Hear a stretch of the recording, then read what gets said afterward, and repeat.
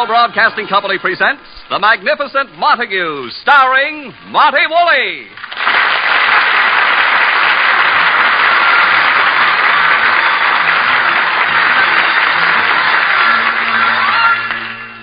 In 1926, reviewing Edwin Montague's great performance in King Lear, Burns Mantle referred to him as the Magnificent Montague. Edwin never forgave Burns Mantle for that understatement. Today, still happily married to his one-time leading lady, Lily Boehm, Edwin Montague courageously remains true to his conviction that he is the world's greatest actor. In the last 8 years, he's refused to act in any play in which he did not have the starring role. In the last 8 years, he's refused to be in any drama in which he did not have the privilege of rewriting and directing personally. In the last 8 years, he hasn't worked. But Edwin Montague knows that there will be a return of that golden era of the New York stage and Shakespeare. And when that time comes... By the way, the time right now is 2 p.m, and we're in the Montague apartment.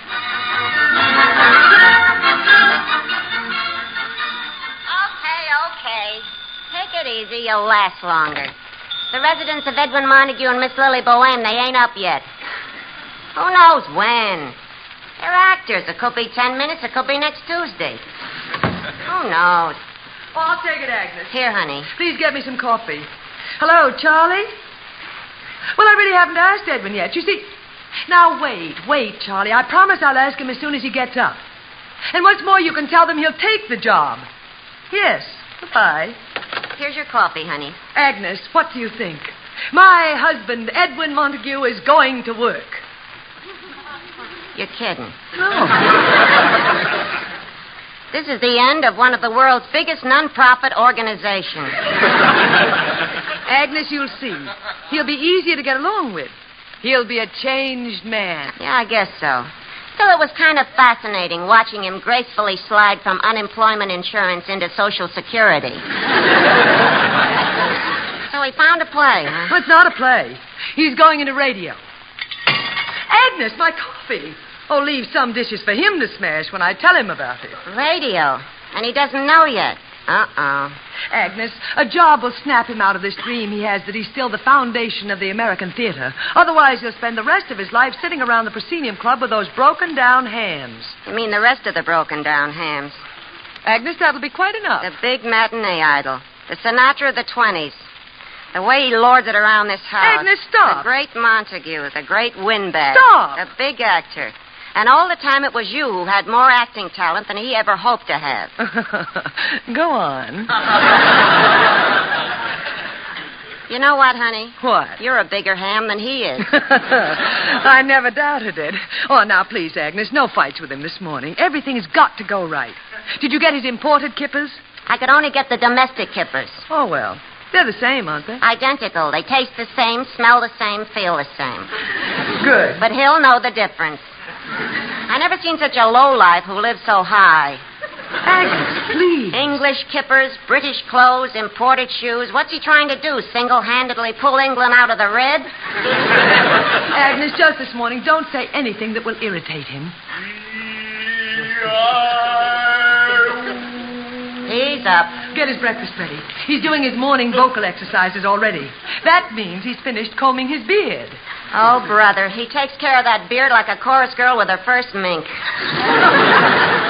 Now we'll start roaming the hills. I roam the hills.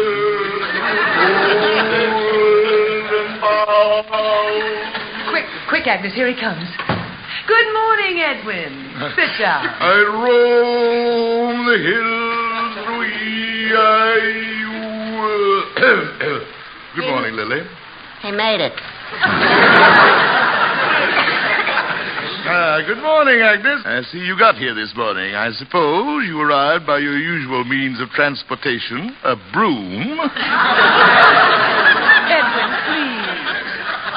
It's such a beautiful day, and I must say you look so dashing this morning, doesn't he, Agnes? Oh, I think he's a dream. Agnes. Agnes, my dear Agnes, it is a little early to start debating our respective beauty. All I can say is that after 25 years of having to look at your face before eating breakfast, there can be but one epitaph on my tombstone. Edwin Montague. He had a strong stomach.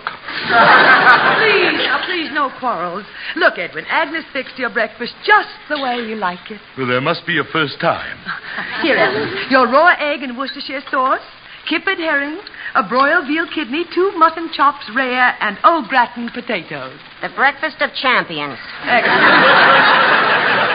Now, you go ahead and eat, Edwin. Oh, by the way, Charlie Foster telephoned this morning. He feels that he has at last found the most... What's the matter? Domestic kippers. Edwin! Domestic kippers, what is this place becoming? A white tower?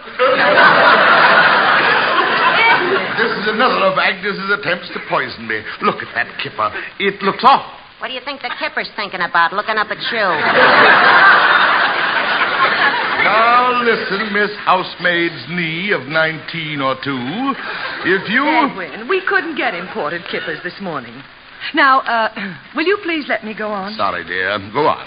How about Charlie, yeah? Now, I don't want you to be shocked. Shocked? Nothing could shock me after that excitement we had at the Proscenium Club last night. We had to drum Cecil Banks out of the organization. Oh, poor old Cecil. What did he do? We found out Cecil's going into radio. Radio? Yes, please don't make me repeat that word again. Cecil Banks, another deserter of the theater. I was up until 3 a.m, striking out all reference to him in my memoirs. Another name gone. Radio, better to dig ditches than that. Oh, now, what's this about Charlie Foster? Well, Edwin, Charlie Foster has a job for you. The starring role. I knew it. They finally found a Juliet for me. It's not Romeo and Juliet. It's not? Oh. No. You see, this job that Charlie has for you is... Imagine, in all New York, they can't find a Juliet. If you only hadn't let yourself go, but continue, darling. Tell me about the job. Well? Edwin, what did you mean by if I just hadn't let myself go? Oh, now, Lily, I didn't mean your looks or your going to see it or anything like that. Well, just what did you mean? Well, I meant, you found new interests. Every afternoon, you're busy as secretary of the Women's Bird Watchers of America. That's all I meant. Oh. Why, Lily, honey, you're still as charming and as captivating as the day I first picked you out of the chorus of the naughty little princess and made you my leading lady. Now, what about this job? Edwin, I honestly don't want to bring this up again. But once and for all, it's got to be settled between us. I was not in the chorus of the naughty little princess. I was the star. Oh, no, not that again. And you didn't pick me to be your leading lady. David Belasco had to talk me into it. You were known as the worst scene stealer on the American stage. I, a scene stealer? Let's face it, darling. I spent 5 years on the stage with you before I knew there was an audience. You so gallantly hid it from me. Oh, so that's how you felt. This, then, is my penalty for loving an envious woman. Envious?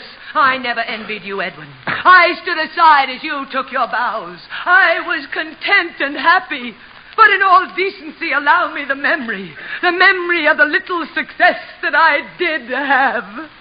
Say that again. The whole thing? No, just the end. But allow me the memory of the little success that I did have. Gad, what a reading. What resonance and fire.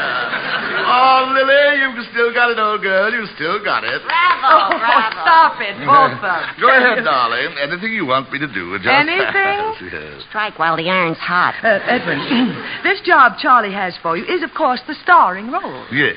Well, what is it? An afternoon radio program. Excuse me, I have a pretzel in the oven. Agnes, stay here. It had to be my own wife who said that. It couldn't have been a stranger. A stranger I could strangle, crush, and trample into the ground for suggesting that I, Edwin Montague, go into radio. But Edwin... Silence! Edwin Montague in radio? Never! Not as long as there is breath in my body. Well, you'd better have breath in your body, because unless you get a job, there'll be no food in it. You mean our money is gone? Darling, what do you think I've been using for the last 8 years to pay for your imported kippers? Your imported cigar bands? Now, this radio job. Radio! No, I'll dig ditches first. Edwin, what is this newfound confidence you have in digging ditches? The only time you ever held a shovel was in the play Hill of Gold, and then on opening night you used the wrong end.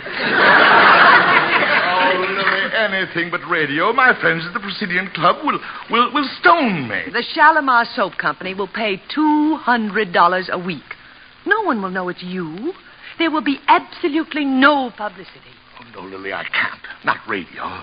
That's what killed the stage. Nonsense. If I must sell soap, let me at least maintain my pride and do it from door to door.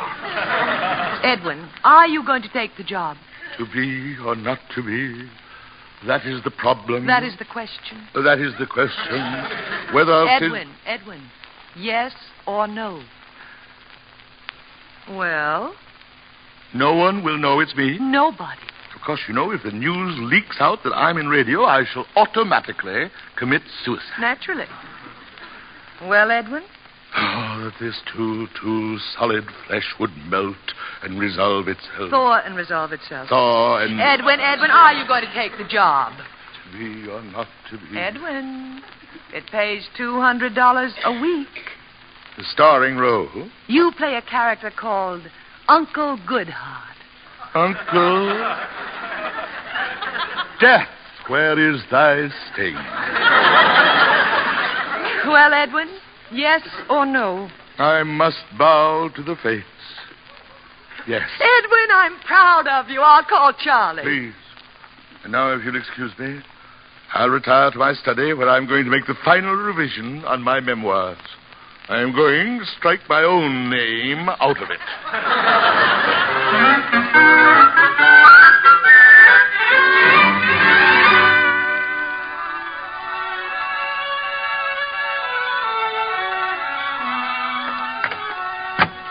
Have you the orange juice? Got it. Black coffee? It's all here. You're sure it's 8 o'clock? It's 5 after. You going to wake him up?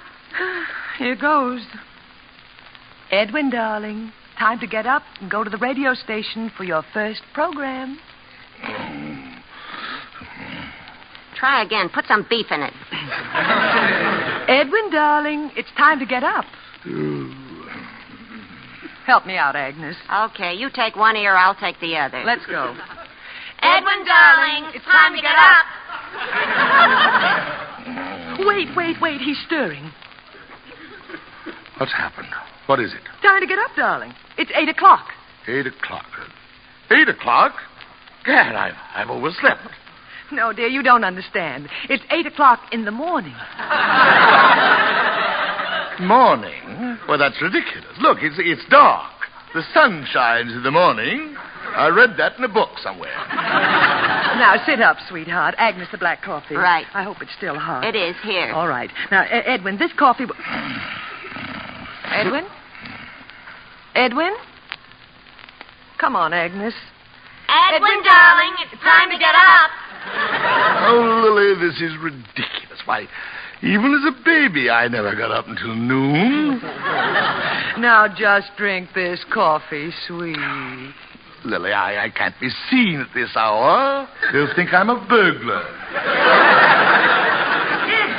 And you have to be at the studio at 9. Now, no more nonsense. Agnes, the brown suit, a white shirt, and brown tie. Coming up. Now the shoes and socks. Here, honey. Thank you. All right, Edwin, you dress what... Edwin? Once more, Agnes. Edwin, darling, it's time to get up. All right, I'm up.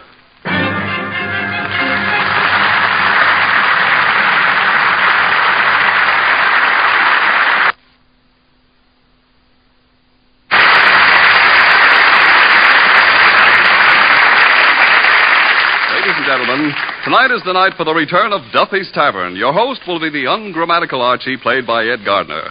Duffy won't be there as usual, but he will be represented by his undeniably charming daughter, Miss Duffy. Clifton Finnegan and Eddie the waiter will also be on hand to join in the mischief, which Archie will undoubtedly cook up. The chimes are your invitation to top Friday evening listening later tonight with Duffy's Tavern over most of these NBC stations. And a reminder, this Sunday on NBC, it's the big show once again, an hour and a half of the best in comedy, music, and drama.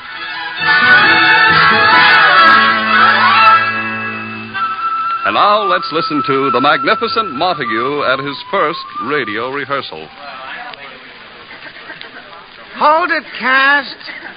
Before I start directing you in the first rehearsal of Uncle Goodhart, Mr. Springer, our head of production, would like to say a few words.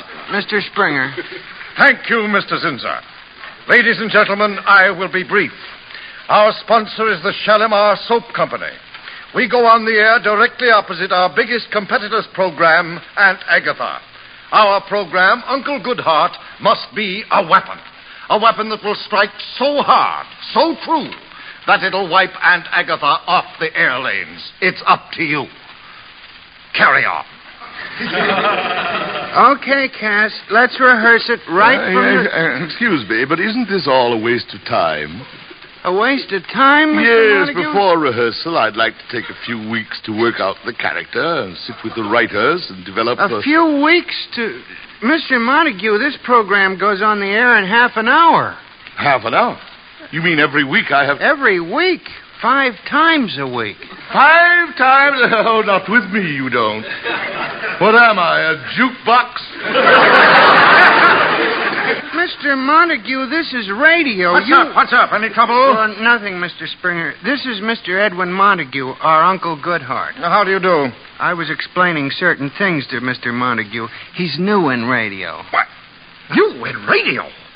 Zinzer, for the leading role on a program as important as this, you use an unknown amateur? An unknown amateur? Why, you filthy little... Mr. Montague, this filthy little... this is Mr. Springer, the producer who... Zinzer, I demand... But, Mr. Springer, Mr. Montague is one of the great actors of the legitimate stage. It was a stroke of sheer luck to get him as Uncle Goodhart. Oh? Sorry I offended you, old man. Personally, I never go to plays. I always say, give me the movies. You see the best actors and they let you smoke in the balcony.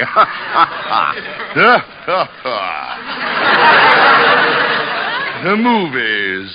My dear sir, it's men with brains like yours that make morons overconfident. Rehearsal. Okay, cast, let's go. No music, just a dry run. Bartley and Melissa, drive up. Sound.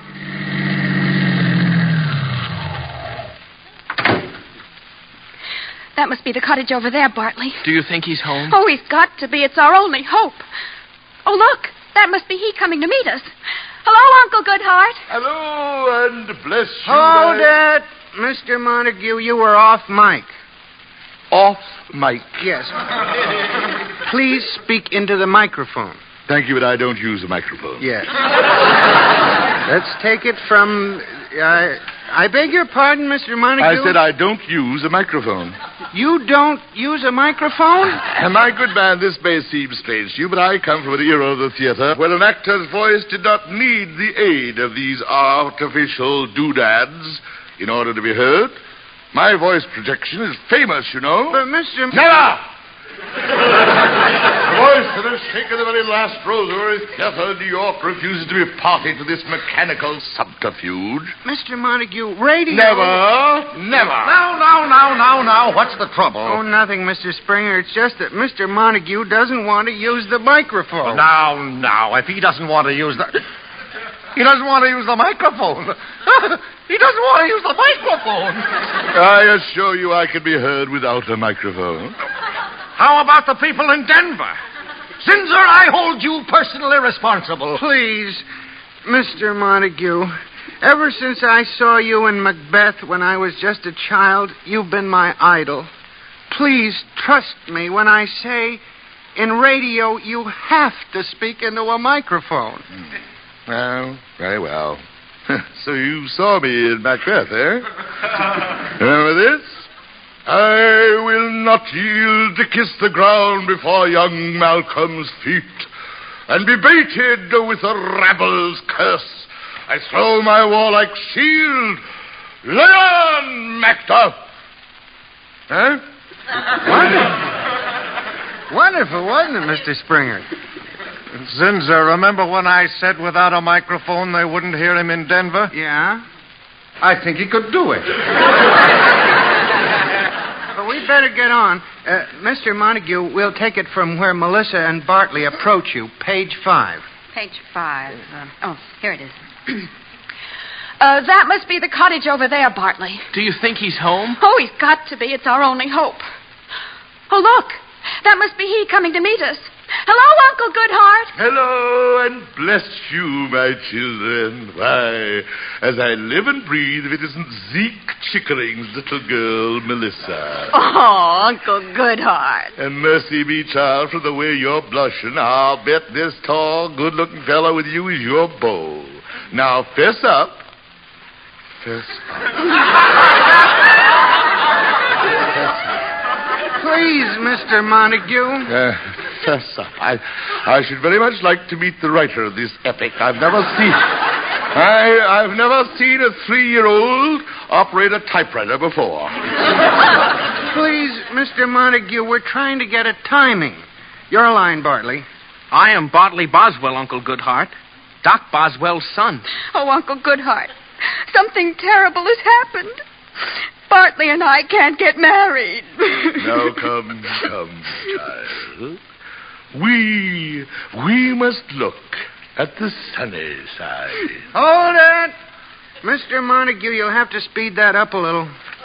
Speed it up. Yeah. When you see me twirl my index finger like this, it means speed it up. Your index finger. Mr. Zinza, I am an actor, not an orchestra. And I refuse to be conducted like a 3-piece band. I shall read it as I feel it, and you keep your finger out of it. But Mr. Montague, the character... Young man, are you telling me, Edwin Montague, how to read a character? All I was... You, a radio director. The lowest point a man can sink to and still stay out of jail for vagrancy. You dare to do what even the great Velasco never presumed to do?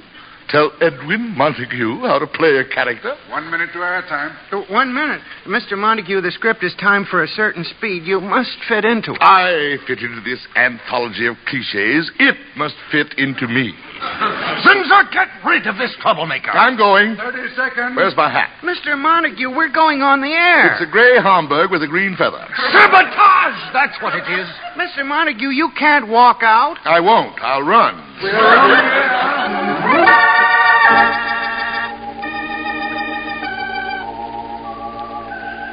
Shalimar Soap brings you Uncle Goodhart.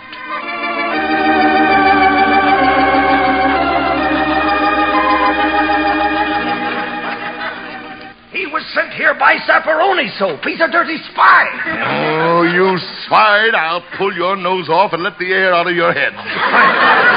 Quiet, please. We find gentle, kind, lovable Uncle Goodhart seated on the steps of his little vine-covered cottage, waiting to give comfort and counsel to the weary traveler. Listen.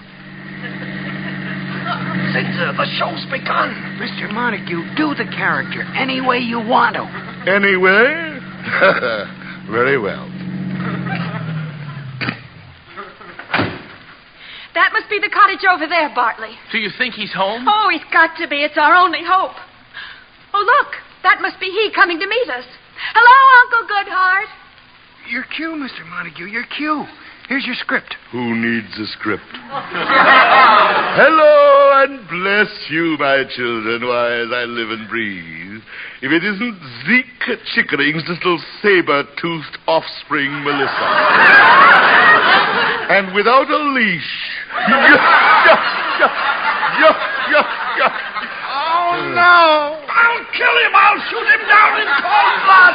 Why, Uncle Goodhart, you remember me. Only because you're absolutely impossible to forget. And who is this with you? This creature with the pre-shrunk head? I'm I'm Bartley Boswell, Uncle Goodhart, the Doc Boswell's son. Oh, Uncle Goodhart, something terrible has happened. Bartley and I can't get married. Well, I don't know which one of you to congratulate first. Still, it would have been an extraordinary match. Get back, Mr. Springer. Let go of me, Ginger. Let me at him.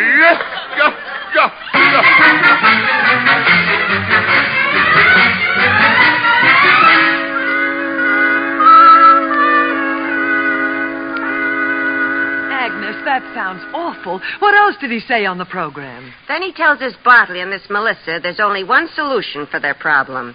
Get married, buy a little home, move in, and turn on the gas. Turn on the gas? So help me. At the end of the show, they made an announcement. The ideas expressed on this program are not necessarily those of any human being. I'm so afraid something's happened to him. It's been an hour since his program was over. Maybe he's in jail. There must be a law against what he did to the air. Agnes, this is no time. Shh, here he comes. Edwin, what happened? Well, it's been over an hour. Sorry I'm late, dear. I had to keep circling and backtracking to shake them off my trail. Well, the phone's been ringing continually. A Mr. Zinzer and a Mr. Springer have been trying to get you. Lily, you didn't tell them where we live. Now, Edwin. I think Springer carries a gun. I saw him reaching for something as he lunged at me when I ran out of the studio. Well, he should have caught you. I was at the birdwatcher's office, but Agnes heard the program. The whole thing? The whole thing. Even... Even... Oh, Lily, after what I did to it, radio can never recover. The theater shall live again. Oh, Agnes, there's someone at the door. Edwin, how could you have done... I struck a blow for the theater. I stand here brave and unafraid. It's the Mr. Zinkin and Mr. Springer. Lily, you have to hide me. Show the gentleman in. This way, boys. Check your hardware. Now, look here, Springer. The man who brought you up the elevator is a Golden Gloves champ. I can have him here in 2 seconds. Mr. Montague, if you wish me to crawl at your feet, command me. Crawl at my feet. Mr. Montague, will you ever forgive my horrible presumption in trying to tell you, the master, how to play a character? What is it? If you wish me to kiss your boots, command me. Look, if you came up here just to make love to my feet, you're Mr. Montague, the moment Uncle Goodhart went off the air, the telephone switchboard at the station lit up like a Christmas tree. Listeners all over the country are still calling to tell us at last a real down-to-earth character's been heard on radio. A real... Why, man, you hit the nation with the impact of a howitzer. I did? How could we have been so blind? It was you with your unerring dramatic sense who knew that the public wanted a contrast to the sweet, kindly, sentimental old homey radio characters. You gave them something new. A salty, down-to-earth, real, living Uncle Goodhart. It's the greatest thing since Just Plain Bill. Just plain who? One man telephoned all the way from Council Bluffs, Iowa, just to say, yuck, yuck, yuck. It's sweeping the country. Gad. Come, Zinza. We must let Uncle Goodhart rest so he can reach new heights in tomorrow's episode. See you in the morning, Mr. Montague. Silly, they're crazy. They're madmen. People listened to that horrible thing I did, and they liked it. The magnificent Montague does it again. What have I done? What have I done? Well, whatever you did, dream boy, keep doing it. It means imported kippers from now on. Lily, you've missed the whole point. The whole point? Yes, it just struck me. There I was doing my best to be bad, and I couldn't. What came out was great. Well, of course. Lily, I suspected it for many years, but now at last I know. I am truly magnificent.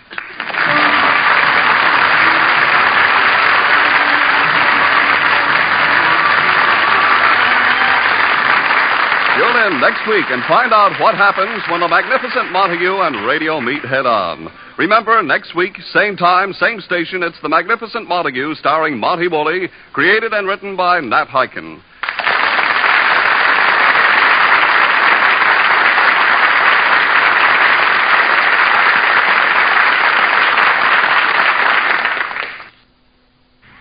This is NBC, the national broadcasting company.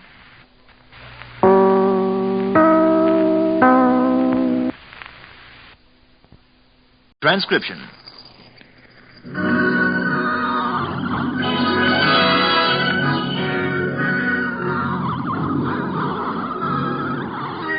The National Broadcasting Company presents The Magnificent Montague, starring Monty Woolley.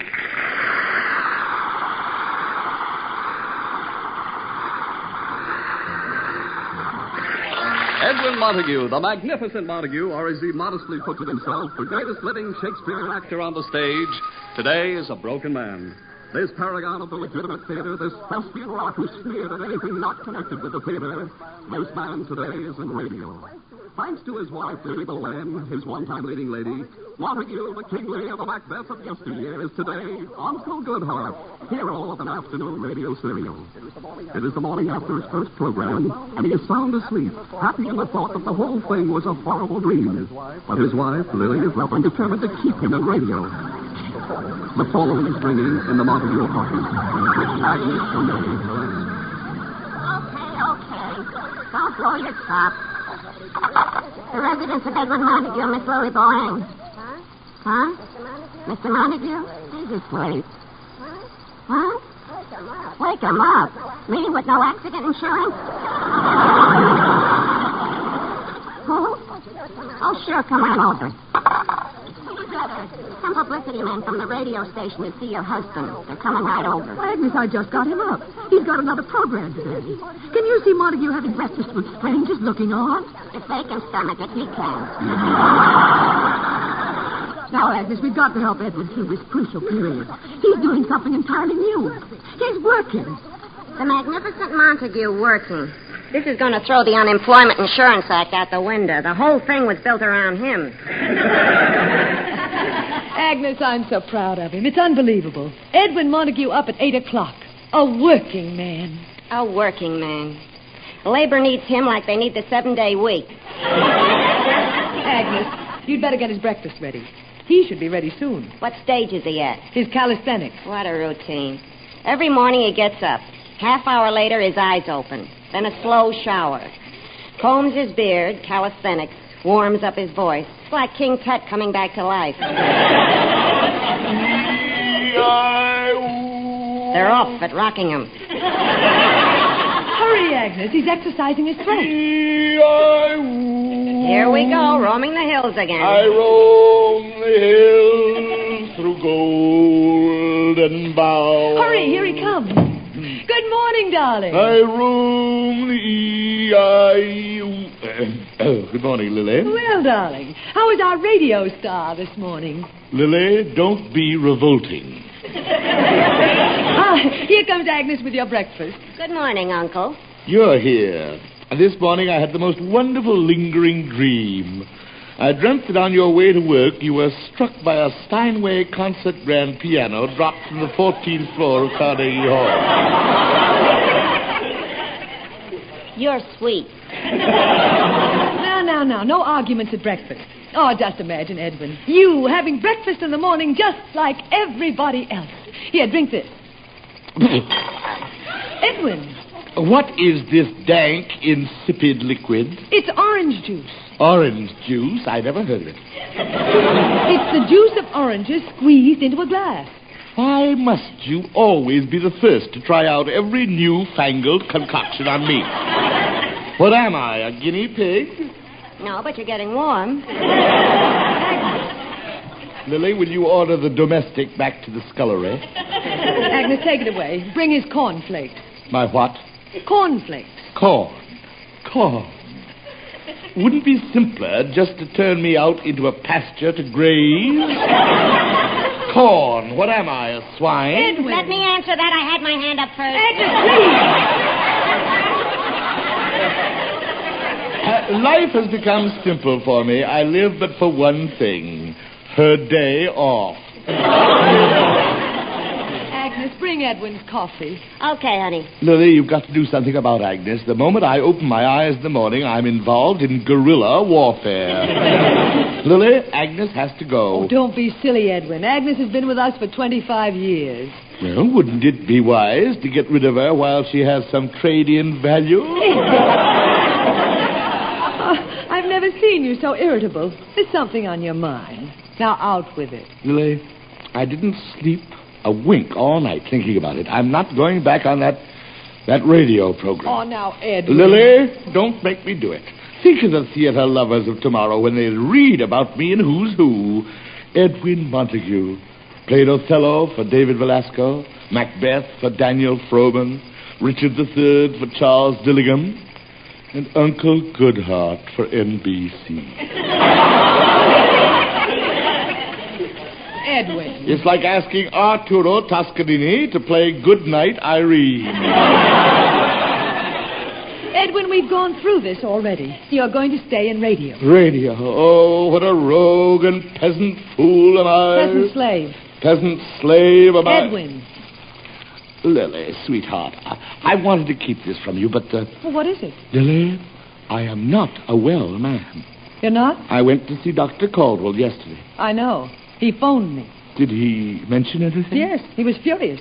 He never wants you to step into his office again. Why not? You know why not. Dr. Caldwell was a football player at Notre Dame. Today, at 35, he's in the prime of life. Yet every time he examines you and sees the perfect physical condition you're in, it leaves him green with envy. That quack. I tell you, I'm a sick man. Oh, Edwin, how can you be sick? In your entire life, you've never missed your 14 hours of sleep each night. You've never eaten anything but the finest food. And you've never been close enough to anybody to catch anything. Oh, Lily, A sick man. Draft boards drool when you go by. Now, stop acting like a baby. You're going to be on that program this afternoon. No, not radio. I refuse to be a party to this electronic monster that's killed the theater. Never. Here's your coffee. I hope it isn't poisoned. Don't bet on it. Excellent. Now, Edwin, what is this nonsense about radio killing the theater? Nonsense.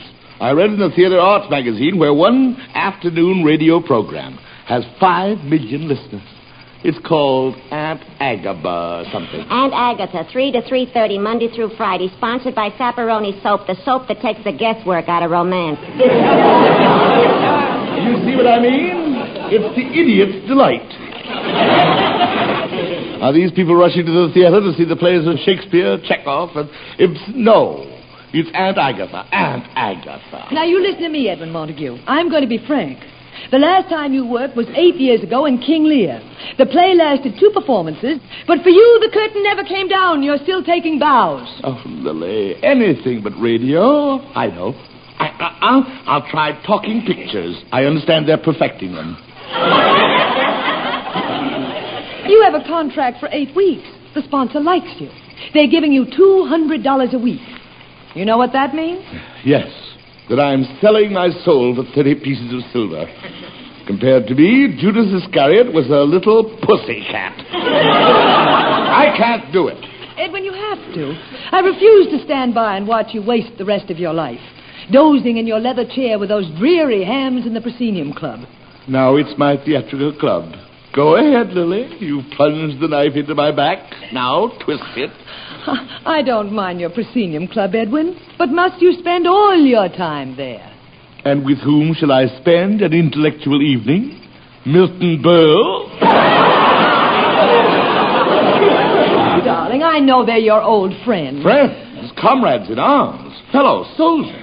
The thin red line of loyal defenders who are keeping alive the last flickering flame of theatrical sculpture. Well, that's rather good, Edwin. Where'd you hear it? At the club. Oh. Basil Hardwick said it in his denunciation speech against Cecil Banks. So they threw Cecil Banks out of the proscenium club. And why not? The turncoat, the renegade. He took a job in radio. Lily, if they ever find out that I, too, am a Benedict Arnold... Oh, they can't find out. You're incognito on that program. There can't be a word, not a hint, not a bit of publicity that Edwin Montague is Uncle Goodhart.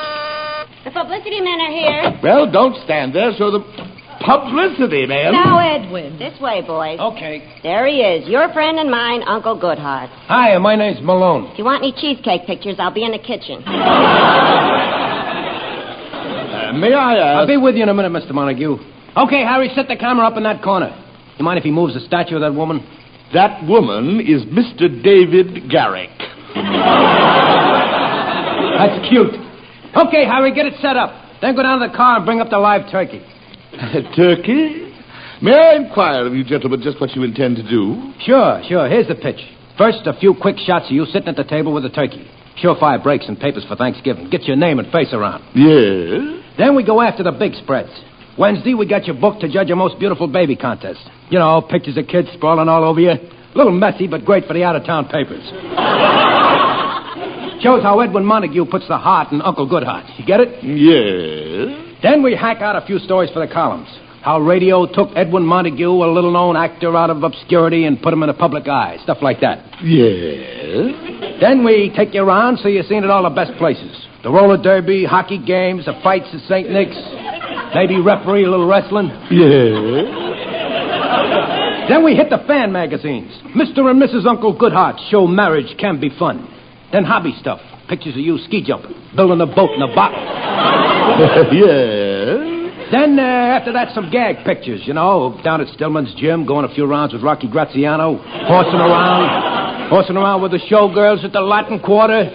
You know, human interest. Yes. Well, that is just about the first phase of my campaign. It is? Yeah. Good. Now that you've told me what you're going to do for me, may I tell you what I'm going to do for you? Okay. First, I am going to spit in your eye. Then I'm going to smash your camera with tripod over your head. Then I'm going to tenderly lift your unconscious body and take it to the window and drop it out. Then I'm going to rush downstairs to the sidewalk in the hope of arriving there simultaneously with your body. And then I shall proceed to stamp out any sign of life that might remain in your miserable, detestable carcass. And that, sir, will be the first phase in my campaign. I don't understand. Quiet! All you have to understand is this. If one word, one syllable, one indication ever leaks out that Edwin Montague is in radio, I shall track you down to the darkest corner of the pool room you are obviously living in. Mr. Montague. Out! Grab the camera, Harry. Get out! Gad, that felt good. Well, now that you've had your raw meat for the day, here's your coat. You have to get in the studio for your radio program. Lily, give me one more chance. I'll do anything. I'll bit parts. I'll carry a spear. I know. I'll go to see the Schuberts right away. By tomorrow, I'll be on the road in the Student Prince. Drink to hearts. Edwin, here's your coat. Lily, where is your heart? You who have played Portia in The Merchant of Venice. Have you forgotten? The quality of mercy is not strained. It falleth as a gentle drop. Droppeth as a gentle rain. Droppeth as a gentle Edwin, here is your coat. There is no other way? Here is your coat. Thank you. Goodbye, Lily. Goodbye, Edwin. Hi-ho, Uncle Goodheart. Away!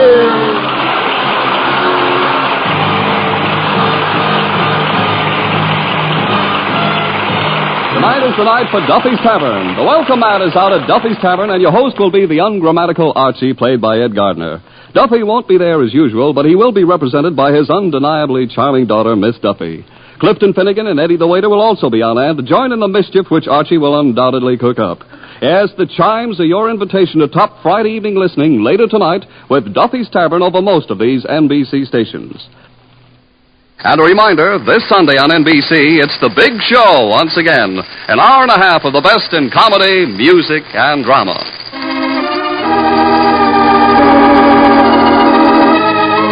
And now, back to the magnificent Montague. We find him on the air just finishing up his Uncle Goodheart program. Let's listen. Oh, Uncle Goodheart, what you have told me has made me realize that I've been a spoiled, selfish girl. I shall never doubt Ronald again. Good. Yes, thanks to you, Clarissa and I are going away to build a new life together in Pittsburgh. Good. We're leaving today. Uncle Goodheart, won't you come and live with us? No, my children. My place is here in my little cottage on the sunny side of the lane, where I can help other weary wayfarers along the road to life.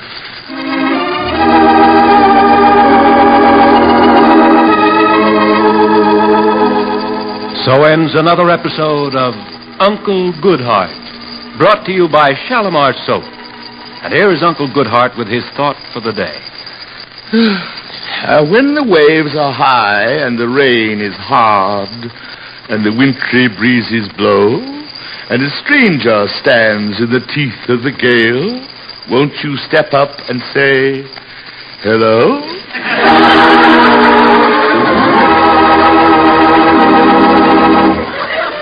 Okay, Mr. Montague, we're off the air. There must be a limit to what the human stomach can endure. Mr. Montague! Mr. Montague! You remember me? Must I? Well, I'm Mr. Springer, the producer. You did it again. The sponsor was crazy about it. Ask Mr. Zinser, our director. The switchboard is jammed with calls. They love you. The sponsor wants a testimonial from you about Shalimar Soap. Oh, very well. Uncle Goodhart says that after each broadcast he uses a cake of Shalimar Soap to wash out his mouth.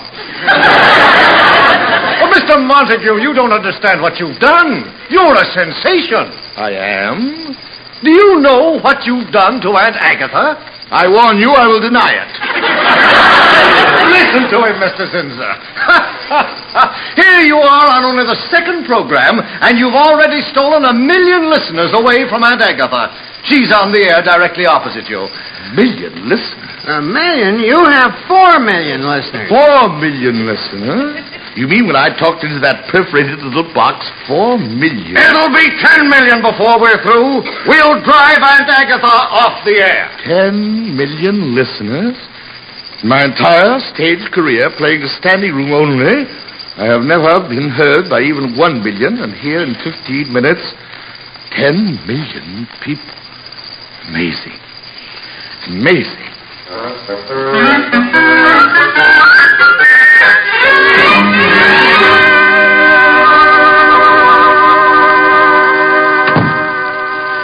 Just a cottage small. Oh, good morning, Edwin. Good morning, Lily. You've got my orange juice and cornflakes ready. Yum, yum, I'm starved. Well, you go ahead, Edwin. I'm sorting your mail. Imagine, only 1 month on the air, and look, 500 letters this morning alone. Amazing, amazing. What's funny, dear? Oh, this letter here from a lady in Sheboygan, Wisconsin. Listen. Dear Uncle Goodhart, I am in love with an unemployed paper hanger. My parents want me to marry the manager of an A&P store. Dear Uncle Goodhart, what shall I do? Marry for love or money? What is so funny about that? Edwin. Because a poor, confused young lady turns to the only person she has faith in, the one voice on the air she feels is a friend. Is this something to laugh at? Edwin. Really, Lily, I am shocked at your callousness. Edwin, I felt this coming on, but I was afraid to admit it, even to myself. Edwin Montague, you're taking this Uncle Goodhart seriously. Lily, the whole thing seems to have escaped you. You don't seem to understand what's happened. I took a cold, shapeless character on a piece of paper and breathed life into it. I gave it depth, understanding, sympathy. Edwin, what's happened to you? Lily, this is 1950. You must keep up with progress. I tell you, Lily, radio is the coming thing. The coming thing? Yes, and I thank my lucky stars that I had the foresight to get in on the bottom floor. The bottom floor? Please, now the subject is closed. Agnes? Yes, Uncle. Will you be so kind as to remove that sapperoni soap from my bathroom? Oh, now, really, Edwin. Must the first thing that greets my eye every morning have to remind me of that Aunt Agatha? Oh, no. You're not starting on Aunt Agatha again. Edwin, you're a huge success with 10 million panting listeners. And Aunt Agatha went up to 11 million. 11 million drooling morons who would rather listen to that horrible creature than the first truly artistic program in radio, Uncle Goodhart. Edwin.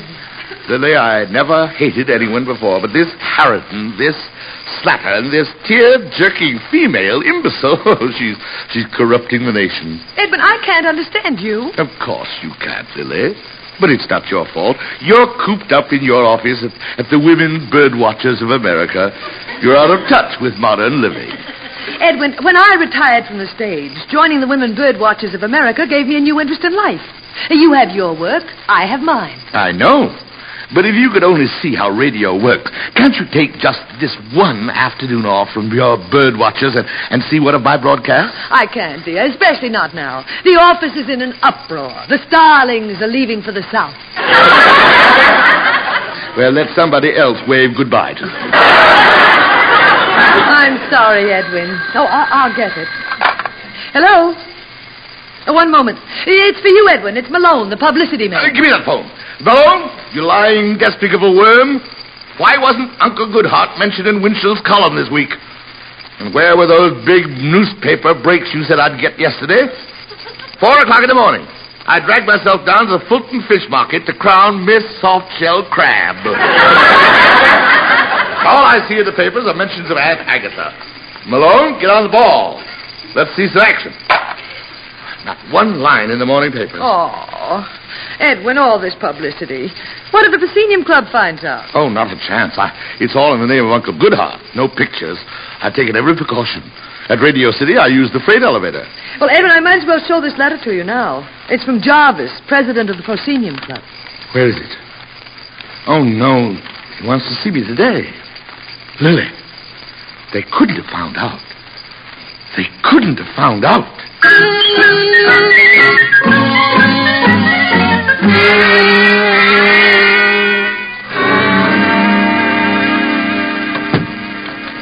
Good afternoon, Mr. Montague. Hello, Henry. Here, let me take your coat, sir. You're getting to be quite a stranger here at the Proscenium Club. Busy rehearsing a Shakespeare play, I presume. Shakespeare? Not quite. Did Mr. Jarvis mention... Oh, yes, he's expecting you. Mr. Jarvis, Mr. Montague's here. Hello, Jarvis. Montague. Montague. Et tu, Brutus. What's wrong? I thought you'd be the last, Montague, the very last, ever to betray the high ideals of the theater we prosceniums live by. Jarvis, you mean you know? Yes. How did you find out? Guy Teasdale saw her. Jarvis, I had to do it. I was broken. Her? Who's her? Your wife, Lily. What about Lily? Montague, how could you permit her to be seen every afternoon with that renegade, that traitor to the theater, Cecil Banks? Cecil Banks? Why, only 10 minutes ago she was seen again having a drink with him in a nondescript bar. 10 minutes ago? Oh, that's ridiculous. Right this moment, my wife is busy in the office of the Women Birdwatchers of America. What, are you sure? Sure? Why? In fact, I'll telephone her now and let her talk to you. Where's the telephone book? Right here, sir. Thank you, Henry. Here you are. Women Beagle Breeders Association. Women Bowlers of Mount Kisco. Here you are. Women Birdwatchers of America. Circle 5. Oh, at a bar with Cecil Banks. Hello? Hello? Women Birdwatchers of America? I'm a starling. I just phoned to say goodbye. Oh, no. No, I'm joking. May I please speak to your recording secretary, Miss Lily Boheme, better known as Mrs. Edwin Montague. What? No one by that name has ever been associated with your organization. For 3 long years, it's been Cecil Banks. The husband is the last to know. I've been betrayed!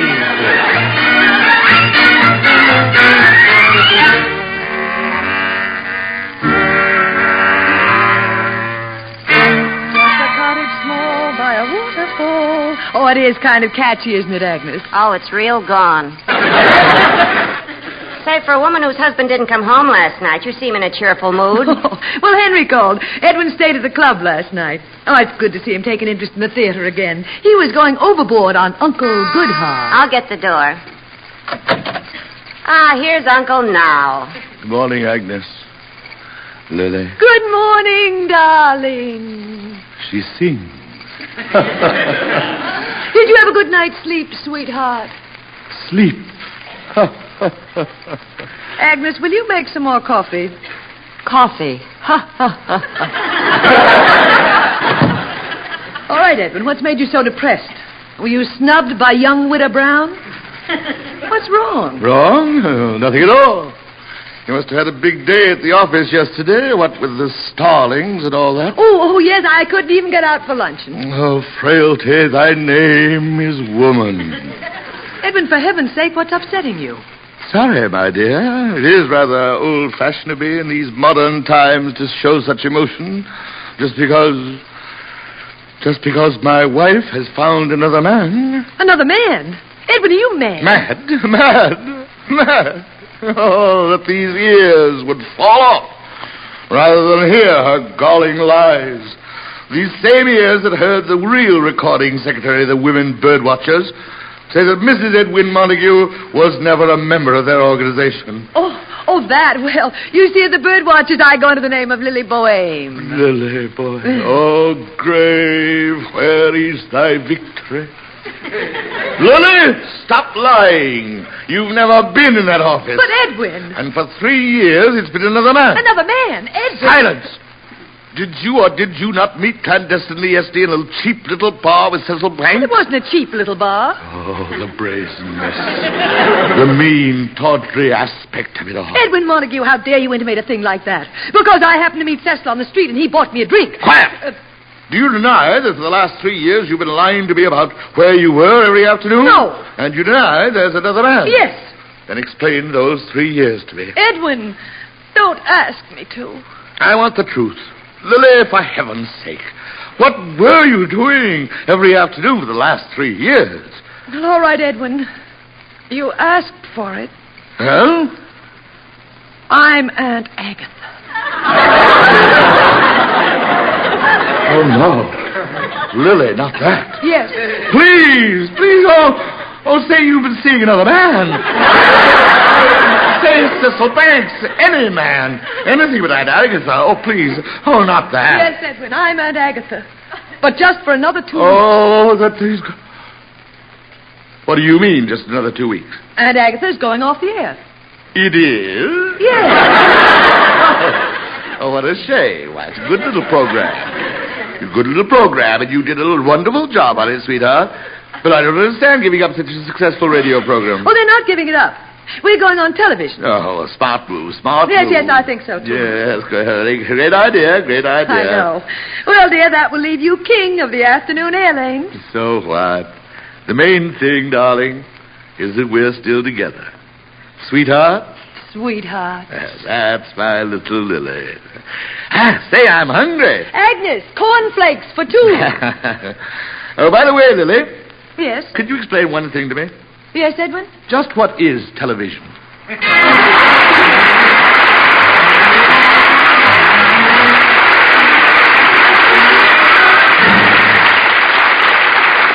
Join us again next Friday, same time, same station, for another visit with the magnificent Montague, starring Monty Woolley, written and directed by Nat Hiken. Lily Boheme is played by Ann Seymour. Agnes is played by Pert Kelton. Also heard today were Johnny Gibson, John Griggs, Art Carney, Gavin Gordon, Anita Anton, and Bob Hastings. Jack Ward was at the organ. Your announcer, Don Pardo.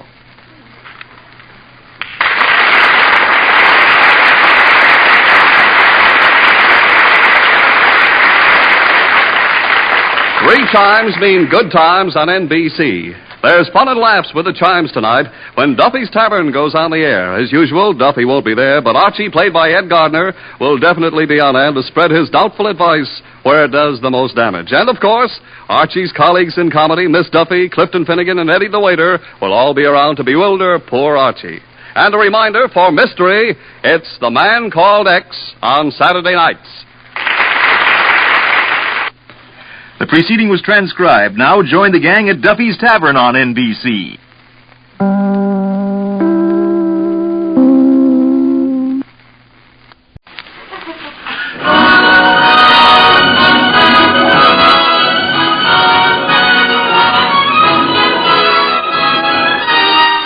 The National Broadcasting Company presents The Magnificent Montague, starring Monty Woolley.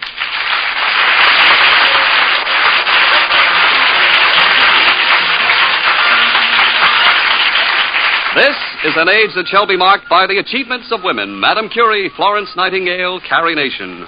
But all their accomplishments are overshadowed by the single triumph of Lily Boheme. She talked her husband, Edwin Montague, the magnificent Montague of the Shakespearean Theater, into going on radio as Uncle Goodhart, hero of an afternoon program. This not only broke his heart, but his 8-year record of unemployment. But today, Lily is beginning to wonder if it was such a good idea after all. It is the morning in the Montague apartment. Agnes, the maid, is about to answer the door.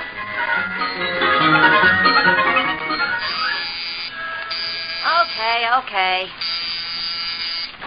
Yeah? Another crate for Uncle Goodhart. Oh, brother. Okay, waltz it in. Sign here. Okay. Some more trash from the grateful listeners. The joint's starting to look like a pawn shop. Agnes, would you please... What in heaven's name is that? Here's a letter come with it. From, Lilliput, Ohio. What's this? Dear Uncle Goodhart, enclosed, please find a 6-foot replica of our city hall at Lilliput, Ohio. It was built with 2,000 cakes of your sponsor's soap. A little something for Uncle to play with in his bathtub. Agnes, we've got to get rid of this. Here comes Uncle Hambone now. Just a cottage, small by E-I-O. Good morning, Lily. I feel quite gagged. What is that monstrosity? Agnes, have you been on another quiz program?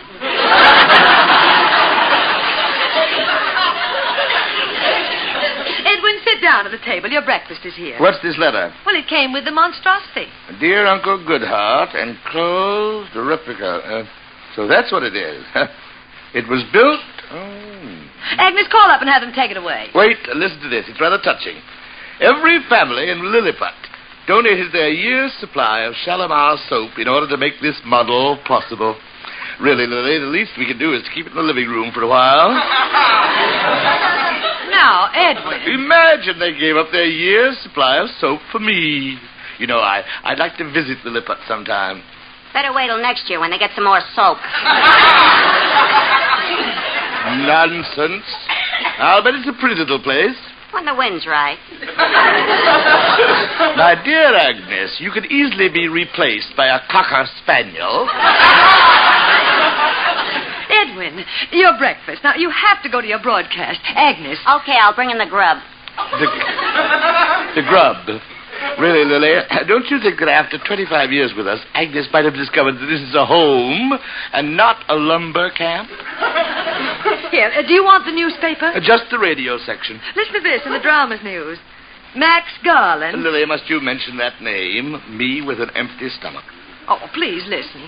Max Garland today announced that his forthcoming production of Romeo and Juliet, starring Catherine Cornell and Laurence Olivier, has been temporarily postponed. Max Garland putting on Romeo and Juliet with that juvenile vaudevillian Laurence Olivier? Oh, Shakespeare, what crimes are committed in thy name?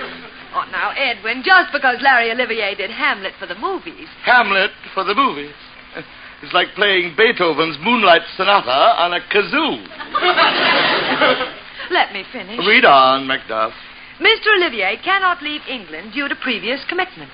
Previous commitments. He's obviously in jail for impersonating an actor. This is rich. Then it goes on. Read it. Nothing important. Read it. This is all very amusing. Go on.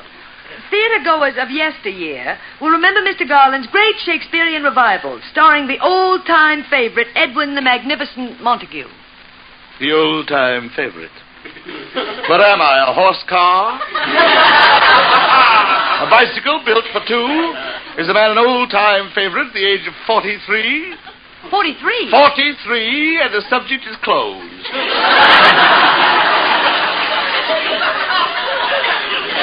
Read on. Here's your pancakes, younger than springtime. Lily, at our Thanksgiving dinner, when you brought that huge stuffed bird to the table, for one glorious, ecstatic moment, I thought it was Agnes. He's such a doll.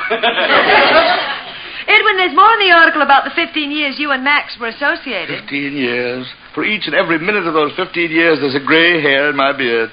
I don't want to hear any more about the theater. But, Edwin, you're going overboard on this Uncle Goodhart afternoon program. We don't go to any plays. Lily, please. I have a big day at the radio studio today. The boys came in with a very touching script. It seems a canary with a broken wing hops into Uncle Goodhart's little cottage. Everybody says, kill it, Uncle Goodhart. Put it out of its misery. But I cannot destroy any living thing. I make a little splint out of matchsticks. Bind up the little broken wing. Suddenly the canary's eyes open. It looks up at me and then it bursts into song. And the farmer took another load away.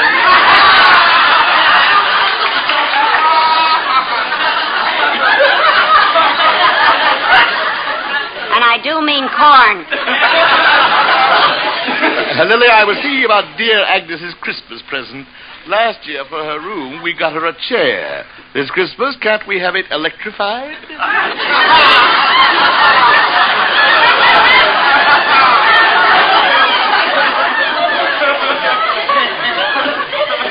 Edwin, I'm serious. We built our whole lives around the theater. Lily, let's face reality. There is a new, bright life in front of me. To 10 million trusting listeners, I am not Edwin Montague, the great actor. I am Uncle Goodhart. And you... Me? Yes, you are not Lily Boheme, the actress. You are Uncle Goodhart's wife, Aunt Goodhart. Uncle and Aunt Goodhart. The first one who mentions Cousin Agnes gets a shot in the head. Lily Boheme. Aunt Goodhart. That's right. Get used to it, Lily. Oh, Gad, look at the time. I'll be late for rehearsal.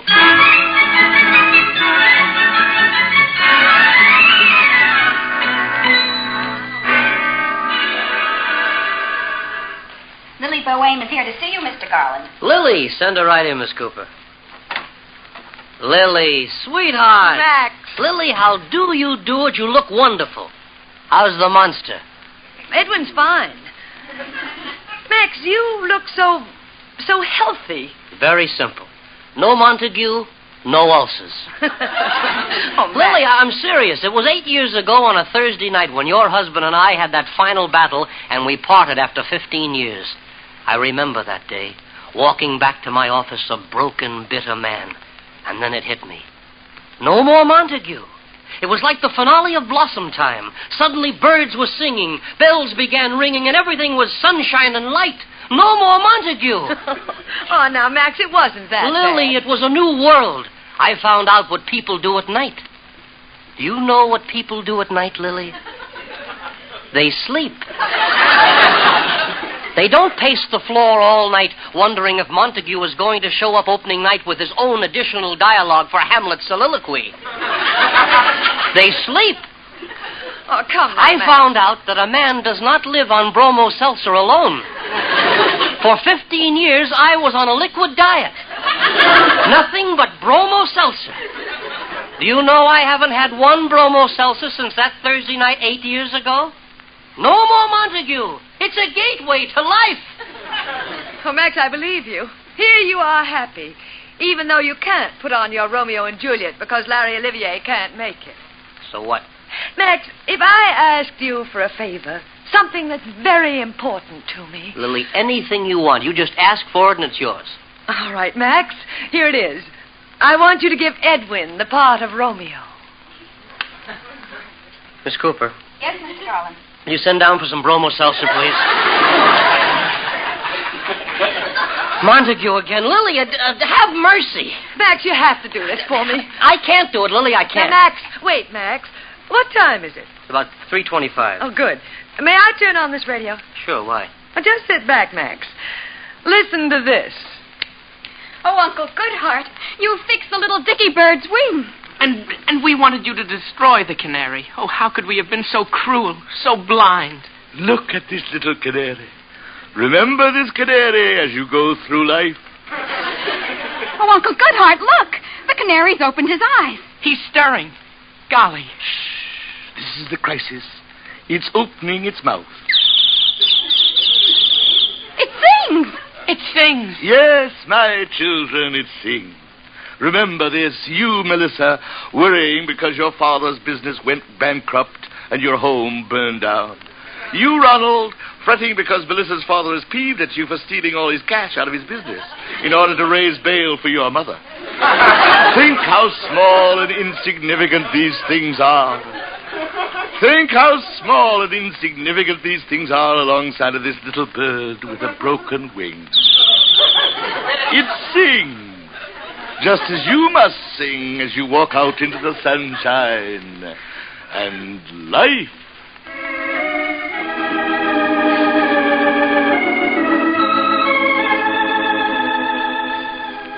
You have been listening to another episode of Uncle Goodheart, brought to you by Shalimar Soap. And now, before we leave you until tomorrow, here is Uncle Goodheart and his thought for the day. When you see a friend in trouble in the cold without a coat, facing snow and sleet and blizzard, won't you drop a little note?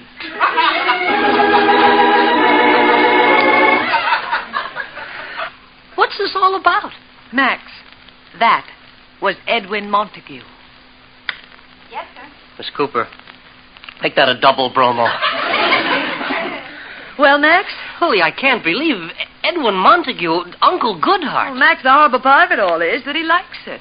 He likes it? Oh, no. This is the man who corrected the English in Shakespeare before he'd lower himself to read the lines. Max, his whole life is wrapped up in this Uncle Goodheart. I've got to get him back into the theater before it's too late. You have to let him play Romeo. But, Lily, I hesitated with Laurence Olivier because I thought he was a little old.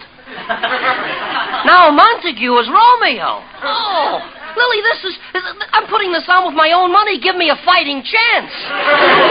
Max, I'm handing you a smash hit. Are you blind? All I can see is Montague tottering up that ladder to Juliet's balcony. That'll take a whole act in itself. Lily, I can't. Max, use your head. The one Shakespearean play Edwin Montague has never done, Romeo and Juliet. His farewell Shakespearean appearance. Farewell appearance. That always drags him in. Romeo and Juliet, strong play, team with Catherine Cornell, that never hurts. McClintock to direct. You know, it's starting to sound...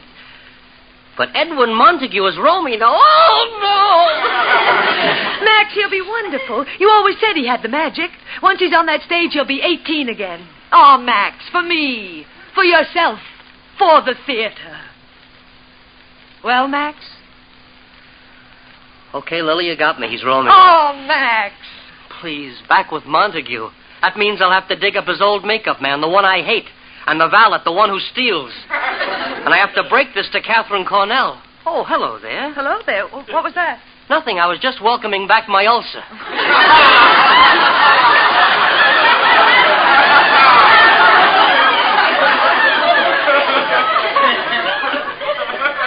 Montague is Romeo. Lily, will he do it for me? Oh, don't worry, Max. I know my husband. There's only one sure way to get Montague to take a part. Tell him he can't have it.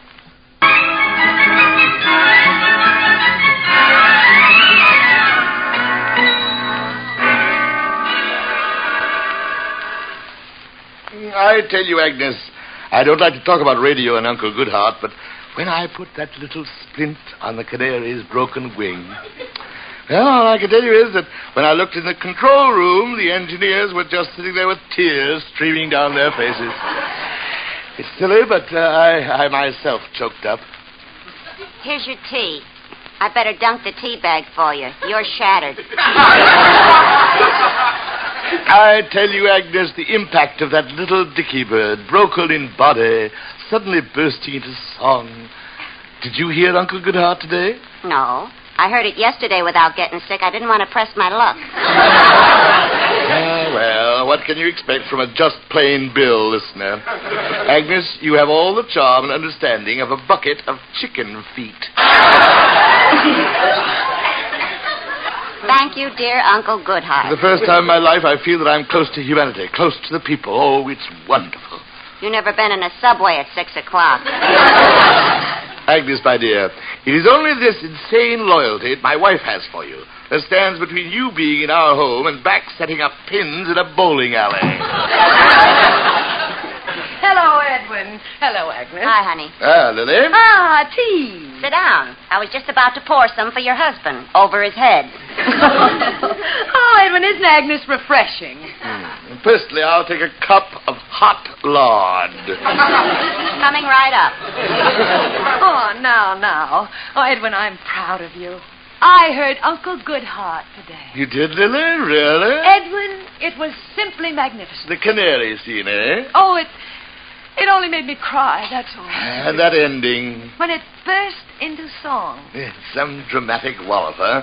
I tell you, Lily, these new writers on the program, how they do it, I don't know. Beyond me. You know, Lily, when you think it took Eugene O'Neill 4 years to write Strange Interlude, yet those boys come up day after day with this wonderful stuff. Starts a man a-thinking, a heap of thinking. I'll just mosey into the kitchen. I got a heap of cooking to do, a heap of cooking. Now, Lily, remember 10 years ago when Agnes had pneumonia and you nursed her through it? I'll never forgive you for it. Edwin, I was wrong about wanting you to take an interest in the theater again. That life is over for you. You are the perfect Uncle Goodheart. Even Max said so. Max? Max Garland? Yes, I went to his office. We heard the program together. Really? Well, what did Max the moron think of it? Loved it. He did, eh? Crazy about it. Well, one thing I always did say about Max was occasionally he had flashes of extremely good taste. By the way, did Max get another Romeo? No, but he's not worried. Plenty of top-flight Shakespearean actors still around. Sure. Max seems kind of sold on Burgess Meredith. Oh, please. A boy from Hollywood. He'll insist on a song and at least 2 dance numbers. Of course, there's always Maurice Evans. And who else? Well, naturally, your name, Edwin Montague, came up, but Max and I laughed. You did? We mentioned Dwayne Denton. Stock actor. Lily, what do you mean you laughed? Edwin, you as Romeo, it's ridiculous. You've never played it. You don't know the role. Oh, yes, Max even talked of getting Orson Welles. Too fat. Lily, I don't know Romeo. I don't know Romeo. Edwin, it's silly to discuss it. I don't know Romeo. But soft. What light through yonder window streaks? Yonder window breaks. Yonder window breaks. It is the west. East. It is the east. And Juliet is the star. Sun. And the sun. Arise, fair sun, and kill the jealous moon. The envious moon. The envious moon, who is already sick and weak with grief. Pale with grief. Pale with grief. That you, her maid. Thou, her maid. That thou, her maid, is far more fair than she. Ah, it is my lady. Oh, it is my love. Huh? And I don't know Romeo. Lily, what's the matter? I'm being foolish, Edwin. Lily, you're crying. Oh, Edwin, it was so beautiful. The depth and tenderness. You seem surprised. What did you expect, braying? Well, it's just that it's been so long since I heard anything like that. I guess I just forgot what a truly great actor you are, isn't he, Agnes? He's a great actor. You ain't doing so bad yourself. Edwin, when you recited those lines just now, I suddenly saw you bathed in an amber spotlight. I got that wonderful chill I used to get watching you from the wings doing Brutus in Julius Caesar. Friends, Romans, lend me your ears. You're Hamlet. The show's the thing. Oh, why torture myself with these foolish hopes that Edwin Montague will ever present to the theater the one Shakespearean play he's never done, Romeo and Juliet. Edwin Montague and Romeo and Juliet. You know, Lily, maybe, No, Edwin. You have your Uncle Goodheart. It's better, as Max puts it. And how does Max put it? Well, he said the magnificent Montague is like a great thoroughbred. He's run his race.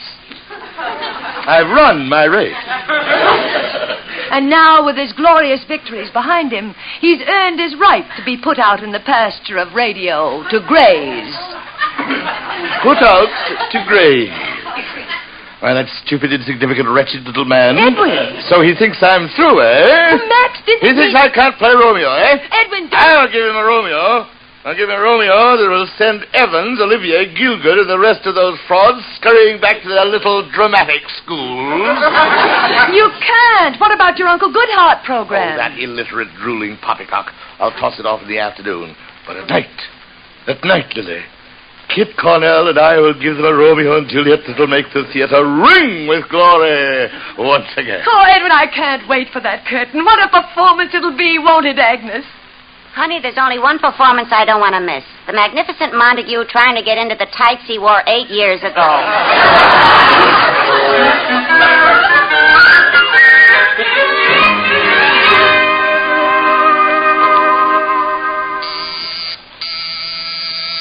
Agnes, get the door. That's Max. Okay, honey. Max! Agnes. So it's you and Montague again. You're joining our happy little family. That's right, Agnes. Come in. Welcome to Devil's Island. Hello, Max. Is everything okay? I guess so. I just came from Catherine Cornell's place. I sprung the news that her new Romeo is going to be Edwin Montague. She was thrilled? Yes, after the first shock wore off. Where is he? He's in his den, waiting to make an entrance. Agnes, will you call him? Okay, I'll knock. On stage, Mr. Montague. Agnes, did you... Max Garland! Well, I can't believe my eyes. Max, my dear, dear friend, what a surprise. Not bad for only 2 hours rehearsal. You remember Agnes, Max, our little 40-year-old juvenile delinquent? Two of you still at it, huh? This is like old times. No, Max, it's not going to be like old times. All those arguments we had. For what, Max? For what? Yes, Edwin, we live and learn. Yes, we had 15 wonderful, exciting years together. Quiet, Jessica Dragonette. Yes, Max. Why should the memories of those years be marred by one flop, King Lear? Sure. After all those hits, what's one flop? This time, Max, you're the boss. You make the decisions. Thank you, Edwin. Max, from now on, I'm just a lamb. You're the shepherd. Just lead me. Where do we open? New Haven. That is definitely out. Here's a bromo, Max. Edwin, Max wants No more college towns. I am an artist. I refuse to be treated as merely an intermission between football games.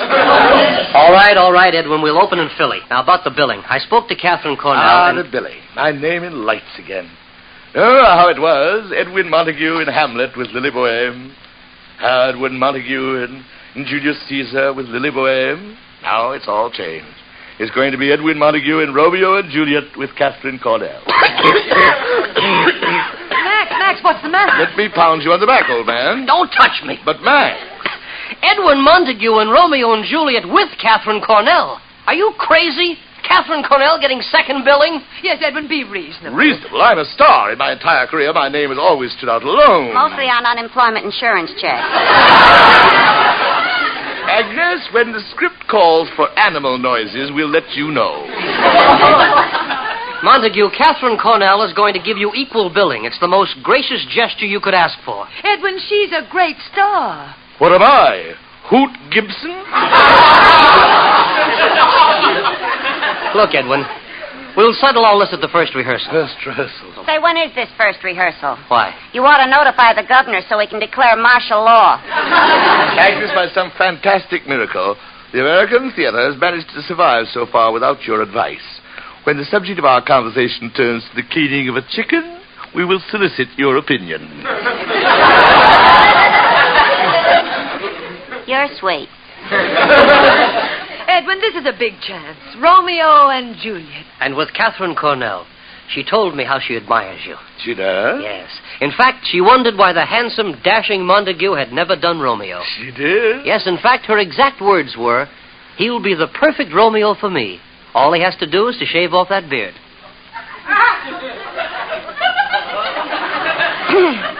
Excuse me, I have a kumquat in the oven. So Catherine Cornell wants me to shave off my beard. Now, Quiet!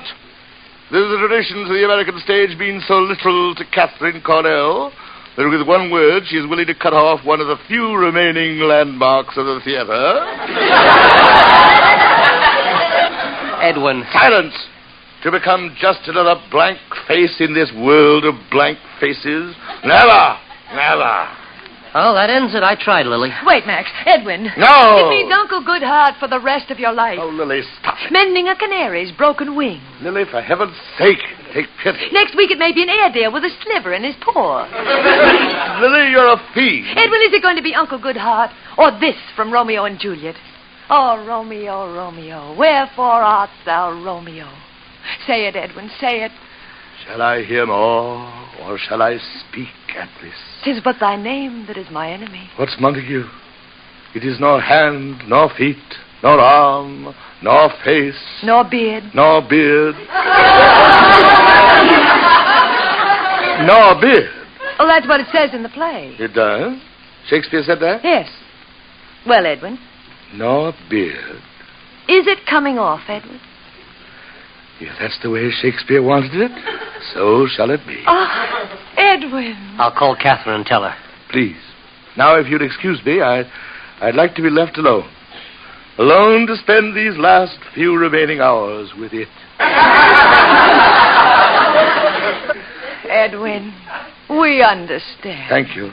But let no man say he ever sacrificed more for his art.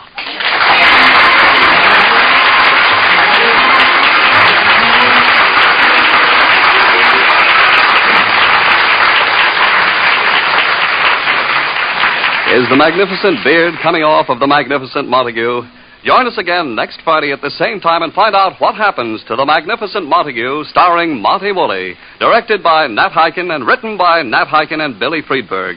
Ann Seymour was Lily Boehm. Pert Kelton was Agnes.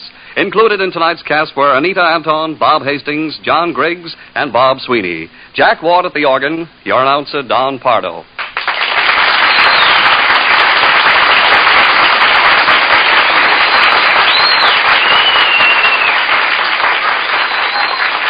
Three chimes mean good times on NBC.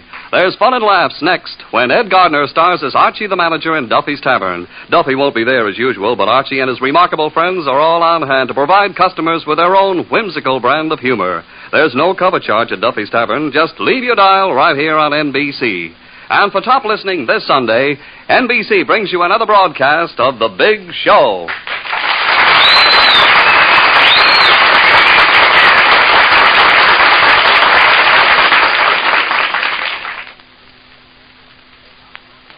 Now join the gang at Duffy's Tavern on NBC.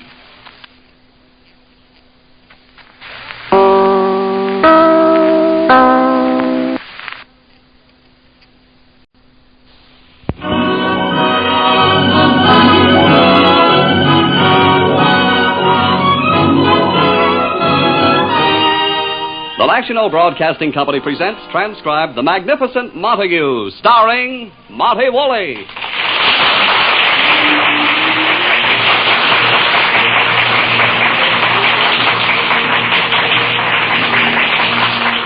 This is a day of decision for the magnificent Montague. This bulwark of the Shakespearean stage, after 8 years of unemployment, has succumbed to his mortal enemy, radio.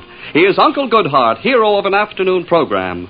But now suddenly he is confronted with an opportunity for a triumphant return to the stage in Romeo and Juliet with Catherine Cornell. To play Romeo, the one role he's never done. Ah, but here's the rub.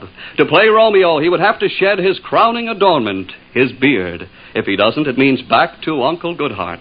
Every hour on the hour, he's changed his mind. All night he has paced the floor, trying to reach a momentous decision. To save or not to save, that is the question. His decision? We'll have to wait until he gets up. Shh. It is morning in the Montague apartment. His wife, Lily Boehm, and Agnes the maid anxiously await his arrival at the breakfast table, knowing this is the day of decision.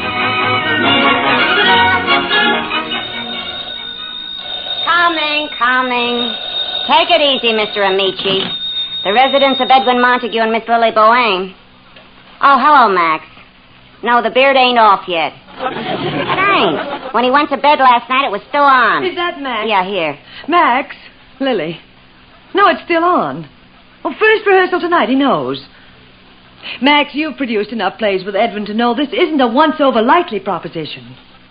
I know he told you he'd take it off, and he's probably shaving it off right now. Yes, I'll let you know. Agnes, do you think he did? Shh, I'm at his door. I'm trying to listen. You hear any scraping? Not even a snip. Maybe he's pulling them out hair by hair. Agnes, I'm shaking like a leaf. Keep your shirt on, honey. But, Agnes, do you realize that in a few moments that door will open? And after all these years, we may see Montague without his beard? I need a drink. Wait, I hear him. Agnes, did that sound like he still had the beard? I don't think so. I didn't hear that familiar rustle. Oh, Agnes, the suspense is killing me. Take it easy. Shaking like a leaf. Hang on, baby. I hear him coming. I can't look. It's 0 hour. This is it. Good morning. Open your eyes, honey. It's still on. I haven't made a study of it, but there must be a more soothing way of greeting a man in the morning. I'm sorry, Edwin. The shock. The shock? All I did was open my door. What is this, inner sanctum? Edwin, it's still on. Yeah, your chin is still only a rumor. Lovely Agnes. I will always treasure that sweet expression on your face. Like you'd just been fouled by Rocky Graziano. Edwin, you promised Max Garland you'd shave it off. It is a beard. Stop referring to it as something scribbled on a wall. You're sweet. Down, Agnes, down, before I throw a stick out the window and ask you to retrieve it. Edwin, your first rehearsal is tonight. You'll have to take it off. It is staying on. It is not coming off. Edwin, I thought it was settled. You can't play Romeo with a beard. No? Lily, I spent half the night poring over every reference to Romeo and Juliet, and at no point does Shakespeare say that Romeo does not have a beard. Keep looking. You'll find Juliet wears a Van Dyke. Where does she pick up those scintillating remarks? The pool room doesn't open till noon. Edwin, stop being ridiculous. You know Catherine Cornell will not be Juliet to a bearded Romeo. Oh, she won't, eh? She will after I get through talking to her. Oh, now, Edwin, don't do anything rash. Rash? Because Catherine Cornell says off with it. Little Kit Cornell, who was a walk-on while I was starring in Macbeth. Give me that phone. Edwin. It's time we definitely settle just who says what in this production. Hello, Kit. Edwin. Yeah. Yes, I'm quite thrilled about it, too. It's going to be grand. Oh, thank you, Kit. But why won't I be great playing opposite you? Oh, yeah. Oh, I've always admired you, too. Kitschy, kitschy, coo.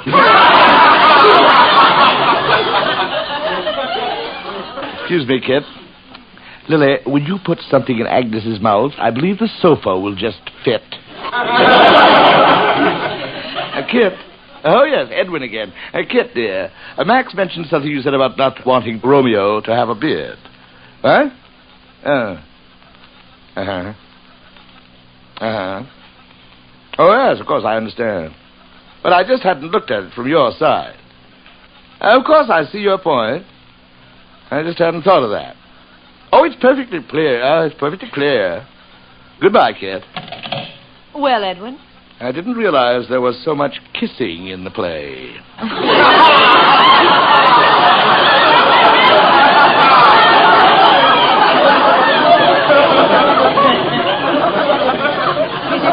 You'd better run right down to the barber. Yes, thank you, Lily. Don't worry, it'll come out all right. I hope so.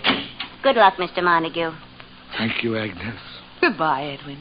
Goodbye, Lily. I know, honey. It's the end of an era. Edwin! Edwin. Lily, I can't do it. I can't do it. He went chicken.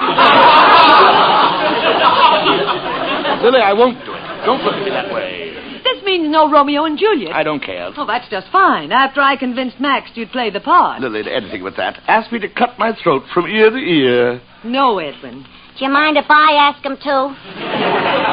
All right, Edwin. Have it your way. You just stay Uncle Goodheart on your little radio program. It's not a little program. I have 10 million listeners. Edwin, you disgust me. Me too. Quiet. At least for Uncle Goodheart, they don't ask me to disfigure myself. I'll get the door. I'll call Max and tell him to look for another Romeo. It's a Mr. Zinser, your radio director. Zinser, come in. Hello, Mr. Montague. I just thought I'd drop off the script for tomorrow's Uncle Goodheart program. Here it is. Well, I'll be going. Don't rush off, Zinser. Well, Sit down for a while. Zinser, today I need a friend. But, Mr. Montague, I thought... Oh, now, Zinser, I know we had words at rehearsal yesterday. You struck me. Think nothing of it. Zinser, I must get closer to you people in radio. You're all I have left. Gee, Mr. Montague. Well, Zinser, how does the script look? Oh, it's a peacherino. Good, eh? Tell me about it. Well, in yesterday's episode, where you fixed that little canary's wing, it went so well that we're following it with a dog. Yes? Yeah. This Airedale... An Airedale? Yeah. Go on. This Airedale comes limping up to your little cottage on the sunny side of the lane with a sliver in his paw. Yeah. You take the sliver out, and in gratitude, this old Airedale starts licking your feet and your face. Yes. No sound effects for this scene, Mr. Montague. We're pulling no punches. We're having an actual Airedale work with you. Mr. Montague, did you want something? No, Mr. Zinser, I'm just reaching for this poker. Oh. I'm about to bring it down in your paper-thin, eggshell head, hoping by some stroke of luck it'll come in contact with your peanut brain. Mr. Montague... Get out and take that script with you. Don't strike me. And I was going to give up Romeo and Juliet for that. Get out. Edwin, what happened? The beard comes off. I'm going to do Romeo. Edwin! Viva la Montague. I must have been mad. It took an Airedale licking at my feet to bring me to my senses. Off with the beard. Oh, Edwin, you'll never regret it. I'll be Uncle Goodheart in the afternoon, but at night I shall cleanse my soul as Romeo. Here's your coat, Edwin. Hurry to the barber. I'll go to Angelo, my barber at the Proscenium Club. He shall have the honor. It'll make you look 20 years younger. It will? Lily, the most wonderful thing just struck me. What? Lily, for the first time in 30 years, I'll be able to walk on the street at Christmas without those little brats pulling at my coat yelling, Santa, bring me a sled.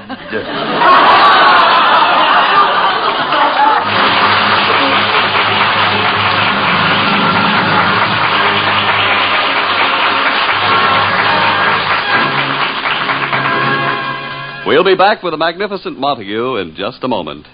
There's Mystery on Saturday evening on NBC. Tomorrow, Herbert Marshall stars as the man called X, a man without a name who travels the world over protecting his country's interests.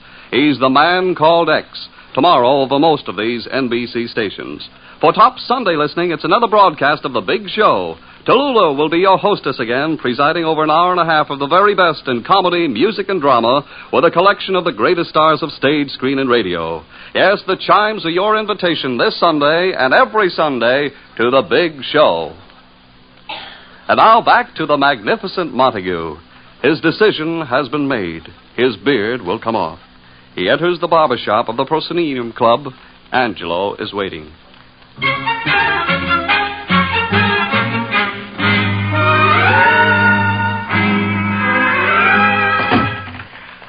Mr. Montague. Hello, Angelo. I'm all ready for you. Sit right down here. Thank you, Angelo. The usual trim, Mr. Montague? Angelo, take it all off. You're so funny today. You make jokes. I'll just trim a little bit of... Angelo, I said take it all off. Remove it. Everybody says Mr. Montague is a great act of tragedy, but today you are a comedian. The usual trim, eh? Angelo, you don't seem to grasp this honor I'm bestowing on you. You and your shears have been selected to cut off the Montague beard. Maybe. Mr. Montague, did the beard to come off? You are serious? I assure you that I am not doing it for a laugh. Off with it. Hurry up. No. I won't do it. Angelo, stop this nonsense and do as you're told. Mr. Montague, don't ask me. Please. Take it off. Mr. Montague, when I took my father's place here when he retired, he said to me, my father said, Angelo, when a sculptor retires, he leaves standing beautiful statues. A composer leaves beautiful music. It should live on after him. I, Angelo, he said, I am just a poor barber, but I leave just one work of beauty to be remembered by. Signor Montague's beard. That's very touching, and now that we're through with the sentimental slush for the day, take off the beard. It is not a beard. It is my family shrine.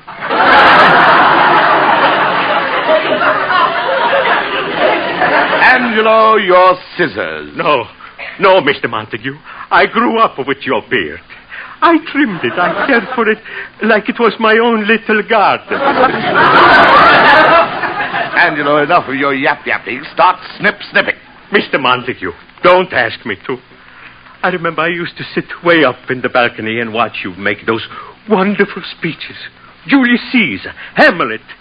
And as the beard bobbed up and down, I felt I was on that stage. And when the curtain came down, I, Angelo Cherubini, also took a bow.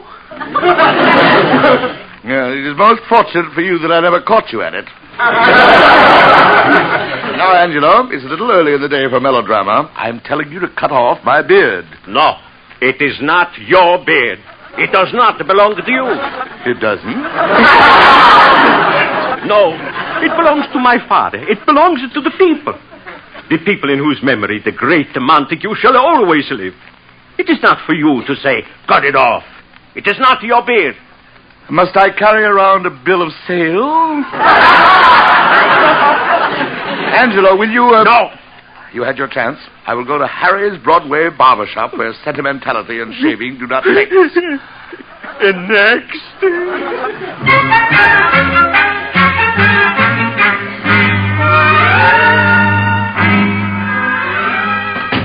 Hello, Harry. Hello, Mr. Montague. Sit right down. You're next. Thanks, Harry. The usual trim, huh? Not this time, Harry. I want the whole thing shaved off. Hey, that's a good one. You know, you're getting to be like those comics with the bald heads who come in here and say, part it in the middle. The usual trim. Harry, please, I don't want any trouble. Just take it all off. The beard? Yes. You serious? Yes, I want it off. Get going. Well, Harry? I'm sorry, Mr. Montague. I can't do it. What's going on here? What must I do in order to get a shave? Bring a note from my mother?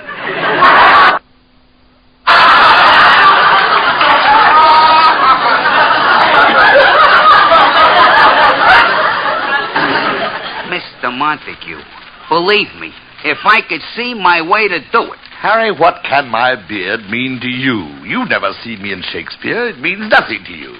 Cut it off. Sorry. Mr. Montague, if I cut your beard off, I'm out of business in 2 weeks. Out of business? Look at it from my side.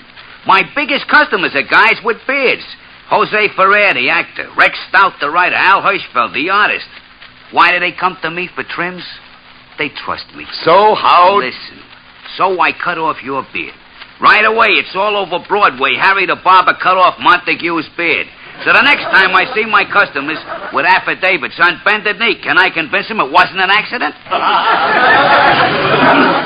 I will make a public statement, notarized, that I asked you to do it. It ain't enough. Will my customers with the beards ever come in again and say, just the trim, Harry, and then lay back and close their eyes and go to sleep? No. They'll keep one eye open. They don't trust me no more. In their minds, it'll always be, he did it to Montague, he'll do it to me. Harry, for heaven's sake, there must be a barber on Broadway who isn't psychopathic about my beard. There must be. Let me know how you come out. Next.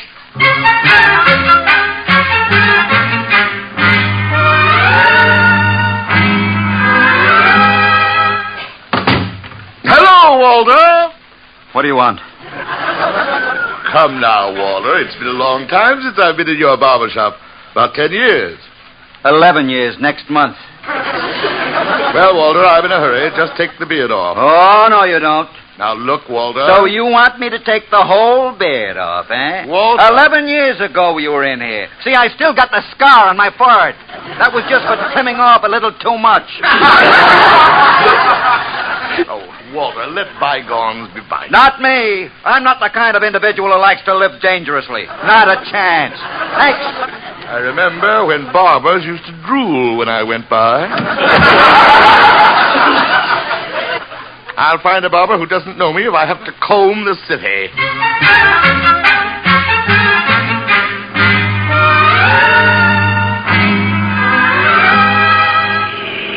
Hold it. Stop here, driver. There's a barber shop. Look, Mr. Montague, this is a pretty crummy neighborhood. Good. Wait for me, driver. If either of you two barbers will be so kind. Be with you in a second, chum. I knock with 5. I got 3. Undercut. Brother, I'm on a schneid. Gentlemen. I'm coming, Buster. Wait. Look at the time. Oh, be with you in a second, bud. Turn it on. The results of the 6th race at Pimlico, off at 4:06. The winner, Little Caprice, 8.60 to win, 6 even to place, 2.40 to show. I wished I was dead. Gentlemen, now that your cultural period is over, will you take care of me? Okay, mister, have a chair. Thank you. What'll it be? Do you mind if I ask you a few questions first? Questions? We're just making sure. First, do you know anything about William Shakespeare? Don't hang around here. Fine. And now, have you ever seen me before? You? Yes. Yeah. Does the name Edwin Montague mean anything to you? Yeah. Good, good. And when I leave, I'll be just another face to you. You'll never remember me. No, I guess not. Splendid. Tell me, have you cut off beards before? Beards? Sure, hundreds of them. Excellent. In other words, you'll cut off my beard and not ask any questions. You'll just forget about it. Yeah, I guess so. My good man. Cut off my beard. Sure. Excuse me, I gotta ask my partner something. Hurry up, I have a cab waiting. Mike. What's up, Louie? I don't like this. I don't like the whole thing. What? This guy walks in, starts with the questions. He don't want me to know him. I should cut off his beard. He don't want me to remember him. He got a cab waiting outside. You think he's hot? Like a pastrami. Don't touch that beard. You telling me a guy on the lam wants to change his looks? Not me. Look what they give that plastic surgeon who changed Dillinger's face. I told you I was in a hurry. What'll I do? Keep talking to him. I'll go in the back and phone for the cops. Okay, coming, mister. I shave it off. Yeah, sure. Off it goes. Gotta strap my razor. Nice day if it don't rain. Oh, no. Oh, no. A tonsorial Milton Berle. Say, that was something, huh? Branch Rickey leaving the Dodgers? Who leaving what? Yeah. Look, hurry it up. Sure. Hey, you know who once come in here for a shave? Who? Strangler Lewis. No. Yeah, honest. Strangler Lewis. I was as close to him as I am to you. What a golden opportunity he missed.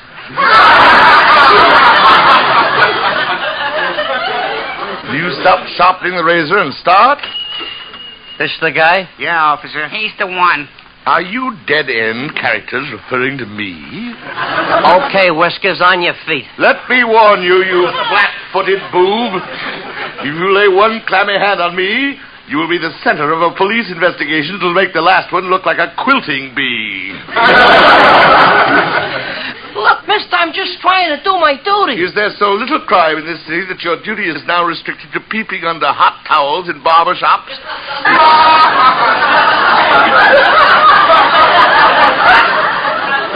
Please, mister, I got a complaint on a suspicious character. If you'll just tell me who you are, that's all I want. You didn't recognize me? No, sir. Who are you? Dave the Dip, wanted in Frisco for the Frugalman snatch.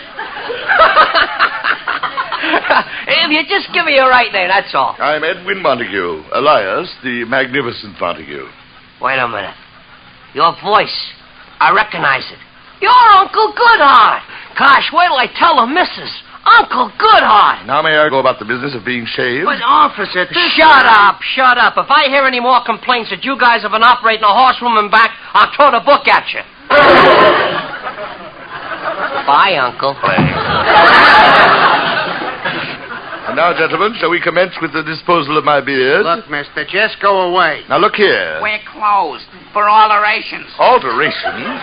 Hurry up, Mike. We got to get the horse board and the phones out of the back room. Louie, we come back too soon. I told you the heat was still on. Where are you going? Come back here. Shave yourself.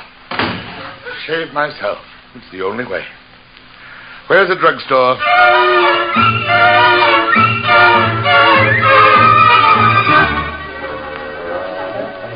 Yes, sir. And what can I do for you, sir? I wish to buy a razor. Yes, sir. Would you like the shake injector, push, pull, click, click, the Gillette, look sharp, be sharp, Gem, Pasana, Shave Master? We have a combination deal, razor and aqua velvet lotion. Join the aftershave club, you know. My dear young man, gaze upon me. Do I look like a man who could be a prominent member of the aftershave club?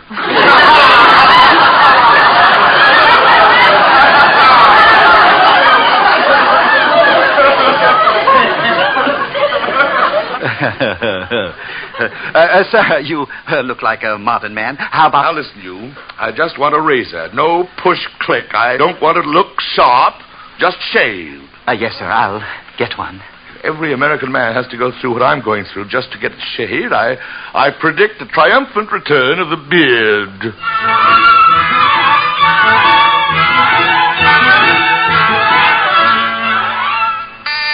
That must be him. Agnes, I wonder how he looks. Steady, honey. I can't look. I'm shaking myself. Well, here goes. The muff is still there, and it's mellow. What is this? You sound like the Duncan sisters making a comeback in Dracula. Edwin, it's still on. Yes, but you are gazing at its last moments. I am taking it off myself. But, Edwin, do you still remember how to shave? But I have a book of instructions. I am fully equipped. I have my own push-pull, clack-clack. I am the proud owner of the special gift offer handy dispenser with the sharpest edges ever honed. I'm tingling in anticipation of that aqua velvet aftershave glow. And I'm undecided whether to be a handsome knave with Burma shave or on the beam with palm olive cream. He's loaded. Edwin, why don't you just run down to a barber? Barbers? Barbers? You're speaking of a contemptible tribe of yellow-livered cowards who should be impaled on a spit and broiled under their own sun lamps.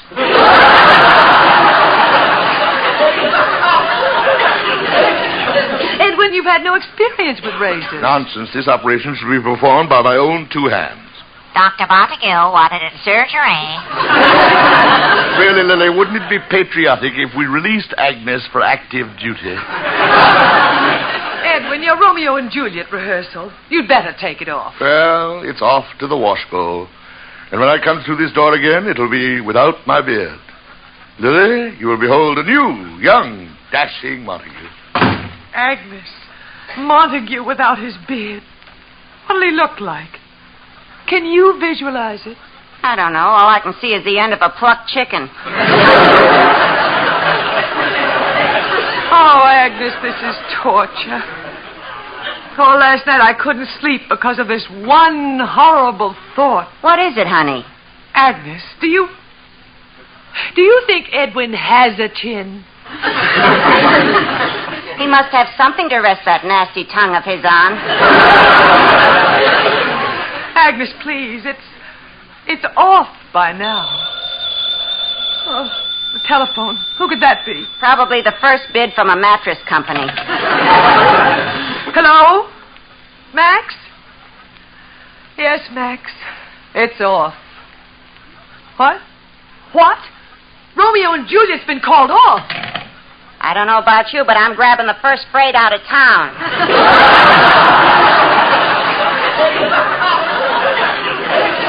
Agnes, we must stop him. Success! Success! Success. It's too late. Here he comes.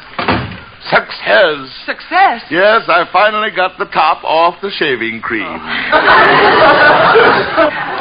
Hallelujah, it's still on. Oh, Edwin, you're still you. Lily, stop talking like a song title. Edwin, you don't have to do it. Romeo and Juliet has been called off. Called off?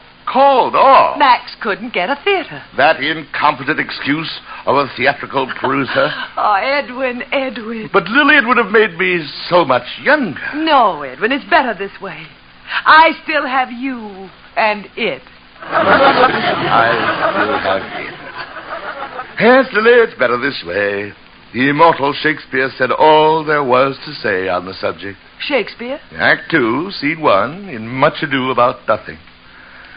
He that hath a beard is more than a youth, and he that hath no beard is less than a man.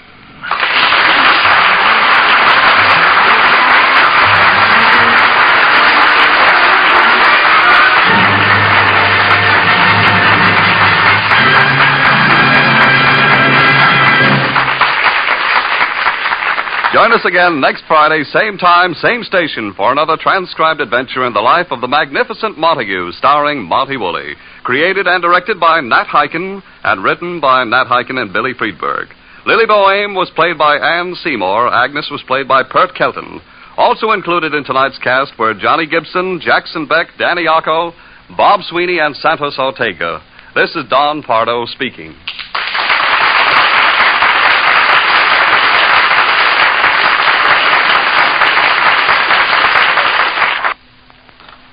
Now join the fun at Duffy's Tavern on NBC. The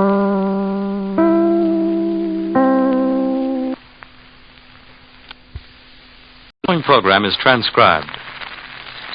Now for an hour of comedy brought to you by the makers of Anacin for fast relief from pain of headaches, neuritis, and neuralgia. By Chesterfield, the only cigarette that combines mildness with no unpleasant aftertaste. The cigarette that brings you Bing Crosby and Bob Hope. By your local Ford dealer who is now displaying the new 1951 Ford, the car that's built for the years ahead. And by RCA Victor, world leader in radio, first in recorded music, first in television. In 30 minutes, you will hear Duffy's Tavern, but now it's radio's newest comedy show, The Magnificent Montague.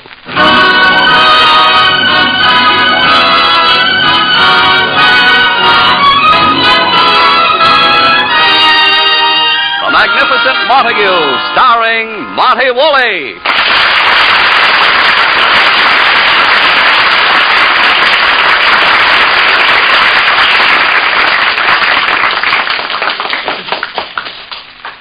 Before we begin, a word about a great drug product.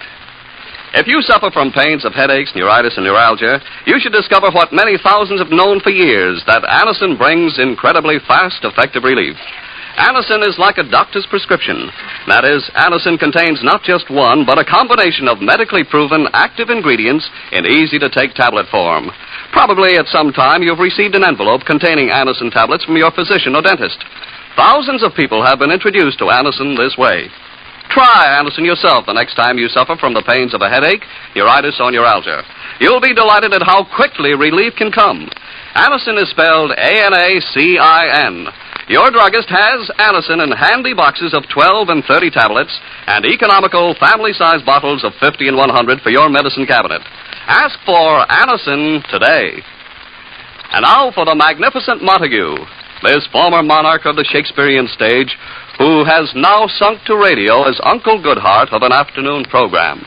As usual, it is morning in the Montague apartment. Agnes and Lily are awaiting his first grand appearance of the day, his arrival at the breakfast table. Good morning, Agnes. Coffee? Here you are, honey. Ah, thank you, Agnes. Is the thing up yet?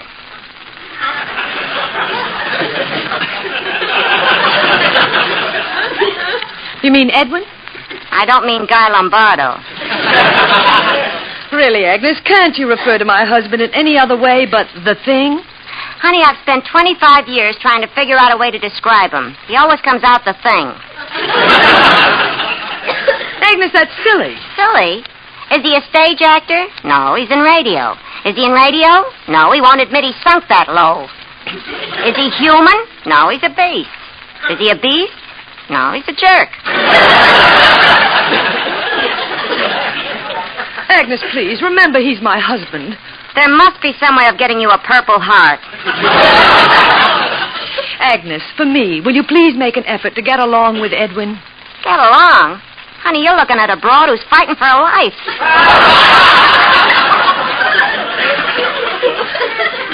Agnes, it isn't that bad. The minute he gets up in the morning, it's the law of the jungle.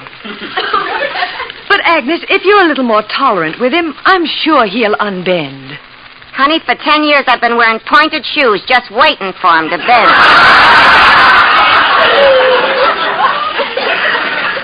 Agnes, sweetheart. Now remember, Edwin's going through a mental strain trying to keep it a secret that the magnificent Montague of the legitimate theater is in radio. And Uncle Goodheart at that.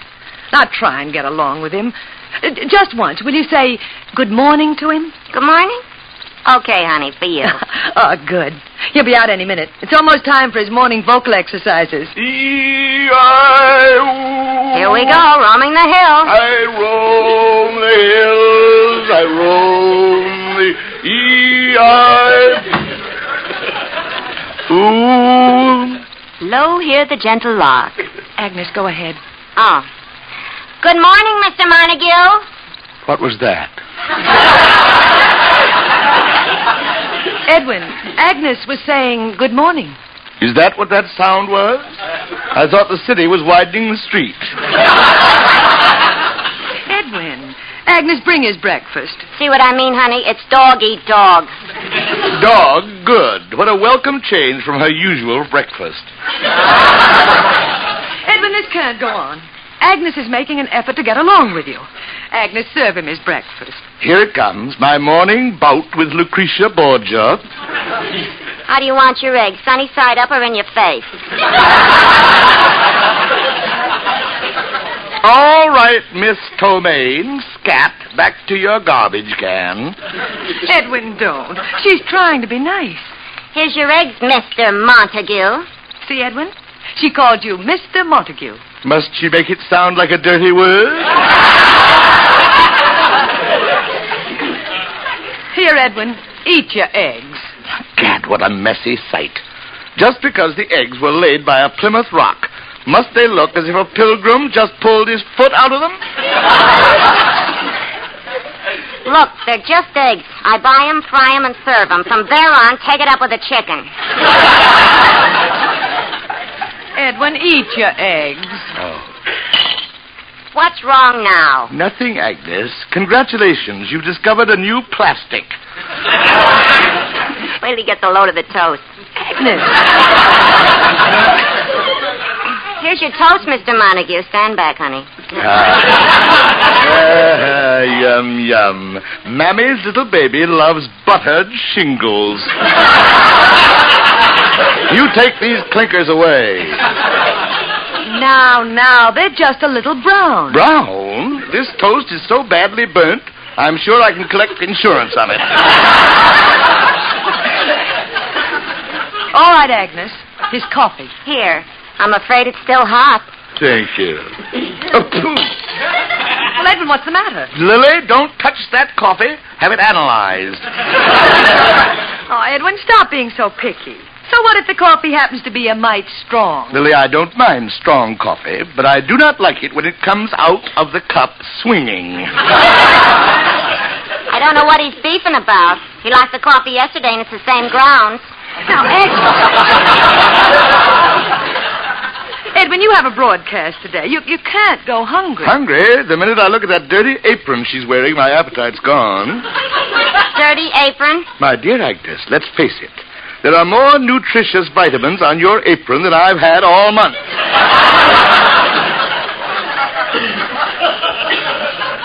Maybe you want me to serve your breakfast in my silk kimono. The one that says Golden Gloves on the back? Now, stop it. Now, stop it, both of you. Why are we wasting all this time with his breakfast? Why don't I just go into his bedroom every morning with a whip and a chair and throw him a hunk of meat?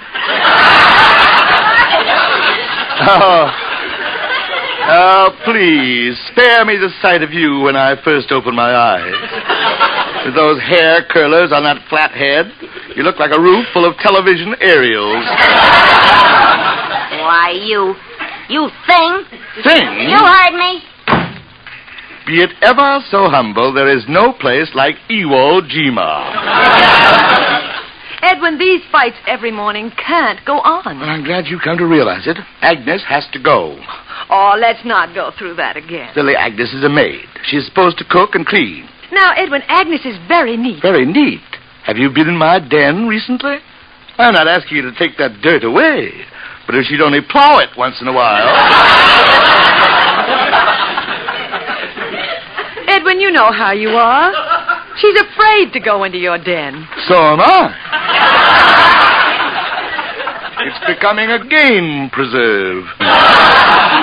Edwin, stop being ridiculous. Lily, I'm serious. She's ruining my health. Oh, but Agnes has been with us for 25 years. And she was my wardrobe woman before that. We can't just turn Agnes out into the streets. We certainly can. Although, frankly, I'd rather wait until there was a blizzard.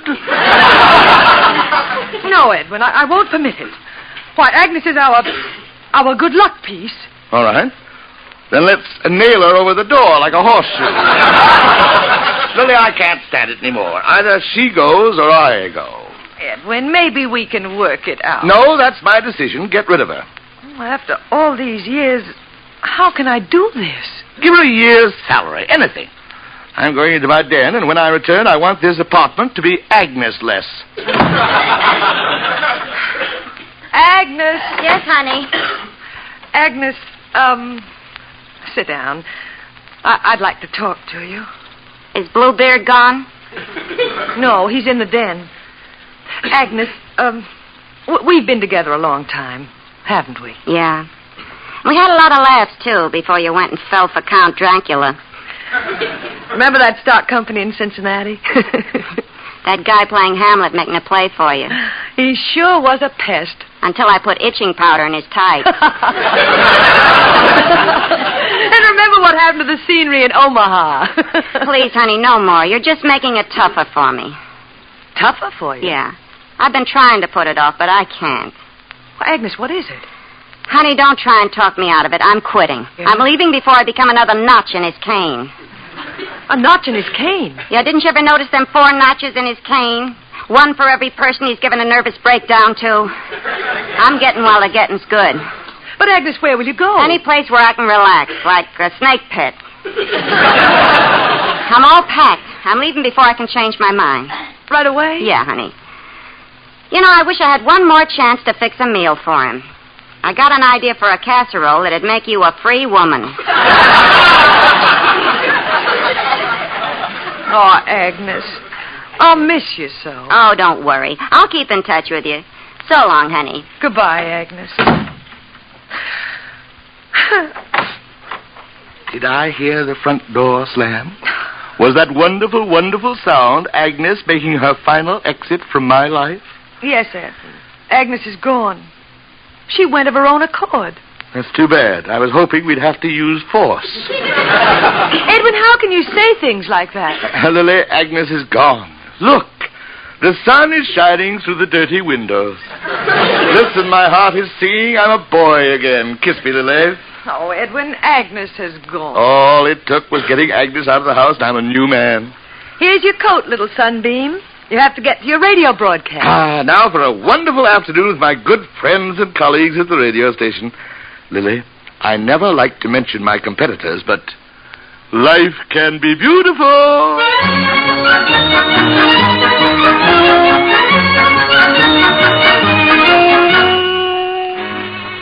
Now look, Zinzer, you're the director of the Uncle Goodhart program. It's your duty to tell him. Mr. Springer, you're the producer.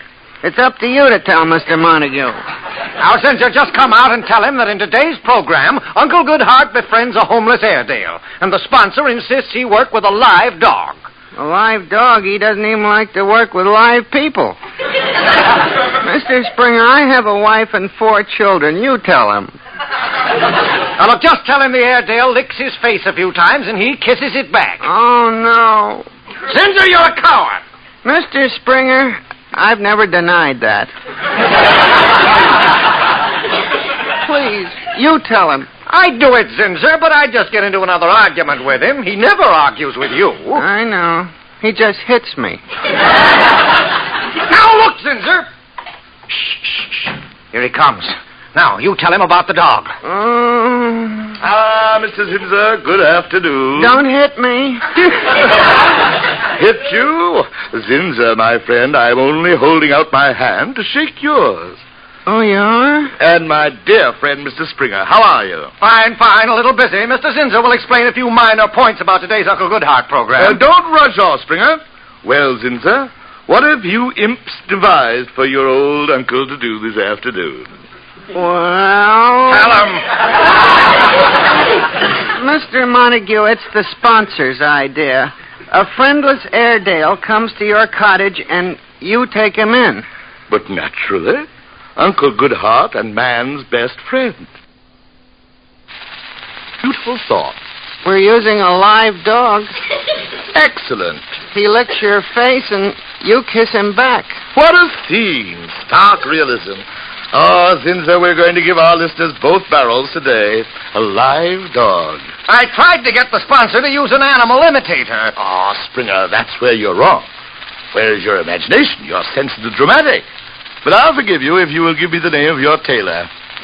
My tailor? I've always envied your immaculate appearance, your beautiful clothes. Really? Oh, I always pride myself on being well-dressed. I have a little tailor on 24th Street if you wish me to make an appointment for you. Most kind of you, Springer. No trouble at all, Mr. Montague. And Zinzer.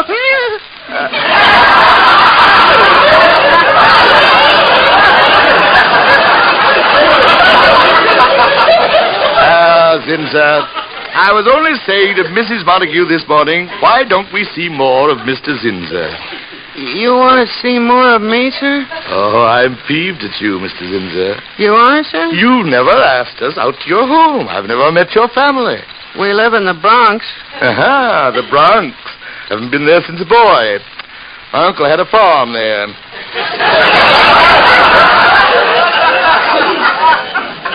Well, if you'd like to come to dinner, sir. That's super. The Bronx. It will do Lily and me a world of good to get out of the city. But, Mr. Montague, I better warn you, I have 4 children. Oh, you most fortunate of men. All the blessings of a happy home. Zinzer, I, too, now, for the first time in 25 years, have a happy home. Then we're invited? Well, gee, Mr. Montague, I never expected... How about tomorrow night? It's a date. Gee, Wellikers, boy, my wife can make meatballs. Meatballs! Somebody must have told you they're my favorite. No, honest. Well, here he is, Mr. Montague. The Airedale that's going to work with you. Say hello to Mr. Montague, Adolf. Look, he's giving me his paw. Oh, whose little doggy is who?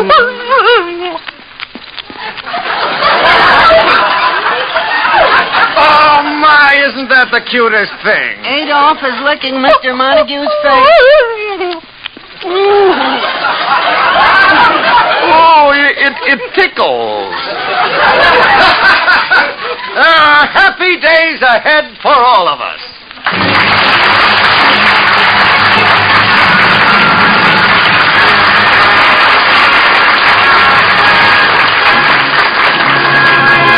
We'll be back with the magnificent Montague in just a moment.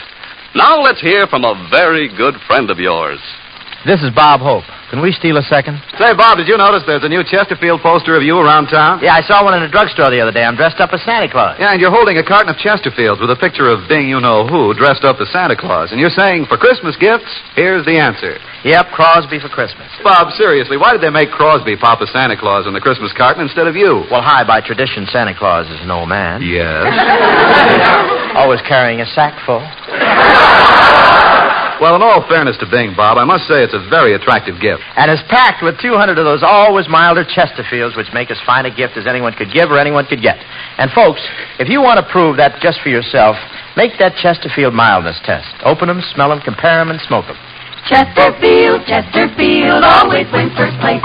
That milder, mild tobacco never leaves an aftertaste. So open a pack, give them a smell. Then you'll smoke 'em. See you Tuesday night, folks, for Chesterfield.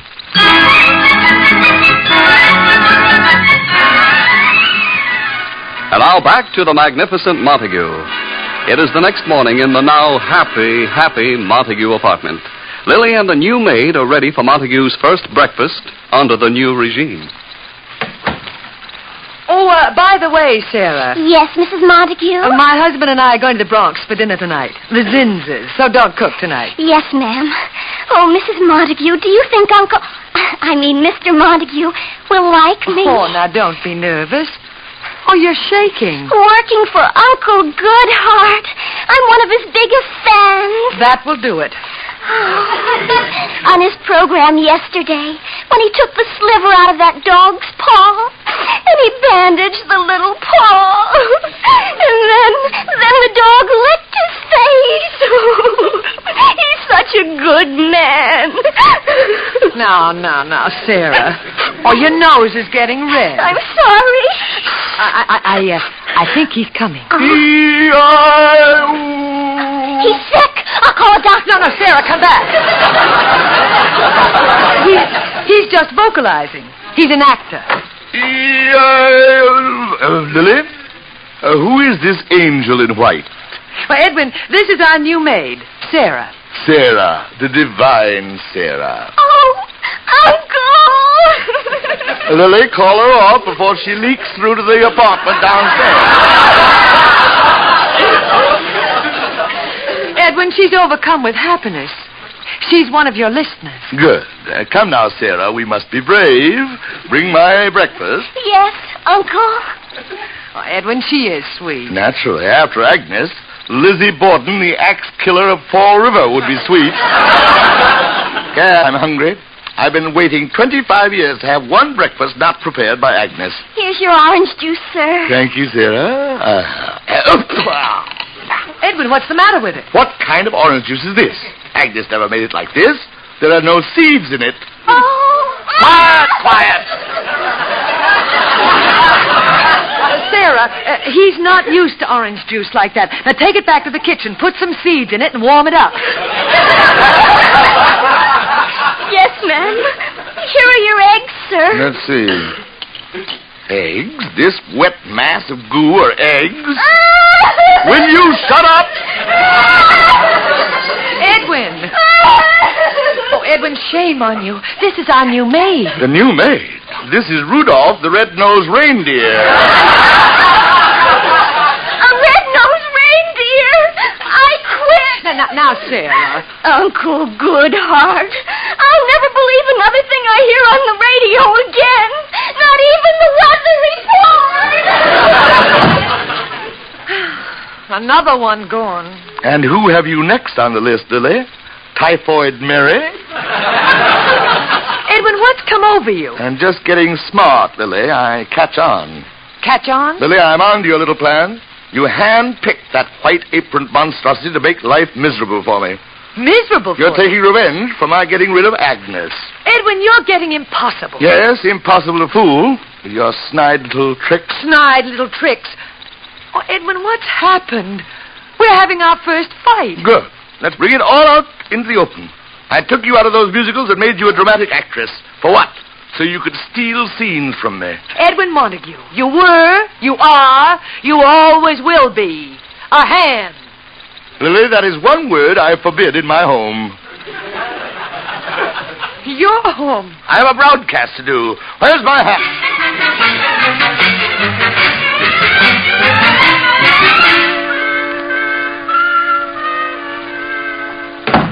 Aha, Montague. Springer, take your dirty hands off my sleeve. Dirty? But I just wanted to tell you I made an appointment for you with my tailor. You have a tailor? You mean human hands actually put together those gunny sacks you wear? But, Mr. Montague, my tailor. I wouldn't let him make my shroud. He would come out with a belt in the back. But, Mr. Bat! Oh, hello there, Mr. Montague. I wrote out the directions how to get to my house. How to get where? With dinner tonight at my house in the Bronx. My dear demented friend, I wouldn't be caught dead in the Bronx. But you were coming to dinner. My wife made 25 pounds of meatballs. Oh, you round up the children, I hope. Mr. Montague, that's the most horrible thing I ever heard in my life. Thank you, Zinza. Thank you. Are we going to have a rehearsal here today? Here comes my little friend, Adolf.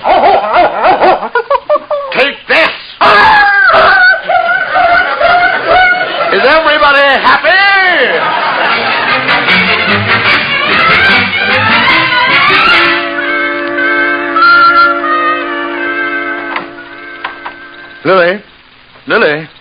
Lily, are you home? Here I am, Edward. Sorry I'm not out of your house yet, but there was a lot of packing. Lily, put down those suitcases and stop putting on this second act curtain of Back Street. Tragedy was never your strongest point. Edwin, I'm leaving you. What did I do now? Edwin, stop this. After that scene this morning. Lily, don't go. Please. Edwin, what's happened to you? You were always impossible, but this is impossible. I know it, Lily. I can't help it. I've been going around insulting people, making everybody miserable. I even kicked little Adolf. Lily, I know what's wrong with me. So do I. You do? Yes. Get her back, Lily. Get Agnes back. It's too late. She was my escape valve. Without Agnes to pick on, I'm frustrated. I became your whipping girl instead of Agnes. She was the only one who would strike back. Get Agnes. It's too late. She's with a very fine family. You don't think she'd come back to be tormented by you? Who's that? Oh, Edwin, go to your den. That's Agnes.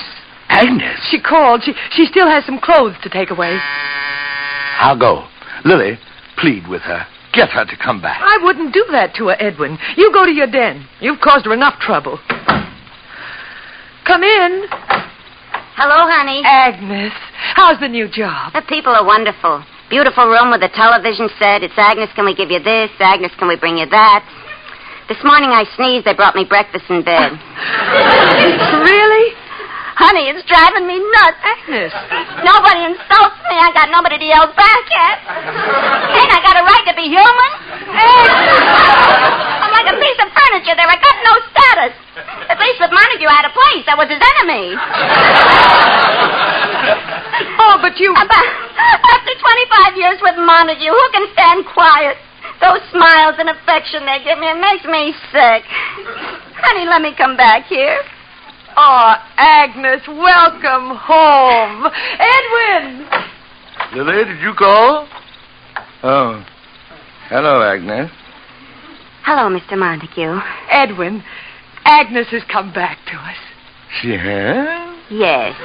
Ah, so you came crawling back on your belly like a whipped dog.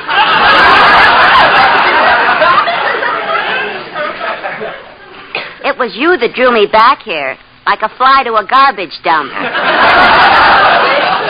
Edwin, Agnes. Why, that big bubblehead. All right, Agnes. Lily, put her back on the leash.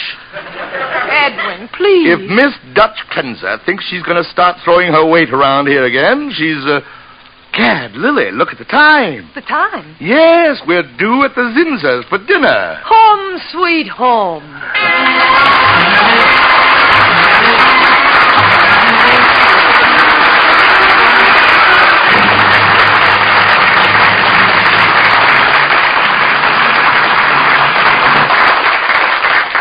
Ladies and gentlemen, America's newest car, the fine new Ford for 1951, is now on display at your neighborhood Ford dealers. And when you see it, you'll find that inside and out, in every detail of design and construction, the 1951 Ford reflects true fine car quality. And in addition, it offers 43 look-ahead features designed to keep the 51 Ford young in appearance and young in performance. For example, there's Ford's smart luxury lounge interiors with their exclusive color-harmonized Fordcraft fabrics. There's the new automatic ride control that automatically adjusts spring reaction to the type of road to give you a level ride, an easy ride. And there's the automatic mileage maker that lets you get the last mile out of every gallon of gasoline for utmost economy.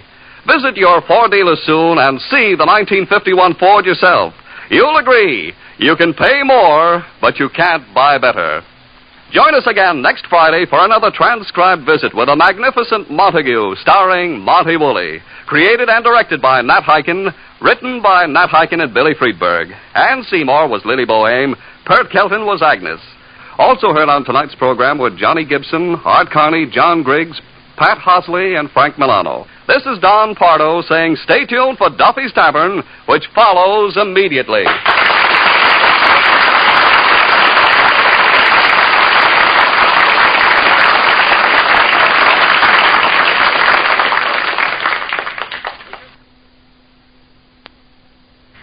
This is NBC, the National Broadcasting Company.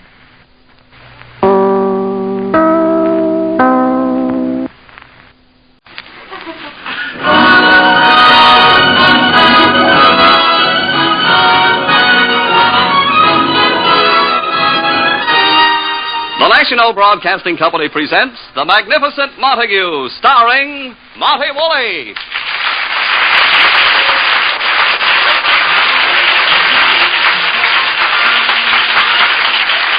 This is an age that shall be marked by the achievements of women, Madame Curie, Florence Nightingale, Carrie Nation. But all their accomplishments are overshadowed by the single triumph of Lily Boehm. She talked her husband, Edwin Montague, the magnificent Montague of the Shakespearean Theater, into going on radio as Uncle Goodhart, hero of an afternoon program.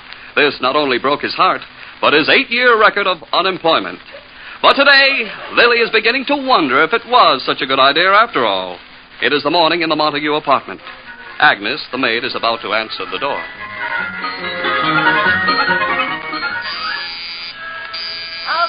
Okay. Yeah? Another crate for Uncle Goodhart. Oh, brother. Okay, waltz it in. Sign here. Okay. Some more trash from the grateful listeners. The joint's starting to look like a pawn shop. Agnes, would you please... What in heaven's name is that? Here's a letter come with it.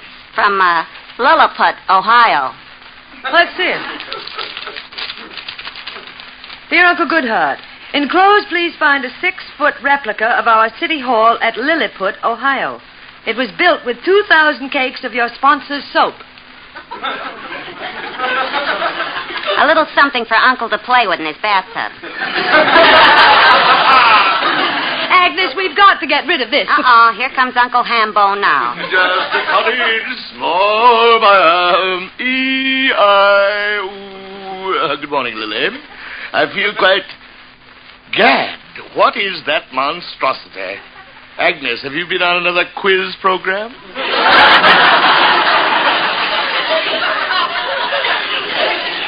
Edwin, sit down at the table. Your breakfast is here. What's this letter? Well, it came with the monstrosity. Dear Uncle Goodhart, enclosed a replica. So that's what it is. It was built... Agnes, call up and have them take it away. Wait, listen to this. It's rather touching. Every family in Lilliput donated their year's supply of Shalimar soap in order to make this model possible. Really, Lily, the least we can do is keep it in the living room for a while. Now, Edwin. Imagine they gave up their year's supply of soap for me. You know, I'd like to visit Lilliput sometime. Better wait till next year when they get some more soap. Nonsense. I'll bet it's a pretty little place. When the wind's right. My dear Agnes, you could easily be replaced by a Cocker Spaniel. Edwin, your breakfast. Now, you have to go to your broadcast. Agnes. Okay, I'll bring in the grub. The grub. Really, Lily, don't you think that after 25 years with us, Agnes might have discovered that this is a home and not a lumber camp? Here, do you want the newspaper? Just the radio section. Listen to this in the dramas news. Max Garland. Lily, must you mention that name? Me with an empty stomach. Oh, please listen. Max Garland today announced that his forthcoming production of Romeo and Juliet, starring Catherine Cornell and Laurence Olivier, has been temporarily postponed. Max Garland putting on Romeo and Juliet with that juvenile vaudevillian Laurence Olivier. Oh, Shakespeare, what crimes are committed in thy name? Oh, now, Edwin, just because Larry Olivier did Hamlet for the movies. Hamlet for the movies? It's like playing Beethoven's Moonlight Sonata on a kazoo. Let me finish. Read on, Macduff. Mr. Olivier cannot leave England due to previous commitments. Previous commitments. He's obviously in jail for impersonating an actor. This is rich. Then it goes on. Read it. Nothing important. Read it. This is all very amusing. Go on. Theater goers of yesteryear will remember Mr. Garland's great Shakespearean revival, starring the old-time favorite Edwin the Magnificent Montague. The old-time favorite. What am I, a horse car? A bicycle built for two? Is the man an old-time favorite at the age of 43? 43? 43, and the subject is closed.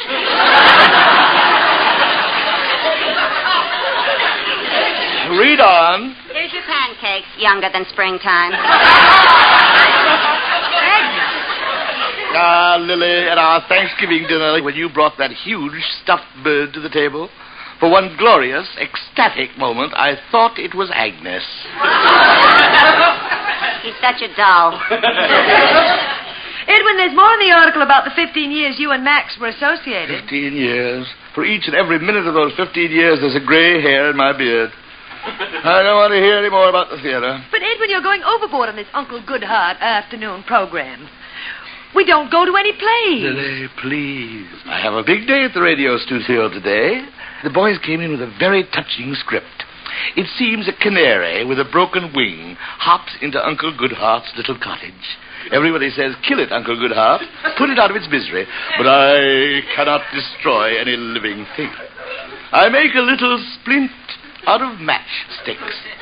Bind up the little broken wing. Suddenly the canary's eyes open. It looks up at me and then it bursts into song. And the farmer took another load away.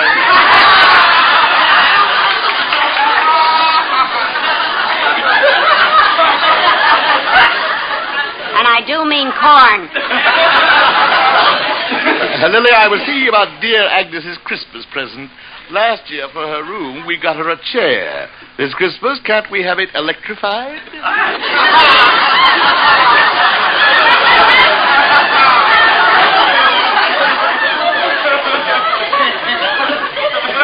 Edwin, I'm serious. We built our whole lives around the theater. Lily, let's face reality. There is a new, bright life in front of me. To 10 million trusting listeners, I am not Edwin Montague, the great actor. I am Uncle Goodhart. And you... Me? Yes, you are not Lily Boheme, the actress. You are Uncle Goodhart's wife, Aunt Goodhart. Uncle and Aunt Goodhart. The first one who mentions Cousin Agnes gets a shot in the head. Lily Boheme.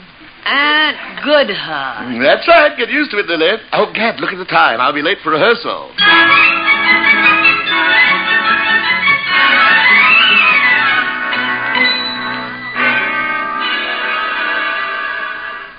Lily Boheme is here to see you, Mr. Garland. Lily, send her right in, Miss Cooper. Lily, sweetheart. Max. Lily, how do you do it? You look wonderful. How's the monster? Edwin's fine. Max, you look so healthy. Very simple. No Montague, no ulcers. Oh, Lily, I'm serious. It was 8 years ago on a Thursday night when your husband and I had that final battle and we parted after 15 years. I remember that day, walking back to my office a broken, bitter man. And then it hit me. No more Montague. It was like the finale of Blossom Time. Suddenly birds were singing, bells began ringing, and everything was sunshine and light. No more Montague. Oh, now, Max, it wasn't that Lily, bad. it was a new world. I found out what people do at night. Do you know what people do at night, Lily? They sleep. They don't pace the floor all night wondering if Montague is going to show up opening night with his own additional dialogue for Hamlet's soliloquy. They sleep. Oh, come on, I Max. found out that a man does not live on bromo seltzer alone. For 15 years, I was on a liquid diet. Nothing but bromo seltzer. Do you know I haven't had one bromo seltzer since that Thursday night 8 years ago? No more Montague. It's a gateway to life. Oh, Max, I believe you. Here you are happy, even though you can't put on your Romeo and Juliet because Larry Olivier can't make it. So what? Max, if I asked you for a favor, something that's very important to me. Lily, anything you want. You just ask for it and it's yours. All right, Max, here it is. I want you to give Edwin the part of Romeo. Miss Cooper, Yes, Mr. Garland. will you send down for some bromo seltzer, please? Montague again. Lily, have mercy. Max, you have to do this for me. I can't do it, Lily. I can't. Now, Max, wait, Max. What time is it? About 3:25. Oh, good. May I turn on this radio? Sure, why? Now, just sit back, Max. Listen to this. Oh, Uncle Goodhart, you fixed the little dicky bird's wing. And we wanted you to destroy the canary. Oh, how could we have been so cruel, so blind? Look at this little canary. Remember this canary as you go through life. Oh, Uncle Goodhart, look. The canary's opened his eyes. He's stirring. Golly. This is the crisis. It's opening its mouth. It sings. It sings. Yes, my children, it sings. Remember this, you, Melissa, worrying because your father's business went bankrupt and your home burned down. You, Ronald, fretting because Melissa's father is peeved at you for stealing all his cash out of his business in order to raise bail for your mother. Think how small and insignificant these things are. Think how small and insignificant these things are alongside of this little bird with a broken wing. It sings, just as you must sing as you walk out into the sunshine and life.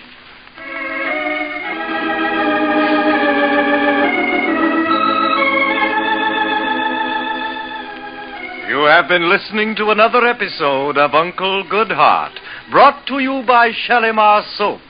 And now, before we leave you until tomorrow, here is Uncle Goodhart and his thought for the day. When you see a friend in trouble in the cold without a coat, facing snow and sleet and blizzard, won't you drop a little note?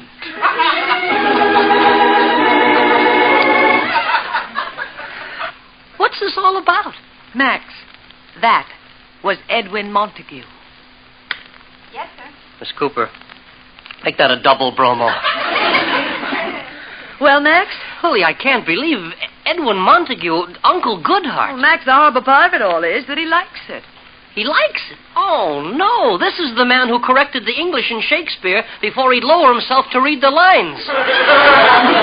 Max, his whole life is wrapped up in this Uncle Goodhart. I've got to get him back into the theater before it's too late. You have to let him play Romeo. But, Lily, I hesitated with Laurence Olivier because I thought he was a little old. Now Montague is Romeo. Oh, Lily, I'm putting this on with my own money. Give me a fighting chance. Max, I'm handing you a smash hit. Are you blind? All I can see is Montague tottering up that ladder to Juliet's balcony. That'll take a whole act in itself. Lily, I can't. Max, use your head. The one Shakespearean play Edwin Montague has never done, Romeo and Juliet. His farewell Shakespearean appearance. Farewell appearance. That always drags him in. Romeo and Juliet, the strong play, teamed with Catherine Cornell, that never hurts. McClintock to direct. You know, it's starting to sound... But Edwin Montague is Romeo. Oh, no! Max, he'll be wonderful. You always said he had the magic. Once he's on that stage, he'll be 18 again. Oh, Max, for me, for yourself, for the theater. Well, Max? Okay, Lily, you got me. He's Romeo. Oh, Max. Please, back with Montague. That means I'll have to dig up his old makeup man, the one I hate, and the valet, the one who steals. And I have to break this to Catherine Cornell. Oh, hello there. Hello there. What was that? Nothing. I was just welcoming back my ulcer.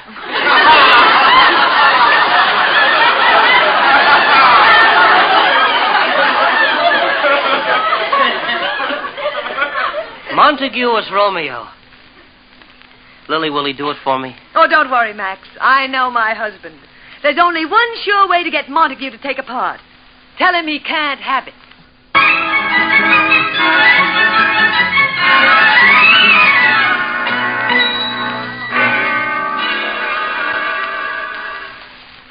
I tell you, Agnes, I don't like to talk about radio and Uncle Goodhart, but when I put that little splint on the canary's broken wing, well, all I can tell you is that when I looked in the control room, the engineers were just sitting there with tears streaming down their faces.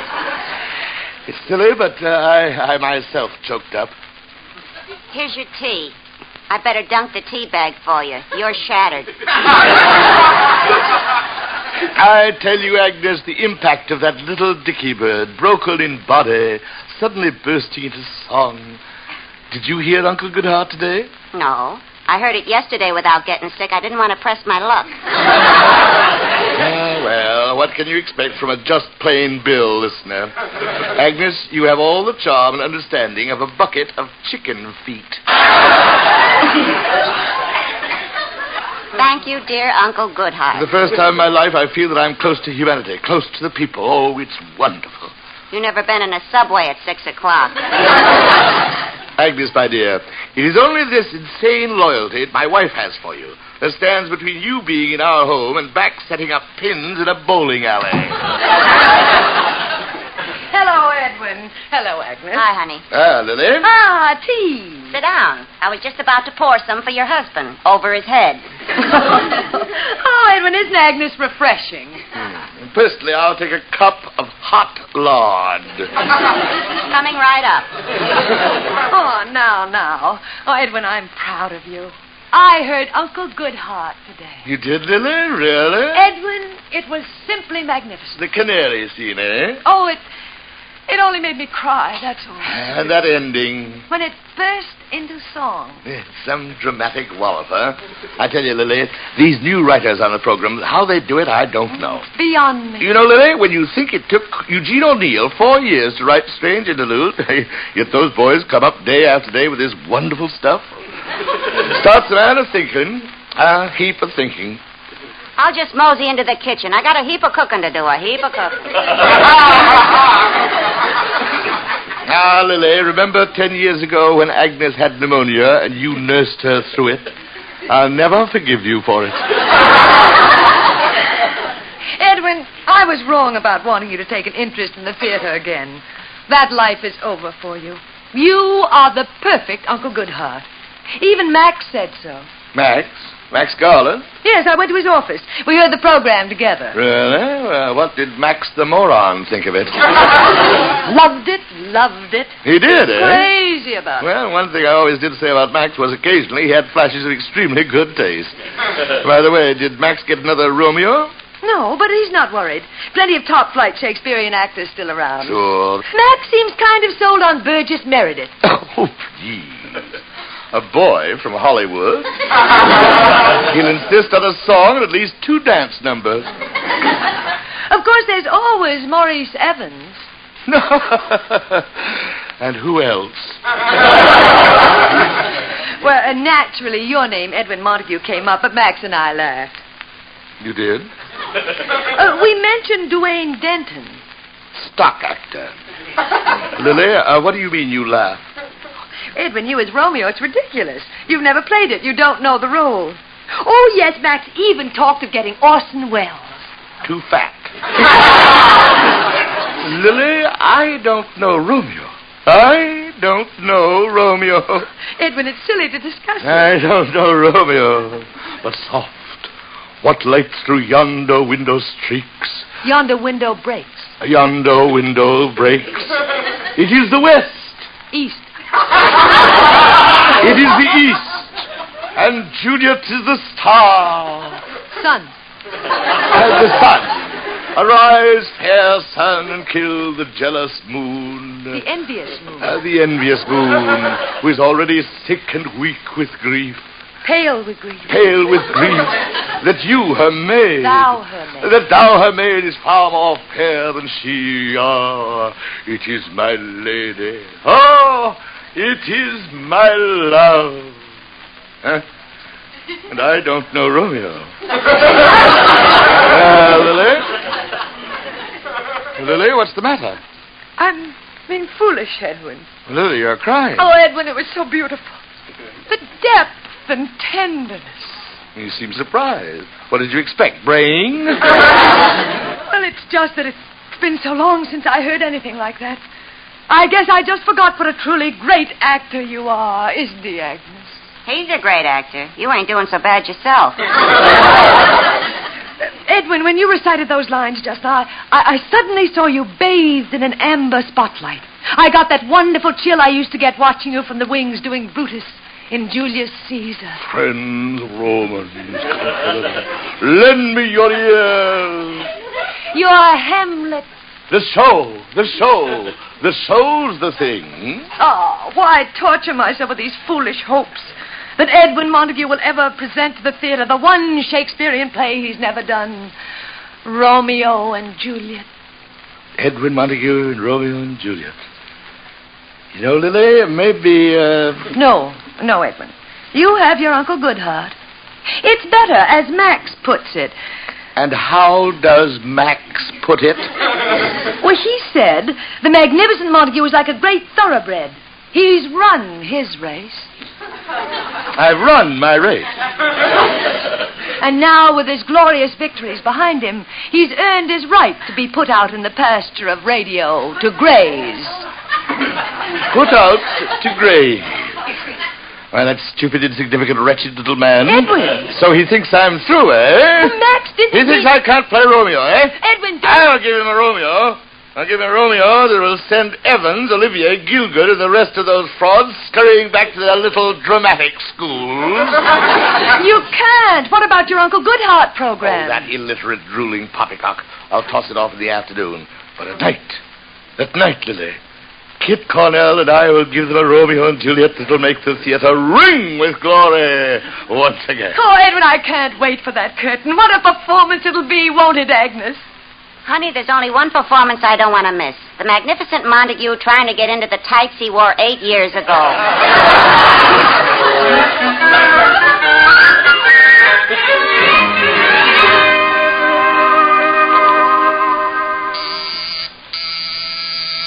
Agnes, get the door. That's Max. Okay, honey.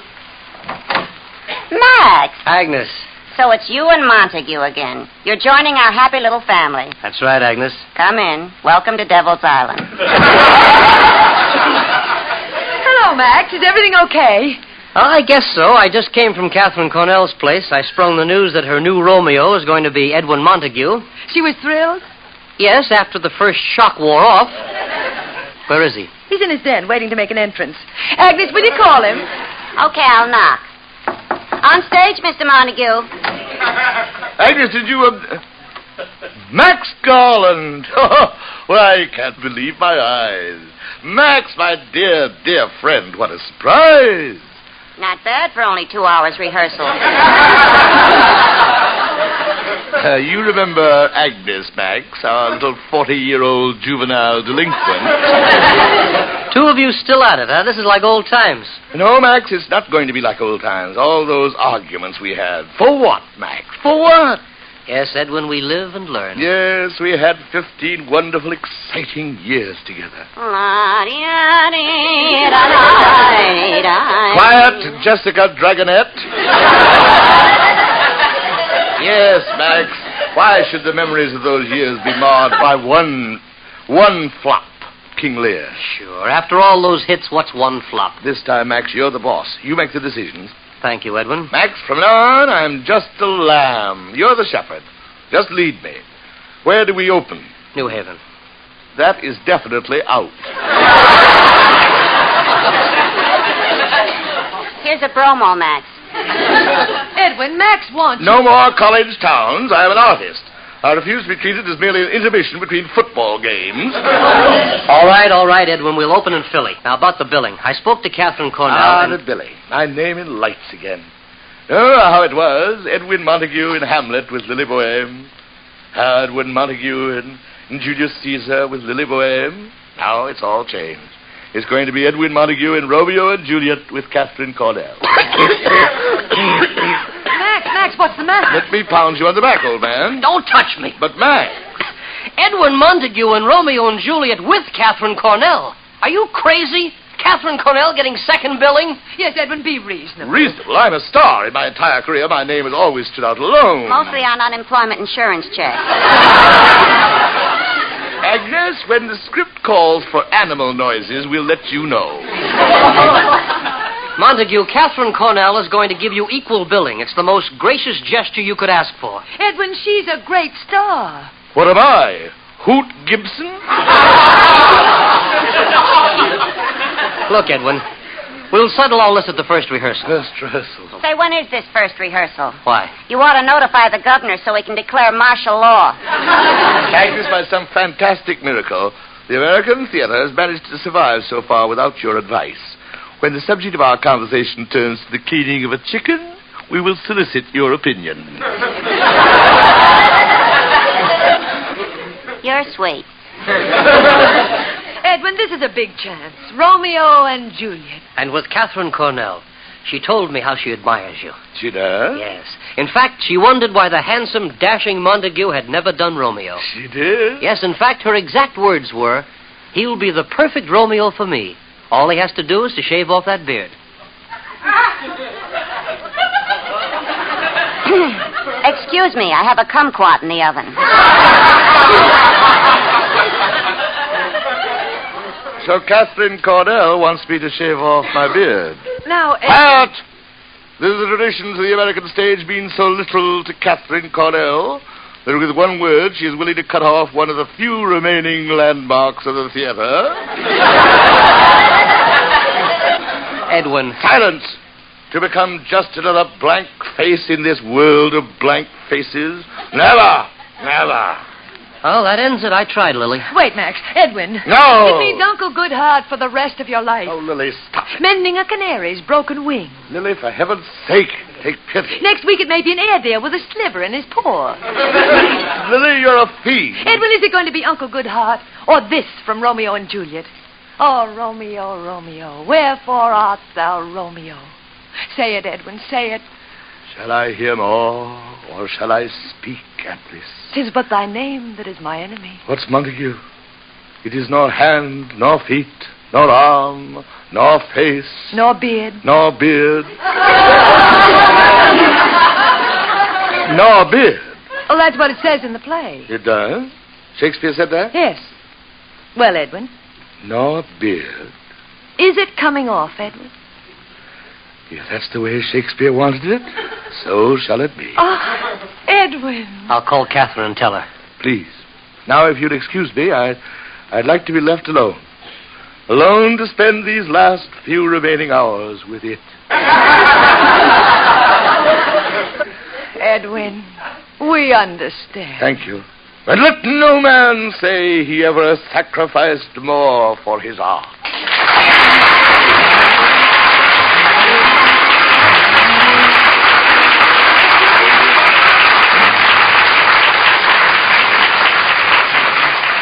Is the magnificent beard coming off of the magnificent Montague? Join us again next Friday at the same time and find out what happens to the magnificent Montague, starring Monty Woolley, directed by Nat Hiken and written by Nat Hiken and Billy Friedberg. Ann Seymour was Lily Boheme. Pert Kelton was Agnes. Included in tonight's cast were Anita Anton, Bob Hastings, John Griggs, and Bob Sweeney. Jack Ward at the organ, your announcer, Don Pardo.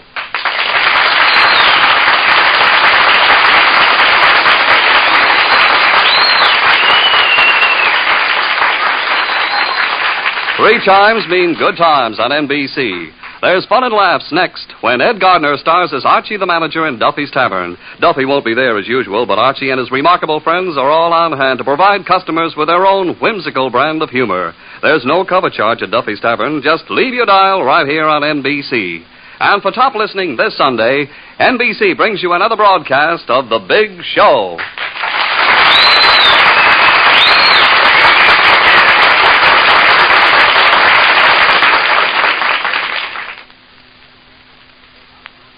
Now join the gang at Duffy's Tavern on NBC.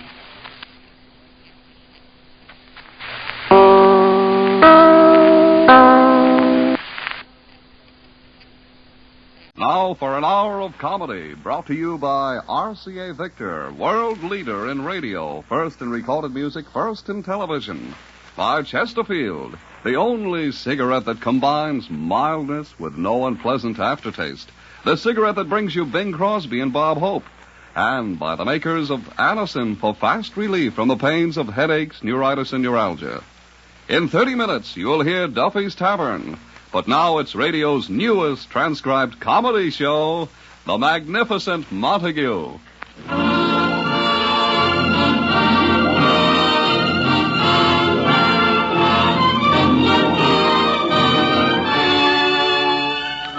The Magnificent Montague, starring Monty Woolley.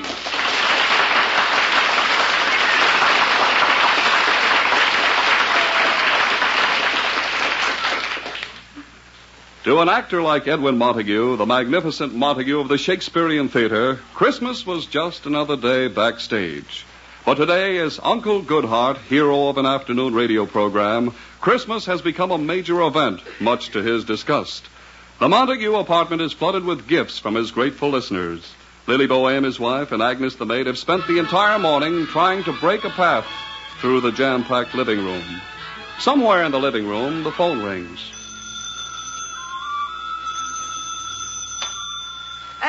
Agnes. Yeah, honey? Will you please answer the phone? I'm trying to. I just can't find it. Did you look behind the totem pole those Eskimos sent him? I'm behind the totem pole. Agnes, oh, wait, here it is, in the dog sled. Hello? Yeah, this is Uncle Goodhart's. American Express? Oh, no, look, we're full up. Hold it for a while, will you? Yeah, hang on to it. Well, what was that? A little something for Uncle Goodhart from the Elks in Lindale, Minnesota. Really? What was it? An elk. An elk? Well, the least we can do is send it back with a nice note to that Elks Lodge. Say, I got a great idea. What is it? Let's keep it and send him back to the Elks. Oh, Agnes, stop being ridiculous. Oh, brother. One day with Montague and them Elks, we'll all be odd fellows. Agnes, won't you try and get along with my husband? Don't worry about us, honey. We have a perfect understanding. We hate each other. Agnes, you know how he feels about it. The magnificent Montague of the theater sinking to playing Uncle Goodhart on radio. I thought all these gifts from listeners would get a rise out of him. Don't give up hope, honey. With that corn he dishes out on his program, somebody must send him a time bomb. Look at all these Christmas cards. How will I ever... Oh, here's a letter for you. Special delivery. For me? Must be a bite. Let me see. Oh, it's from my sister Helen in Hutchinson, Kansas. Listen to this. Dear Ag, the whole family's down with measles except our son, Junior. We got to get him out of the house, so we're sending him on to you. She kidding? Well, Agnes, that's wonderful. We've never had a child in our home for Christmas. Honey, are you out of your mind? A 10-year-old kid in this house with Montague? He's too young to go. Agnes, I could explain to him. Nothing doing. It says he will arrive Friday on the Super Cornhusker, 6:05 New York time, Grand Central Station. Agnes, that's today. Honey, I'll pack my grip, pick up the kid at the station, take him out to Jersey to Pa and Ma's and spend Christmas there. Oh, Agnes, Christmas without you. Oh, I think Edwin is up. Here come the elk, calling its mate. Wait Agnes, get that dog sled away from the front of his door. Too late. Good morning.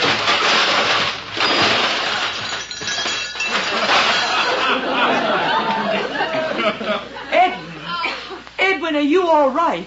All right. Quite. Outside of the fact my legs are broken, I may never walk again. I'm tip-top. Oh, Edwin. Lily, will you please untangle me from this dog harness?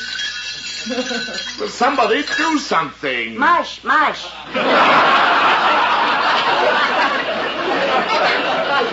Agnes, my dear Agnes, if I ever regain the use of my right foot again, I know just where I'm going to put it. Lily, do something.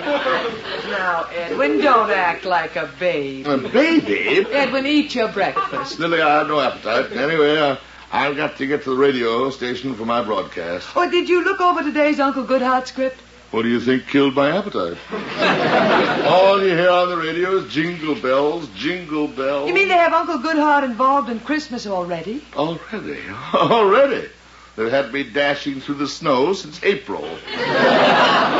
Oh, Edwin, everybody loves this season. I tell you, Lily, if I hear I'm dreaming of a white Christmas once more, I'm going to personally horsewhip Irving Berlin. Where's Agnes? Oh, she's packing. Packing? My fondest of dreams have come true. She's been drafted.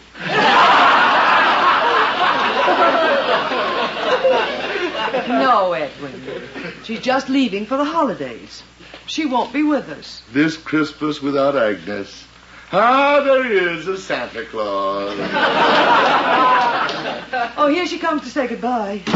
Agnes, the dog sled. Merry Christmas.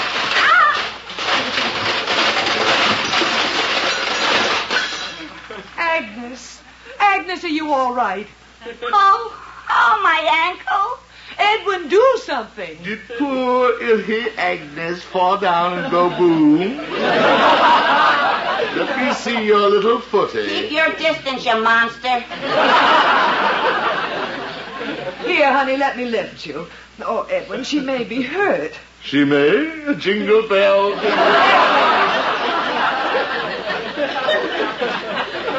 How can you? I'm late for my broadcast. I'm dreaming of a white Christmas.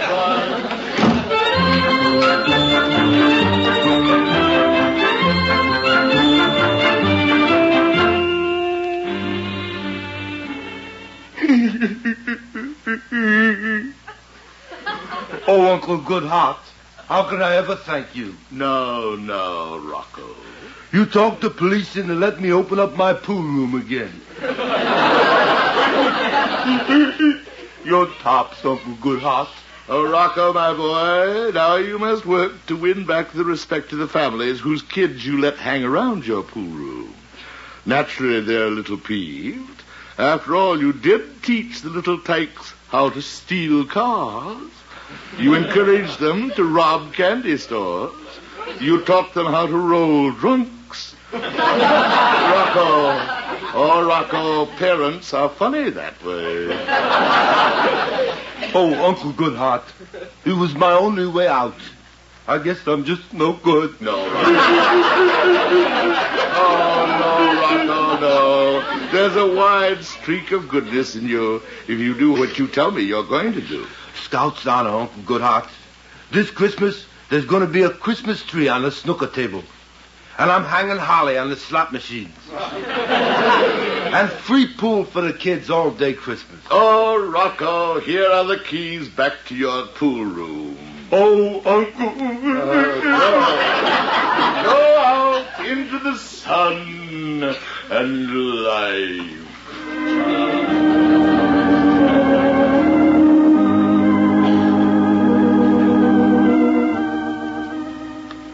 So ends another episode of Uncle Goodhart, brought to you by Shalimar Soap.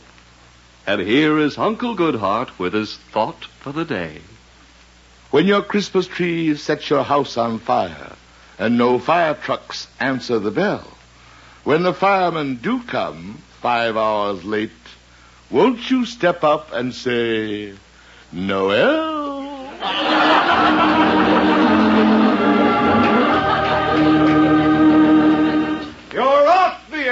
Mr. Montague. Eureka. I did it again without getting ill. Crackerjack show, Mr. Montague. As our director, wasn't it, Zinzer? Oh, that was a lollapalooza, Mr. Montague. Shut up. Oh, yes, sir. I suppose we'll see you at the Christmas party. See me at what party? Our sponsor, Shalimar Soap, is giving a little celebration. It's just an office party. We roll back the desks, open a few bottles. Ink, no doubt. Be good for you to show up, Mr. Montague. The top money men of the company will be there. Oh, the warden is letting them out for the day. It's really jolly, Mr. Montague. Mr. Montague. I don't want this to come as a surprise to you, but I promised my kids they could call you up Christmas morning to wish you a... Zinzer! Zinzer, should that unfortunate event happen, I can only promise that my Christmas greeting to them will make them old before their time. I assure you their hair will turn white before the receiver falls from their stricken little hands. Mr. Montague, I don't think you like children. Give this man $6 silver and a box of stickers. But, Mr. Montague, what is Christmas without children? Paradise.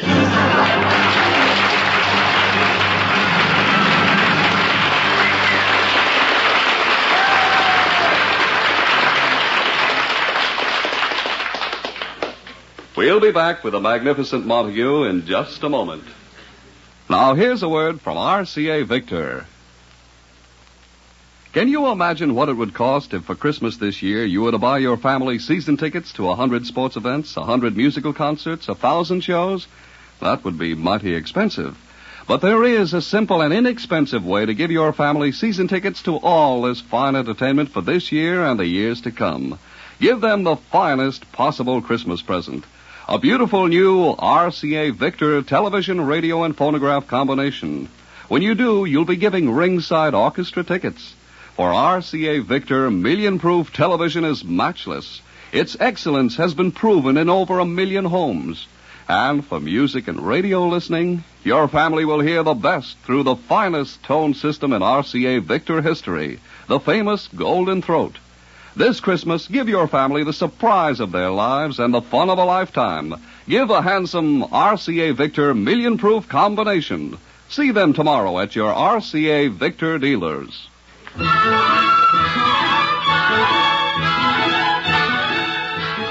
now back to the magnificent Montague. Having aired his tender feelings about children on Christmas, he is on his way home from his broadcast. But Agnes and Lily have problems of their own. Honey, please, get me a crutch, anything, but I gotta get out of here. Agnes, you just sit there. The doctor said you cannot stand on that ankle for at least a week. Oh, no. My nephew Junior's due in at 6:05. What am I going to do about him? Agnes, Junior is going to spend the holidays here with us. Oh, no. Edwin will be crazy about Junior. And when he sees you're sick, he'll probably try and mother you. Like one of them animals that devour their young. Agnes, please. I'll get it. Edwin, I have a wonderful surprise for you. Hello, Lily. What? Oh, Agnes's leg is broken. Lily, that is a wonderful surprise. Hello, Mother. Edwin, don't take your coat off. You have to rush right down to Grand Central Station to meet a train. Oh, no, Lily. Not your mother. No, it can't be. Why, it's too warm out. Too warm out? Yes, she said it would be a cold day before she ever came here again. No, Edwin. Now relax. Agnes's sister is sending her 10-year-old son, Junior, to spend Christmas with us. Excuse me, I have a fig Newton in the oven. Agnes, don't get up. Well, Agnes, so this is your new strategy. You found you couldn't drive me crazy by yourself, so you're calling up reinforcements. Edwin, I want Junior here for Christmas. Christmas is all our lives have been spent in dingy dressing rooms or in strange cities on tour. Just once I want to get a tree and toys and spend Christmas as it's meant to be spent. with a child. Lily, stop that blubbering. You sound like Ma Perkins being dragged behind a truck along the road to life. What is there about Christmas that brings out all this horrible, nauseating, miserable sentimentality? And bless us all, said Tiny Tim. Ah, Lily, it might be a good idea to have a tree this year. And I know just what I'm going to hang from the top branch. Deck the halls with rows of holly. I've never asked you for anything before. All right. I'll go and pick up Junior. Oh, wait. How will you know him? Well, he's related to Agnes, isn't it? How many kids can there be at Grand Central Station with 2 heads? Agnes, how will he know it's your nephew? Well, the way Helen always does it, she puts a tag marked Junior around his neck. He's on the Super Cornhusker, due in at 6:05. The Super Cornhusker. Death, where is thy sting?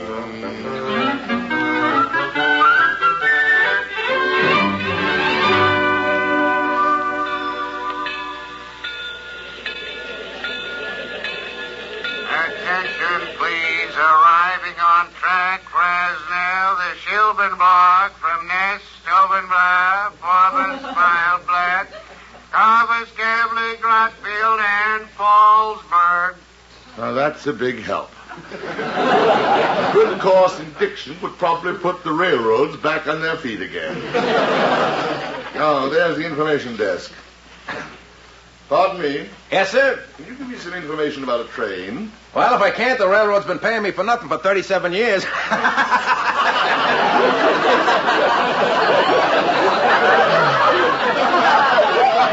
Oh, no. Look, Milton. All I want is some information. Oh, what do you want to know, son? Just what track does the Super Cornhusker arrive on? It's due any second. Super Cornhusker. Well, let me look at the schedule. Super Cheap, that wouldn't be it, would it? No. No, let me see. Mona Lisa, man, I've named you Mona Lisa.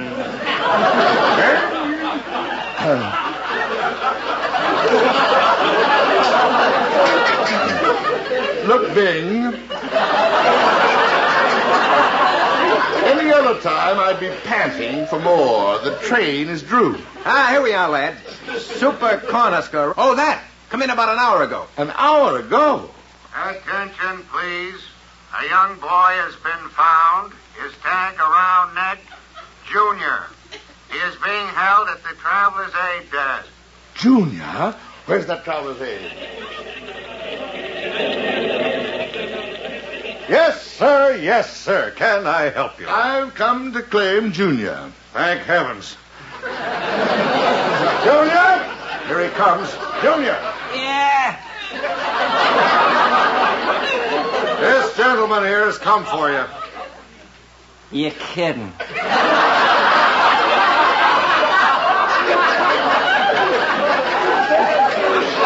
Well, he has one thing in his favor. He didn't walk in on all fours. Look, Junior, I've come to take you home. Oh, yeah? My aunt's supposed to pick me up. Police! Junior, your auntie couldn't come for you. She's had a bad accident. She got shot in one of these New York gang wars, huh? Just like it says in the comic books. Oh, please say she was shot, please. Obviously a product of progressive education. Look, Junior, I'll take you to your aunt. Let's go. Hey. What? The joke's over. You can take off the muff.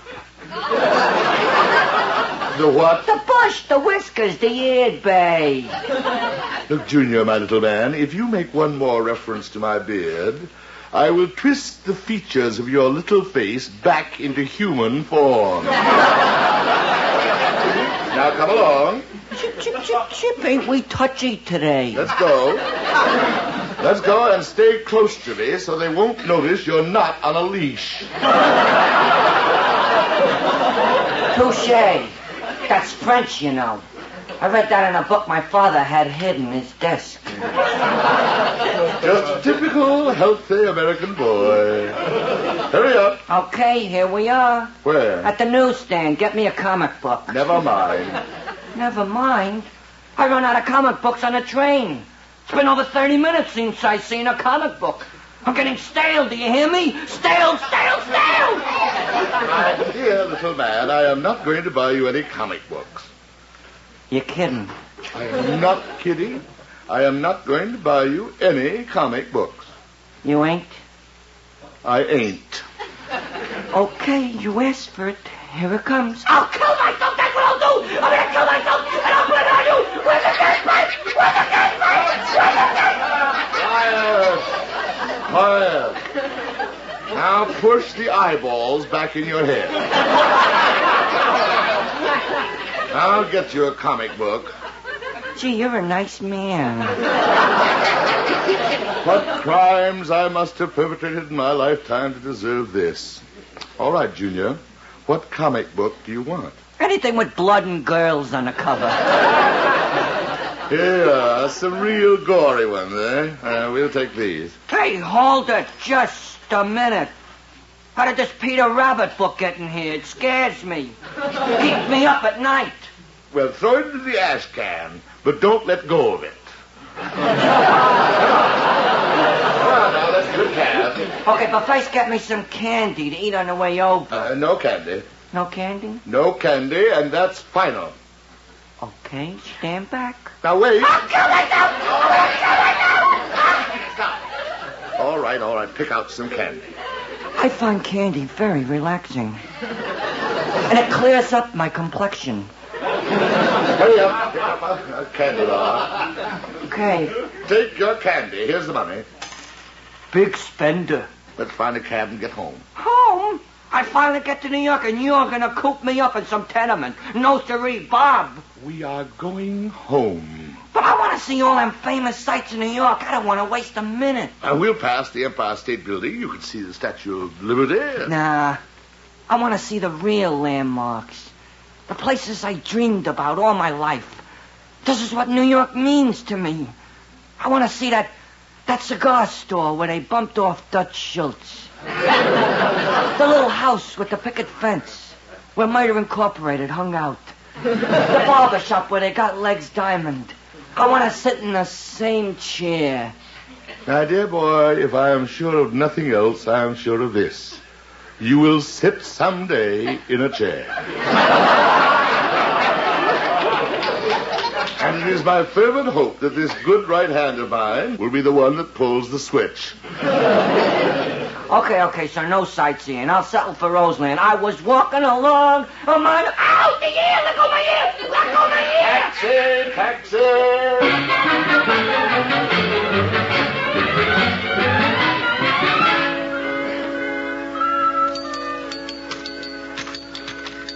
Look, honey, you're going to stop playing with that electric train. You'll have it busted before Junior gets here. I'm so excited. Doesn't the Christmas tree look lovely? When are they getting back from the station? There they are. Edwin! Hello, Lily. Well, where's Junior? Back in the hall. He's carving his initials on our neighbor's dog. Junior, in here. Okay. Hello, Junior. Hiya, babe. Well, Agnes, here is your nephew. Agnes, what's wrong? Nothing except I never seen this boy before in my life. You got the wrong kid. But Agnes... Agnes? My aunt's name is Florabelle.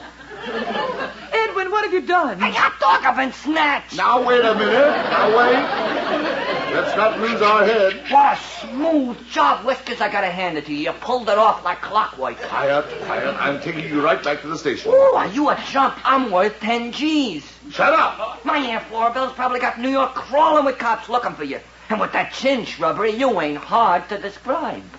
Neither are you.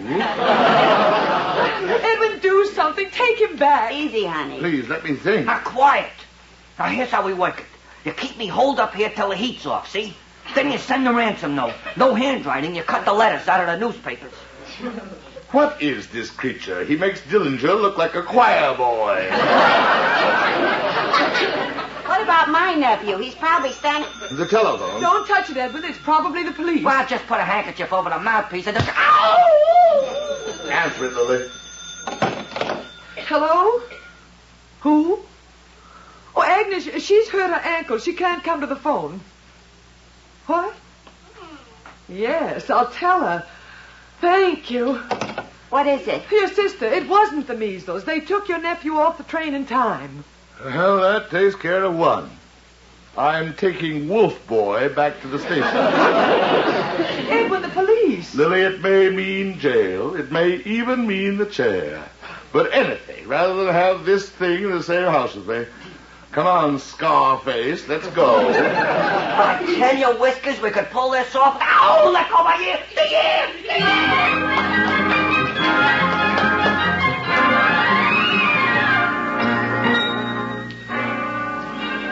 Agnes, I just know something's happened to Edwin.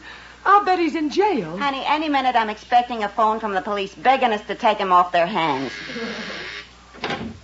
Oh, Edwin, you're safe. We was all set to bake your cake with a file in it. Agnes, please. Haven't I had enough for one day? Oh, here, Edwin, sit down. Oh, wait. I'll turn off the Christmas tree lights. Leave them on, dear. What happened? I took him back to the Traveler's Aid desk. His Aunt Florabelle was there. Did she look worried? Not until she realized she had him back. What a kid. She gave me her card. Florabelle Withers, lives across town. What a kid. Oh, you were right, Edwin. It would have been terrible for you. Yeah. Well, what is it, Edwin? He wanted to see the cigar store where Dutch Schultz was pumped off. What an imagination. I know. Bright little fellow, you know. Spoke French, you know. Really? Yeah. I kill myself. Where's the gas? Where's the gas? Good little actor. Yeah. Edwin, why don't you rest in your den until we get dinner ready? Okay, it's quiet around here. Call me for dinner, dear. Jingle bells, jingle bells, jingle bells. Hello? Mrs. Withers? Mrs. Florabelle Withers? Well, this is Edwin Montague. Yeah. Yes, the man you thought kidnapped your nephew. Mrs. Withers, I was thinking, since I caused you so much anxiety, the least I can do is to take Junior off your hands for Christmas. Yes, Junior. No, I'm not drunk. Oh, thank you. Thank you. Well, after all, we have a tree, an electric train, and what is Christmas without children? Merry Christmas! Jingle bell, jingle bell, jingle all around.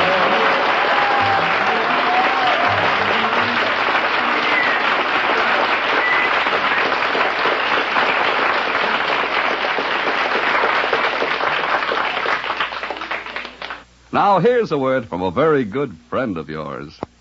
This is Bob Hope. Can we steal a second? Say, Bob, did you notice there's a new Chesterfield poster of you around town? Yeah, I saw one in a drugstore the other day. I'm dressed up as Santa Claus. Yeah, and you're holding a carton of Chesterfields with a picture of Bing you-know-who dressed up as Santa Claus. And you're saying, for Christmas gifts, here's the answer. Yep, Crosby for Christmas. Bob, seriously, why did they make Crosby Papa Santa Claus in the Christmas carton instead of you? Well, by tradition, Santa Claus is an old man. Yes. Always carrying a sack full. Well, in all fairness to Bing, Bob, I must say it's a very attractive gift. And it's packed with 200 of those always milder Chesterfields, which make as fine a gift as anyone could give or anyone could get. And, folks, if you want to prove that just for yourself, make that Chesterfield mildness test. Open them, smell them, compare them, and smoke them. Chesterfield, always wins first place. That milder, mild tobacco never leaves an aftertaste. So open a pack, give them a smell. Then you'll smoke them. See you Tuesday night, folks, for Chesterfield.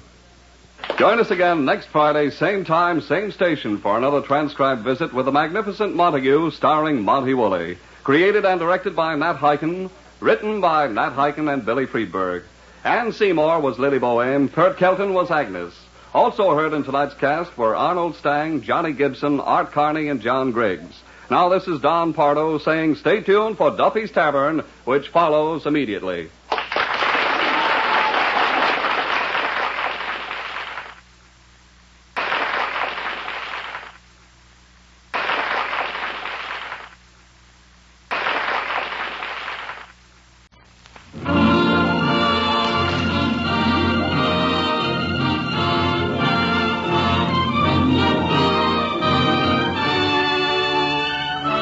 The National Broadcasting Company presents transcribed The Magnificent Montague, starring Monty Woolley.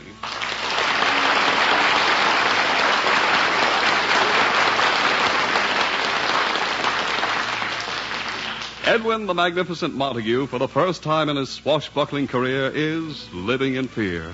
Mortal fear that his old theatrical friends of the Proscenium Club will find out his dark secret, that he, Montague, the giant of the Shakespearean stage, is now Uncle Goodhart, hero of an afternoon radio program. Especially now, since the Proscenium Club is honoring Edwin with a Silver Jubilee dinner for his 25 years in the theater. It is morning in the Montague apartment. His wife, Lily, and Agnes, the maid, are up waiting for Montague to arise. Agnes? Agnes. What is it, honey? Did you get Edwin's full dress suit out of the trunk? He'll be wearing it at his Silver Jubilee tonight. I got the suit out. I was just reading one of the newspapers the suit was wrapped in. One of the newspapers? Yeah, here. Look at the headline. Roosevelt sworn in as president. Roosevelt. Imagine the last time he wore that suit. Listen to the article. In an impressive ceremony at the White House, Theodore Roosevelt took the oath of office. Agnes, look. There are no mothballs in the suit. Are you kidding? This suit was put away before there were moths. Ah, Agnes, how time flies. Every Shakespearean actor in New York will be at the Proscenium Club tonight to honor Edwin. What a stockpile of ham. Just imagine. Every distinguished actor on Broadway at that dinner. For Edwin. And a free meal. Agnes, it'll be thrilling. After dinner, everybody will file into the ballroom. And then form a conga line right down to the unemployment insurance office. Agnes, it's Edwin's Silver Jubilee. He's been in the theater 25 years. He deserves the honor. It was 25 years since I came to work here in the same house with him. And to think I gave up a job in the Siberian salt mines for this. Oh, Agnes, stop exaggerating. You've stood up pretty well. Sure. After I had that operation and had all my nerves removed. Agnes, you're being silly. I'll get the phone. The residence of Edwin Montague and Lily Boheme. Agnes on this end. Who? No kidding. Baby doll, you're in town. Oh, stop that. Oh, please. All right, here. Yeah, I love you, too. Hurry up over. We're expecting you. Agnes, who was that? Montague's father. The old man? Cyril Montague himself, the greatest Shakespearean actor of all time. What a doll. But of course. He came in to attend Edwin's Silver Jubilee. Oh, I hope they get along with each other this time. The battle of the century. The great Montague versus the magnificent Montague. This makes it a real jubilee. Agnes, don't provoke them. The old man came all the way from his estate in Vermont just to honor Edwin. Maybe he's finally going to admit that Edwin can act, too. 85 years old, and he has Edwin on the ropes every time. Shh. Think Edwin's up. There it is, the call of the wild goose. Agnes. Good morning, darling. Good morning, darling. Good morning, Agnes. Good morning, darling. Oh, this is nice. Everybody happy, getting along. Gad, I feel wonderful this morning. I'm even looking forward to one of Agnes's breakfasts. I feel like living dangerously. He has to get nasty. For a second there, he had me lulled into a false sense of security. Now, Agnes, be happy. I must say that's the most intelligent thing she's said in 25 years. Hey, Monster, you going to have breakfast here, or are you going over to the blood bank for it? Agnes, your beautiful voice, He continues to baffle me. I don't know whether to answer you or throw you a fish. Oh, you're so good to me. Agnes, please. Lily, what plans Jarvis has at the Proscenium Club tonight? Speeches, toasts. They're doing a bust of me. And they've commissioned a painter to do me in oil. I've been wanting to do you in oil for years. Boiling oil. Oh, lovely, Agnes, with those curlers in your hair. What are you trying to do? Attract a moose? Edwin, not today. Drink your coffee. There. Good. You can hardly taste the arsenic. Edwin, I have a big surprise for you. Guess who's in town? Your father. Edwin! I knew he'd do it. I knew he'd do it. He just can't see me have any success without stealing the spotlight from me. Now, Edwin, he's your father. He only comes out of retirement to make life miserable for me. All my life it's been, Edwin Montague was great in Hamlet, but you should have seen his father do it. Plays he wasn't even in. They still said you should have seen his father do it. Edwin, that's all past. Now, he's here to honor you. He wouldn't take any of the spotlight away from you. He wouldn't? Lily, my father would steal a bow from an animal act. Oh, Edwin. Lily, he's just jealous of my great success in the theater. Jealous? Cyril Montague jealous? Why, Edwin, your father is history. The greatest Shakespearean actor this country has ever known. You see, Lily? He's not even in the house yet, and I'm suddenly a nothing. Lily, if he'd only realized that I'm a grown man, a great actor, he still thinks I'm some amateur who needs his acting lessons. Edwin, realize this. Your father, in his old age, came all the way to New York just to be present when they honor you on your silver jubilee. Lily, he's my father. I know him better than anybody else. I don't trust him. Now, Edwin, I just know that finally the two of you are going... Oh, that's your father, Agnes. I'll get the door. Welcome, Mr. Montague. Agnes, come here, you lovely wench. Give me a kiss.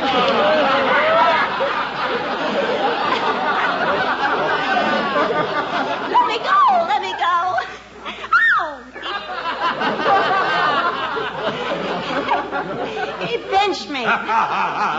Lily! Gad, you get more luscious each year. Hello, Dad. Kiss me, you little devil. Dad. Ooh.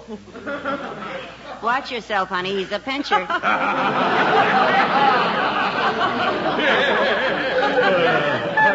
Excuse me. May I interrupt this orgy long enough to say hello to my father? Hello, Sonny. Ah, Father, to think you came all the way to New York just to share... You came all the way to New York. Still talking like you've got marbles in your mouth, aren't you? Oh, Dad, don't start again. I spent my whole life trying to teach you how to speak correctly and what comes out. You think you came all the way? Oh, Dad, please. And stop whining. I told you 10,000 times if you want to be an actor, speak out. Project. Through the mouth, Sonny, not the nose. Dad, please, I've spent my whole life hearing that. And you didn't learn a thing. From the abdomen. E-I-O. Not. You think you came all the way to the lovely door. Dad, sit down and have some breakfast with us. Yes, Dad, have breakfast. As Macbeth said, give to what... Pay attention, Sonny. Give to us our meat. Sleep to our nights, free from our feasts and banquets, bloody knives. Beautiful, Dad. Wasn't it, Edwin? Yeah. Agnes, you must be finished mutilating the breakfast by now. Bring it in. Here are the eggs, toast, sausages. Dig in, folks. Oh, here, let me help you, Dad. Thank you, Lily. So, they're giving you a silver jubilee, eh, Sonny? Well, Dad, after all, it's been... Stop talking with your mouth full of food, Sonny. Worst-mannered boy in the world. The money I wasted sending him to school. All right, Father, all right. Look at him. Wipe the egg off your face. Straighten your tie. Appearance, son, appearance. Look, Dad, You can't be an actor and be sloppy. Appearance is everything. How many times have I told you, if you walk into a producer's office looking like a pig, you'll never get a job? Edwin. Father, please try and understand this for the last time. I am not a young actor looking for a job. I've spent 25 years on the stage as a big star. So please stop talking to me as though I were about to play my first role in a high school play. This is the curse of being in the theater, Lily. You never have time to bring your children up right. Well, after all, Dad, Edwin was one of the biggest stars in the theater. Thank you, Lily. I was beginning to think you had forgotten, too. Big star. Huh. In my day, you couldn't carry the spear for us stars. We were giants in our days. E.H. Southern, Edwin Booth, your godfather, Sonny. David Warfield, and me, Cyril Montague. Now, look, Dad, you weren't the only great actor. Please, Edwin, I didn't come here to argue. You know I'm proud of you. Well, coming from you, thanks. I never denied it. Sonny, you've gone about as far as a man could go without talent.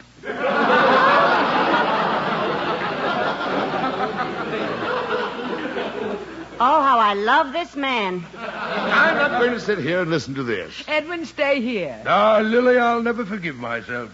I should have sent him to dental school. Dental school? It's this tooth that hurts, Doc. Father, I'm not a baby. I'm a grown man. I'm 43 years old. 43? Why, Edwin... Quiet, Lily. Every year you push him up, I go with him. What a family. Oh, now let's talk. We've got so many things to talk about. Jarvis, the president of the Proscenium Club, is coming up here to discuss final plans for Edwin's Jubilee. Jarvis, that little scamp. Why, he was one of my pages when I did King Richard III. Now, there's a boy that made a name for himself in the theater. Jarvis. Dad, Jarvis always played second leads to me. I was the star. I know, Sonny. It was my name that did it for you. Lily, what am I to do? Now, Dad, stop badgering Edwin. I'll get the door. It's Jarvis. Agnes, is he here? Here I am, Jarvis, old friend. I meant your father, Mr. Cyril. Has he arrived yet? How did you know? Jarvis, my lad. Oh, it's the master. Jarvis, stop slobbering and get off your knees. Rise, Jarvis. I still remember, Mr. Richard. I still remember Edwin and I with you in Hamlet. Scene 2. Let's do it. And now, Laertes, what's the news with you? You told us of some suit. What is it, Laertes? My dread lord, your leave and favor to return to France to show my duty in your coronation. Have you your father's leave? What says Polonius? He hath the Lord wrung from me my soul.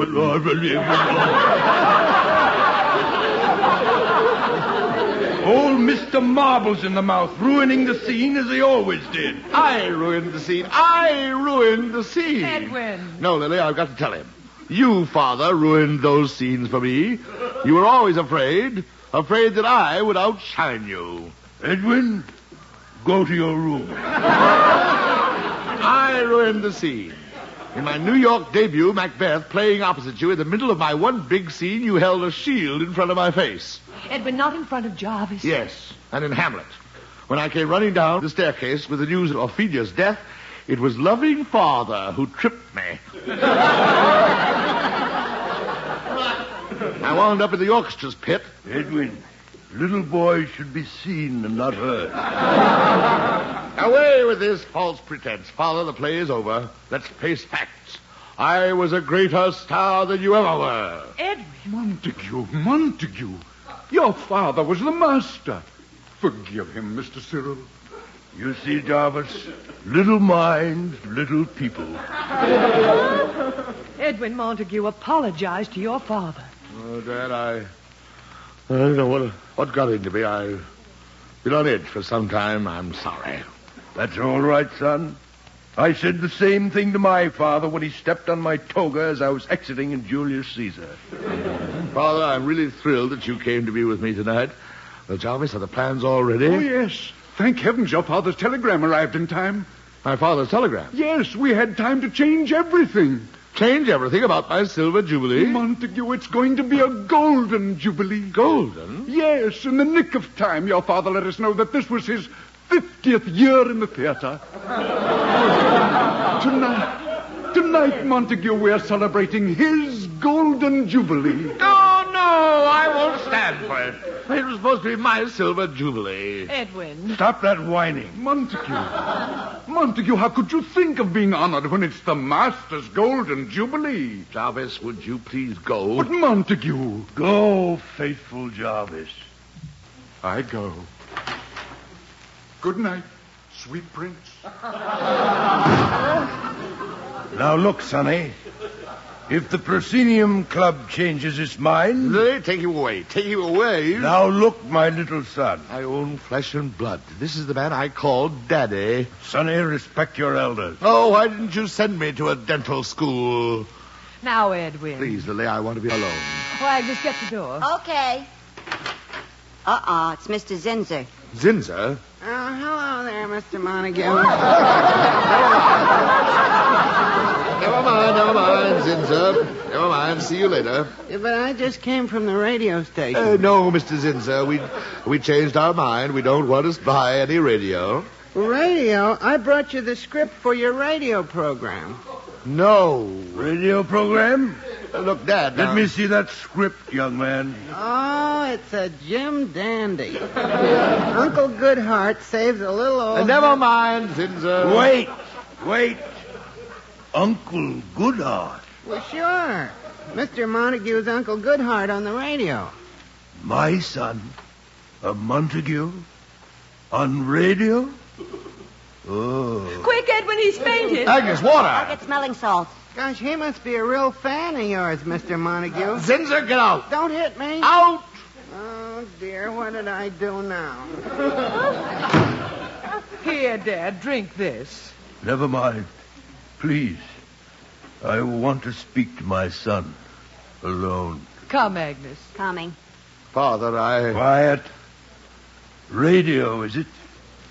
Edwin, when I leave your house in a few moments, it will be for the last time. I shall consider my son dead. Father, please listen to me. No. All I know is you are the first Montague to desert the theater. You have dipped our standard into the muck. Father, I hadn't worked in 8 years. There are Montagues who never worked a day in their whole lives, but they never gave up the theater. Father. Don't call me father. You are no son of mine. Edwin Montague. Uncle Goodhart. Father, they pay me $300 a week. Edwin Montague, you have earned your pound of flesh. I have 10 million listeners, 5 times a week. 10 million listeners. Better you were reciting Shakespeare to one slave in the marketplace. Oh, how will this blot ever be erased from the door of the house of Montague? No one knows in the theater it's me, Edwin Montague. But I know. You're Uncle Goodhart. The first to drop the name of Montague. The first? Well, what about you? Those escapades in Paris, London, Budapest, Atlantic City, under the name of Gaylord Ravenel. Edwin. How many times was the name Gaylord Ravenel entered on police blotters? Picked up in gambling saloons for being drunk and stealing a milk wagon. Quiet. I used the name Gaylord Ravenel to protect the name of Montague, which you have so carefully dirtied. Goodbye. Father, where are you going? To have a black band sewn on my sleeve. Oh, Dad. And when I stand up to be honored tonight at the Proscenium Club, I will have to say, gentlemen, you honor a man who has sired a renegade and a traitor to the theater. Father, you wouldn't tell them. I must. Oh, Edwin, how quickly you forgot the words of Polonius to his son. Father, don't. This above all, to thine own self be true, and it must follow as the night the day. Thou canst not then be false to any man. Father, I've been a fool. I'm going to give up the radio program. Blood will tell. You are a Montague. Ah, what a relief. no longer to live under the shadow of shame. I am going to that radio station for my last broadcast as Uncle Goodhart. And then I am free. Free. Go, my son.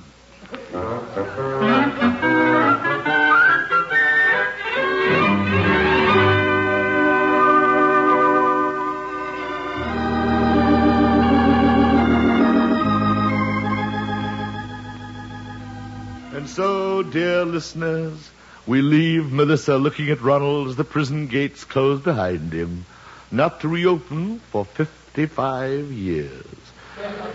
And little does Melissa know that her own brother was the one who planted those stolen jewels inside Ronald's Christmas turkey.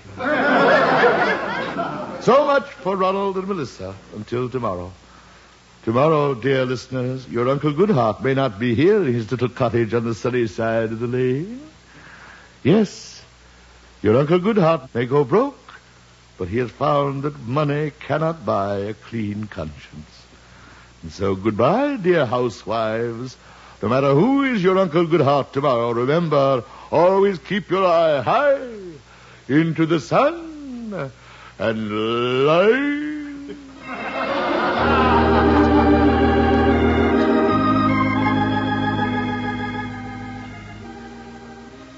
So ends another episode of Uncle Goodhart, brought to you by Shalimar Soap. And here is Uncle Goodhart with his thought for the day. If an old hungry actor comes to your door and asks for a piece of pie, don't turn him away or call your dog. Who knows? It may be I.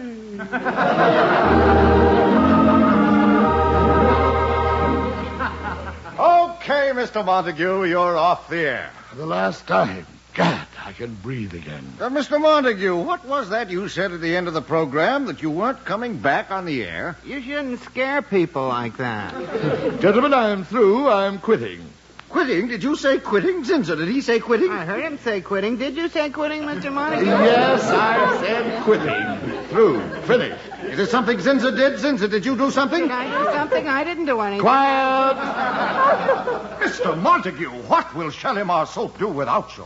They will continue to pass off that latherless mess on the unsuspecting public. But, Mr. Montague, think of your listeners. What will happen to them without Uncle Goodhart to guide them? Let them go en masse to just plain Bill.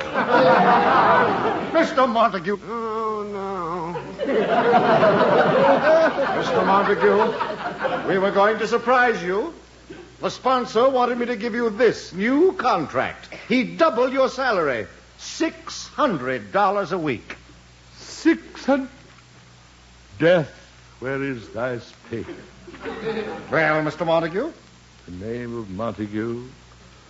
$600 a week. Please, you gotta stay, Mr. Montague. Think of the sponsor. Think of your listeners. Think of Ronald and Melissa. Gentlemen, I am only thinking of one thing. $600 a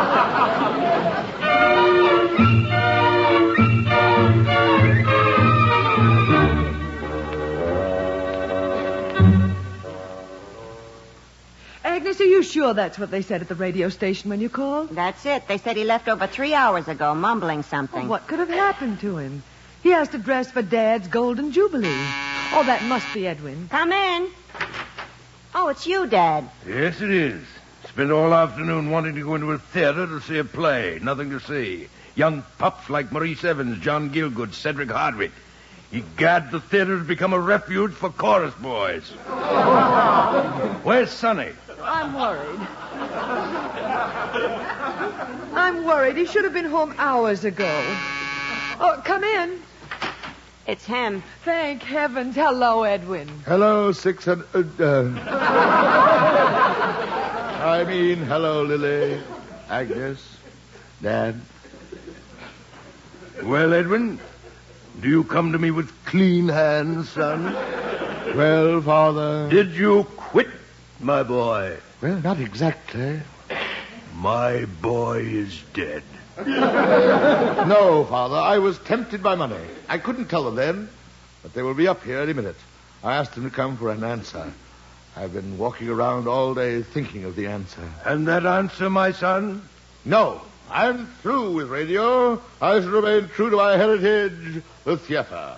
My son has come back to me. I have not taught him in vain. Dad. Oh, that's Springer and Zinzer, the men from radio. Radio? I shall have to leave the room. I understand, Dad. I understand. I may become violent when I see face to face the beasts who have corrupted my boy.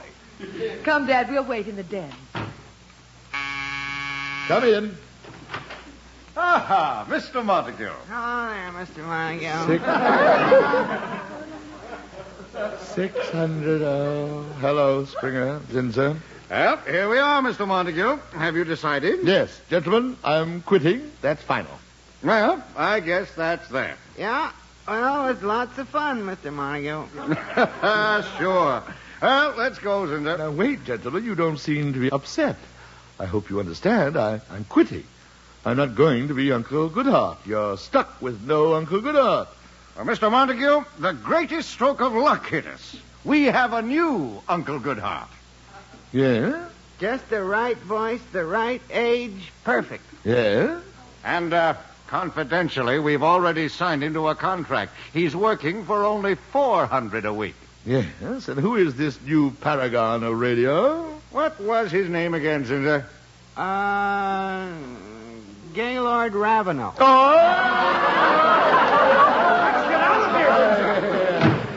I can still hear his words.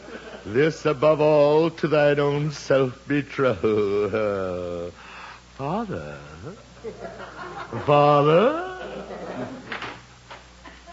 Well, my son, have you recovered your honor? Have you removed the blemish from our name? Yes, Father dear. Good boy. And now let us dress for my golden jubilee. You're presenting me, you know. Yes, Father. I can hardly wait for that breathtaking moment. I cannot wait to say, ladies and gentlemen, faithful friends of the theater, may I present my father, Uncle Goodhart. What's happened? What's wrong? Nothing at all.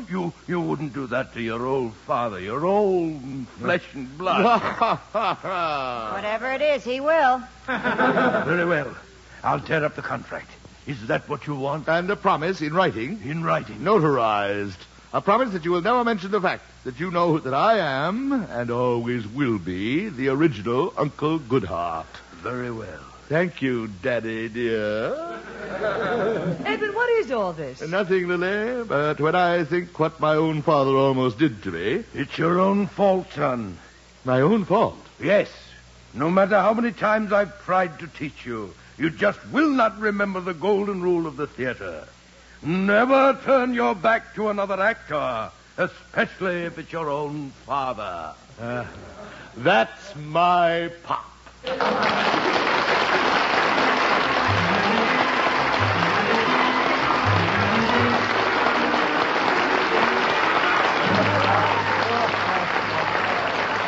Join us again next Friday, same time, same station, for another transcribed visit with the magnificent Montague, starring Monty Woolley. Created and directed by Nat Hiken, written by Nat Hiken and Billy Friedberg. Ann Seymour was Lily Boehm, Pert Kelton was Agnes. Included in tonight's cast were Johnny Gibson, Art Carney, John Griggs, and Gavin Gordon. Jack Ward at the organ. 3 chimes mean good times on NBC. Just listen to the gala lineup this Sunday and every Sunday on NBC.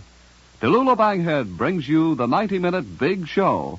Phil Harris and Alice Faye bring you 30 minutes of comedy and melody. Hedda Hopper presents the inside stories of show business. Theater Guild on the Air brings you a 1-hour drama.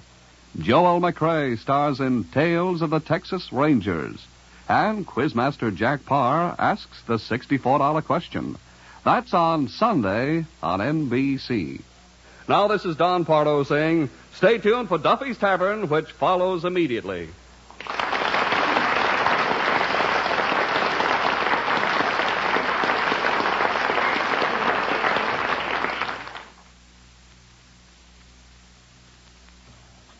Now spend a pleasant interval at Duffy's Tavern, next on NBC.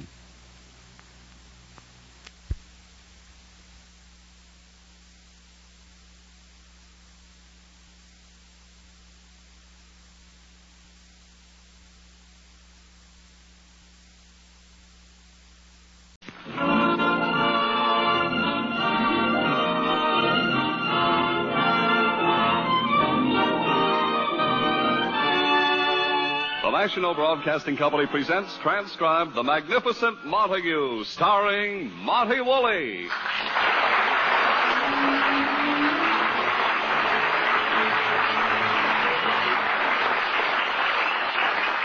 Alas, poor Montague. The magnificent Montague, Dean of the Shakespearean stage, has sunk to radio. He is Uncle Goodhart, hero of an afternoon program. He is incognito, of course. The world of the theater must never know of his downfall. It is morning in the Montague apartment. His wife, Lily, and Agnes, the maid, are awaiting his arrival at the breakfast table. The phone rings.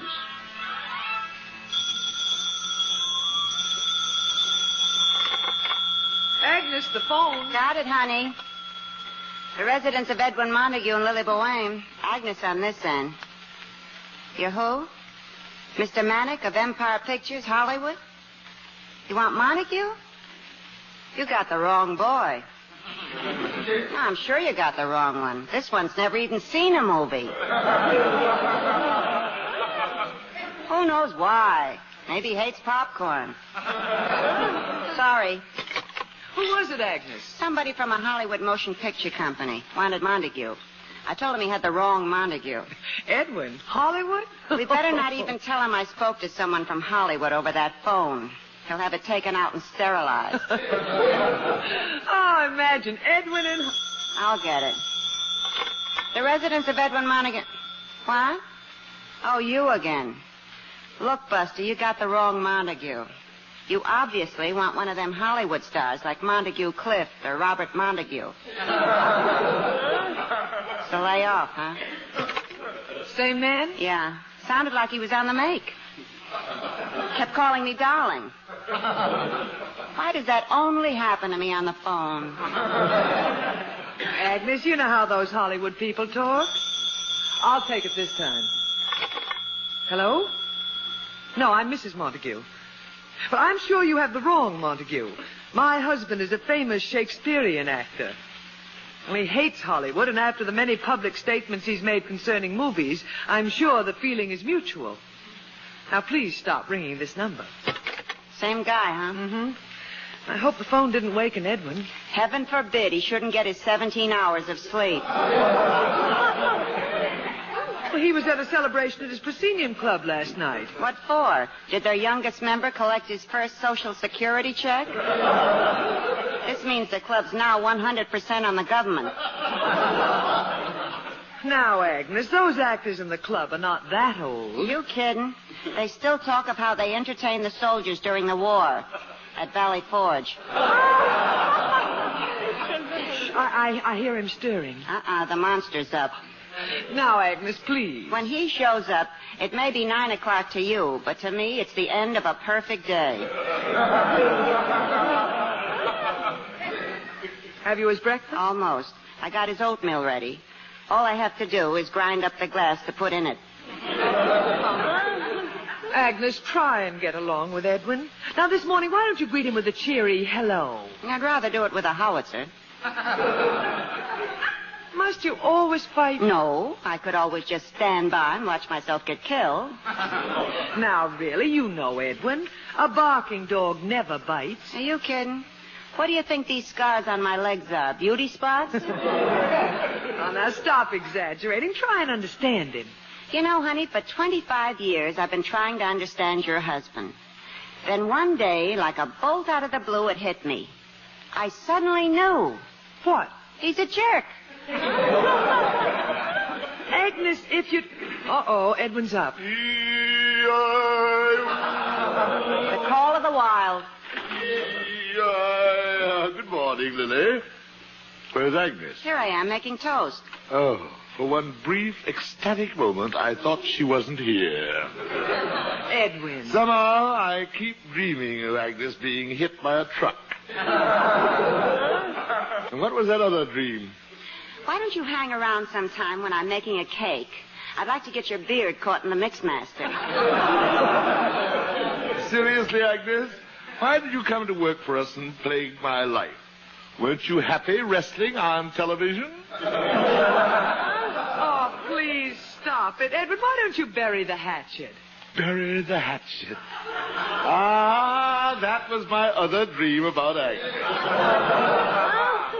Dragon Boy, will you please exhale? I have to light the oven. Agnes, bring in his oatmeal. Yes. What do you have after the oatmeal? Obviously, an autopsy. No fair. You've been peeking in the kitchen. Breakfast coming up. Lily, the insurance companies keep telling us 75% of the accidents happen in kitchens. Why doesn't it happen to Agnes? Can't she fall in the oven or something? Oh, now, Edwin, you know you like Agnes. Yes, well done. Oh, come on, Edwin, relax. Relax? In this house? What was all that jingling this morning? Oh, nothing. Someone had the wrong number. Yeah, I thought you rented out the living room as a rehearsal hall for a Swiss bell ringing act. Where's the morning paper? Oh, Agnes. Yeah, honey? Have you this morning's newspaper? Yeah, but I ain't through with it yet. Charming situation. Agnes ain't through with it yet. Now, Edwin. What's she doing with it? Censoring it for us? Must my knowledge of what's going on in the world be screened through Agnes? What is she, a local iron curtain? I demand that newspaper now. Edwin, you've forgotten one thing. What? It's Agnes's newspaper. Yeah, and I ain't through with it. Here's your mush. My dear Lily, don't I make enough money selling my honor 5 times a week on the radio as Uncle Goodhart to afford a morning paper? Edwin, remember, I'm not allowed to buy a paper. 11 years ago, when Brooks Atkinson, the drama critic, in reviewing your Macbeth, compared you with Maurice Evans, you were so insulted you forbade me to ever bring a New York Times into the house again. Comparing me with that upstart, Maurice Evans. Take away his profile, what have you got? Mickey Rooney. Well, when Burns Mantle said that in Hamlet, your love scene with Miss Gwendolyn Forbes, who played Ophelia, wasn't convincing, you barred the Daily News from the house. My love scene wasn't convincing. At the time, Miss Gwendolyn Forbes had reached the stage of sweet 62. What did he expect me to do when I kissed her? Pant? Those weren't embraces. I was just holding her up. And then when the Tribune critic said all right, Lily. What are you driving at? that the only morning newspaper that does ever get into this house belongs to Agnes. And I ain't through with it yet. I ain't through with it yet, Agnes. I keep forgetting who your English teacher was. Was it Tony Galento or Slapsy Maxie Rosenblum? No, they were the ones who taught me embroidery. Here's the newspaper, honey. Thank you, Agnes. See, Edwin? Agnes gave us her paper. Agnes, you will forgive me if I don't fall at your feet and lick your shoes. Edwin, eat your breakfast. I'll read through the theatrical news and see if there's anything interesting. Ooh, listen to this gossip from Hollywood. Hollywood? Please, Lily, not while I'm eating. Well, Edwin, this is amazing. Listen, Empire Pictures today announced they are going ahead with plans to film William Shakespeare's big hit, Macbeth. Oh, no, they can't do that. Listen to this. Originally slated to play the role of Macbeth was Red Skelton.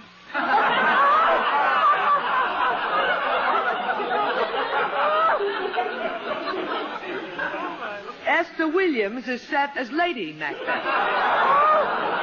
Death, where is thy sting? They're doing Macbeth. I can see it now. Macbeth will make his entrance sliding in with a putty nose, and the entire second act will be done underwater. So then, in the name of everything that is sacred to the theater, this must be stopped. Well, now listen, there's more. Because of a heavy schedule, Red Skelton had to bow out of the role. Studio bigwigs have decided on a revolutionary move.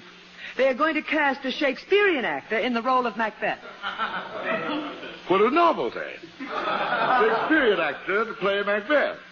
God, these men are pioneers. Edwin, listen. Empire's ace talent scout, Clyde Manick, has been sent east to check the possibilities of using that old-time Shakespearean warhorse, Edwin the Magnificent Montague. I'll sue them, get my lawyer. I, Edwin Montague, in the movies. Here's your coffee, Clark. Quiet. Lily, we must buy up all the newspapers. No one must know that the name of Montague was ever even mentioned in a Hollywood column. Now, Edwin, don't get excited. Wanting me, Edwin Montague, for a movie? Why, it's like asking Lily Pons to sing The Cry of the Wild Goose. Well, Edwin, you can deny it. It's too late. My character has been sullied. I have been defiled. And this from the man who plays Uncle Goodhart on the radio. All right, Agnes, back to your slop pail. At least no one knows I'm Uncle Goodhart, but now, from coast to coast, the name of Montague will be linked with Trigger and Lassie. Here's your toast, Rin Tin Tin. Down, Agnes, down. Lily, what am I going to do? When the Proscenium Club hears of this, I'll be thrown out. Well, Edwin, it's a mistake. They'll think that where there's smoke, there's fire. They'll think that I, too, have deserted the theater for Hollywood gold. They'll write my name into the Proscenium Book of Infamy, alongside of Louis Callahan and Cedric Hardwick. Edwin, get the columnist to write a retraction. Retraction? That's not enough. I shall drag him out of his foul nest. I shall publicly horsewhip him in Times Square, and then I shall hang him from the marquee of the Paramount by his own typewriter ribbon. Days I will let him sway in the breeze while the autograph hounds nip at his heels. Good, Edwin. Now, hurry. You have your broadcast of Uncle Goodhart to do. Here's your coat. Uncle Goodhart. Well, he smells like a fresh rose compared to the movies. Hurry, Edwin. You'll be late. I'm going. Remember, Lily, call my lawyer and have him start libel proceedings immediately. Goodbye. The movies. I better death.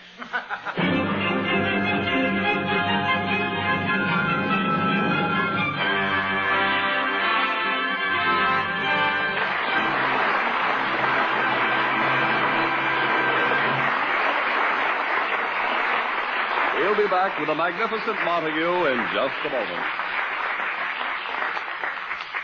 Tomorrow and every Saturday evening, there's a big evening's entertainment over most of these NBC stations.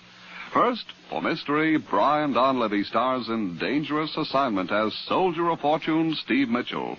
And then Herbert Marshall portrays The Man Called X. There's music. The Hit Parade brings you the top tunes in the land, followed by songs and fun on The Dennis Day Show.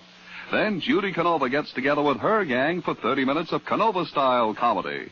And your big evening concludes with Red Foley on Grand Ole Opry and a merry melange of fun and melody in the Western manner. All tomorrow on NBC.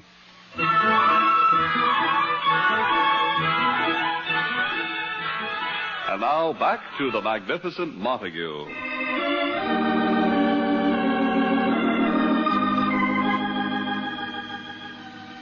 He is in the middle of his Uncle Goodhart radio program. And now, dear listeners, it's time to peek into Uncle Goodhart's mailbag with the silver lining.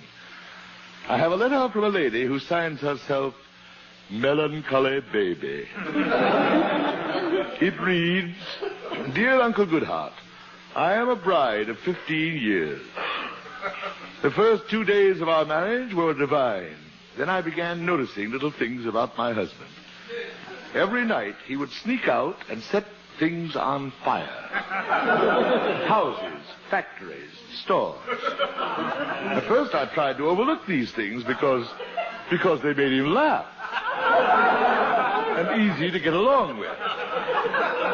About a month ago, a disturbing thing happened. I woke up in the middle of the night to find that my husband had soaked my foot in gasoline and was about to light it.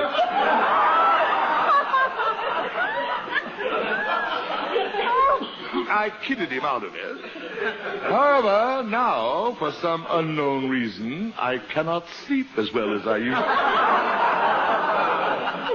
to. Since that night, I feel we are drifting apart. Dear Uncle Goodhart, what can I say to my husband to save our marriage? Signed, a Melancholy Baby. Dear melancholy baby.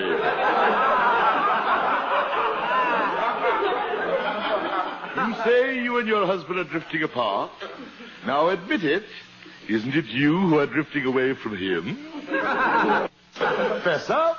How many times have I told you, housewives, you're doing the cooking, washing, having babies, bringing them up isn't enough for a happy marriage. You must be a pal to your husband. You must share his interests. And so, melancholy baby, the next time your husband, as you put it, sneaks out to start fires, stop him and say, wait, take me with you. Go along. Let him see you are interested in what he is doing. Show him you can be a good companion as well as a wife. Remember, marriage is a partnership. And so, a melancholy baby, take your husband by the hand and go into the world and into the sun and light.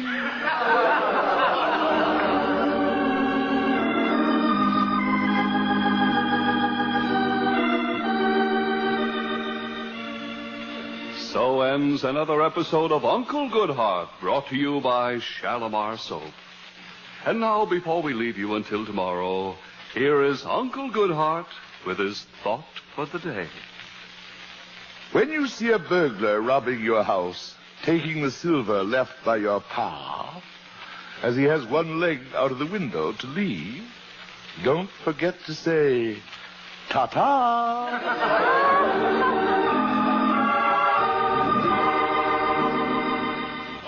Okay, you're off the air, Mr. Montague. Good. Good show. Oh, here comes the director, Mr. Zinzan. Oh, there, Mr. Montague. I read the paper. How is our big movie star today? Oh, he hit me. Zinzer, if you ever mention me in connection with the movies again, you will remember that slap you just got as a fond caress. Now stop irking me. Somebody been irking you, Mr. Montague? Zinzer, have you been irking him? Irking him? I haven't been irking him. Quiet. I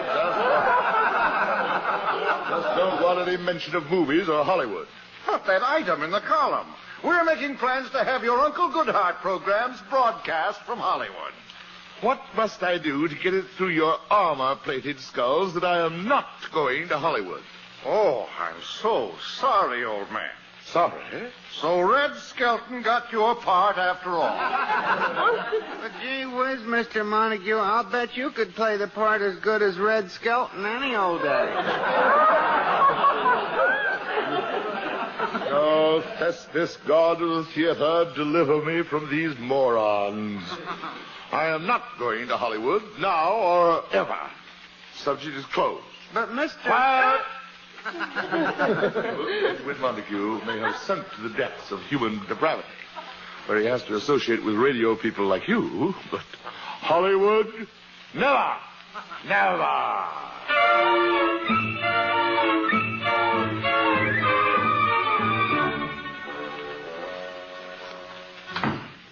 Oh, Edwin, you're back. Hello, Lily. Oh, girls, look, Van Johnson. Oh, Lily, call her off. In the name of heaven, call her off. Agnes, please.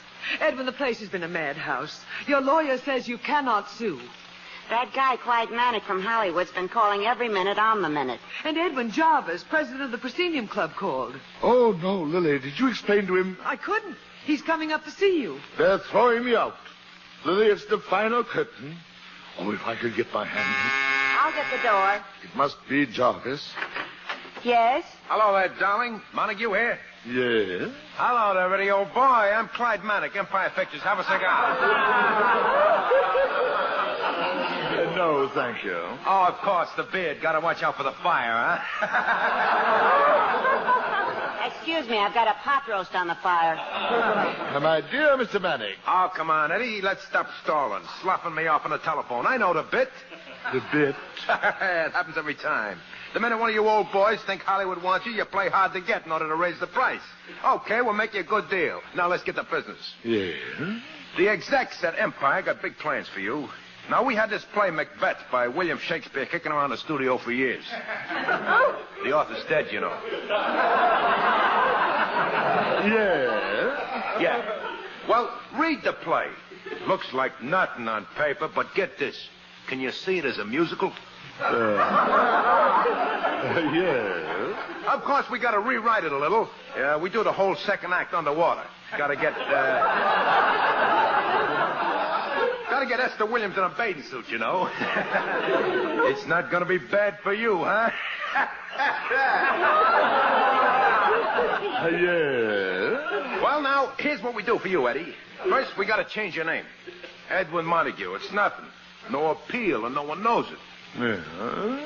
We dreamed up a great new name for you. Get this. Raoul Randolph.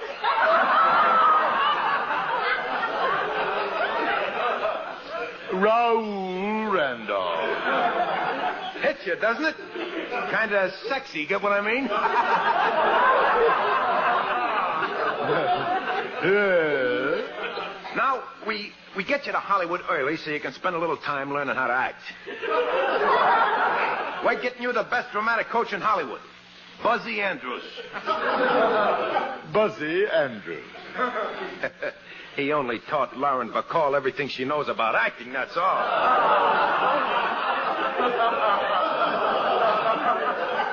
Yes? I know you look a little old, but we'll jazz you up a little. Put some caps on those teeth, dye your hair a little. Play a little handball to get that belly off you. And then, of course, we got to teach you how to swim. Swim? You want to be in a second act, don't you? Yes. Eddie, my boy, I tell you, Empire's going all out. We're taking you, an unknown, and blowing a lot of dough. You've got to give us your all. What do you say? Mr. Manic. Clyde. What's this, Mr. Manic? All right, Clyde. Either name will do for your tombstone. You have given me your plans. I will give you mine. Shoot. First, although I admit I am well beyond the age of recklessness, I am going to take flying lessons. Flying lessons? Yes. Then I am going to rent a plane, fly to Hollywood, and drop a bomb in the very center of the Empire Studios.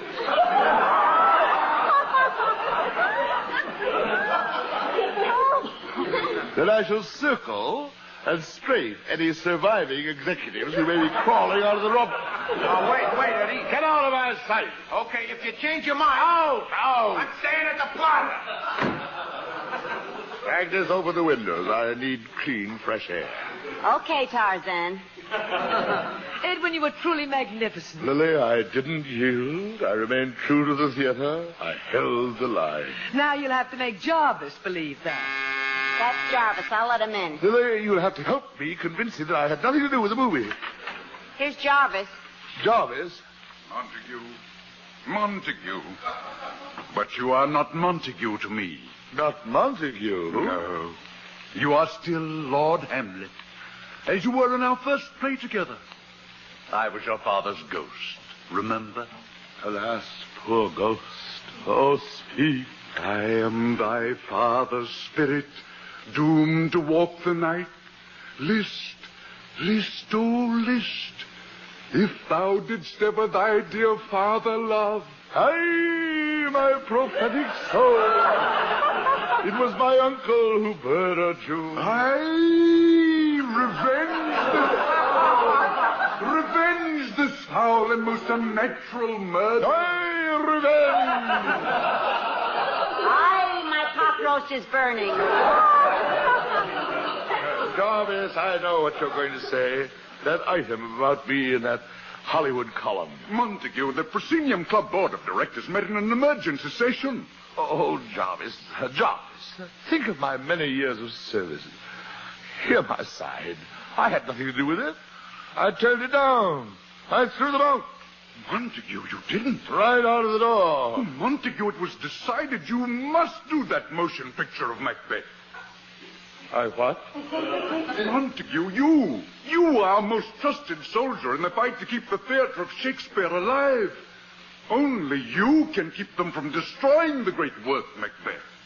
Jarvis, the movies. Never. Montague, Think of Macbeth in the hands of Red Skelton. Oh, but Jarvis, you are sending me to Hollywood. Repulsive as it must be to any true actor, it is your mission, Montague. No. Go, Montague. Go, gallant warrior. Go into that land of the Lotus Eaters, place before the cameras of those infidels a great Macbeth, as only the magnificent Montague can do. But Jarvis... Go west, Montague.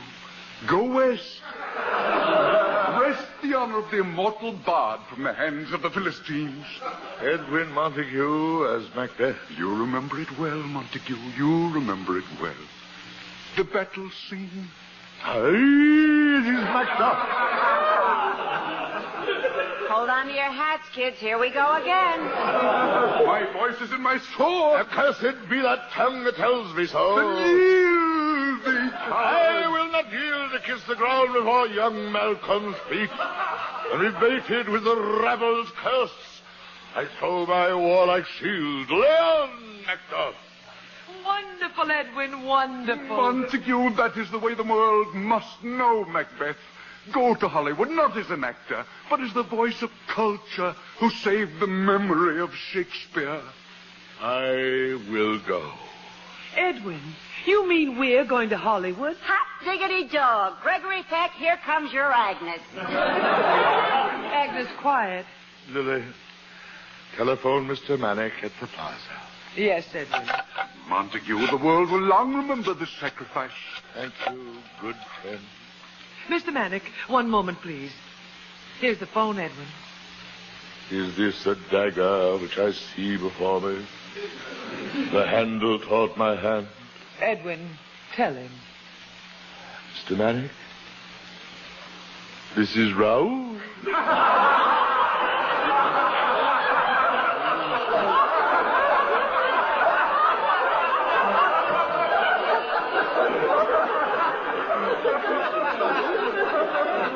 Raoul Randolph.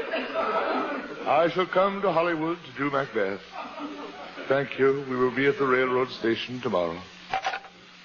Courage, Montague. The deed is done.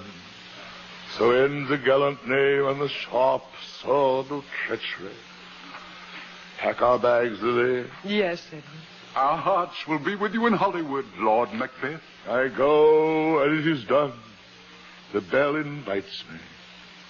Hear it not, Duncan, for it is a knell that summons thee to heaven or to hell. Coming next week to your neighborhood theater. Good night, dear Jarvis. Good night, sweet prince. Oh. Hollywood. Hollywood, Lily. Oh, no. Oh, no.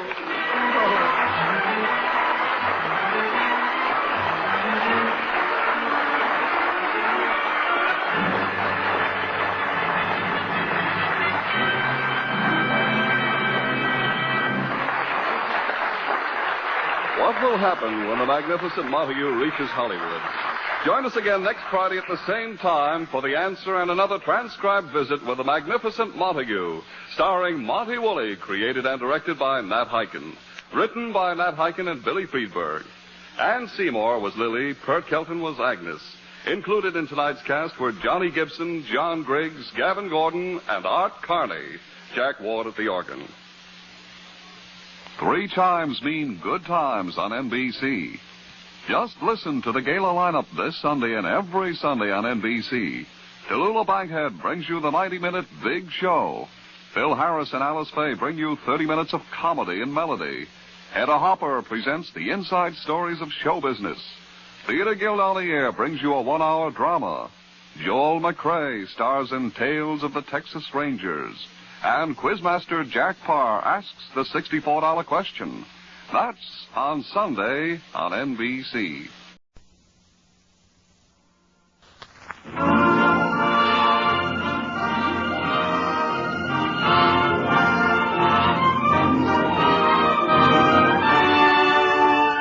The National Broadcasting Company presents, transcribed from Hollywood, The Magnificent Montague, starring Monty Woolley.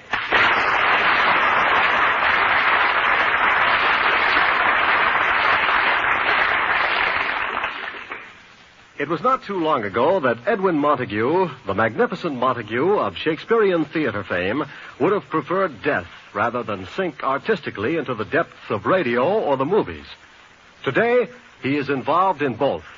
He is Uncle Goodhart, star of an afternoon radio program, and now we find him in Hollywood, lured here by Empire Pictures to star in Shakespeare's immortal tragedy, Macbeth. The Montagues, Edwin, his wife, and former leading lady, Lily Boheme, and Agnes the maid, have sublet a small bungalow in Beverly Hills. It is 7 o'clock of the morning Edwin is due at Empire Studios. Agnes and Lily are up and around waiting for His Majesty to arrive. Hooray for Hollywood! Ha, ha, ha, ha, Hollywood! Agnes, where are you? Coming, honey. I was just out getting a little tan. Ah, this is the life, laying out there on the patio. That's patio. Oh, Agnes, isn't California wonderful? After living our entire lives in an apartment in New York. Yeah. Oh, the air. Imagine me up at 6:30 in the morning and feeling human. This is it, kid. Is the magnificent monster up yet? We have to report at the studio at 8. Agnes, you'd better change. You can't serve breakfast in those shorts and bandana top. Are you kidding? I ain't getting out of these until we hit Times Square again. Oh, beat me, sunshine, 8 to the bar. But, Agnes, you can't walk around the house that way. Look, honey, did you get a load of how the dames go round out here? Compared to them, this is a ski suit. Agnes, you know how conservative Edwin is. Now, you can't serve him breakfast in that. Why not? What's wrong with shooting him a little thrill with his Wheaties? Hooray for Hollywood! Agnes, now you get breakfast ready and I'll get Edwin up. Oh, everything would be so wonderful about Hollywood if only Edwin didn't hate it so. That miserable grouch. He wouldn't be happy in the Garden of Eden. He complained because his fig leaf didn't have a belt in the back. Now get his breakfast and I'll wake him up. Okay, baby. Hooray for Hollywood. Hey, hey, hey, hey, hey.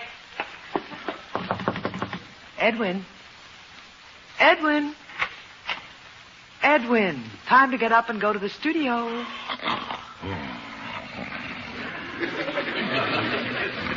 Edwin. Huh? Where am I? Edwin, wake up. Oh, Lily, it's you. What a horrible night. Oh, now, darling. Oh, what a nightmare. I dreamt I was in Haiti. Oh, now, Edwin, you're in your own little bungalow in Hollywood. Hollywood. The dream was true. Edwin, you have to be at the motion picture studio at 7 o'clock. 7 o'clock. Ah, now I know how they get away with those moving pictures. They make them in the middle of the night so the authorities can't tell what they're doing. Oh, Edwin, they have to start early. They have to make tests, makeup, story conferences. Oh, how low can a man sink? Edwin Montague in the movies. It's like asking Professor Einstein to do the Charleston. Edwin, but it's not just another movie. It's Shakespeare's Macbeth. Oh, come on, get dressed. Agnes has your breakfast ready. Got him up, huh? Well, Agnes, doesn't Edwin look wonderful in his sports shirt? Good morning, Agnes. Good morning, Bing. Look at it. Oh, no, Lily. Get her to put something on. Well, that's her sunsuit. Some stuff, eh, Buster? Oh. Agnes, is this your way of beating the high price of food by running around spoiling people's appetites? How do you think you look with that sports shirt and beard? Looks like the stuffing coming out of a love seat. Now, please. Lily, have pity. Must the first thing that greets my eyes in the morning be a middle-aged delinquent running around in polka dot diapers? Oh, now, Edwin, women out here show their legs. And not those legs. Like waking up in the middle of an ostrich farm. Ooh, I hope he gets to be a big movie star. I want to be there when they bury him in cement in front of Grauman's Chinese. Edwin, you'll be late at the studio. Agnes, start serving. Okay. Oh, this is charming. Watching her prance back and forth in that outfit. It's like having breakfast on the runway of a burlesque house. Edwin, she's just trying to get a tan. That's why she's got that suntan lotion on. So that's what it is. She looks like something that was left for the cat in a sardine can. Edwin, will you please relax? Here's your coffee, Ronald. Thank you, Hetty. Coffee. Oh, Edwin, something wrong with the coffee? Lily, we're rich. I think Agnes struck oil in the kitchen. Oh, now, Edwin. Lily, Agnes is supposed to be our maid. She can't keep house. She can't cook. She can't even make coffee. Isn't my sparkling personality enough? Lily, let's try out our barbecue pit. Agnes is all greased and ready. Edwin, you'll be late. You have to leave for Empire Studios. Lily, you better come along. I'll never find it. Oh, nonsense, Edwin. Every street looks the same out here, the same stucco bungalows and those trees that all look like they needed haircuts. Well, those are palm trees, Edwin. You can walk there. The studio sent instructions. Lily, come along. I got lost 6 times yesterday. No taxis, no elevators. Yesterday, I got on a bus to go to the radio station and spent the afternoon on it just seeing movie stars' homes. Oh, Edwin, it's so simple. Not for me. I have to remember that they have no subways here. I keep walking down into people's basements. Now, here are the instructions from the studio. Now, listen. Go ahead. You go 2 blocks till you get to Cahuenga. What? Cahuenga. That's a boulevard. Oh, yeah.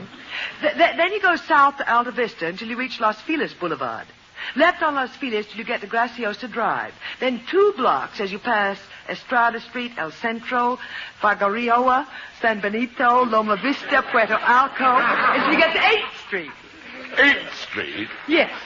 Well, what a quaint name for a street.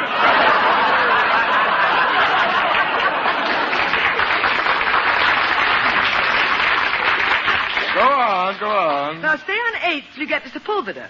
Sepulveda to San Marino to Pico, and there you are. Lily, I had these instructions yesterday, and I couldn't find the place. San Marino, Loma Vista, Vista Loma, Santa Pico. Oh, such streets. Well, couldn't you ask a policeman to help you? I did. I asked a policeman, but he couldn't help me. He only spoke English. Okay, I'm all dressed. Let's go. Let's go. Where are you going? And why haven't you left months ago? I'm going to the studio with you. Oh, no. Edwin, I promised Agnes she could go with you. She wants to see the stars. I got my autograph book, my smelling salts. I'm ready for action. Hooray for Hollywood. Quiet. Lily, what are you doing to me? First you dressed me up in this outfit. Now you've chained Agnes to me. At least give me an organ to grind so we can pick up a few pennies. Edwin, Agnes won't be any trouble. You heard her, Buster. She says I'm going, and I'm going. My dear Agnes, I assure you, once the people at the studio see you, Lassie is through. Edwin, you'll be late. Agnes is going. All right, put her on the leash. Let's go. You sure you have the directions? Yes, I sewed them inside my sport jacket. Goodbye, Lily. If you never see me again, you will know the state demanded that I pay the price for hurling Agnes into the La Brea tar pits. Hurry up, lover boy. Goodbye, Edwin. Bye, Agnes. So long, honey. I'll take good care of Junior. Now, let's see. We go south on Cahuenga to Los Feliz, then pass Graciosa Drive, Alta Vista, Vista Loma, El Centro, and Figueroa. Is that right, Agnes? Si, senor. Let's go.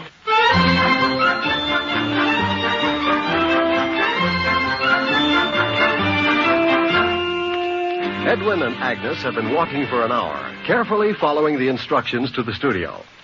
They have now passed the same Nutburger stand for the 4th time. I told you we should have turned left on Loma Vista. We did. We went wrong on Los Feliz. You had to chase that woman with your autograph book for 3 blocks. I told you she wasn't Bessie Love. How about that half hour you wasted with those kids? Now, Agnes, I couldn't be rude to the little tykes. They wanted my autograph. Till they found out you weren't Gabby Hayes. This isn't getting us to the Empire Studios. Oh, if that infernal sun would only stop beating down on me. Oh, when I think of those lucky people back in New York up to their knees in that wonderful, cool slush. Let's ask somebody. Ask somebody. We've asked every person we've met. They either have just got into town themselves, or they try and send you a tip sheet for Santa Anita. Why don't we circle back to Los Feliz Street? Not again. If I spend any more time on Los Feliz, I'll be eligible to vote there. Maybe if we keep walking. Hey, look, here comes a cab. Yell. Oh, it's no use. They never stop out here. Taxi! Taxi! Taxi! I told you. Let me try. Hey, you big jerk!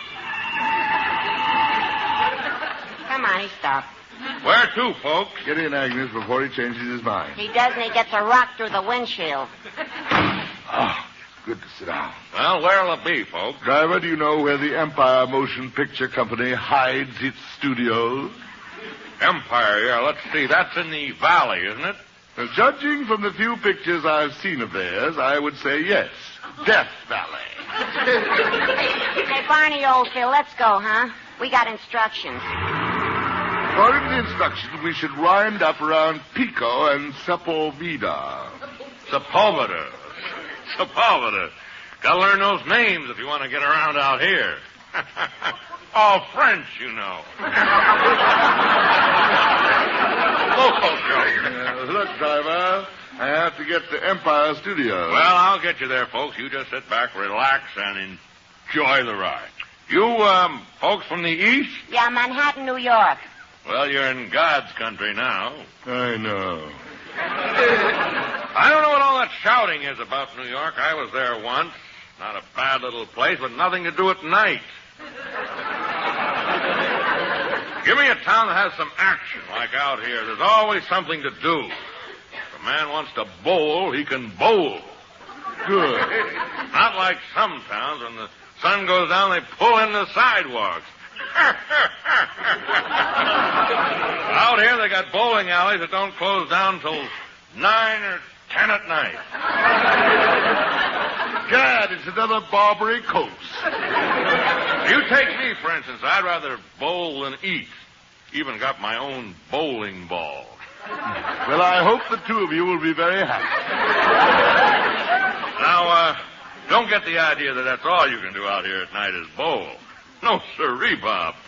Tell me, you play bingo?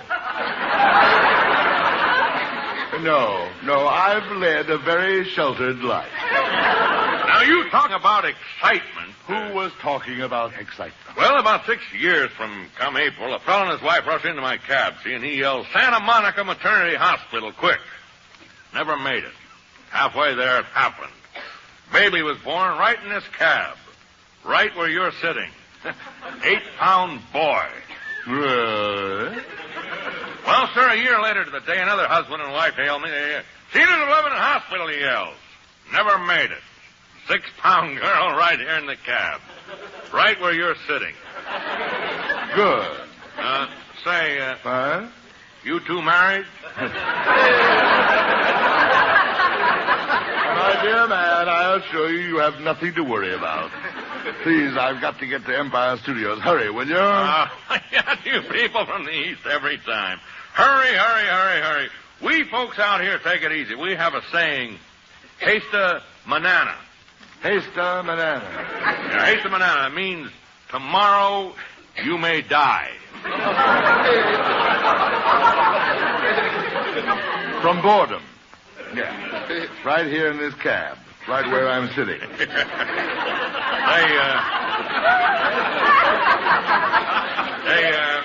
Would you like to see a few sights? No. Well, it's only a few blocks out of the way. I'll show you where I bowl. No. The temptation is almost overpowering, but I'm fighting it off. Get us to the Empire Studios. Oh, no, we're going to get there. We'll get there. Mona Lisa, man, I named you Mona. Say, I just thought of it. You know what would be a smart thing for you folks to do? Yes, get out of this cab. Now, you ought to get out there and see that Forest Lawn Cemetery. Hey, thank you. Thank you, but we'll let you know when we're ready. It's a beautiful place for you. For you. Oh, that forest land. Them mountains on one side, those flowers and plants, them marble mausoleums gleaming in the sun. Everything's so nice and peaceful. That's living. Well, how about it? It's not far out of the way. No, just get us to the studio.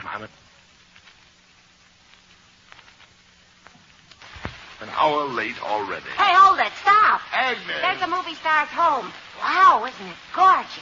Whose is it? Oh, that's a bowling alley. How about it, huh? How about what? Like to bowl a couple of strings? Got them ball right with me. No, but if you'd like to stop and bowl, why can't we drop you off and drive on? Oh, boy, wouldn't I like to stop off and bowl? The young lady seems to be interested in seeing some movie stars' homes. Now, Buster Crabbe has a little place. Never mind. You know, sightseeing buses, the movie stars' home. That's where the real big money is. I'm saving up for my own bus. How interesting. Now, get us to the studio. Quick. Yes, okay. Be there in a minute. I'll just cut across Ventura over to Alta. Say, what was that studio again? Oh, no.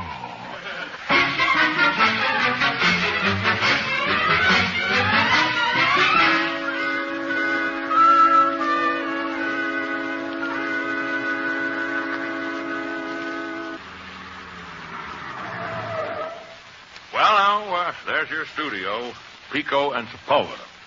Hey, Mr. Montague, wake up. We're here. What is it? We're here. There's the studio. I don't believe it. It must be a mirage. I'm sure in a minute it'll disappear and we'll be back on Los Feliz. Well, come on, let's get out of this cab. I sort of hate to do it. Like leaving home. After all, we've been living in it for 6 hours. Hey, look, walking into the studio. Quick, my smelling salts. It's May Bush. Agnes. Oh, Agnes. All right, driver. How much do I owe you? Well, now, let's see. Call it $14 even. $14? Well, it would be a lot more, but I stopped the meter while I was showing you around Forest Lawn. All right. I was trapped. Here's your money. Agnes, let's go. What is it? I didn't know who you were until I just recognized you. You did? Are you kidding? Oh, boy, wait till I tell my wife I've been driving around all day with Gabby Hayes. Here was a day well wasted. You're not kidding. Come on, let's go in here. Here's the main door. Let's go in. Hey, look, there goes Sabu. Hey, Mr. Sabu. Autograph, Mr. Sabu. Hey! Oh, Agnes, come back. Watch out for an elephant. Why did I bring her? Oh, well. May all turn out for the good. She might get stepped on. I'd better go in and get the fuss over with. Yes, sir? Yeah, here I am. And who are you? You may tell the big brains of this enterprise that Edwin Montague has arrived. Just what do you do, Mr. Montague? I'm a tap dancer. Thank you. My dear young man, I am Edwin Montague of the New York Theater, who was dragged out here by your studio to make a motion picture of Shakespeare's great play, Macbeth. This studio is going to make Macbeth? Yes. Oh, dear. Here goes another wage cut. Will you please wait in the waiting room, Mr. Montague? Oh, no. And here's a magazine to read. The latest issue of Screen Confessions. Thank you. What luck. My copy hadn't arrived this month. By the way, if a woman by the name of Agnes is scraped off the bottom of an elephant's foot, put a tag on what's left. I'll pick it up on the way out. Through here? Yes, sir. More sitting around. Oh, why did I ever leave Forest Lawn? Compared to this place, Forest Lawn was jazzy. Let's see this magazine. This article looks interesting. How I Found True Happiness in Marriage by Elizabeth Taylor.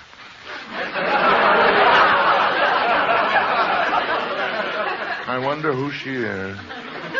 Well, as long as she's happy. Whose picture is this? Marie Wilson. Gad.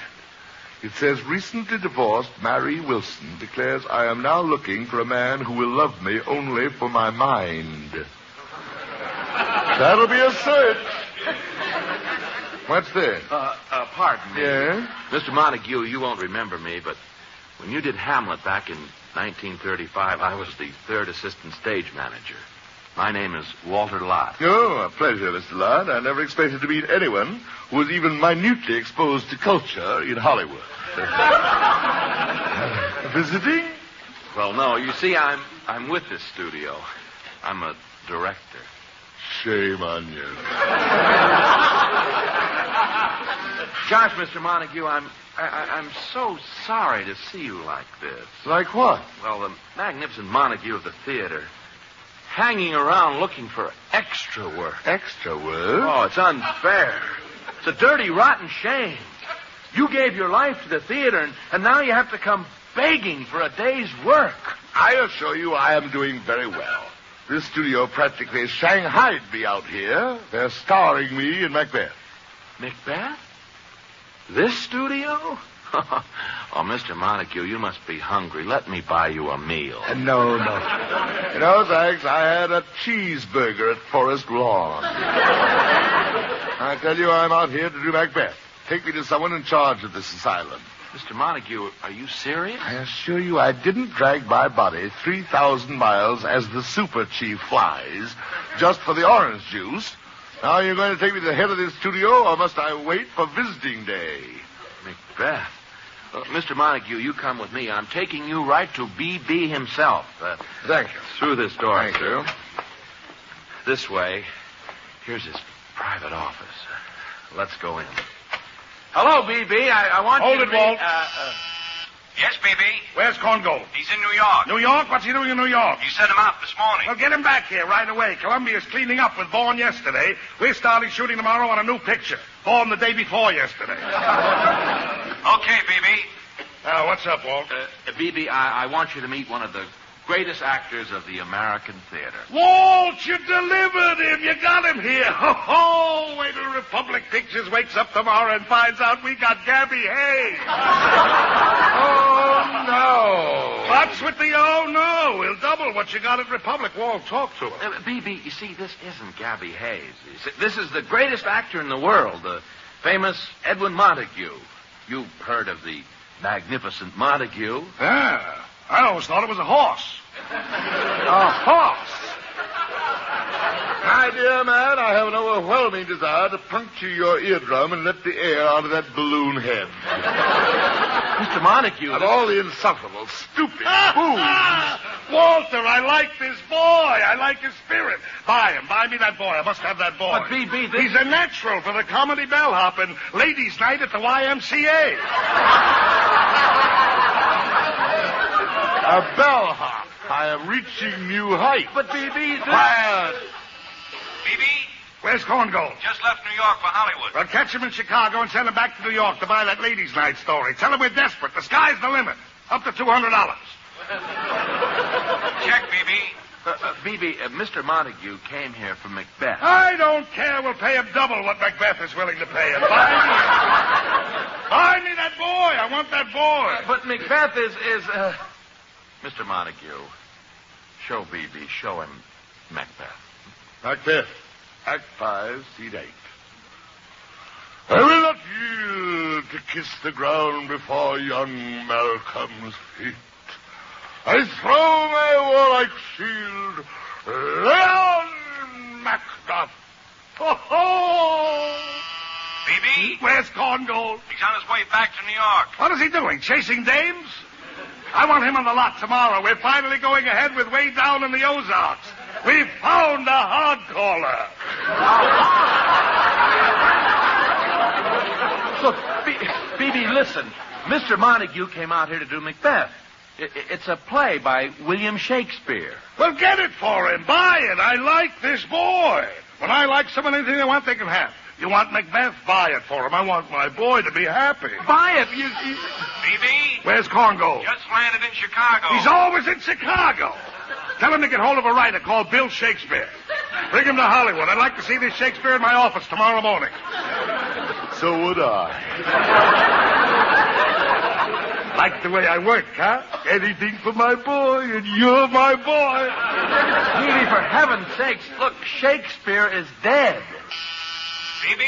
Where's Congo? He just left Chicago. What has he always got against Chicago? Contact him on the plane. Tell him Shakespeare is dead. He can release it to the newspapers. Something dignified. The studio regrets the untimely death of William Shakespeare. You know, get in a couple of plugs for the picture. Send flowers. Got it. Tell him to trace down Shakespeare's widow and buy Macbeth from her. Tell him, for Pete's sake, just for once, not to go on the make. She just buried her husband.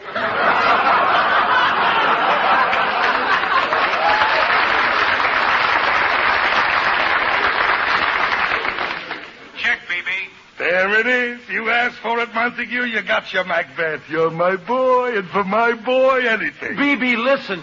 Macbeth is a kind of a play. What's it about? King Kong type of thing? We got a great monkey on the lot. Could he ever feel more at home? BB, Macbeth is a... Allow me to explain. Look, BB. What's with this BB? Just call me B. Yeah, look, B. Macbeth is a classic. About the Kentucky Derby? No, this is the story of an ancient Scotch king. Hold it. Is there a dame in it? Yes, Lady Macbeth. Oh. Where's Congo? Who needs Congo? This is my discovery. Discovery? What a day for the studio. I got the dame for Lady Macbeth. She'll be sensational. That's all. Just discovered it today. BB? Did you find a name for our new discovery? Yes, Bubbles Borden. Bubbles Borden. Terrific. Bubbles Borden as Lady Macbeth. You don't like the name? Change it. You're my boy. Anything for you. Send in Bubbles Borden. Mr. Montague, meet your Lady Macbeth. Agnes. Mr. Montague, get me out of here. These guys are nuts. You two know each other? Get romance items in all the columns. Now, wait a minute before the proper authority drops a net on all of us and carts us away. Why do you want to do Macbeth? Yeah, BB, we're a tiny little studio. Why Macbeth? You think I'm dumb? I just read the announcement where Empire Pictures across the street is making Macbeth with some new star, Raoul Randolph. We'll make it with Montague in 2 days and beat him to the punch. Oh, no, I'm in the wrong studio.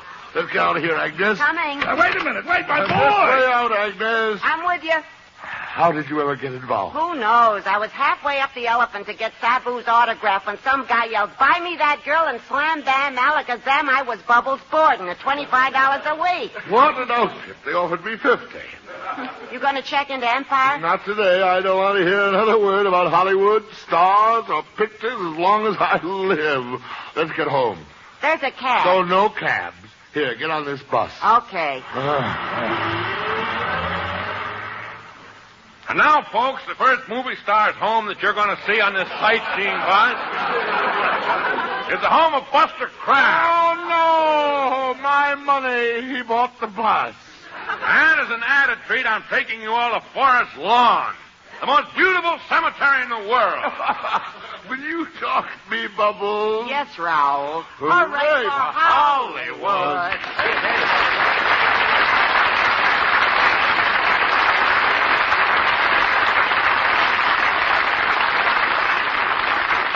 Join us again next Friday at this same time for another visit with The Magnificent Montague, starring Monty Woolley. Created and directed by Nat Hiken and written by Nat Hiken and Billy Friedberg. Ann Seymour was Lily, Pert Kelton was Agnes. Included in tonight's cast were Alan Reed as BB, Peter Leeds as the receptionist, and Jim Backus as the cab driver. This is Eddie King saying stay tuned for Duffy's Tavern, which follows immediately.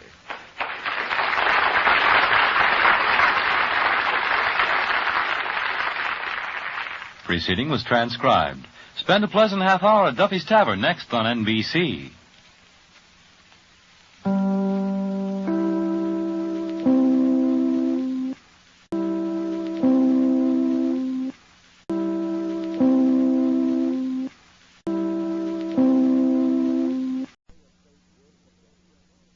Is today's suffering of fate worse than death? He is in Hollywood to make a movie. Even though he has already sunk to such depths as radio, he is Uncle Goodhart, hero of an afternoon program. The magnificent Montague feels that by merely being in Hollywood, he has deserted the theater and sold his soul to the devil. Not even the fact that the picture he's going to make is Shakespeare's Macbeth can soothe his guilty and tortured mind. It is morning in the little bungalow the Montagues have rented in Beverly Hills. Lily, his wife and one-time leading lady, and Agnes the maid are up, preparing for the great man's first day at the studio. Take it easy, take it easy.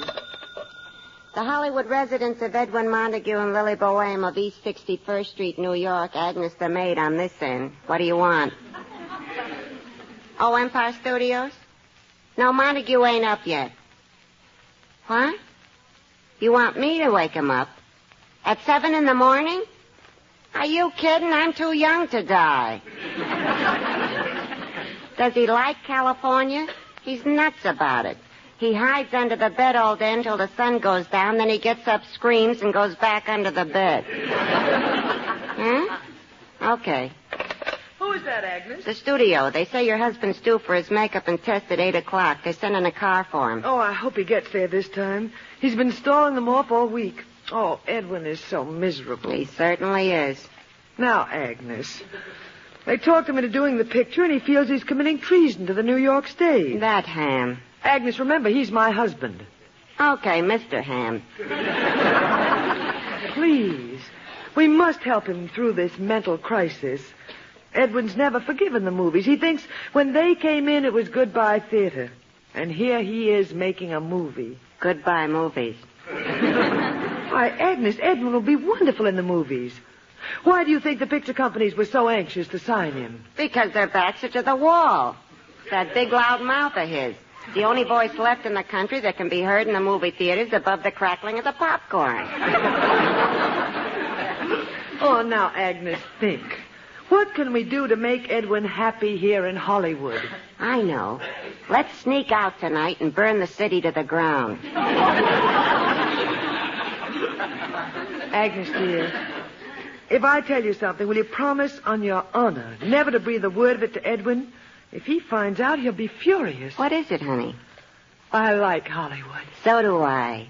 That's sunshine. Every afternoon I plunk the carcass down on the patio and let it splash all over me. I tell you, if you close your eyes, it's hard to believe you're not at Coney Island. And imagine having a little garden. Everything grows so fast out here. Maybe that's what's bothering Montague. He's afraid his beard will start bearing fruit. Agnes, stop being silly. No kidding. On chilly nights, I want to put a smudge pot under it. Now, please, Agnes, don't mention his beard. Hasn't he had enough trouble out here with everybody mistaking him for Gabby Hayes? Poor Gabby.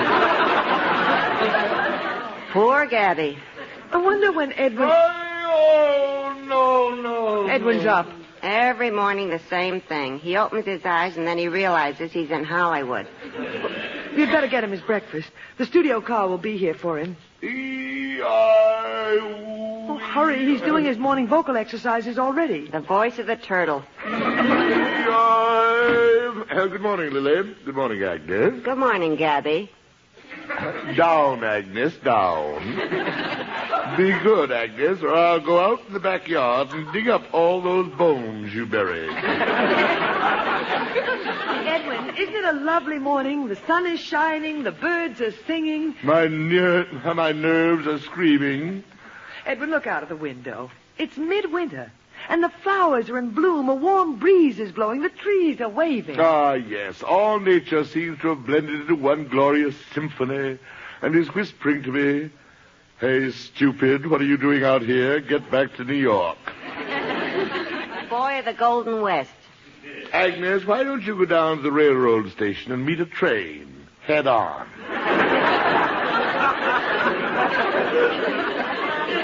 Edwin, be fair about California. See how beautiful Hollywood looks, nestling at the foot of those purple mountains. Oh, for a camera. Oh, for an avalanche. Now, Edwin, be reasonable. Now, try and enjoy yourself. Lily, I must admit, for the first time since I came to this land of the Nutburger, I'm happy. You are? Yes, I reached a decision. Lily, I'm not going to make that movie. We're going back to New York. Edwin, We can't go back yet. I'm only tanned on one side. Agnes, my dear, I would consider it a personal pleasure to be allowed to tan your other side. Edwin, you're not serious. Lily, I can't do it. I cannot be a part of this celluloid siren that has lured the public away from the theater of Shakespeare. Abbott and Costello have taken the place of Romeo and Juliet. But, Edwin, they're counting on you. Never! The voice of Montague that has echoed in so many theaters the golden lines of Shakespeare, to be or not to be, that is the question, will never be able to say he went that-a-way. But, Edwin, they're doing Shakespeare's Macbeth. Edwin Montague in Macbeth with free dishes? No. Edwin, for a man who's Uncle Goodhart on the radio 5 times a week. At least nobody knows it's me. Well, the studio is giving you a new name. I know. Raoul Randolph. Oh, no. I won't make that picture. I want to get back to New York with clean hands. I want once again to stand shoulder to shoulder with my fellow actors of the theater who haven't deserted the stage for Hollywood gold. I want to join their ranks again. And the unemployment insurance office. All right, Agnes. Back into your bottle of alcohol. Edwin, you have to make that picture. You signed a contract. Never. Let them sue me. Let them take all my worldly possessions. Some possessions. A bust of Shakespeare and a pair of torn tights. Agnes, I've always meant to ask you, who do you go to have your head shrunk? Oh, now, Edwin, be sensible. They're going to make you a big star. Edwin Montague in Hollywood. This is the end of Bela Lugosi. Agnes, please keep your mouth closed. They have enough canyons out here. Edwin, you signed a contract and you're going through with it. Montague, what are they doing to you? They're like vultures descending on a dead horse. A dead horse. That reminds me, breakfast is ready. Breakfast by Agnes. It's game time. Here's where I play hide-and-go-seek with Tomaine. Oh, now, hurry, Edwin. The studio is sending a limousine. And don't forget you have your Uncle Goodhart broadcast this afternoon. The movies and radio, all in one day. Oh, what a rogue and peasant slave am I. Take the mirrors out of the house, Lily. I can't look at myself. Lucky you. Agnes, my dove, why don't you go out, find yourself a nice young man, and work out a suicide pact? Now, Edwin, get ready. Lily, I can't face it alone. I want you to come with me. Oh, I can't, Edwin. I want to do some gardening. Gardening? Her husband's poor body is being broken on the rack, and she is planting petunias. Lily, where's your heart? Oh, please, Edwin, I'd rather not. Lily, I understand. You who have remained true to the theater. You who have refused Hollywood offers so many times in our long career. You can't bear to see my vile degradation. Your once proud husband, a movie actor. Edwin? Lily, please come with me. All right, Edwin. I will. Take my autograph book. You might run into Luis Fazenda. Oh, there's the car from the studio. The tumbril is here to take me to the guillotine. Come, Edwin. Goodbye, Agnes. So long, honey. Goodbye, Agnes. Goodbye, Raoul.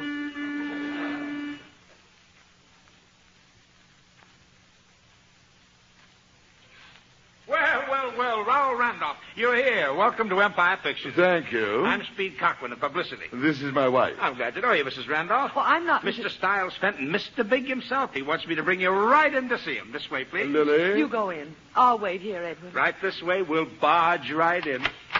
Well, Stiles, here he is. How do you do? Raoul, baby, you got here. Raoul, Mr. Fenton, my name is Edwin Montague. It is a name that is still remembered and revered by thousands of theater-goers. I would appreciate it. Sure, anything you say, Raoul. Remember, I'm behind you. You're my baby. We're going all out on you. You're going to be a big star. You've got Empire behind you, baby. Sound good to you, sweetheart? Mr. Fenton, from your conversation, I don't know whether you're planning to make a picture with me or take me to Niagara Falls.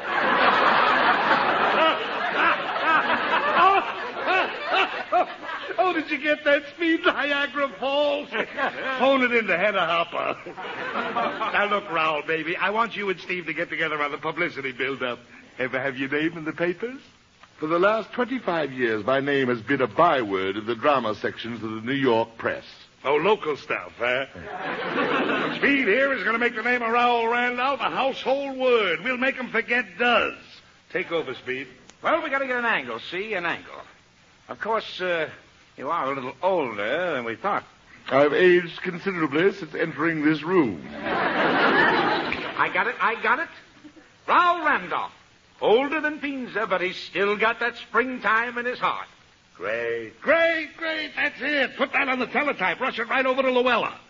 Luella who? Luella who?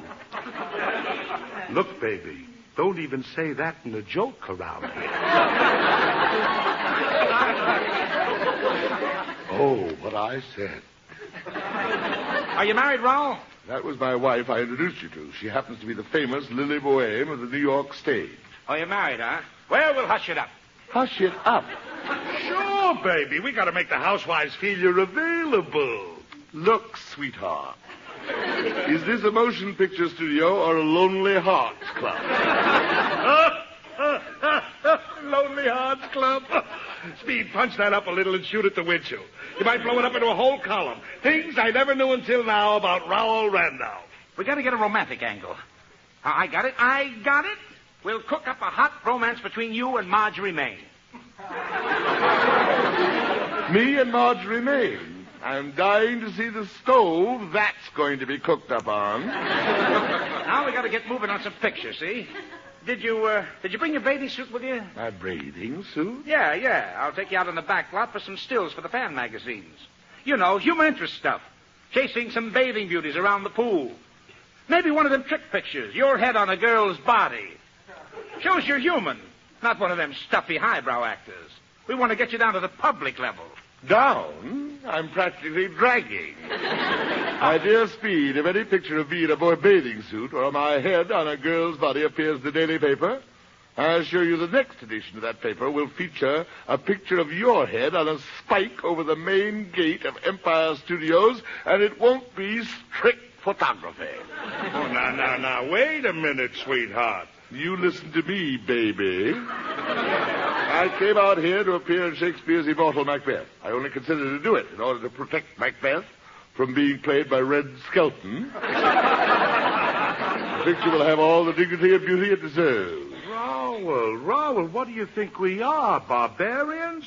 This is a prestige picture for us. Why, I've had writers on that script for 6 months, punching up the lines, polishing the dialogue.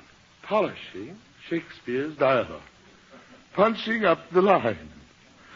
Oh, Shakespeare, in your immortal grave, I can hear you spinning now. Raoul, you're unhappy, sweetheart. Look, you're the boss. Just tell us what you want.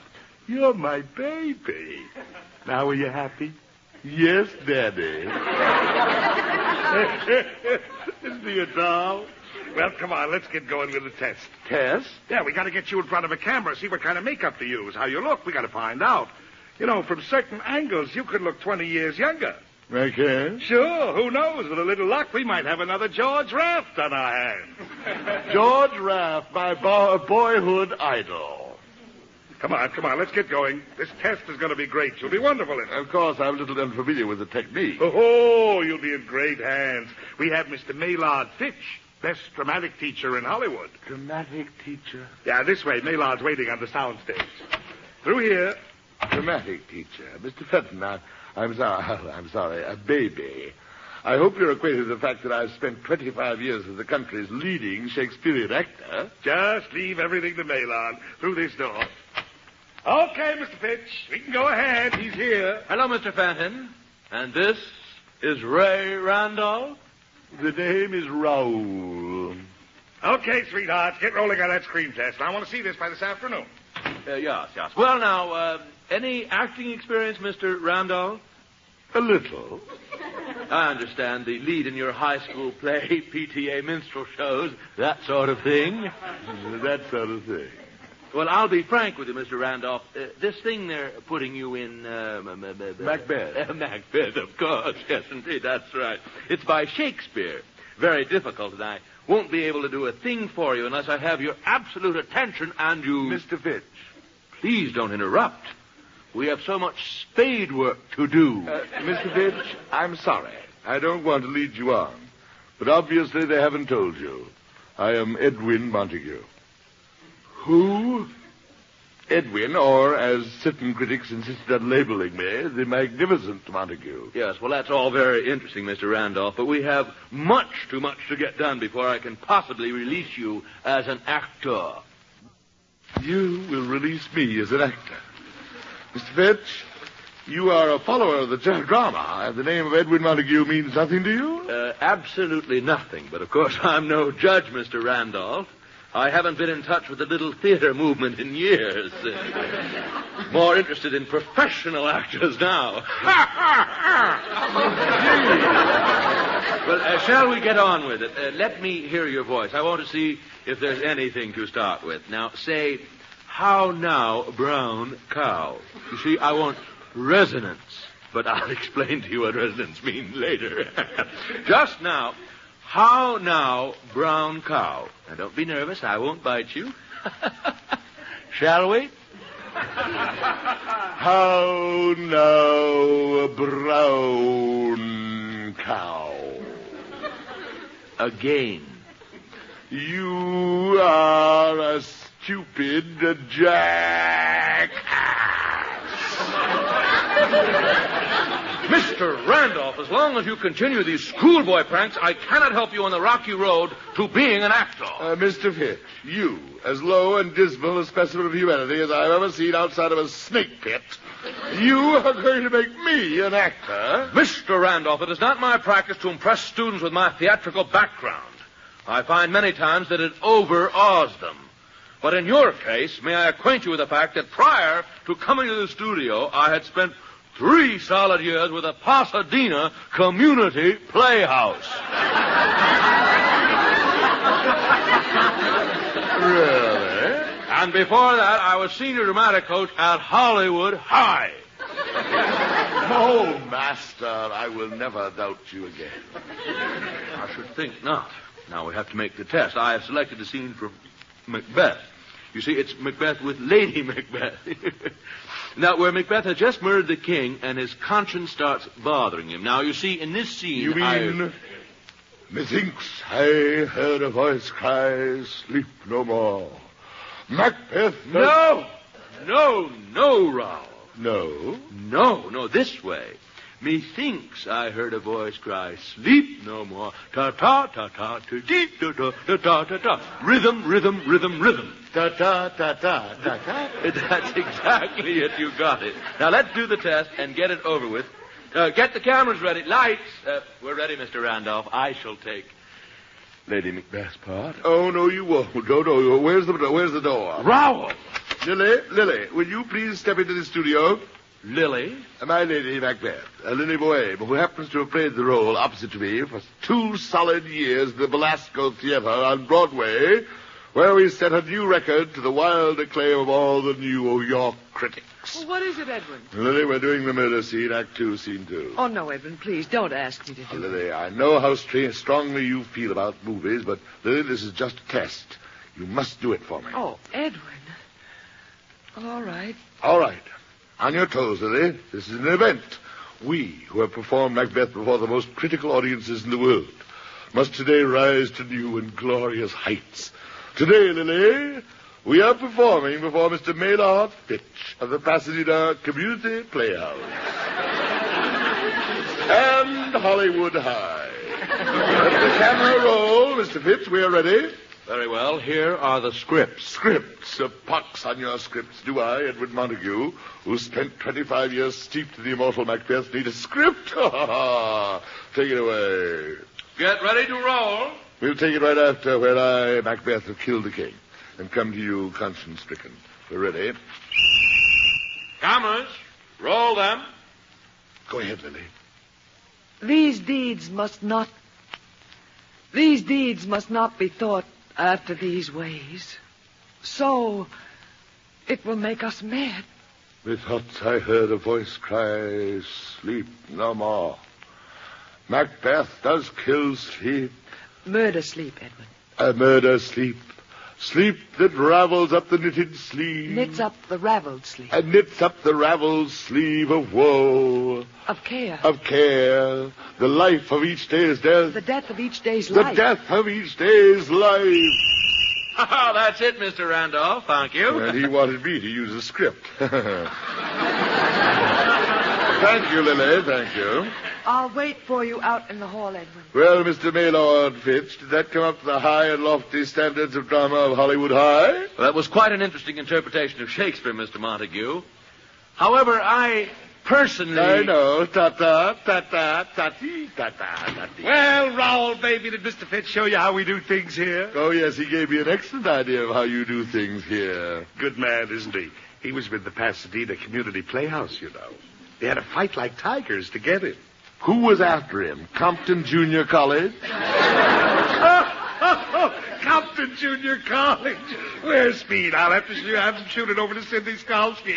Here he is. Speed, you got the song? Right here, Styles, and they're terrific. Good. Look, Raoul, sweetheart. The boys just came up with some terrific songs for the picture. I want you to run through them. What key do you sing in? Songs for the picture? Well, you can't do a musical without song. Shakespeare's Macbeth, a musical? In Technicolor.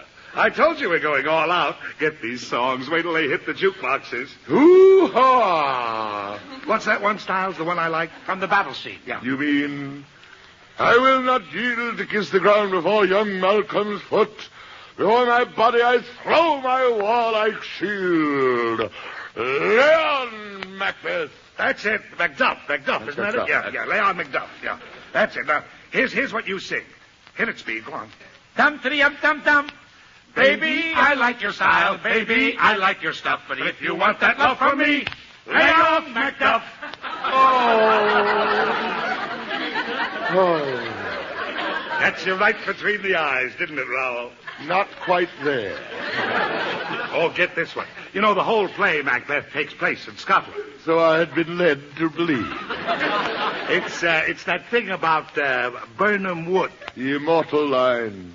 Though Birnam Wood become to Dunsinane, and though a pole... Now, get this. You see, as a little Scotch number, you in kilts. Speed? Dum-tiddy-dum-dum-dum.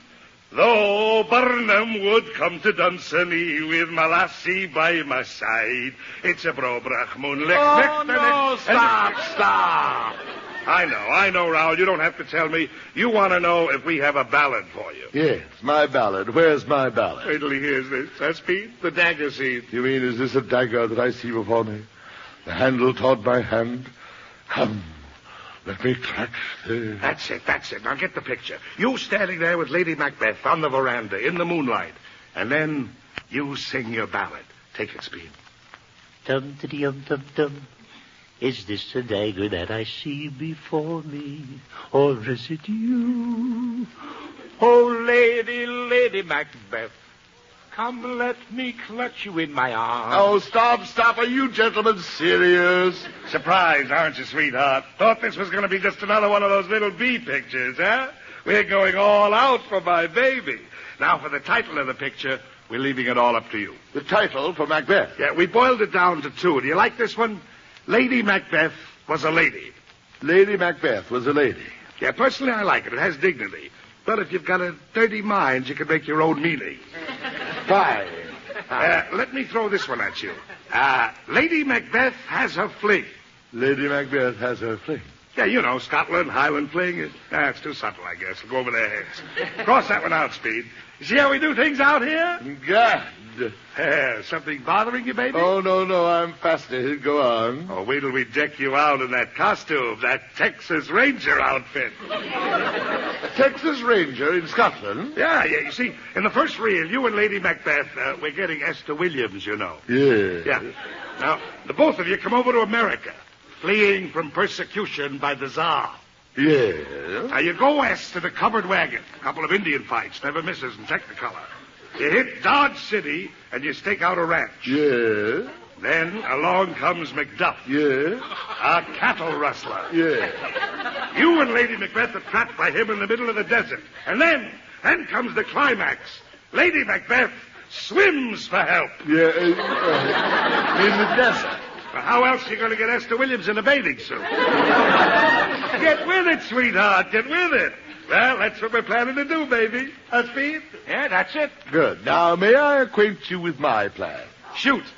That, sir, is just what I am intending to do. I shall get into my Texas Ranger outfit, pull out my trusty six-shooter, and shoot you both squarely between the eyes. At my own expense, I will order a tombstone for both of you, and will simply say, "Here lie sweetheart and baby." Now, wait, Raoul. Don't Raoul me. Macbeth in Technicolor. Songs. It'll be beautiful. Beautiful, my dear friends. My apartment in New York overlooks the East River. Every afternoon, a garbage scow passes my window. I assure you, that garbage scow will look like Cleopatra's barge compared to this picture you are planning. Randolph, this picture will make you. It has already made me sick, ill. And do you think by any stretch of your imagination that I, Edwin Montague, will be a part of this technically turkey you are planning to foist on the already punch-drunk movie public? But, Raoul... Oh, quiet. I refuse to be a party to this Hollywood horse opera you are going to put out as Macbeth. All right, we can change it to a prison picture. Hey, Speed, shoot that to Luella. Speed, here's another piece of Hollywood chit-chat for Luella. Raoul Randolph, alias Edwin Montague, is not going to make what picture for what studio unless it is done exactly as Shakespeare wrote it. As Shakespeare wrote it? I've never heard of such a thing. Listen to reason, sweetheart. As Shakespeare wrote it. Oh, no, we'll be the laughingstock of Hollywood. It'll lose $1 million. You have a contract. As Shakespeare said, so what? Are those your last words? Exactly. You asked for it, Raoul. Raoul Randolph, by the power vested in me by Empire Studios, you are hereby suspended. No, Stiles. No, you can't do that to a human being. I'm suspended by Empire Studios. It's a living death. You know what this means? You cannot work for another studio until we lift the suspension. You mean I can't even hand Dr. Kildare a scalpel? No. They can't even use my voice in a cartoon? No. I can't even tune Gene Autry's guitar? No. In other words, you will see to it that I can never work in Hollywood again? Exactly. Gentlemen, you have made me the happiest man in the world.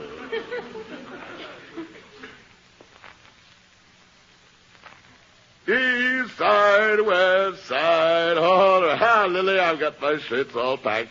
Mirror, New York, here we come. Edwin, this is ridiculous. We came 3,000 miles, and now we're going back. But I go back an honest man with clean hands. I have refused to destroy. I have refused to spoil my beloved Shakespeare. Edwin, maybe they'll listen to reason. Reason? This is a fine how do you do. Here I am going back to New York without a tan. My friends are going to think I spent the winter in a newsreel theater. Agnes, the minute I'm on the train for New York, you may bask in the sunshine of my smile. The sunshine of your smile. That'll be a day. Here are your Hollywood sports shirts, slacks, and moccasins. Where'll I put them? In the incinerator. Burn them. On the way to the station, I shall fling the ashes into the lobby of Grauman's Chinese. Hate to leave my little garden. I was just planting my geranium. Lily, when we get back to New York, knowing dear Agnes's house cleaning, there will be dirt enough to plant them in my den. We've rented this house for a month. The landlord can use the money to finally put a roof on that living room. Edwin, I keep telling you, that's the patio. Who cares? We're going back. East side, west side. Come in.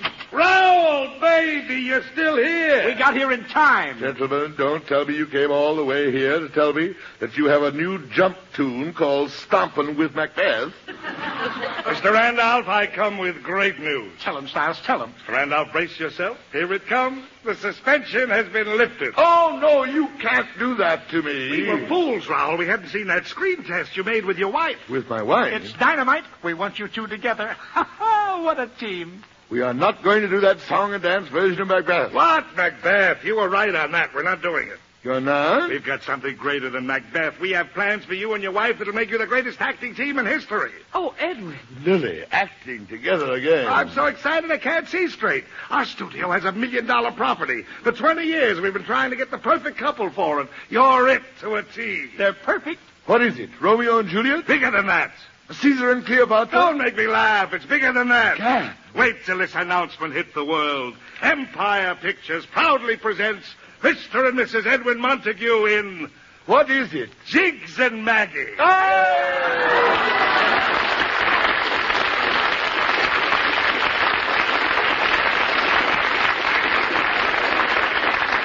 Join us again next Friday night at this same time for another visit with The Magnificent Montague, starring Monty Woolley. Created and directed by Nat Hiken, written by Nat Hiken and Billy Friedberg. Ann Seymour was Lily, Pert Kelton was Agnes. Included in tonight's cast were Alan Reed as Styles Fenton, Wally Mayer as Speed, and Jim Backus as Maylard Fitch. This is Eddie King saying stay tuned for Duffy's Tavern, which follows immediately. This is NBC, the National Broadcasting Company.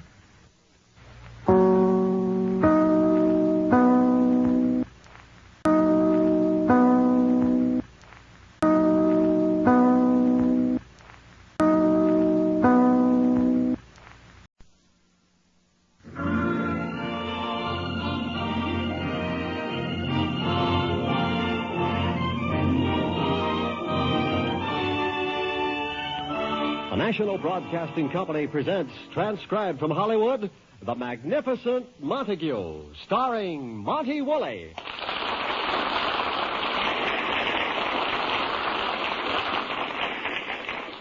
Today in Hollywood, the sun is shining, balmy breezes are blowing through the palm trees.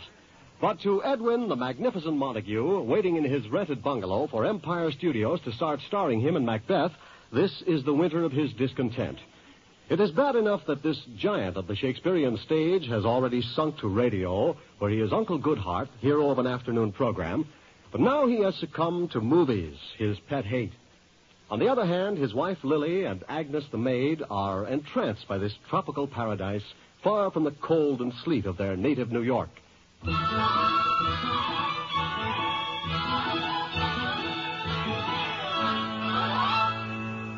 It is mid-afternoon in the Montague bungalow. Lily is out in the garden. Agnes is happily dusting with one hand and reading a movie magazine with the other. I ought to be in pictures. I'm beautiful to see. I ought to be in pictures. Agnes? Oh, what a hit I would be. Agnes, has the mail come yet? Not yet. Well, the mailman should be here any minute. Cheapers, I better get my hair out of these curlers. He's a cute one.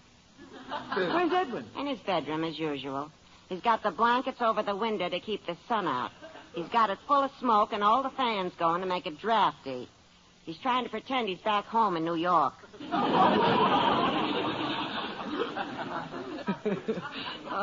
Poor Edwin.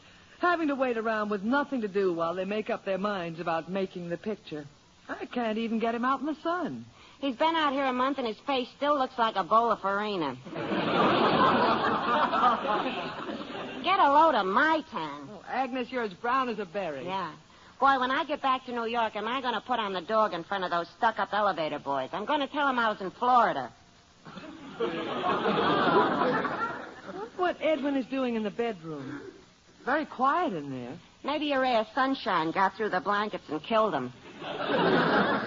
Please, Agnes, I'm going to see if I can't get him out of that bedroom. Edwin, come out. Edwin, come out. Gad, Lily, must you sound like John L. Lewis calling me out of the pits? Edwin, it's such a lovely day. Must you stay cooped up in that smoke-filled room? He'll be the first ham who smoked himself. My dear Agnes, why don't you run up a palm tree, tear a coconut off, and hurl it to the sidewalk without letting go of it? What a glamour boy. Really, Agnes, now that you're in Hollywood, why don't you get married? Or can't you get Frankenstein to pop the question? Edwin, why don't you get out and meet some of the people here? These savages? What am I, a missionary? But every night night you sit home alone and brood. And with whom should I spend an intellectual evening? Mickey Cohen? Edwin, I know what. Why don't you come out and help me weed the garden? Weed the garden. Ah, my wife, Lily Boet, my dazzling co-star of the Shakespearean stage, my Juliet, my Ophelia, has found a new role. Rebecca of Sunnybrook Farm. Oh, come on, Edwin. It'll be fun. You, Agnes, and I out in the garden weeding. Not me. With that beard around, who can tell what's a weed? Lovely, Agnes. Don't you ever take those curlers out of your hair. Your head looks like Signal Hill. Oh,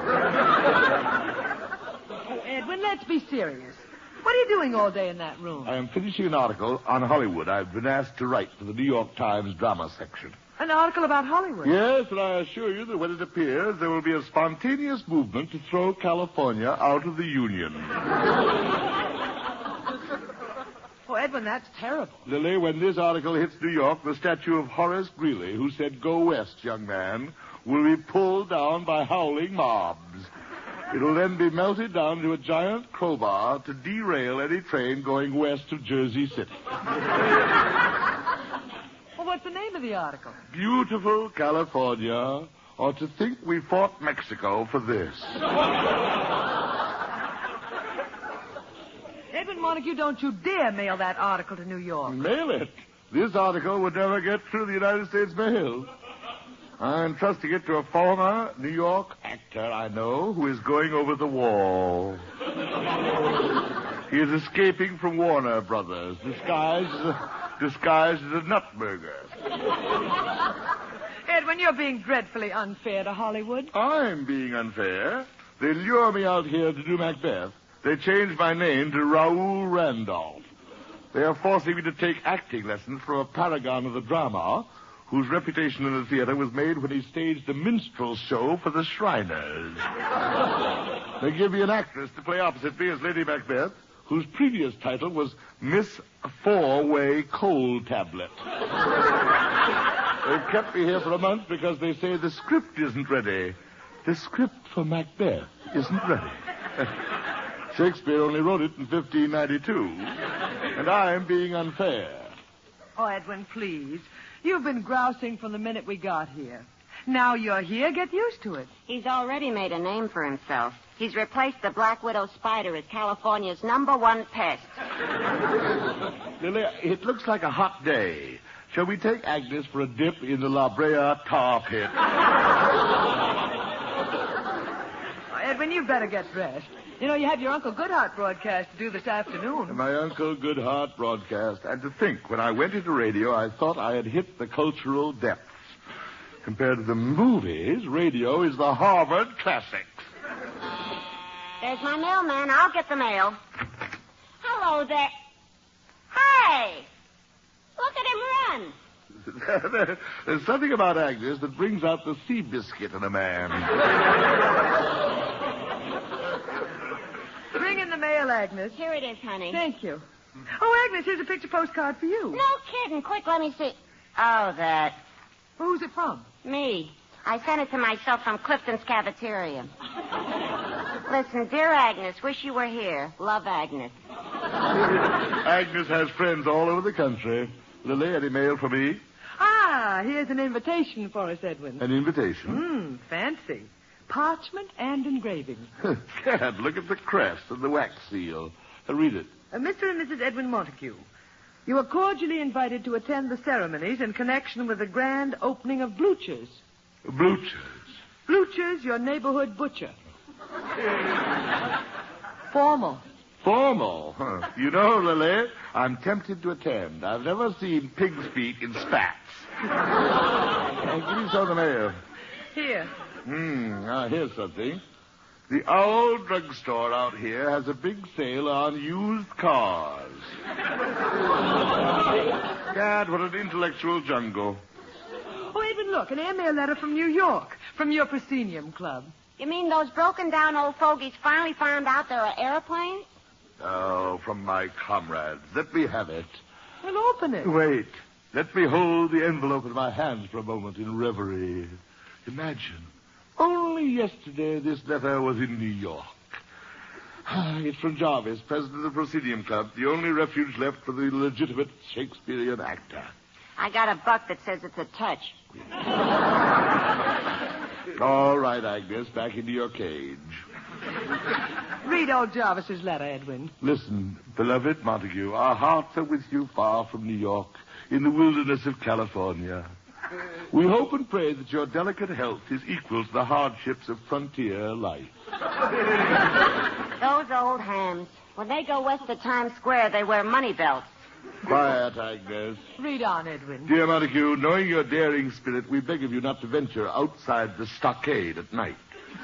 However, our fears for you have been somewhat allayed by Sir Oliver, who made the trip west when he was a boy, and assures us the Union cavalry has subdued the marauding redskins. It's touching how they can be so out of touch. Agnes, please. Go on, Edwin. We hope that you recovered from the tedious railroad trip across the continent. However, again, Sir Oliver assures us the trip across the prairies of the West is most exciting, and that you, like he, enjoyed shooting at the buffalo from the moving train. Montague, our hearts are with you in your glorious and gallant adventure in that fabulous land beyond the Great Divide. Think of us as we think of you. Good night, sweet Prince Jarvis. Oh, Edwin. It was such a nice letter from old Jarvis. Oh, to be back with my dear friends at the Proscenium Club, talking, reading. And getting chilblains in the library. Aye, better to freeze in the library of the Proscenium Club than to achieve the highest honor Hollywood can bestow on you, to ride down Hollywood Boulevard as Santa Claus. Oh, Edwin, what stories you'll be able to tell the Proscenium Club members. How you saved the rancher's daughter from a runaway stagecoach on Sunset Boulevard. Now, Agnes, don't stop. Come in. Hello? Anybody home? Who are you? My name is Gunch, Hadley Gunch. Oh, I'm so sorry. I'm from the real estate company in charge of renting this villa. Villa? Is that the Spanish word for a rabbit hutch? Now, Edwin. Am I having the pleasure of addressing Mr. and Mrs. Edwin Montague? There must be a mistake. We're Fibber, McGee, and Molly. Oh, I'm sorry, Mr. McGee. I must have No. We are the Montagues. But the old gentleman He said... was just joking. Oh. Yes.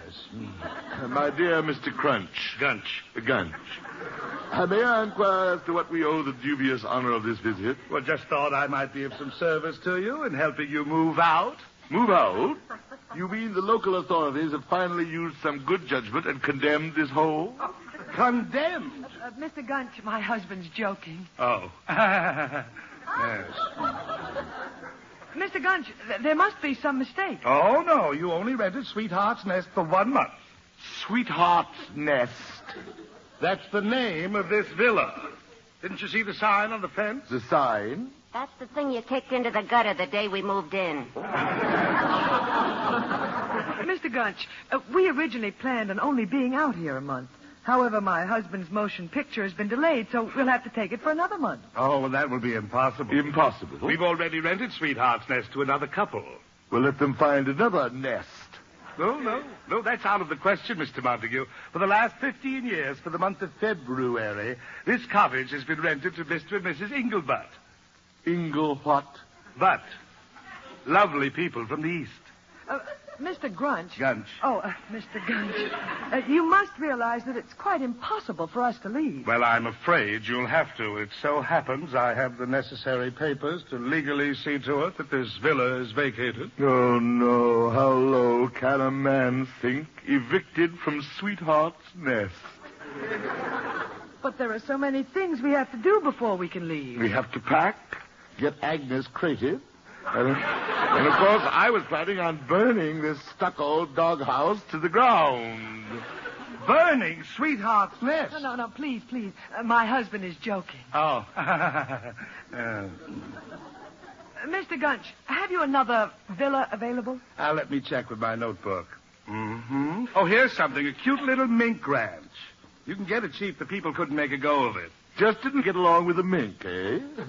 I'm really not acquainted with exactly what happened. Nevertheless, it is a goodbye. Mr. Gunch, frankly, do you think I could get along with the mink? You wish me to be frank? Please. No. In fact, Mr. Montague, I cannot see you getting along with anything. Now get out of this house. Edwin, what are we going to do? I've got to get to my Uncle Goodhart broadcast. You'd better get out and find a place for us. Oh, Edwin, looking for a place to live. It's a grueling experience. Well, what do you think I'll be going through on that broadcast? This afternoon, Uncle Goodhart solves the world's problems by setting a canary's broken leg. Can't look at the time. I'll be late for the broadcast.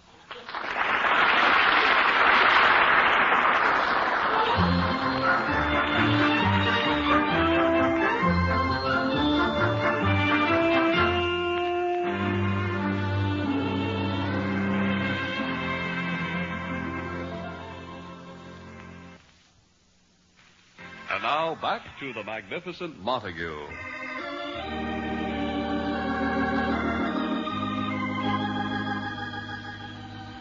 He is in the middle of his Uncle Goodhart radio program.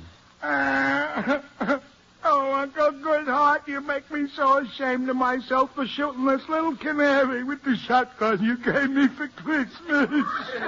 No, Ronald. I gave you that gun because hunting is a sport that builds character. But, Ronald, shooting a canary with a double-barrel shotgun. And while it was still in its cage. Oh, Ronald. Oh, Uncle. You not only hurt Uncle Goodhart's canary, but you blasted out one of the walls of Uncle Goodhart's little cottage on the sunny side of the lake. Oh, Uncle, I'm just a bad boy. No, Ronald, you're just an exuberant, impulsive youth. No, I'm not. I'm mistaken. No, Ronald. I can understand you're racing through the business district in your hot rod while firing point blank into crowds. But, Ronald, shooting Uncle Goodhart's canary, there's a limit. Oh, Uncle Goodhart, you are so good. Here is your gun back, Ronald. Think of this little canary the next time you fire at close range at little creatures. Think of this little bird as you go out on life's highway with your eyes on high. Look into the sun and life.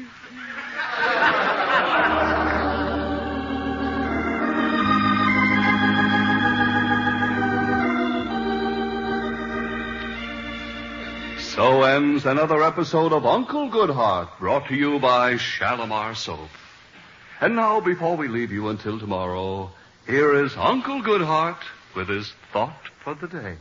When a hurricane hits your neighbor's house and everything's lost in the blow, as he stands there alone where his house used to be, won't you step up and say, cheerio?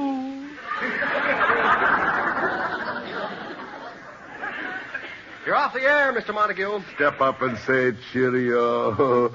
I must stop by that kindergarten and speak to my writers again. Oh, good show, Mr. Montague. Did you really like it, Mr. Kimball? Oh, yes, You sir. did, yes. Well, my boy, I would suggest that you work, save up your money until you have a nice round sum, and then go out and get your head examined. Yes, sir. Oh, your wife called. She couldn't find a place to live. She wants you to come right home. Oh, no. Where are we going to sleep tonight? In the Hollywood Bowl? Oh, I better get home. Hey, Ma, look, it's him. Oh, it sure is. Are you, sir, with the Neanderthal face and this female with the flower growing out of her head, referring to me? Oh, yes, sir. Howdy doodly do, sir. We're in the NBC studio tour when Ma here spotted you. She did? Yes, sir. We listen to you every day on the air. You're our favorite. I don't know how I'd ever get through the day without your guidance. Well, thank you. It's very seldom I meet listeners. Well, I know how busy you must be, but Ma would sure appreciate it if you gave her your autograph, Mr. Linkletter. Linkletter. Hey, ain't you Art Linkletter? No, I am not Art Linkletter. However, if I ever so much as see either one of you morons again, I shall become known from coast to coast as the Mad Butcher of NBC. Oh. Well, let's get out of here, Ma. This man is crazy.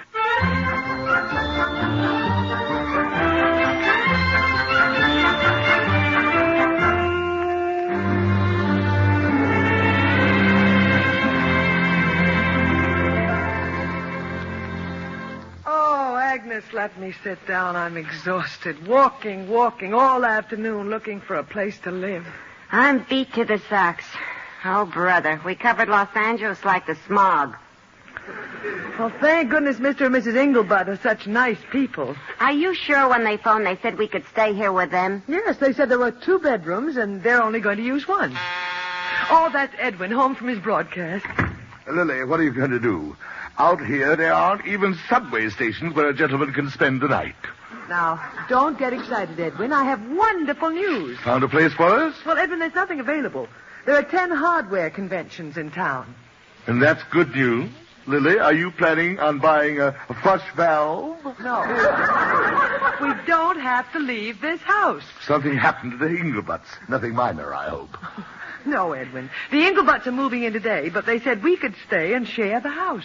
Share the house? But there's only our bedroom and Agnes's. Well, Edwin, the Engelbutts will use 1 bedroom, of course, and Agnes and I will use the other one. Go on. There's still little old me.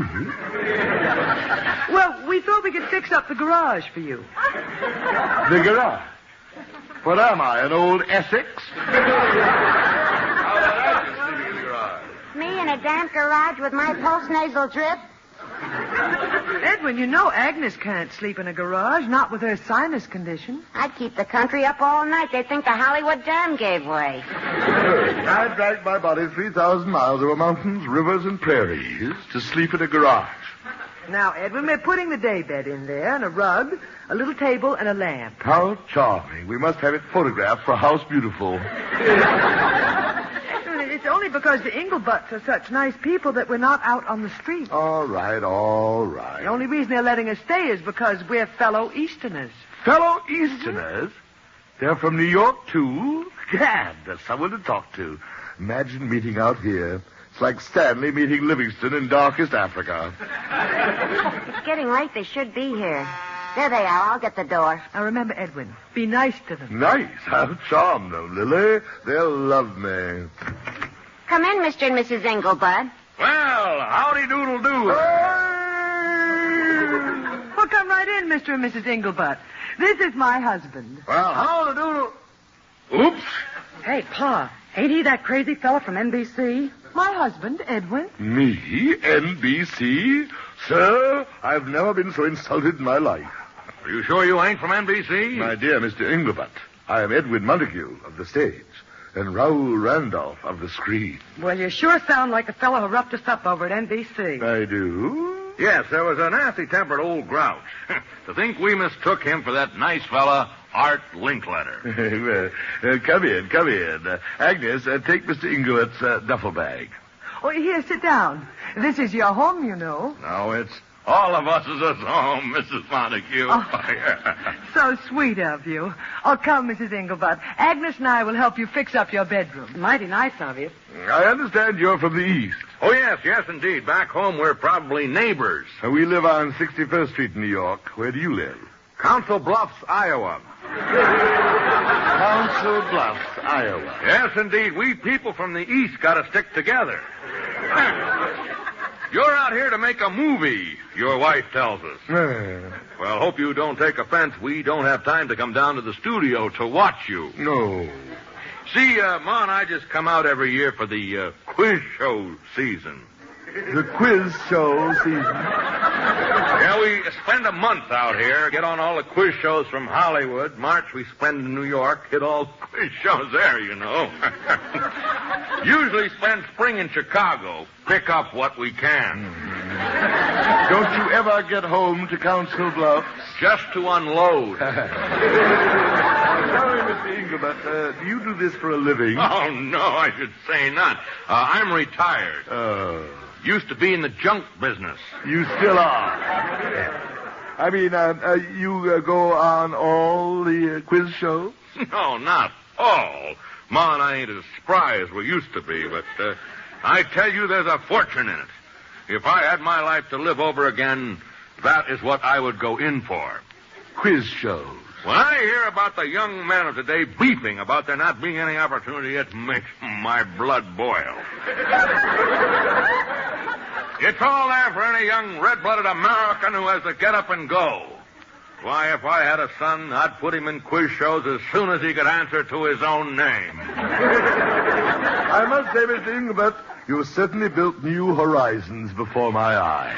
Oh, it's not a lazy man's game, Mr. Montague. Takes study to know them answers. It takes footwork to get from network to network. I can imagine, yes. Now, if you'll excuse me, I have to learn some lines. I'll retire to the garage. The garage? Well, I hope them refrigerators won't be in your way. Refrigerator? Ma and I hit a few quiz shows today. There are 6 refrigerators being moved into the garage. We're putting the 4 washing machines out on the patio, and the electric stoves are going into the kitchen. You won that on quiz shows just today? Shucks, that's nothing. We didn't get into town until noon.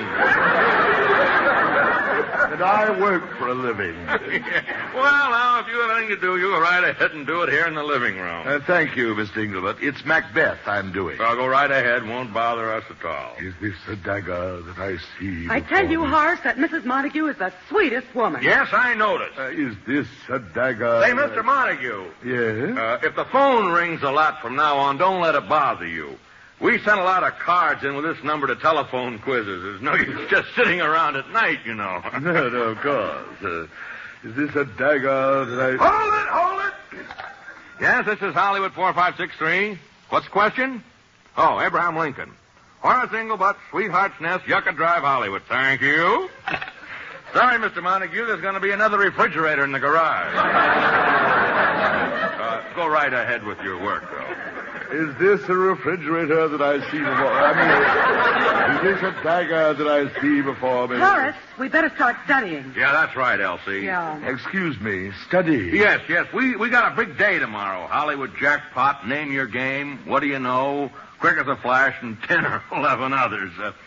Start me off, Ma. Who was the 3rd president of the United States? Thomas Jefferson. What's the capital of Romania? Bucharest. What's the pearl of the Caribbean? Cuba. Identify this tune. Camptown Races. Who was the Wizard of Menlo Park? Thomas Edison. Who said, give me liberty or give me death? Patrick Henry.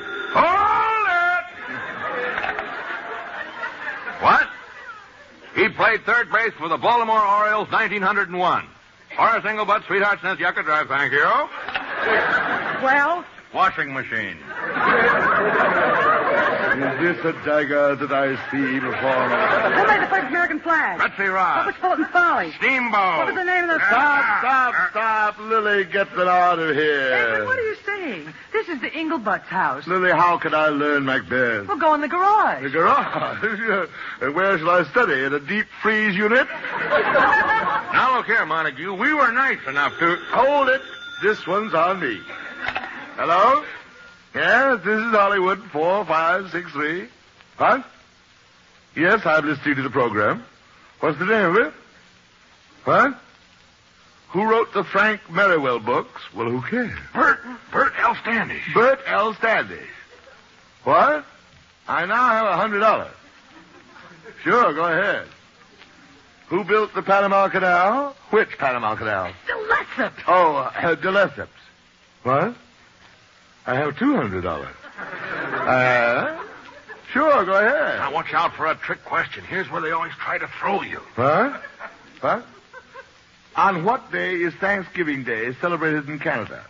Why, it's on the same day it's celebrated... Hold it. There is no Thanksgiving Day in Canada. Hello? There is no Thanksgiving Day in Canada. I have $400. Sure. Go ahead. Oh, Edwin. Quiet. What? Identify the tune. They're playing a tune. Give me that receiver. Well, what is it? It's Do You Remember Sweet Alice Ben Bolt? Hello? It's Do You Remember Sweet Alice? Sweet Alice? Ben Bolt, jerk.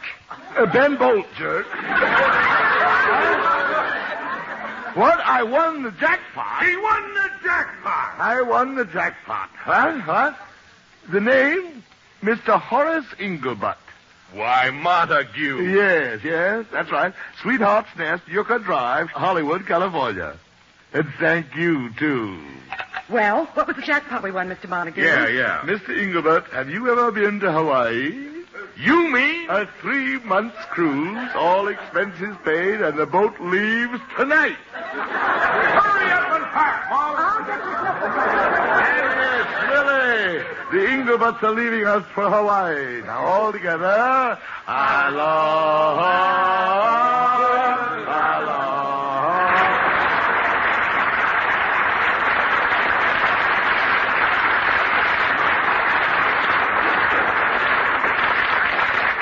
Join us again next Friday night for another visit with the magnificent Montague, starring Monty Woolley, created and directed by Nat Hiken, written by Nat Hiken and Billy Friedberg. Ann Seymour was Lily Boehm, Bert Kelton was Agnes. Included in tonight's cast were Alan Reed as the landlord. Mr. and Mrs. Horace Inglebutt were played by Mr. and Mrs. Jim Backus. This is Eddie King saying stay tuned for Duffy's Tavern, which follows immediately. 3 times mean good times on NBC.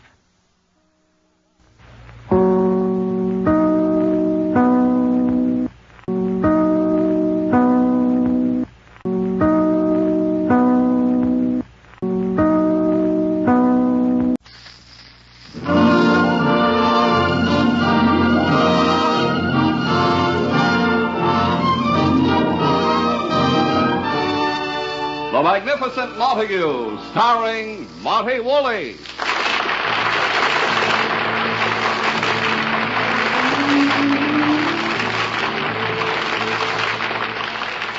Yes, it's The Magnificent Montague, the Saturday night transcribed feature on NBC's All-Star Festival of Comedy, Music, Mystery, and Drama. Brought to you by Anacin, for fast relief from pain of headache, neuritis, and neuralgia. By RCA Victor, world leader in radio, first in recorded music, and first in television. And by Chesterfield, always milder, better tasting, cooler smoking, plus no unpleasant aftertaste. Before we hear from the Magnificent Montague, let's hear from Anacin. If you suffer from pains of headaches, neuritis, and neuralgia, you should discover what many thousands have known for years, that Anacin brings incredibly fast, effective relief. Anacin is like a doctor's prescription. That is, Anacin contains not just one, but a combination of medically proven active ingredients in easy-to-take tablet form. Probably at some time you've received an envelope containing Anacin tablets from your physician or dentist. Thousands of people have been introduced to Anacin this way. Try Anacin yourself the next time you suffer from the pains of a headache, neuritis, or neuralgia. You'll be delighted at how quickly relief can come. Anacin is spelled Anacin. Your druggist has Anacin in handy boxes of 12 and 30 tablets and economical family-size bottles of 50 and 100 for your medicine cabinet. Ask for Anacin today. And now, the Magnificent Montague.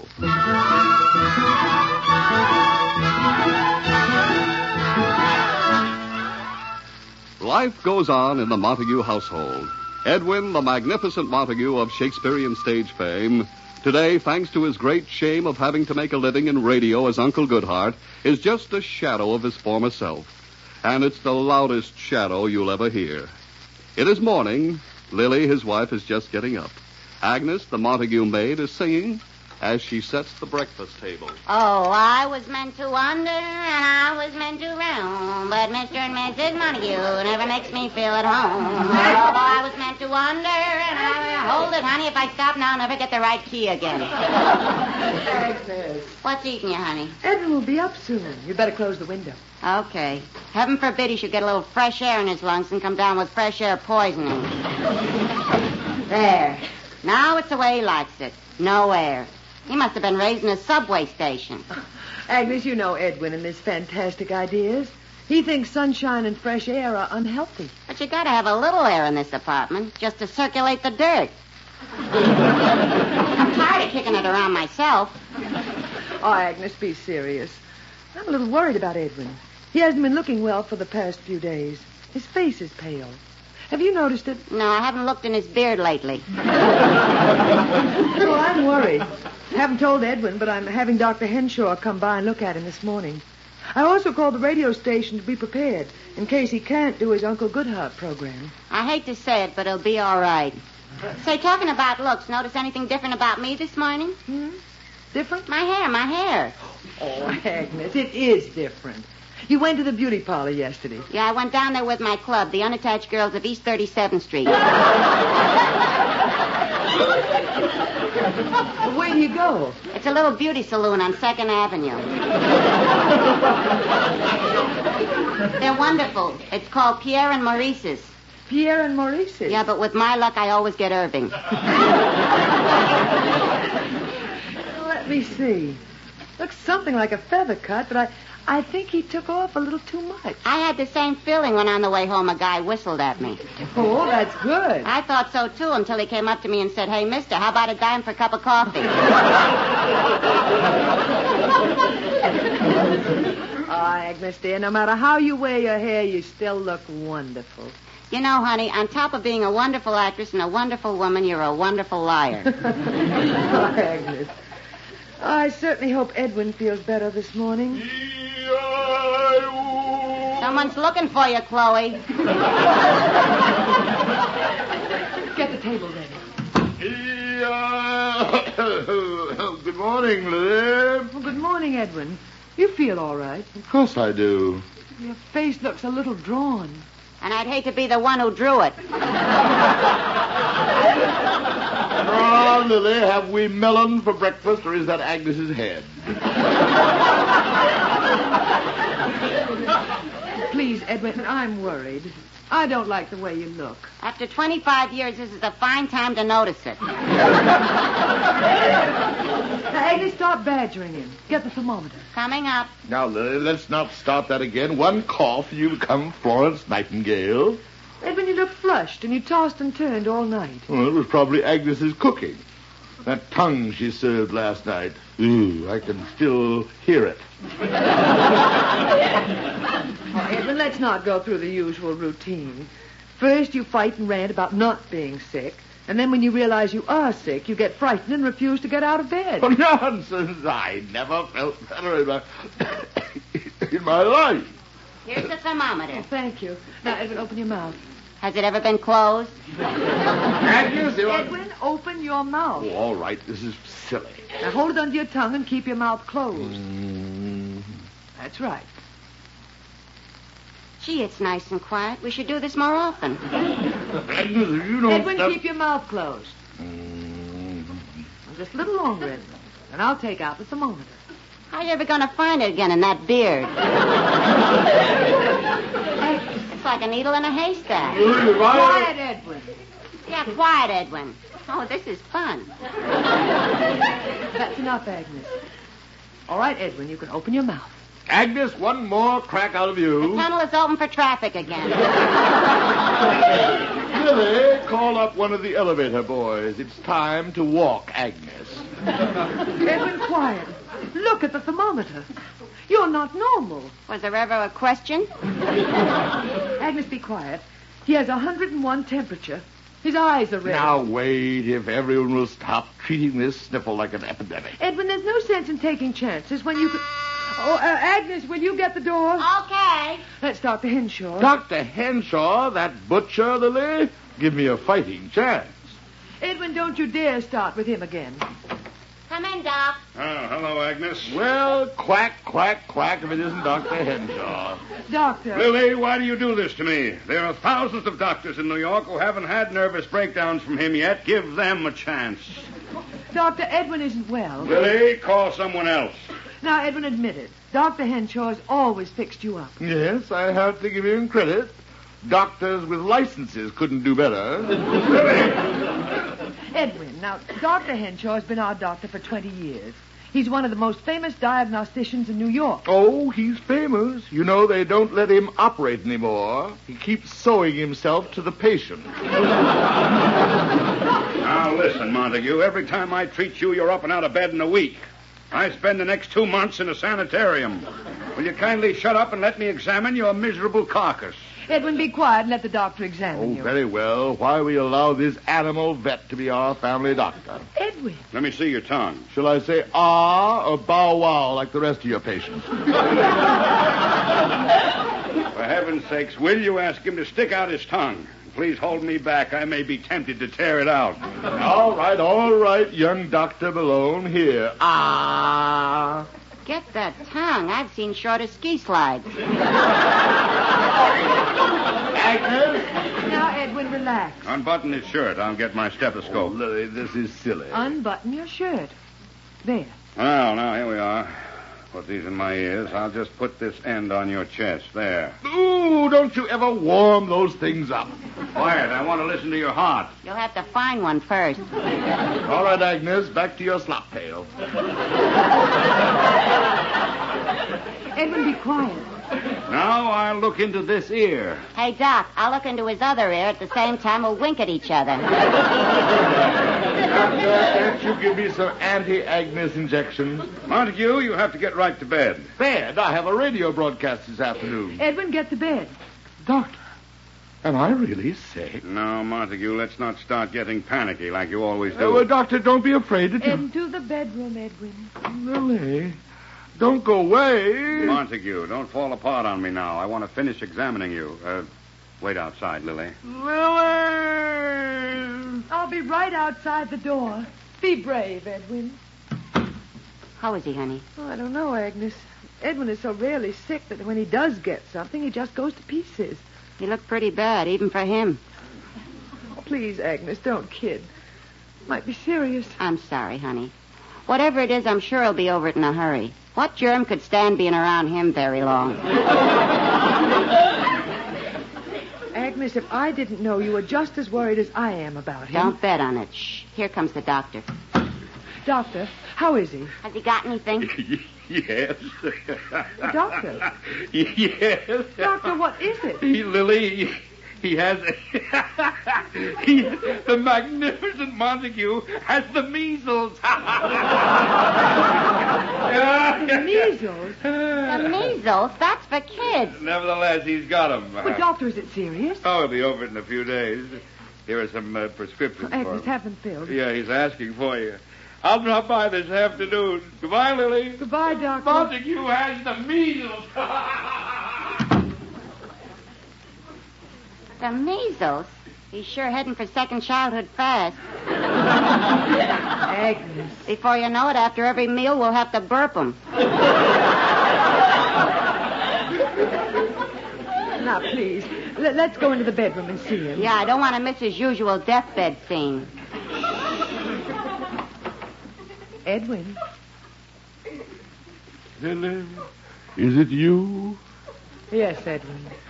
Come closer to the bed so I can see you. Oh, come now, Edwin. Dr. Henshaw just said it was the measles. What does that butcher know? Lily, hold my hand. Now, Edwin, the doctor says you'll be over it in a few days. Lily, he can't fool me. It's the final curtain. Oh, Edwin, this is silly. Silly. Where is dear Agnes? I want to forgive her. Agnes, where are you? Right at your side, Camille. Oh, is that you, Agnes? I thought it was the Grim Reaper. Now you see how sick he is. Edwin, it's only the measles, and you'll stay in bed a few days. Now, I'll brighten up the room for you. You won't have to. By tomorrow, he'll break out in a rash and brighten it up himself. He'll be a rhapsody in polka dots. Agnes, leave him alone. Lily, no. Let her go on. If I have to go, let me go the way I lived, with Agnes hounding me. Alas, poor Montague, I knew him well. Oh, Lily, in pity's name, will you remove this ghoul from my bedroom? Agnes, please go into the kitchen. Now, Edwin, Agnes will make you a nice breakfast. Oh, no, Lily, not Agnes's food now. What's the matter? Am I not going fast enough for you? Please, Edwin. She'll make you a nice beef broth. Agnes, see who's at the door. Okay, honey. Lily, I've tried to be a good husband to you. Oh, still young and pretty. You'll find somebody. Edwin, you're being ridiculous. You only have the measles. That's what that quack said. How could I have caught measles? I haven't been anywhere but this apart from the radio station. The last time I was near a child was the day I got out of grammar school. Can't be measles. Lily, it's getting dark. Oh, Edwin, you're impossible. It's Mr. Springer and Mr. Zinser from the radio station. show them in. This way, boys. He may not recognize you. He's sinking fast. Come in, gentlemen. Well, how's the patient? He looks fine, doesn't he, Zinzer? Yes, sirree, boy.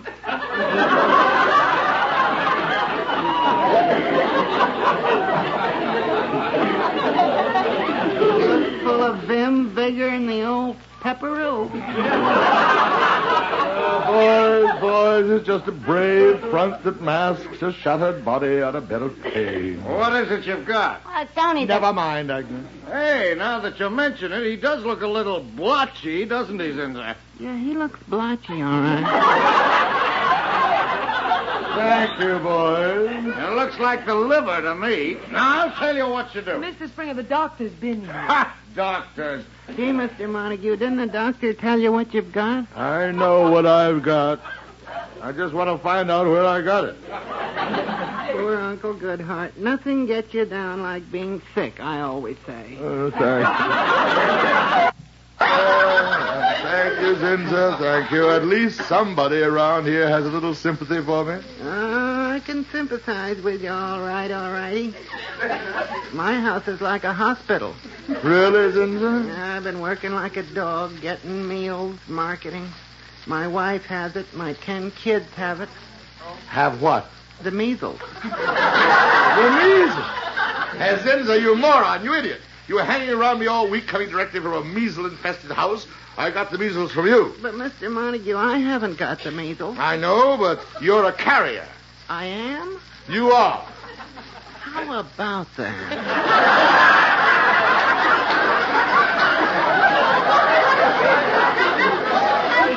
Oh, my dear Zinzer, if I ever recover, we're going to have a party. I'd like to use your head. We're having a taffy pull. Well, Mr. Montague, if you have the measles, you can't broadcast your program this afternoon. Springer, I'm at death's door. I know, but missing your Uncle Goodhart broadcast, that's serious. Lily, listen to them, boys. Doesn't my imminent departure mean anything to you? You going somewhere, Mr. Montague? Quiet, Zinzer! Gentlemen, he has the measles. He can't do his broadcast today. Zinzer, do you hear that?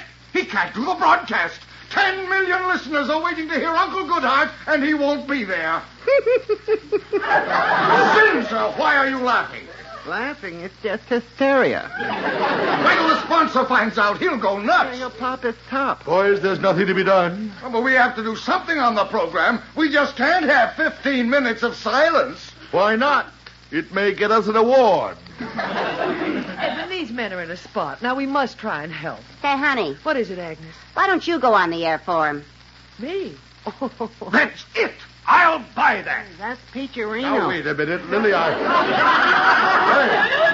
Lily, in radio, I forbid it. But, Mr. Montague, it keeps it in the family. The brave little wife carrying on for her poor stricken mate. It's so romantic. My wife? My wife, Lily Boheme, in radio, never. Well, Edwin, if it'll help out. No, Lily. It's bad enough that I had to sink from the Shakespearean stage to the depths of radio.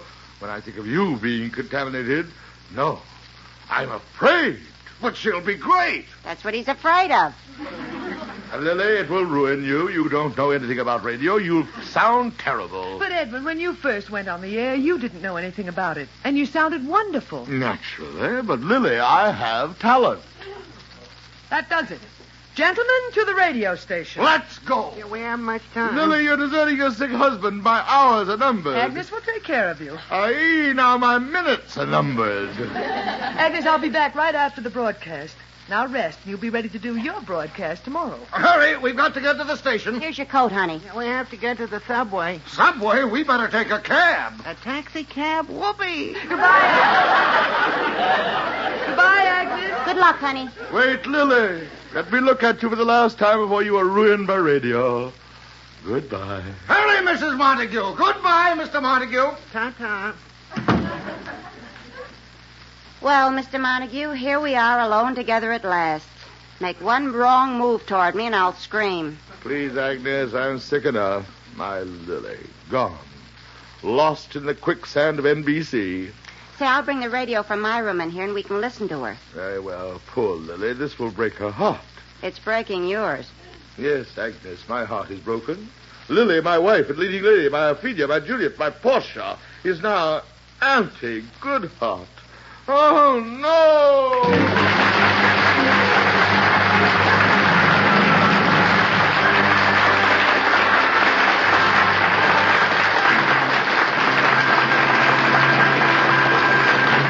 We'll be back with the magnificent Montague in just a moment.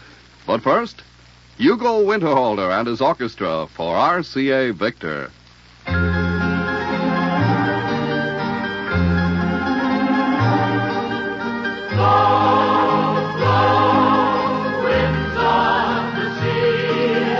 My love is waiting somewhere for me.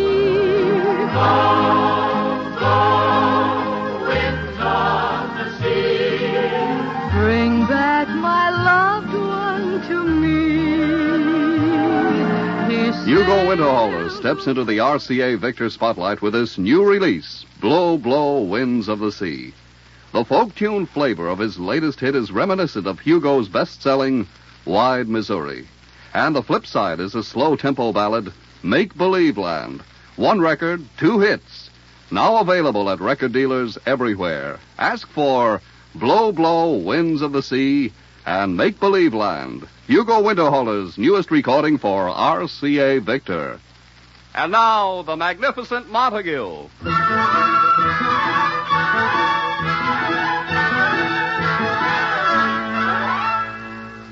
As he lies home on his bed of pain, his wife, Lily, carries on in his place on the Uncle Goodheart program. Shh, the program has started.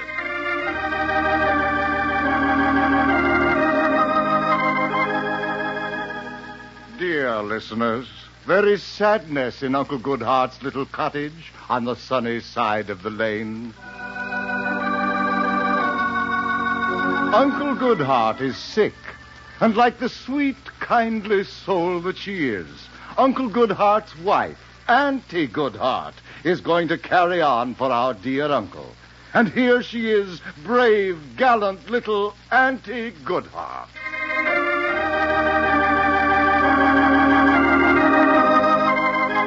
Hello, dear listeners.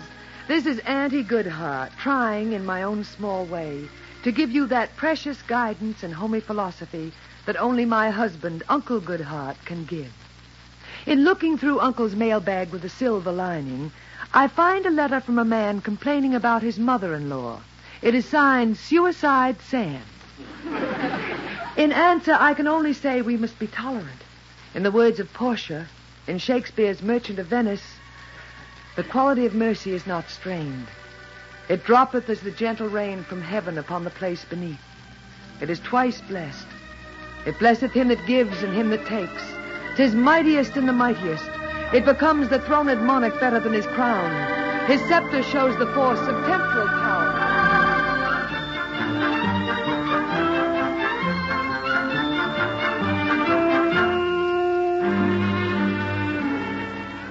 Agnes! Agnes! What is it? Is Lily home yet? Not yet. Wasn't she great? Great. Oh, great. Oh, Agnes, what a disastrous broadcast. She mutilated our beloved Shakespeare from coast to coast. Are you kidding? Please, Agnes, it'll take me months to get my listeners back. I can practically hear their 10 million dials switching over to just plain Bill. Well, I warned her. There she is. Edwin, where are you? Where am I, she asks. I'm in left field for the Dodgers. Where am I, she asks. Oh, still in bed, Edwin? Did you hear the program? Yes, Lily, I heard it. All of it? To the bitter end, and I was probably the only listener left who did. Well, what did you think of it? Lily, radio is not for you. You just didn't have it. Oh, don't listen to him. You were wonderful. Agnes, you're no judge. If Lily even hiccups, you think it's the NBC Symphony. Well, I tried, Edwin. Lily, it takes a personality to be a success on the afternoon program, and the housewives are listening. Now, I have a certain something. Yeah, big loud mouth. Agnes, Edwin's a big radio star. And you know why. He's got the only voice in radio that housewives can hear over the roar of a vacuum cleaner. All right, Agnes, back under your rock. Funny, I thought I did pretty well. Agnes, someone's at the door. I'll get it. Well, Lily, you had your fling at radio, and you found it's not for you. Don't feel badly, dear. Chalk it up to experience. Oh, yes, Agnes? It's Springer and Zinser. Gentlemen? Mrs. Montague, it was magnificent. It was Ginger Peachy. Gentlemen. Telephone calls are still pouring in with congratulations. You're the new Ma Perkins. You're great. Hello, gentlemen. Oh, hello, Montague. Hi. Mrs. Montague, here's what we're planning for you for tomorrow's broadcast. More Shakespeare. The sponsor says Shakespeare sells soap. Gentlemen, I'll do the broadcast tomorrow. Strangely enough, I suddenly feel perfectly healthy. You look terrible. Stay in bed. Now, Mrs. Montague, we got your script all ready. Just keep doing what you did. What a discovery. Now listen, you two. Montague, will you be quiet? Down, boy, down. Now, about tomorrow. Quiet. Stop this foolishness. Foolishness, Yes, Edwin. Lily, foolishness. Don't have to turn your head. I won't, Edwin. And thank you for telling me how bad I was. It seems 10 million people didn't think so. I fealty. Thy name is woman. Lily, you have fallen into the trap. You are lost. I think I've just found myself, Edwin. For the first time, I did something on my own, and I was a success. The least you could have done was to thank me for helping you out. But, Lily, you in radio. Stop acting like a baby. I happen to like radio, and I'm ready, willing, and able to carry on the Uncle Goodhart program as long as they need me. So that's it.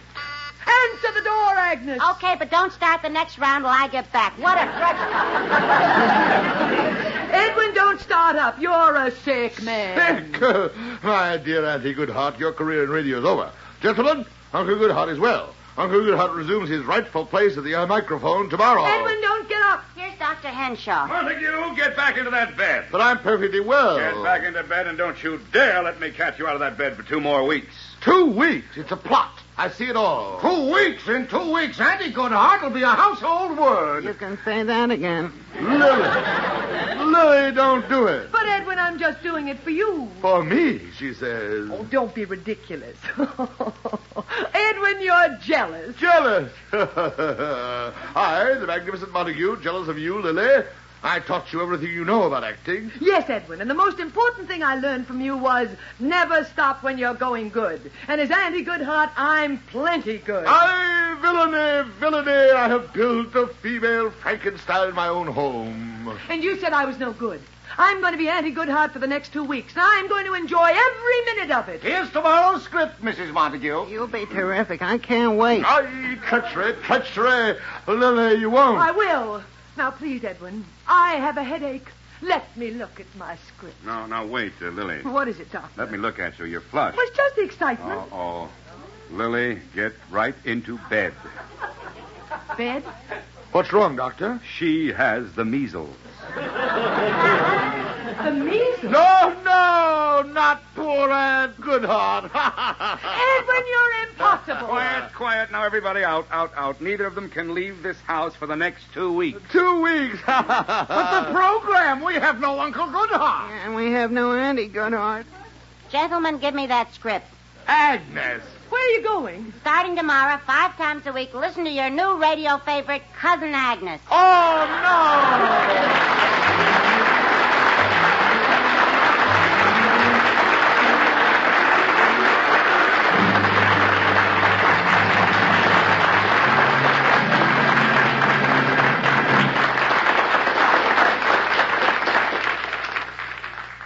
Here's a word from Chesterfield.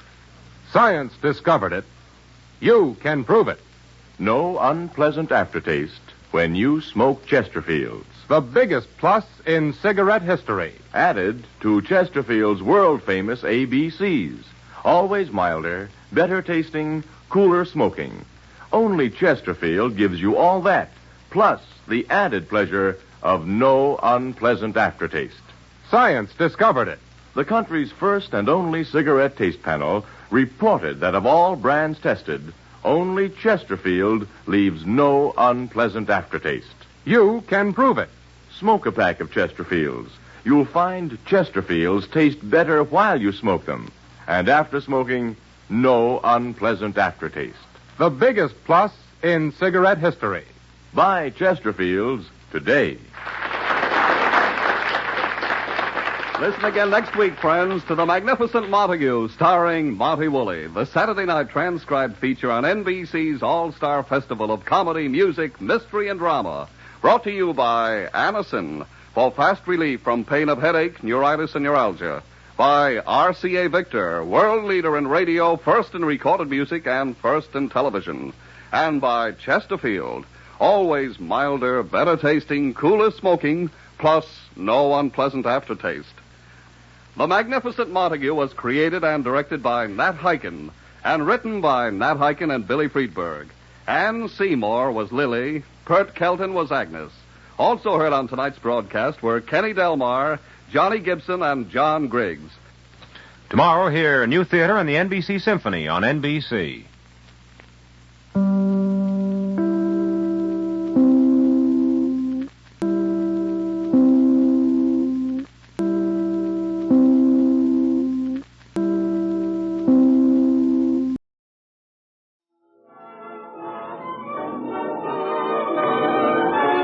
The Magnificent Montague, starring Monty Woolley.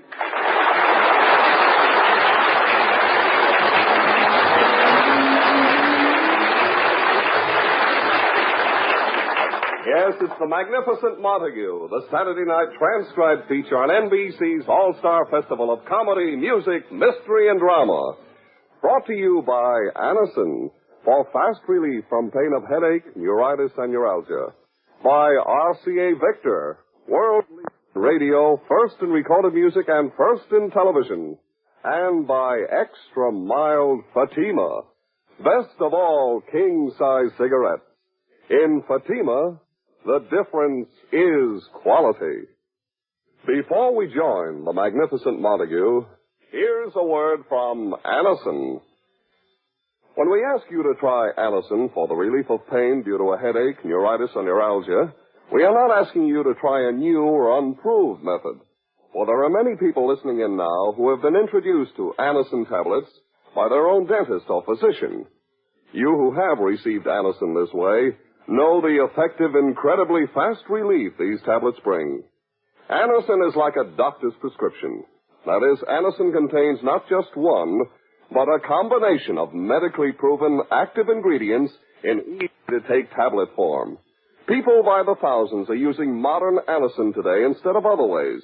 Doesn't their experience seem worth following? Try Anacin the next time you suffer pains from headache, neuritis, or neuralgia. You will be delighted with the results. Ask your druggist for Anacin today. Anacin is spelled A-N-A-C-I-N. And now, the Magnificent Montague.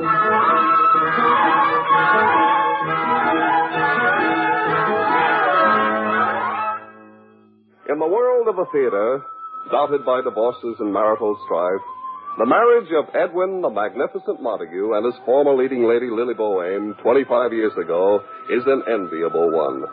Yes, even today, though Edwin's mind is racked with guilt for having deserted the stage for the more lucrative role as Uncle Goodhart, hero of an afternoon radio program, Lily loves Edwin, and Edwin loves Lily. It is morning in the Montague apartment. Agnes, the maid, is up and preparing breakfast.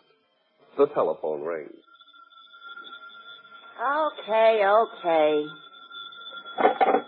The residence of Edwin Montague and Lily Boheme, Agnes on this end. He's asleep, she's getting up, I'm busy. What do you want? No, she's just getting up like I said. Okay, I'll tell her. All morning telephone. Well, I better get breakfast ready before the master gets up.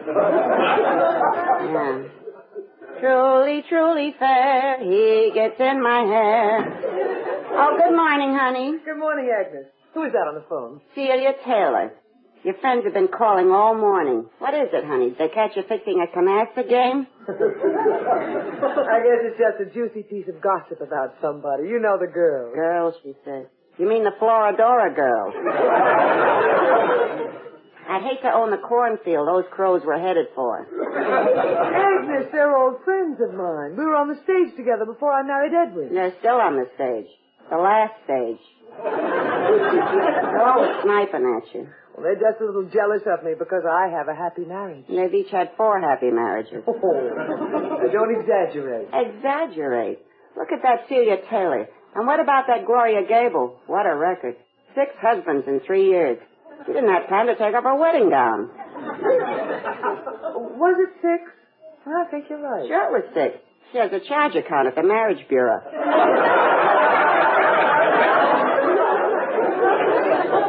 Oh, try and understand them, Agnes. They're just chasing rainbows, looking for the pot of gold. You chased Montague and just wound up with a pot.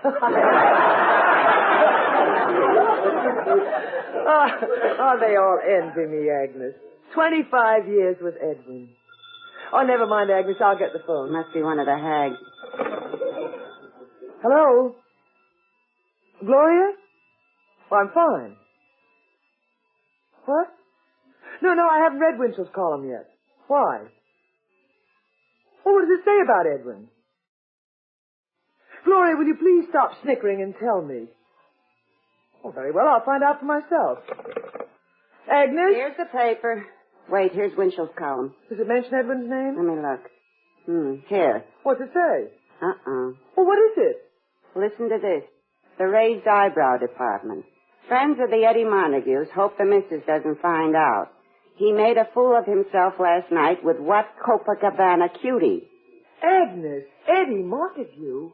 That can't be Edwin. Well, if it is, some Copacabana cutie's gone clean out of her mind. Oh, Edwin at a nightclub with a chorus girl. What a picture. Beauty and the Beast.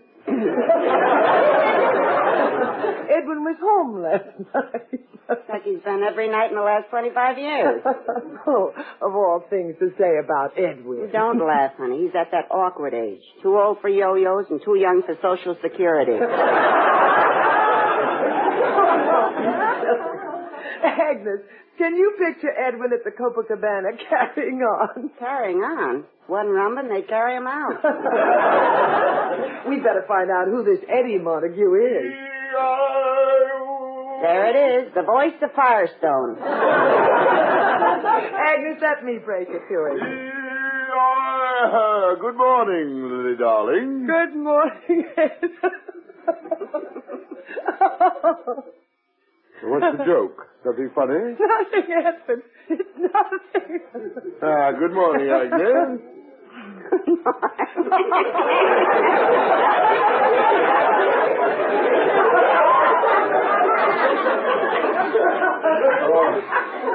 What's happening here is like waking up in the middle of a Milton Berle studio audience. May I ask what's so funny? Oh, Edwin. Stop laughing.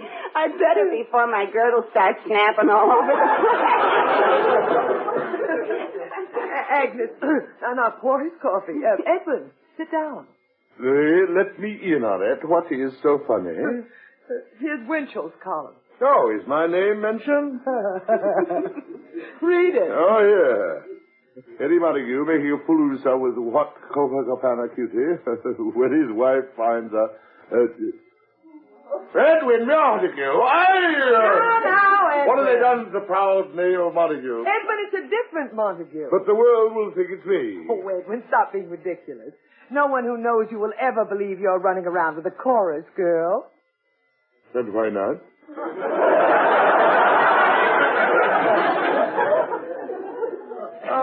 Well, because... Well... Let's face it, pal, at your age. All right, Agnes, just for that, you're not getting Memorial Day off. Your old Civil War regiment will march without you. Go button your beard. Edwin, this is childish. I wouldn't have stayed married to you 25 years if I didn't still think you were the most attractive and charming man in the world. Really, Lily? Oh, sure. You're the last of the Red Hot Poppers.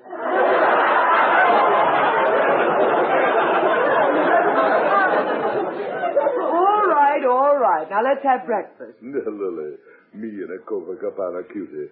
I must put it in my scrapbook. Oh, Agnes, the door. I'll get it. Mrs. Bohème, honey, it's your mother. Mother! Lily, my baby. I'm taking you right home to Cleveland. But, Mother... I flew here the minute I read Winslow's column. How can you stay in the same house with this brute? And now, Mrs. Bohème. Don't come near me. Oh, it's disgusting. Mother, will you listen to me? Lily, my poor betrayed baby. I told you about actors. I knew it wouldn't last. We've been married 25 years. What is that, one night in an auto court?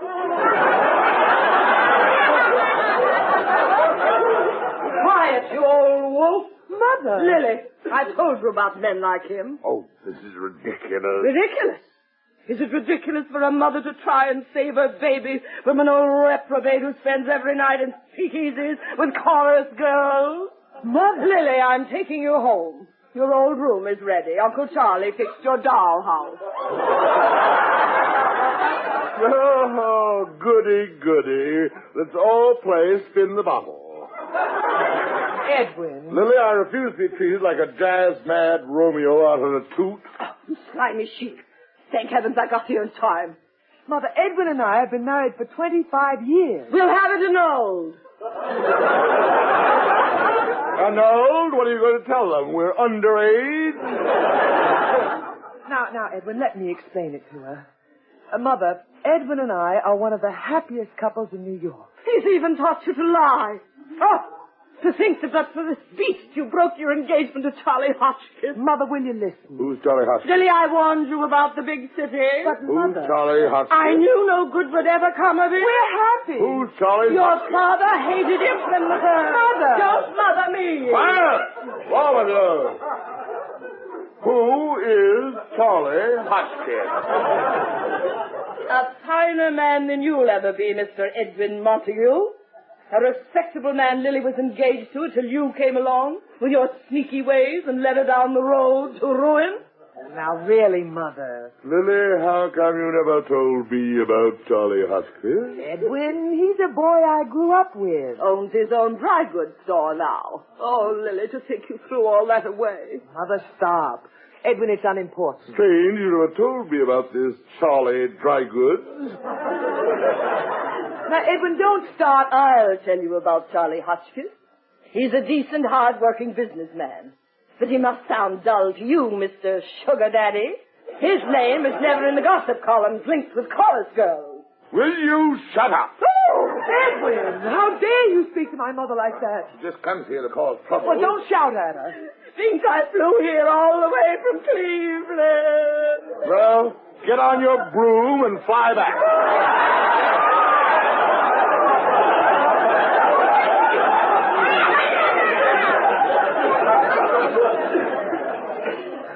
Edwin, I'm ashamed of you. He's a fiend, Lily. He's a fiend. Oh, what have I done to deserve this? Edwin, you apologize to my mother. Lily, come home. He's a monster. Lily, get her out of here. Edwin, don't you dare. Time, hold it, cease fire. Oh, what horrible.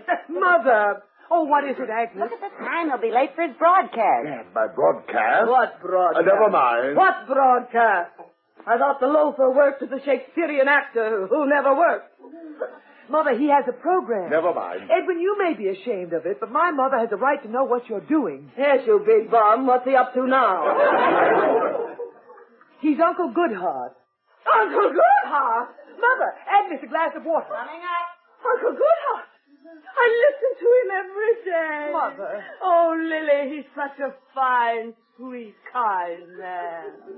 Yes, Mother. You just saw how sweet and kind he can be. Lily, I didn't... Edwin, don't talk to me. Lily, what are you doing to this man? He's your husband. Mother, wait till I tell Cleveland. My son-in-law is Uncle Goodhart. Don't you dare spread it around. Edwin, I'm waiting for you to apologize to my mother. Lily, he didn't mean it. You always did have a nasty temper, Lily. Mother! You never would let me teach you to cook. No wonder the poor man was driven to these nightclubs. He was hungry. Now, wait. Lily and I are happy. Edwin, will you explain it to us? Why should I? I'm doing great. Mother, we've been trying to tell you. Edwin and I are perfectly happy. It was a different Eddie Montague who was mentioned in the column. Phoebe, I knew that all the time. Who could suspect dear old Uncle Goodhart? Oh, Edwin. I better get to the station or there won't be an Uncle Goodhart broadcast today. Here's your coat, Uncle. Yes, look at the time. I'll be late.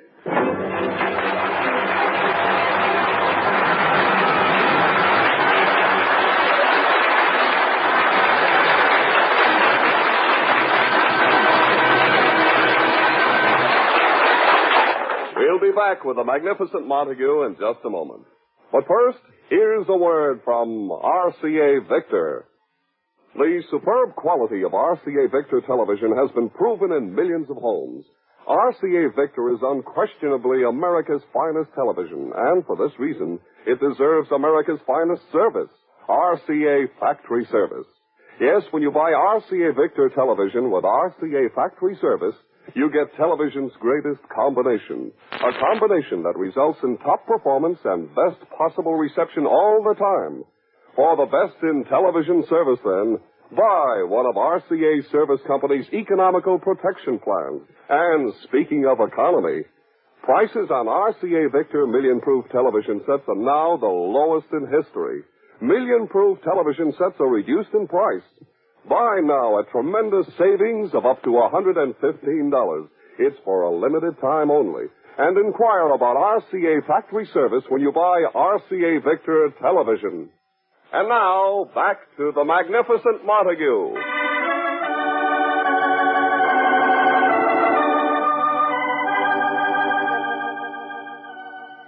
He is just finishing his Uncle Goodhart program. Listen.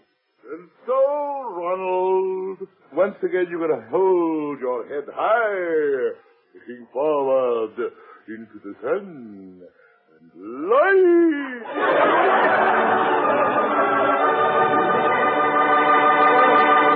Well, there's another epic from coast to coast. Here's the great director, Mr. Zinser. That was another humdinger of a program, Mr. Montague. Thank you, Zinser. Saw your name in Winchell's column.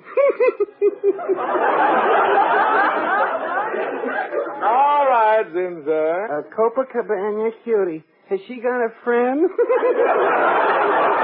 Oh, Zinser, will you stop? It wasn't me. Well, you can tell me, Mr. Montague. I'm one of the boys. I'll keep it under my hat.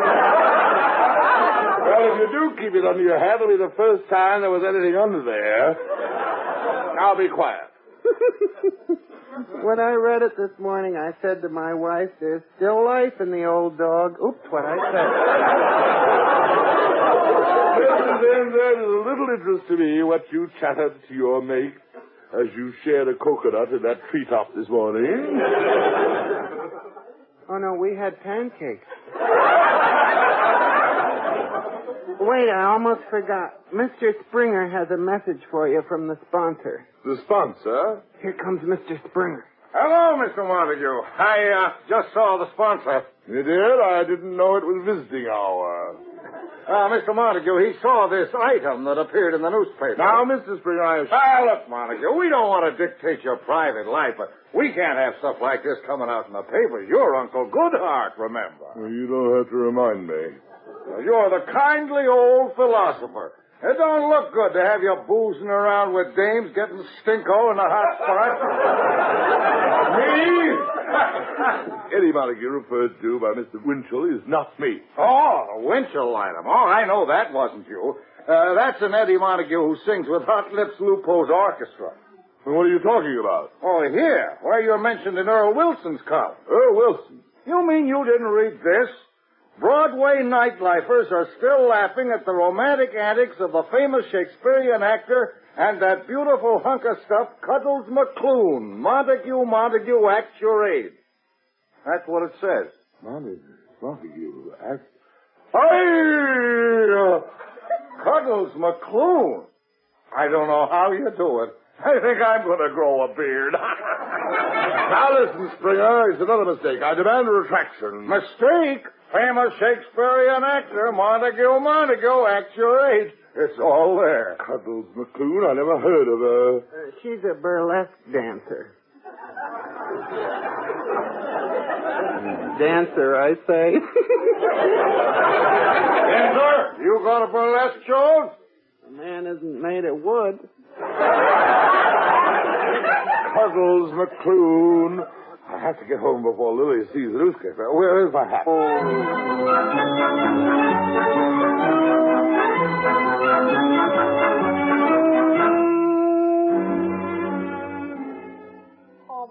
Mother, please let me think. Lily, there's nothing to think about. You read Earl Wilson's column. Now hurry, we can still catch that plane to Cleveland. Oh, now, Mother, I'm sure Edwin will have some explanation. That I don't want to miss. Now, listen, both of you. I trust Edwin, and I assure you, Edwin never heard of this Cuddles. Here he comes. Hello, Edwin. Hello, Cuddles. Lily. Cuddles? Oh, Mother. My baby. Lily, I'm innocent. Get away from her, you vulture. Yeah, you low life. Go back to your burlesque queen. Lily, believe me, I never heard of Cuddles. I never saw her. It's all a horrible mistake. Agnes, the telephone. Hello, this is what's left of the residence of Edwin Montague and Lily Boheme. Who? No kidding. When did you get in from the country? As soon as you read Winchell? Oh, sure, we're all here. Come right up. Now for the fireworks. Agnes, who is that? Your father. Oh, no, that's all I need. Let me out of here. Edwin, are you afraid to face your father? Lily, he'll only make it worse. You know him. He gets fat on trouble. Lily, before he comes, please believe me. Oh, Edwin. Lily, don't go near him. I'll get it. Well, Mr. Montague. Agnes, my little dove. Come here, you lovely wench. Give me a kiss. Let me go. Ow! He pinched me. Lily, my dear, dry those tears. I can't stand seeing a beautiful, luscious woman like you cry. Hello, Dad. Wait, who is this vision of loveliness? This angel I see before me? Lily, it can't be... Yes, it's my mother. Mrs. Boheme? Keep your distance, Edward Montague. Oh, Mother, really, you haven't seen him since our wedding. That was enough. Any man who in the middle of his own son's wedding will reach over and deliberately pinch the bride's mother. What? Lily, she looks like your daughter. And now, where is he? Hello, Father. Sonny, what are you doing to your marriage? Copacabana cuties. Shame on you, a boy of your age. Dad, it's not true. Dad, it's not true. Edwin, go blow your nose.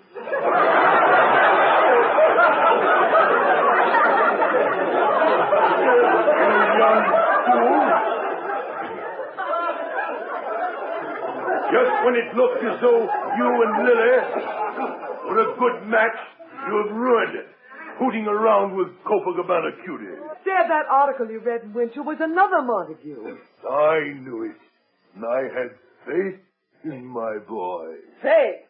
What about Cuddles? Cuddles?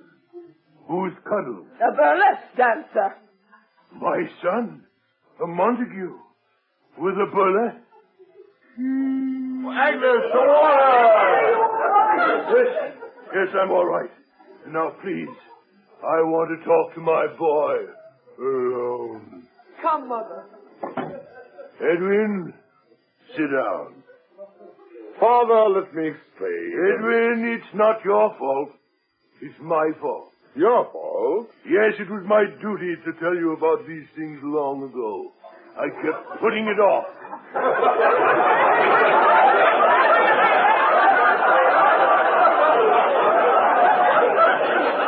Oh, Father, what are you talking about? Edwin, pay attention. Now let's begin from the beginning. There are the birds and the bees, and there are the flowers. not that. Quiet. You have to be told these things sometime. Father, what are you trying to tell me? Son, there are painted women lurking to snare young innocent boys like you. Now about this burlesque dance. Father, I swear I never met this Cuddles. I don't know her. I never had anything to do with her or any girl. Sonny, are you telling Daddy the truth? Yes. I'm ashamed of you. Ashamed? You're no son of mine. Gad, when I first read that item, you and a copper cutie, I thought at last, he's a Montague. Egad, Edwin, when I was your age,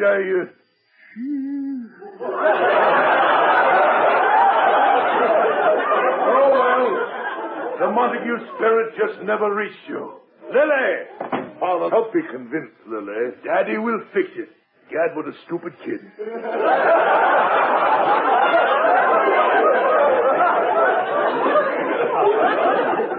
What is it, Dad? Did the beast confess? What about Cuddles? Lily, I've just had a long talk with Edwin. He knows nothing about her. In fact, this boy here knows nothing about anything. Father! Quiet! Speak only when you're spoken to. I'm sorry. Oh, Lily, don't encourage him. Lily, how could you have ever doubted this pudding-faced offspring of mine? Now listen, Father. Now listen, Father. You are either the most fortunate or most unfortunate of women.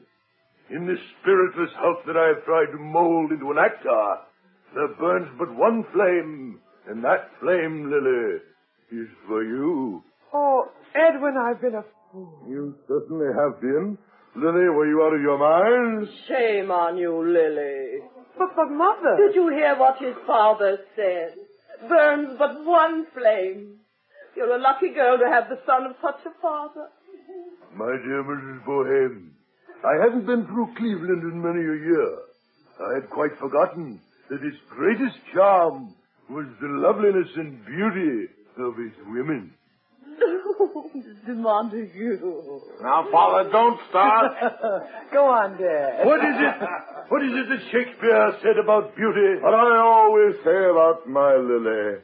Her beauty makes this vault of feasting presents full of light. Her beauty makes this vault of feasting presents full of light. It's 9 o'clock. Go to bed. Good night.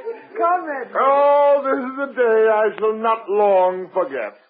Oh, good night. My dear Mrs. Bohem, now that the children are asleep, may I show you a bit of New York? But should we leave the children alone? Agnes is with them. A little nightlife? Perhaps a few memories to take back to Cleveland? Well, I shouldn't, but... Wait, I'll get my coat. We're going to Maxine's, where all the girls will dream. Hello? Is this the La Vie en Rose apartment? Give me apartment 602, please. Hello, Cuddle?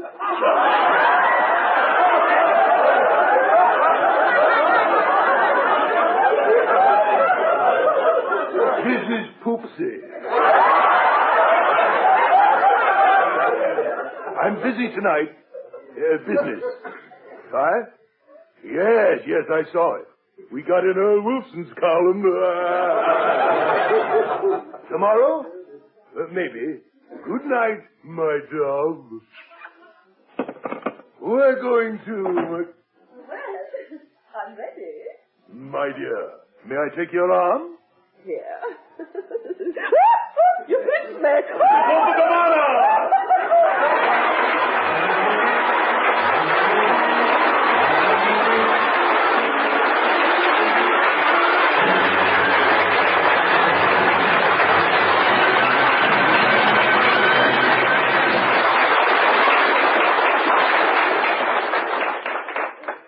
And now, here is Jack Webb, star of Dragnet. If you smoke king-size cigarettes, listen to Fatima's amazing new offer. Buy a pack of Fatimas, enjoy their extra mildness, and see if you don't like Fatimas better than the king-size cigarettes you're now smoking. If you don't, return the pack with the unused Fatimas, and we'll give you your money back. plus postage.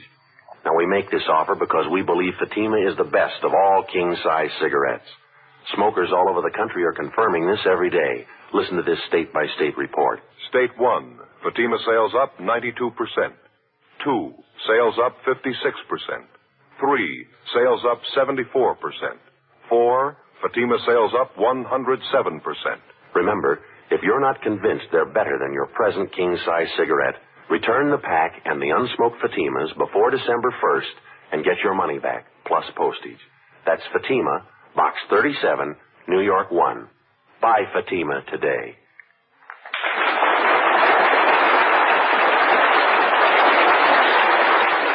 Listen again next week, friends, to The Magnificent Montague, starring Monty Woolley. The Saturday night transcribed feature on NBC's All-Star Festival of Comedy, Music, Mystery, and Drama. Brought to you by Anacin, for fast relief from pain of headache, neuritis, and neuralgia. By RCA Victor, world leader in radio, first in recorded music, and first in television. And by Extra Mild Fatima, best of all king-size cigarettes. In Fatima, the difference is quality. The Magnificent Montague was created and directed by Nat Hiken and written by Nat Hiken and Billy Friedberg. Ann Seymour was Lily. Pert Kelton was Agnes. Also heard on tonight's broadcast were Art Carney, Johnny Gibson, John Griggs, and Barbara Weeks. Jack Ward was at the organ. This is Don Pardo speaking. Stay tuned for the best in popular music. It's the musical merry-go-round on NBC.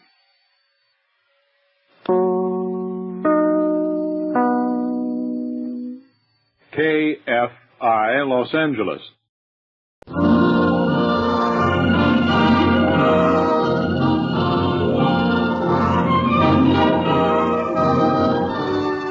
The Magnificent Montague, starring Monty Woolley.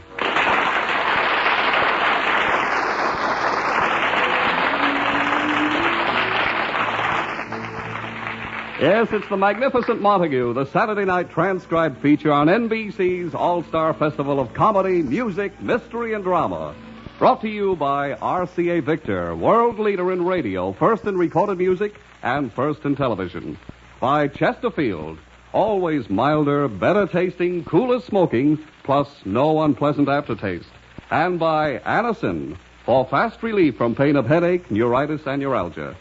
Before we hear from the Magnificent Montague, let's hear from RCA Victor. When you buy RCA Victor television with RCA factory service, you get television's greatest combination. For example, the RCA Victor factory service contract gives you installation and service by RCA's own factory-trained technicians. It gives you coverage of parts and tubes, including the big picture tube for an entire year. Or if your RCA Victor set needs attention, and you haven't provided for this protection through the service contract, simply call the RCA Service Company branch nearest you. They will gladly dispatch RCA specialists to your home on a time and material basis. This service is reason enough to buy America's finest television. So tomorrow, stop in at your RCA Victor television dealers and see and hear the superb new 17-inch television console, the Fairfield. The Fairfield is a magnificent example of why RCA Victor is first in television. Inquire about RCA Victor's factory service contract when you buy the Fairfield. And now, the Magnificent Montague.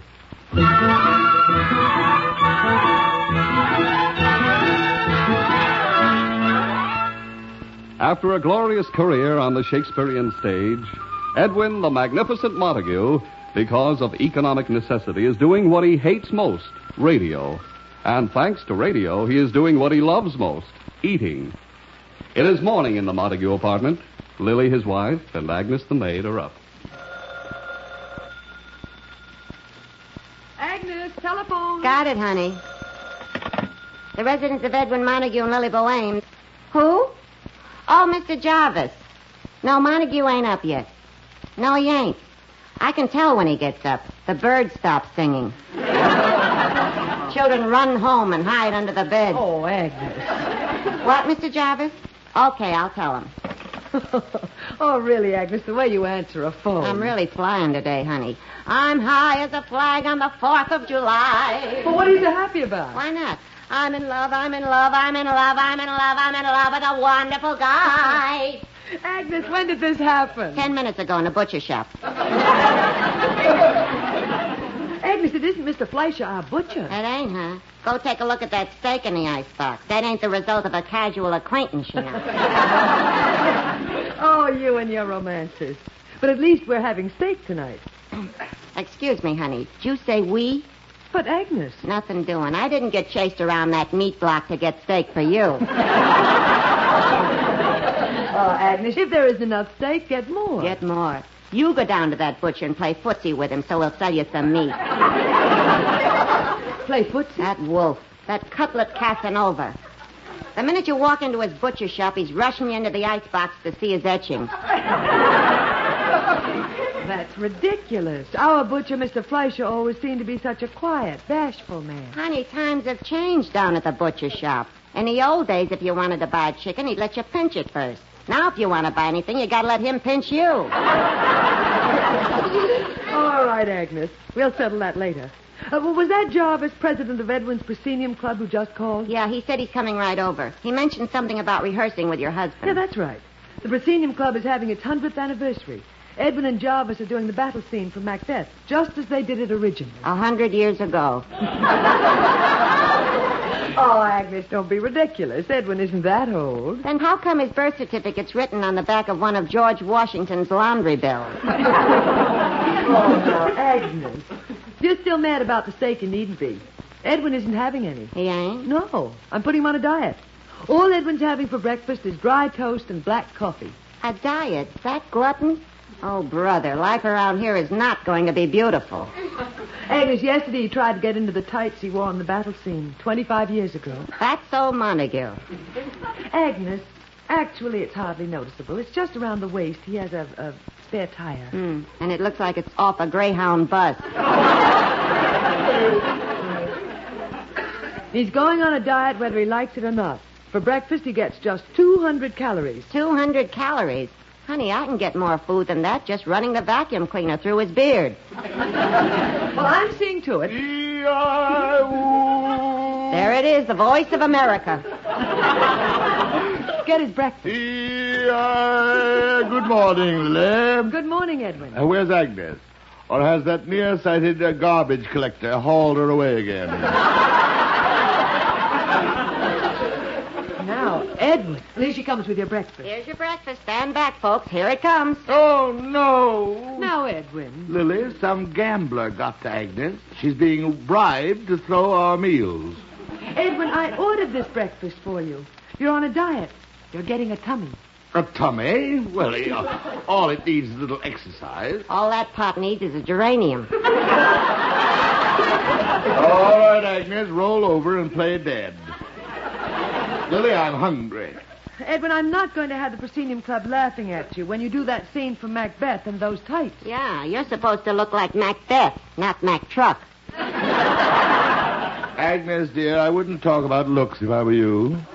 Now, Edwin, leave Agnes alone. Just once, can't she serve breakfast without those curlers sticking out of her hair? It's like eating in a radar station. Oh, Tubby, you're a scream. Edwin, eat your breakfast. Breakfast? This pathetic piece of burned bread? Well, this didn't pop out of any toaster. It crawled out and died in Agnes's arms. Well, then just drink the coffee. Here. Coffee? Coffee? Thanks for telling me. I was about to fill my fountain pen with it. Oh, Edwin, eat. That's all you're going to get. Lily, I'm hungry. Well, the diet is for your own good. Now, just look at yourself in the mirror. And that should kill his appetite. Edwin, eat your toast. Dry toast. At least put a little something on it. Like a pork chop. Edwin. Lily, I'm weak. Just a few eggs, pancakes, sausages. No. Bread and butter. No. Just the butter. Edwin, you're acting like a baby. A little pablum. Oh, you're impossible. The subject is closed. Well, all right. All right. A little lumpy oatmeal. No. just the lumps. Edwin, I'm going to show you something that will convince you that you need to lose weight. I'll be right back. She's gone. Agnes, dear. Yes, lover. Agnes, haven't I always been good to you? Like Kefauver was good to Costello. Agnes, while Lily's gone, sneak into the kitchen. No. Shh. She'll hear you. Now, look, Agnes, I'm sure you can whip something up. You mean like fluffy waffles swimming in melted butter and syrup, a fat slice of ham, hashed brown potatoes, scrambled eggs? With sausages? With sausages. Coffee with heavy cream and sugar. Oh, Agnes, how long will it take? You should live so long. Agnes, you're a fiend. You should be burned at the stake. A nice juicy steak with French fried onions. Stop, you're a devil. Nice deviled ham on a thick slab. Stop! Oh, this is fun. Agnes, just a crust, a crumb. No crust crumb. All right, Agnes, what are they doing to me? Here, Edwin, if you think you haven't put on weight, look at this picture. Well, what is it? Oh. Yes, that's you in tights. 20 years ago when you played Hamlet. Yes, I was a handsome brute. Get that autograph on the picture. To Edwin Montague with love, signed Edwin Montague. See how thin you were? His beard was just starting. Look at his chin peeking out of the fuzz. Quiet, Agnes. Lily, you know something? I haven't changed much. No, Edwin. Now, hurry up. Jarvis will be here to rehearse the battle scene, and you have your Uncle Goodhart radio broadcast to do later. But, Lily, let's forget about this diet. I know.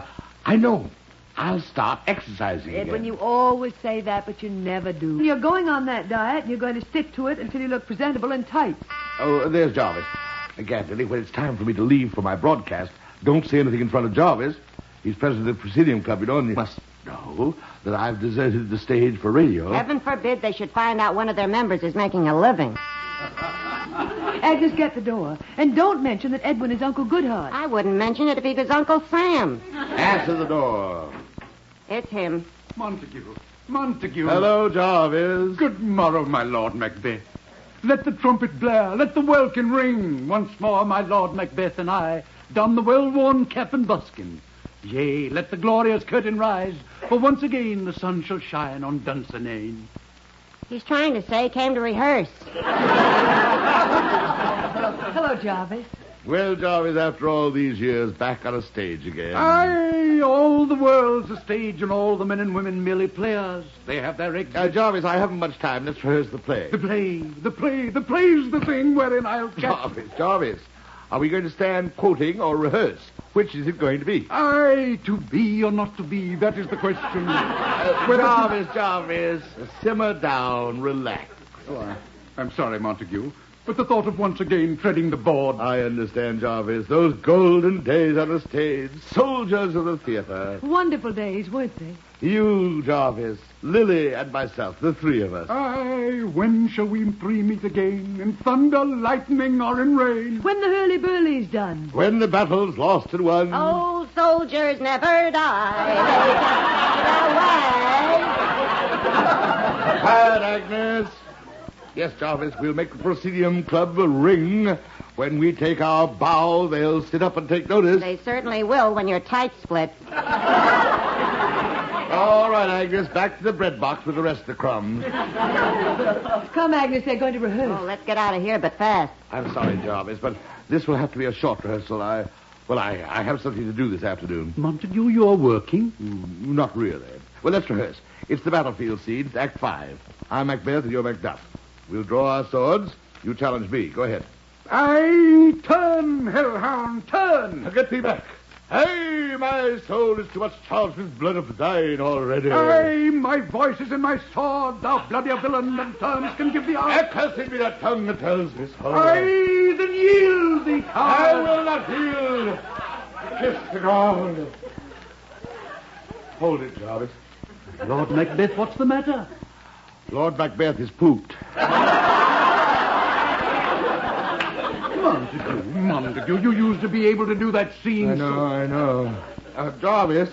What is it, Montague? I'm out of condition. They tell me I look fat. Fat? Oh, who dares call my noble lord fat? I shout fire upon them and will challenge them. No, Jarvis. Tell me the truth. We'll be doing this in tights, and I don't want to look ridiculous. Thou, my lord, ridiculous? Thou, Montague, the noblest Roman of them all?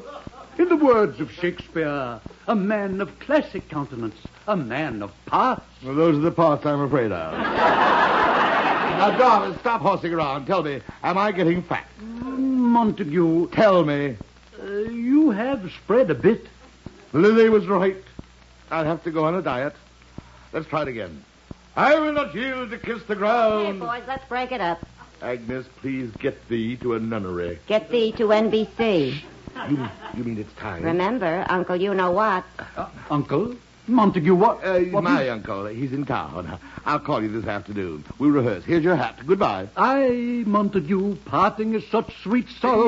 Yes. Here's the door. Goodbye. As Hamlet's father's ghost said, adieu, adieu, adieu.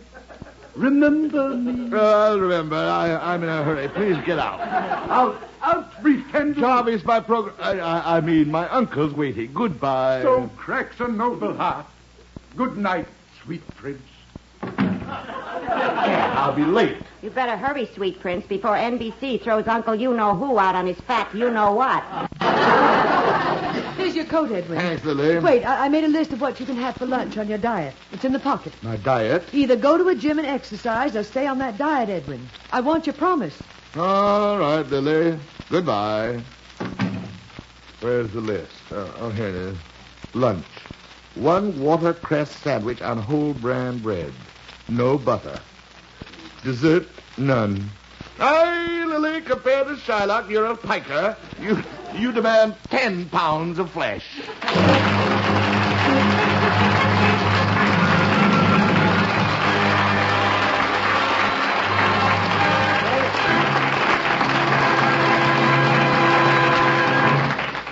We'll be back with the magnificent Montague in just a moment.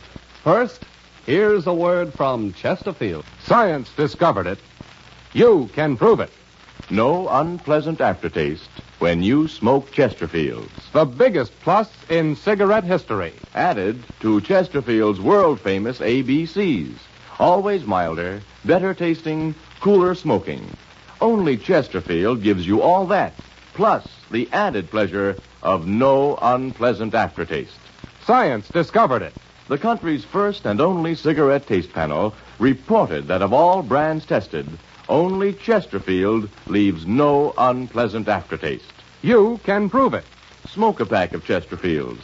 You'll find Chesterfields taste better while you smoke them. And after smoking, no unpleasant aftertaste. The biggest plus in cigarette history. Buy Chesterfields today. And now, back to the magnificent Montague.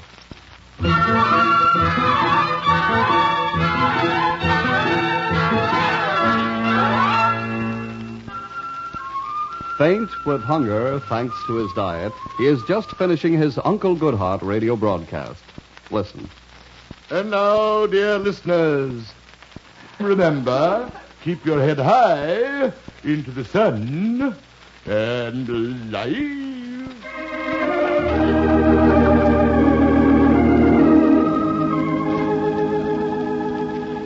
So ends another episode of Uncle Goodhart.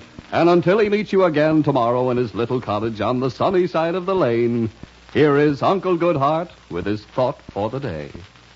When your neighbor's kids burn down his house while playing with their chemical toys, as he's trapped in the flames on the second floor, shout up to him, "Boys will be boys."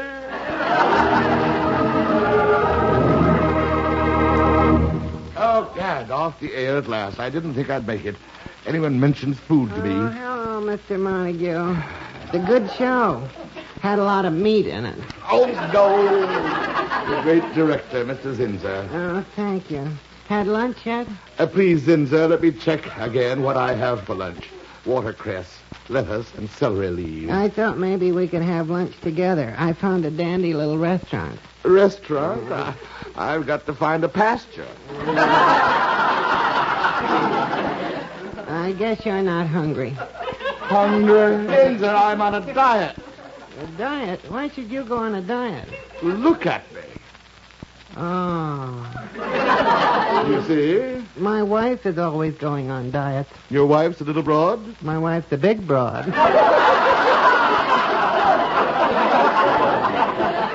Zenza, please, why don't you go to lunch and let me starve in peace? I sure wish you'd come along with me. I always order the special businessman's lunch.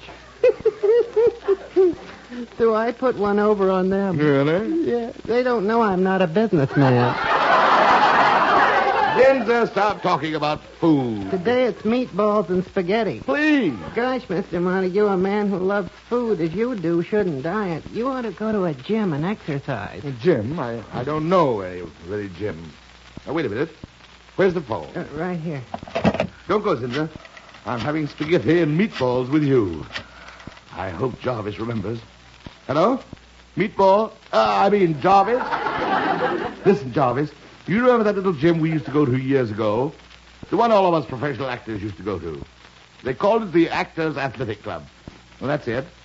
53rd and 8th Avenue. The second floor.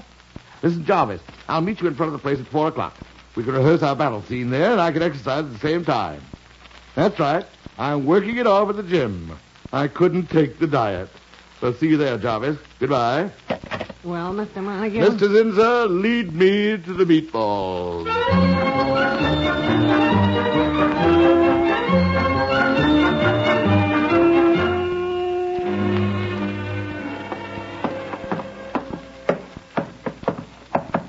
Hold it, Jarvis. Let me catch my breath. Montague, you are out of condition. It's only one flight up. There's nothing going up that's bothering me. It's the meatballs going down. Let's go. Here's the floor. Cab, the place hasn't changed a bit. Remember how old actors used to come here and rehearse while we sat in the steam room? Long ago, Jarvis. Well, here we are again. We'd better go easy at first. Here's the door to the office. I'll knock. Come in. Yeah? We'd like to work out in the gym. You guys professionals? Professionals, my dear man. I've been a professional for 40 years. He must be new here. Okay. We don't like the amateurs and kids coming around bothering you gents. You working tights? Yes. Okay, you'll find a couple of pairs hanging in the locker room. Right through that door. Come on, Jarvis. My truly fair. Truly fair. How I love my truly fair. Yeah. What?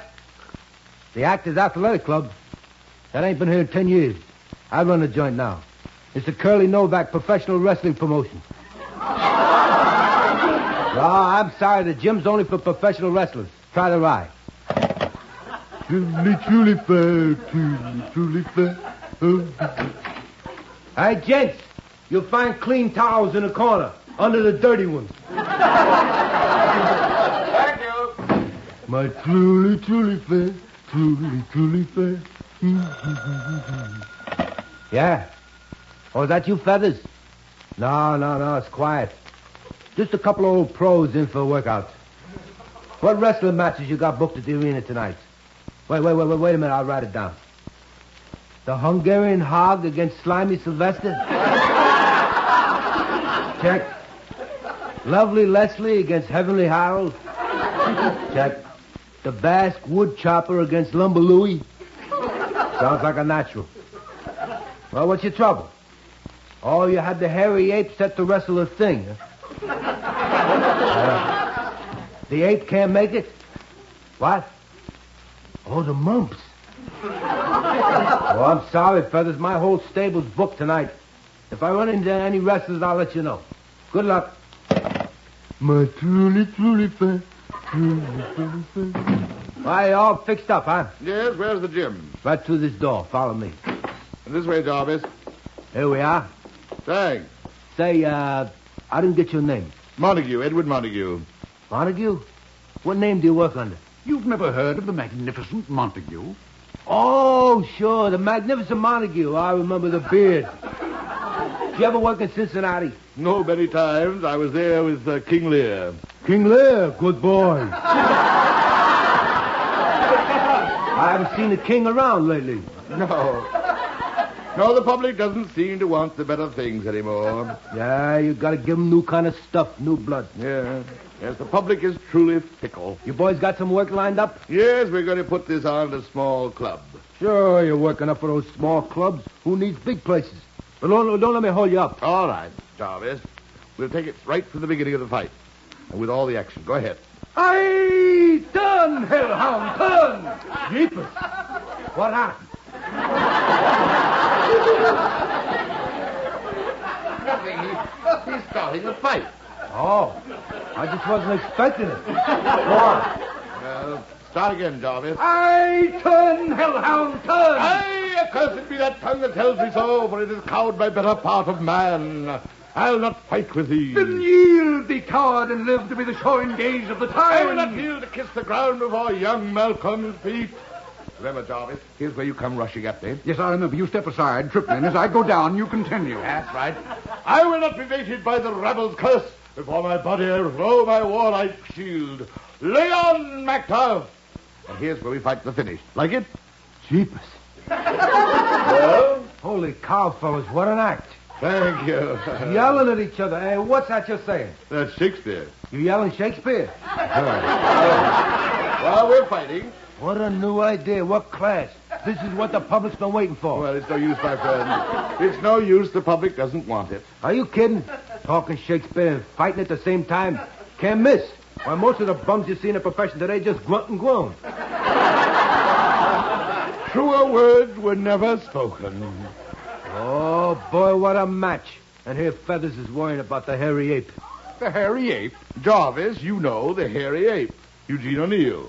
Eugene O'Neill? I never knew his real name. Look, fellas, you got a gold mine here. A gold mine? Yeah, I can have you boys working tonight. Montague, work. You mean doing this? Yeah, I can book you right into the arena. The arena? Montague, an arena. You know, the Greek theater. Yeah, that's the place. Only the Greek don't own it no more. Italian fella by the name of Schmidt runs it now. Jarvis, I still have the costumes. Oh, you got your own costumes? Great. We wear 2 suits of armor. Armor? Boy, will this make a bum out of Gorgeous George. What else do you use? Swords. Wait a minute. That's out, boys. Swords are not allowed in this state. The Athletic Commission is very touchy. They got some silly rules. Athletic Commission? Yeah, they watch you wrestlers like hawks. Wrestlers? I'll call Feathers and book the match. Wait a minute. We're not wrestling tonight. Yes, you are. You give me your word. Jarvis, let's get out of here. Hey, you can't back out now. Jarvis, come along. Montague, it's work. Jarvis. I haven't appeared before the public in 10 years. Jarvis, get your clothes on. Hey, stop. You took the book. Now, let's go. Jarvis, get your clothes on. You're right now.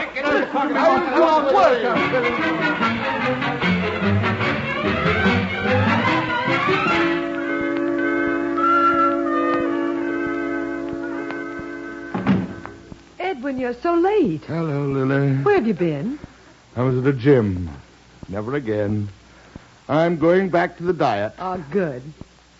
Say, Lily. Yes, Edwin. Do we know anyone in this building with a television set? Yes, the people next door. Good. There's something I'd like to see tonight. What is it? Jarvis is wrestling the Thing.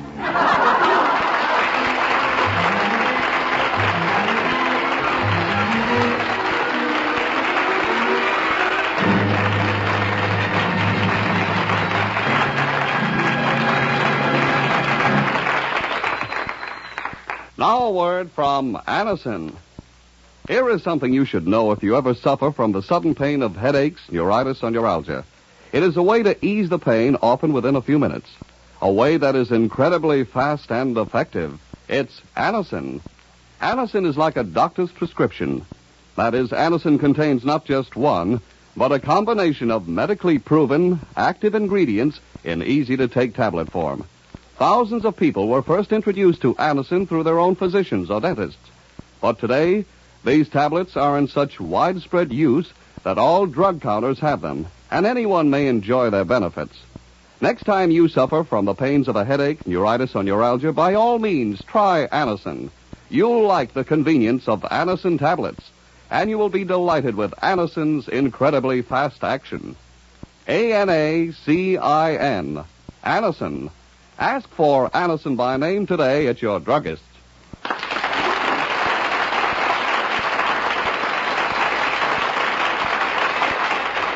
Listen again next week, friends, to The Magnificent Montague, starring Monty Woolley. The Saturday night transcribed feature on NBC's All-Star Festival of Comedy, Music, Mystery, and Drama. Brought to you by RCA Victor, world leader in radio, first in recorded music and first in television. By Chesterfield, always milder, better tasting, cooler smoking, plus no unpleasant aftertaste. And by Anacin, for fast relief from pain of headache, neuritis, and neuralgia. The Magnificent Montague was created and directed by Nat Hiken and written by Nat Hiken and Billy Friedberg. Ann Seymour was Lily, Pert Kelton was Agnes. Also heard on tonight's broadcast were Art Carney, Johnny Gibson, and Gavin Gordon. Jack Ward was at the organ. This is Don Pardo.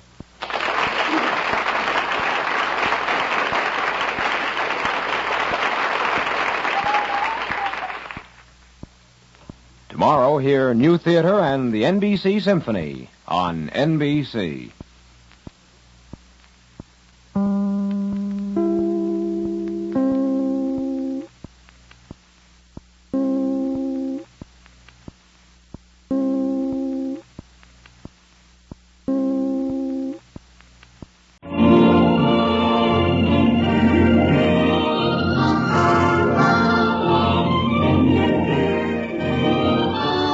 The Magnificent Montague, starring Monty Woolley.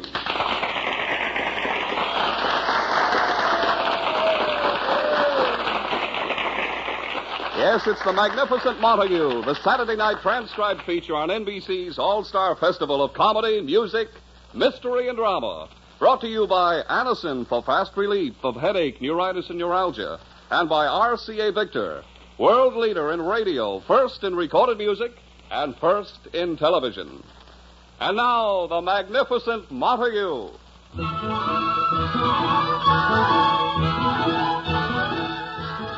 When Edwin the Magnificent Montague left the Shakespearean Theater for the less artistic but more profitable role of Uncle Goodhart, star of an afternoon radio program, his one link with his beloved theater remained the Proscenium Club, that stalwart actors' club dedicated to two great ideals: the return of the Shakespearean drama, and trying to pay off the mortgage on its clubhouse. Edwin is at a cultural meeting of the club right now. His wife, Lily, and Agnes the maid are expecting him for lunch. In the meantime, they are indulging in a little culture of their own, a gin rummy game. Agnes is happy. She is winning. There's a tumble-down shack and a rusty old mill, but it's my home, sweet home, up on Mockingbird Hill. Agnes, please. What is it, honey? Well, I'm trying to play cards. When you sing, I keep throwing you wrong cards. You do? Tra-la-la. Oh, Agnes, let me concentrate. I haven't won a game all morning from you. Snap it up, will you, honey? The magnificent monster will be home any minute. What shall I discard? Jack? No. Ace? No. 6 of clubs. I don't think you can use that. Nah. There. The 6 of clubs. Gin. Oh, no. I'm stuck with 36 points. What's the score now? I'm ahead 246,300 points. Oh, Agnes, what does that come to in money? 14 cents. Get it up. That's enough for today, Agnes. Let's set the table for lunch. You know how Edwin likes to see everything on the table. I'd like to see something on the table right now. What? My 14 cents. Oh, now, Agnes. Get it up. Later, Agnes. I had some loose change on my dresser. You better get it before your husband sees it. The boy. The boy with the magnetized fingers. Edwin is just trying to raise every cent he can for the Proscenium Club. The mortgage on the clubhouse is due again. Thanks for telling me. I got $1 in my room I better nail to the floor. Every year it's another drive. It's amazing the clever ideas he comes up with every year to raise money. Yeah, I wonder what the big scheme is this year. Guess the exact number of hairs in his beard and win a box of Blue Jay corn plasters. Agnes, he's desperate about this fundraising. He doesn't want to overlook any source of money. Aren't you overlooking something? What? My 14 cents. Get it up. Well, here's your 14 cents. Come on, one more hand. I'll deal. Oh, that's Edwin at the door. Let's be quiet. Maybe he'll go away. Deal, Agnes. I'll get the door. Hello, Edwin. Lily, are you answering the door? Yes. My fondest dreams have come true. Agnes has been drafted. No, Edwin. Agnes is dealing a rummy hand. Come on, honey. Grab your cards. This is a charming scene. The house is a mess, lunch isn't ready, and our maid is dealing. Oh, it's you. Who were you expecting? Nick the Greek?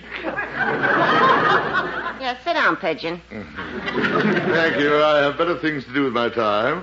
What's that on the table? Oh, 14 cents. You touch that and I'll break your arm. Edwin, that's Agnes's money. Just make one move for that money, Greasy Thumb. Just one move. Agnes, it's for a worthy cause. I got a worthier cause. This 14 cents is going right into the Let's Buy Agnes a Squirrel Coat Before Christmas fund. Agnes, the Proscenium Club is on its last leg. I just want to keep mine from freezing this winter. Edwin, it's getting ridiculous. Every year the members of the club have to go through these frantic last-minute appeals, raffles, rummage sales, bazaars. Lily, we have to meet the mortgage. That mortgage has been met more times than General MacArthur. Edwin, every year this struggle to keep the Proscenium Clubhouse going. Why don't you close it down? Close the Proscenium Club? The last stronghold of Shakespeare in this country? Never. It is not just a club for a few old Shakespearean actors. It is the fortress for the old soldiers carrying the flickering torch of culture, making a last desperate stand against the forces of Milton Berle. It's another Alamo. Don't get excited. Picture the clubhouse, Lily. It should be a shrine. I've seen it. It should be condemned.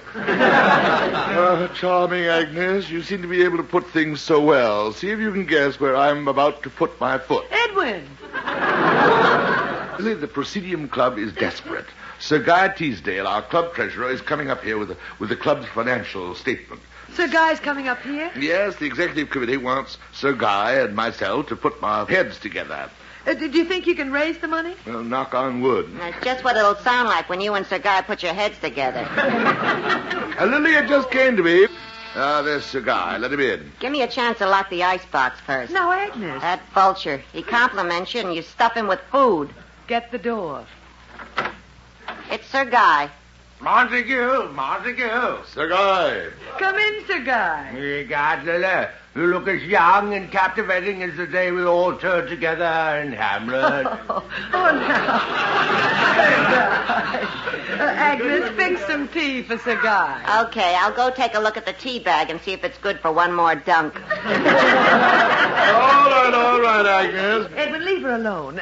Sit down, Sir Guy. Thank you.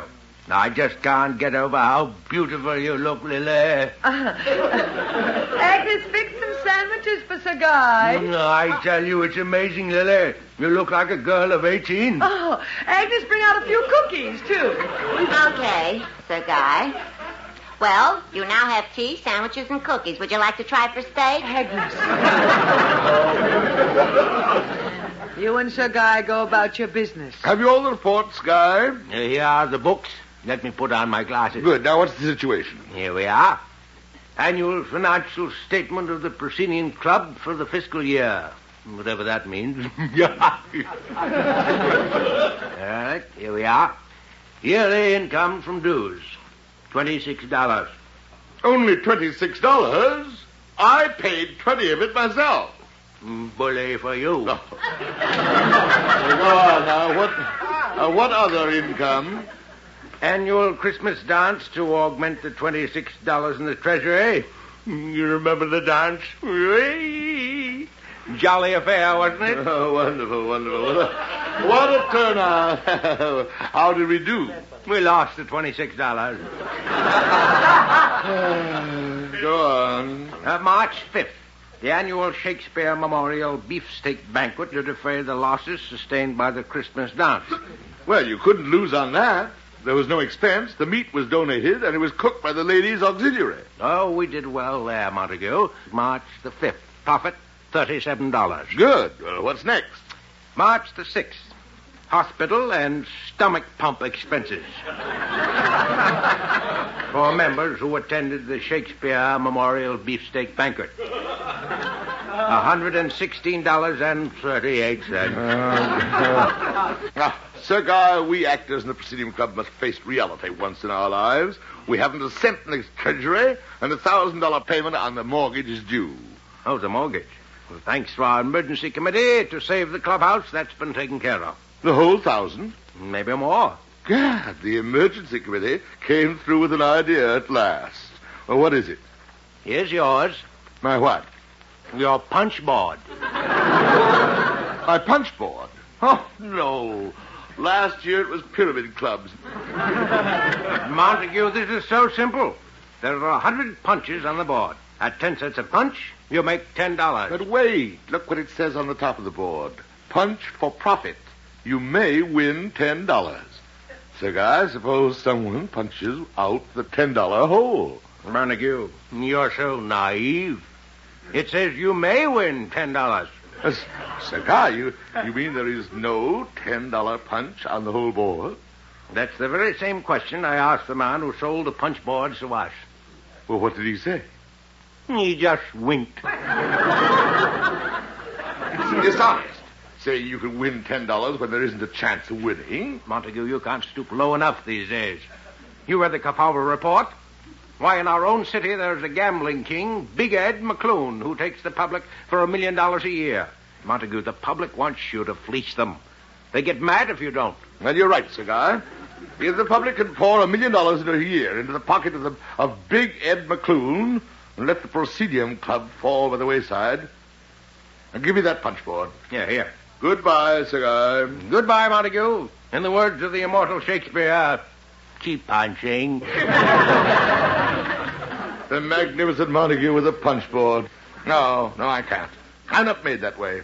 I couldn't sell anyone a punch on a crooked punch board. Who could I possibly do that to? Is the guy gone? Oh, Agnes. Keep your distance. The last time you said, oh, Agnes, like that, it cost me my day off. Agnes, I have a little gadget here that may get you your squirrel coat. What is it, a trap? No, it's a punch board. Edwin, you'll be late for your Uncle Goodhart broadcast. Now stop being childish. Lily, it's for the club. Agnes, it's only a dime a punch. You may win $10. Agnes, it's for the Proscenium Club. Come on, Agnes, only 10 cents a punch. You can win $10. Now stop ganging up on me, will you? What am I working for, a family or a syndicate? Agnes, if we lose the Proscenium Club... Here's a dime. Thank you, Agnes. Punch out a hole. This is a big waste of time, you know, but here goes. My mother told me to pick this one. There. Now unfold the little piece of paper that was pushed out. Okay, here goes nothing. Agnes, even if you don't win, they always have cute sayings printed on the back of the slips. Well, here's a cute saying. Well, what does it say? $10. Oh, Edwin, Agnes won the $10. Get it up. Agnes, it's a mistake. Let me explain. Money talks. Get it up. It's impossible. The man wins. Cross my hand with a beautiful dirty green sawbuck. Agnes, I'll at least punch out the rest. I'll punch you in the nose. Come on, boy. 10 clams, 2 5s, 10 1s. I'll take it in loose change. Agnes, the club is fighting for its life. I'm fighting for a squirrel coat. Get it up. $10. Tippy 10. Edwin, Agnes won. Now give her the money. But, Lily, the club hasn't got a cent. Then pay her out of your own pocket. You gambled and lost. But, all right. Here, Agnes, $10 bill. Ah, my favorite picture, Alexander Hamilton. I haven't seen you in years. Edwin, I'll take a punch. It's no use, Lily. Lily, let's face it. We need $1,000, and we're running around with 10-cent punch boards. The public doesn't care about the Presidium Club, and all it stands for... Oh, now, Edwin, the public has so many other worthwhile causes to contribute to. Sure. They have to contribute $1 million a year to Big Ed McClune's gambling joints. Maybe if we got rid of Big Ed, there'd be a little money left for causes like the Presidium Club. Edwin, stop getting excited. There's nothing you can do about it. There isn't, eh? Lily, I'm going to drive Big Ed McClune and his gang out of town. Edwin, how can you drive anybody out of town? McClune is a power in this city. You're all alone. No, I'm not.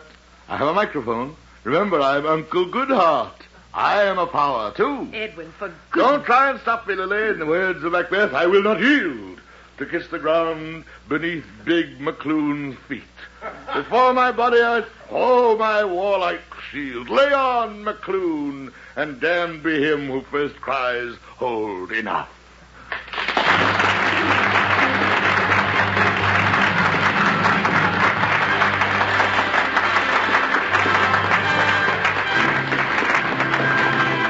We'll be back with the magnificent Montague in just a moment. Here is something you should know if you ever suffer from the sudden pain of headaches, neuritis, or neuralgia. It is a way to ease the pain, often within a few minutes. A way that is incredibly fast and effective. It's Anacin.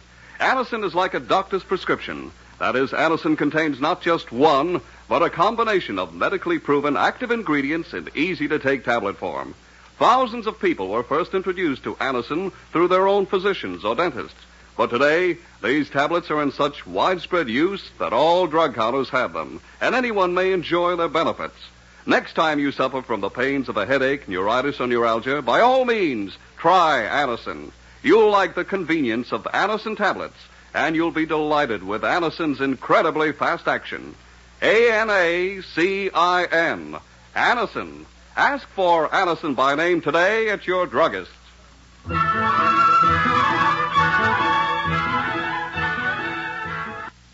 And now back to the magnificent Montague.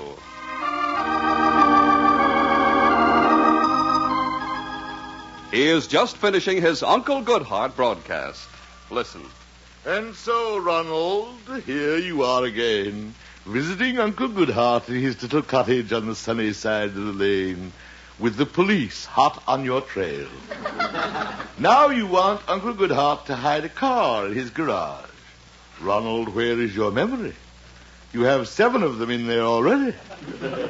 I understand, Ronald, everybody likes an automobile. But you, Ronald, you like everybody's automobile. Ronald, I looked the other way when you filed the serial numbers off those 7 cards and made out those false registration papers. But now, Ronald, you ask too much of old Uncle Goodhart. You want me to make a decision for you. Should you join the auto club? This is a question you must ask your own heart, Ronald. But no matter what you decide, Ronald, remember, as you ride out on the highway with the sound of sirens behind you, always keep your head high into the sun and light.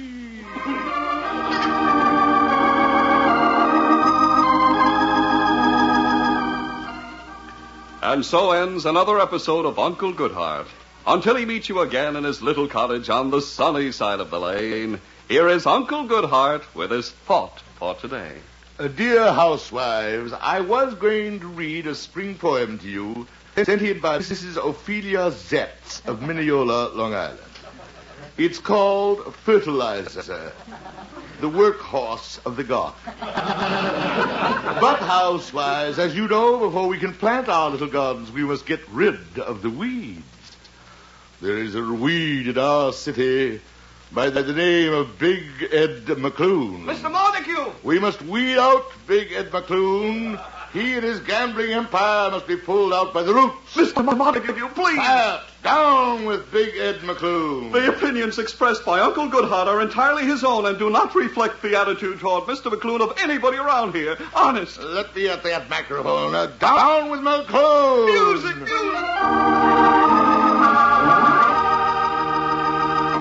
We're off the air. Announcer, how dare you cut it half with Springer, the producer. Oh, there you are, Springer. Mr. Montague, have you gone nuts? Now, wait, Springer. Saying things like that about Big Ed McClune on the air. What is that? A new way of committing suicide? Now, Springer, stop carrying on. I'll carry on. You'll be carried out. Oh, why did you have to... here's our director, Mr. Zinzer. Well, Zinzer, what did you think of the broadcast? Oh, it was a little Thank you, Zinzer. Thank you. Well, buenas noches, Mr. Montague. Buenas noches? Well, Zinzer, you're not in Mexico. I will be in a few hours. Zinzer, you've got to stay here and face it. Shame on you, Zinzer. Hadn't you any spunk? Spunk, schmunk, I'm getting out while the getting's good. Zinzer, come back! So that's the kind of man you are, Mr. Zinzer. You turn and run the minute it looks as if there's going to be a fight. Mr. Montague, I built my whole career around being a coward. This isn't getting us anywhere. I'd better phone the sponsor. I just did. Huh? What'd he say? Buenas noches. So that's the way it is. You're going to leave me holding the bag. You're not going to be left holding the bag, Mr. Montague. You're going to be in it. What's the matter with you two? Haven't you any good red American blood in you? Sure we have. We just don't like it to get splashed around. Mr. Montague, come into my office. You'll have to write a retraction. A retraction? Never. Springer, if you think I will take back what I said about that mobster... Oh, my phone. Hello? What? Right away. Come on, Zinzer. What is it? They want us in the executive office. Goodbye, radio. Here's where I go back to selling hot chestnuts. Now, here's a pen and paper. Write that retraction. Never. Come, Zinzer. Retraction. I'll write something McClune will remember. I'll have no trouble from him after he reads this. There. Dear Mr. McClune. Oh, don't shoot. Mr. Montague, there's a panic down at the telephone switchboard. It's lit up like a Christmas tree. What's happening? What's happening? Listeners all over the city are on the mark. Well, don't let them get me. Get you? They want to get McClune. The Brooklyn chapter of the Uncle Goodhart fan club has just torn down the front of McClune's Acey-Deucey club. Gentlemen, you mean? Your Uncle Goodhart listeners are behind you. In the Bronx, 5,000 women have pledged themselves to give up canasta until they get McClune. You've got him on the run. I have? His Honor the Mayor called. He's putting the entire police force at your disposal. Every crime committee in the country wants you to be on it. They do? The sponsor wants you to know his Flugel soap is behind you. It is. He's printing Break McClune on every wrapper. He is. With every 10 wrappers you send in, you get a Break McClune hatchet. Mr. Montague, you've got everybody behind you. And to think we were afraid. If I see that McClune now, I'll spit right in his eye. You see, gentlemen, what one fearless citizen can do. Never for a moment did I hesitate. You're my new hero, Mr. Montague. On with the fight. I will not rest until every gambling joint owned by McClune is closed. Our battle cry, boys. Get McClune!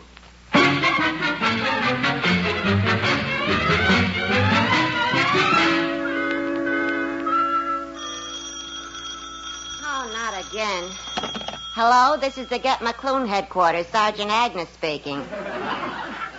You want Uncle Goodhart to speak at your rally tonight? Sorry, there are 6 rallies ahead of you for tonight. Agnes, did you get Edwin's full dress suit out for the banquet the governor is giving in his honor? Yeah, wait till you see it. It looks like he just gave a banquet for them all. Hello? What? Oh, the New Rochelle chapter reporting. Okay, give me the figures. You smashed 16 slot machines, 2 roulette wheels, and sang 2 floating crap games. Good work. Carry on. Oh, Agnes, just think. In 1 week, Edwin has closed up every gambling house owned by Big Ed McClune. Now, if he'd only close his mouth. Oh, there's Edwin. I'll get it. Hello, Lily. Here's J. Edgar Montague now. What you hear from the mob? All right, Agnes. Down, girl, down. Well, Lily, it's all over. McClune is through. Oh, Edwin, I'm so proud of you. And to think this all started because I got mad when the Proscenium Club couldn't raise the $1,000. Oh, a guy called. The mortgage is due tomorrow. Oh, no. Did they raise any money? Not a cent. Your Uncle Goodhart anti-crime campaign knocked out their punch boards. It was a hopeless struggle keeping the club going. Well, there's someone at the door. Oh, no. Agnes, if it's another citizens committee asking me to lead another raid, tell them McClune is through. Okay. Yeah? What is it, mister? Uncle Goodhart live here? Well, yes. One side, lady. Now, see Shut you. up. All right, you dames, into the next room. The boss wants to talk the whiskers along. Edwin. Do what the gentleman with the gun says, Lily. In the next room. If you think... Shut up. Okay, boss, he's all alone. Okay, Knuckles. Outside. I'll handle him alone. I'll be in the hall if you need me, Big Ed. Big Ed McClune? Yeah. Took me a long time to find you. Now, my dear Mr. McClune, let's not jump at conclusions. I've been very anxious to meet you. I've been listening to your program a long time. Oh, now, Mr. McClune, I might have exaggerated a little about you. No, you didn't. I didn't? No. Oh, Uncle Goodhart, I'm so ashamed of myself. Ashamed? I'm a beast and a scoundrel. No, Big Ed. Yours were the only program I ever listened to. I didn't care what the cops or the Kafava committee said about me. But when my own dear Uncle Goodhart blasted me, I couldn't look at myself anymore. I'm a bum. Now pull yourself together, Big Ed. I've been crying myself to sleep every night for a week. I want to be a decent citizen, like you say in your program. I want to hold up my head up high into the sun. And life.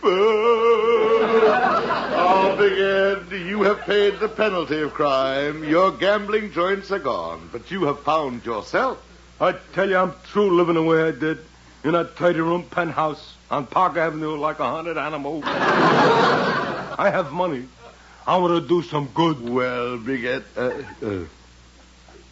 you say you have money? I'm loaded. Big Ed, there just happens to be a fine cause that needs money. How would you like to be a philanthropist? None of that stuff, Uncle. I told you I was going straight. Big Ed, this is your chance to redeem yourself. Your chance to help keep Shakespeare alive in our country. Which mob is after him? No, Big Ed. He can hide out in my place. My torpedoes will never leave his side. Knuckles, Mike. Now, wait. Look, Big Ed, I'm talking about the Proscenium Club, my club. Unless they get $1,000 by tomorrow, it'll have to close its doors forever. Oh, no. Not Goodhart's club. Yes, those wonderful old actors will have no place to go. Poor old actors. I'll give them $1,000. Big Ed, you pay off the mortgage. Just say it's anonymous. From Big Ed McClune. That poor old Hams will never have to worry about money again. Big Ed McClune, in the words of Shakespeare, you are the noblest Roman of them all. No, I'm a Greek. Wherever you are, you have saved the Proscenium Club.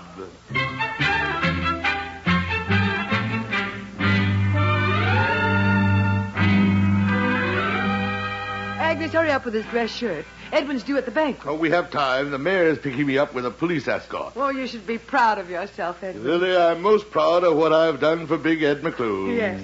And isn't it wonderful what he's doing for the Proscenium Club? Sir Guy told me they've made him an honorary member. Well, I've given him a new and wonderful life, Lily. Edwin, that's the mayor's car. Gad, so early. Agnes, Edwin's coat. Here, I'll get the door. Well, hurry up. Mr. Montague. Police Commissioner Grady, I'm ready for the banquet. Banquet? We've got a big surprise for you first. You're leading the raid. What raid? Big Ed McClune is operating again. There must be a mistake. He's wide open. He got every roulette wheel, dice table, slot machine in the city installed in a new joint.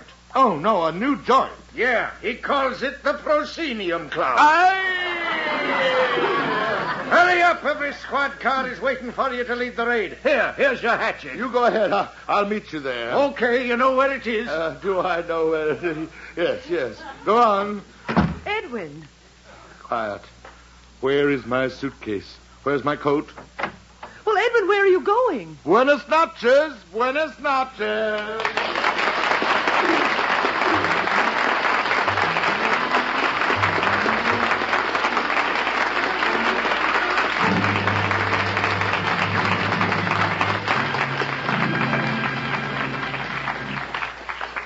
Here's a word from RCA Victor. That word is Fairfield. And RCA Victor's superb new Fairfield is the last word in console television. It's better looking in every way. Better looking television.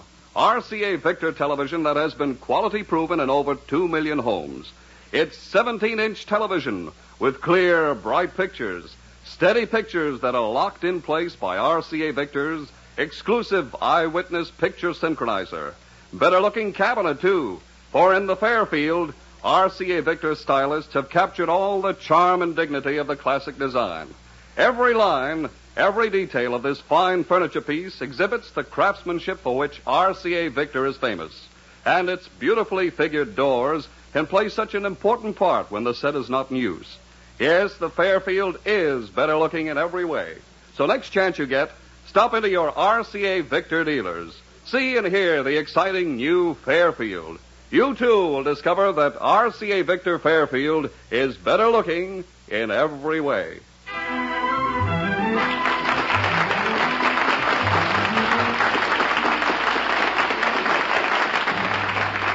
Listen again next week, friends, to The Magnificent Montague, starring Monty Woolley, the Saturday night transcribed feature on NBC's All-Star Festival of Comedy, Music, Mystery, and Drama. Brought to you by Anacin for fast relief of headache, neuritis, or neuralgia. And by RCA Victor, world leader in radio, first in recorded music, first in television. The Magnificent Montague is written by Matt Hyken and Billy Friedberg. Ann Seymour as Lily, Pert Kelton as Agnes. Also heard tonight were Art Carney, Johnny Gibson, and John Griggs. Jack Ward at the organ. This is Don Pardo speaking. Tomorrow, hear Archie Andrews and the Quiz Kids on NBC. Andrews and the Quiz Kids on NBC. Andrews and the Quiz Kids on NBC. Andrews and the Quiz Kids on NBC.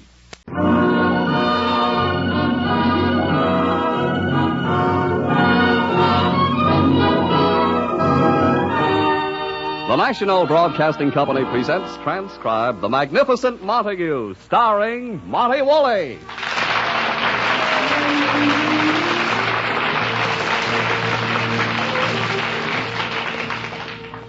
When Edwin the Magnificent Montague left the Shakespearean Theater for the economic security of radio as Uncle Goodhart, hero of an afternoon program, life did not become beautiful.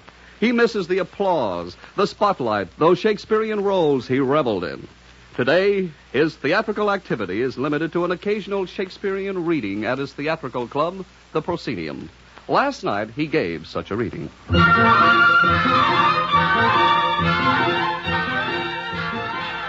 It is morning in the Montague apartment. His wife, Lily, is just getting up. Agnes, the maid, is up and is now in her third week of spring cleaning. If they made me a king, I'd still be a slave around here.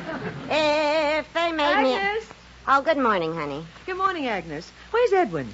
I woke up this morning and he's gone. Don't ask me. A half hour ago, he come rushing out, his pants on over his pajamas, threw on his coat, and ran out. Edwin rushed down to get the morning papers. What's he so anxious about? Is he afraid the Army's calling up the reserve officers from the Civil War? Civil War? Oh, that's silly. My era. It was a Revolutionary War.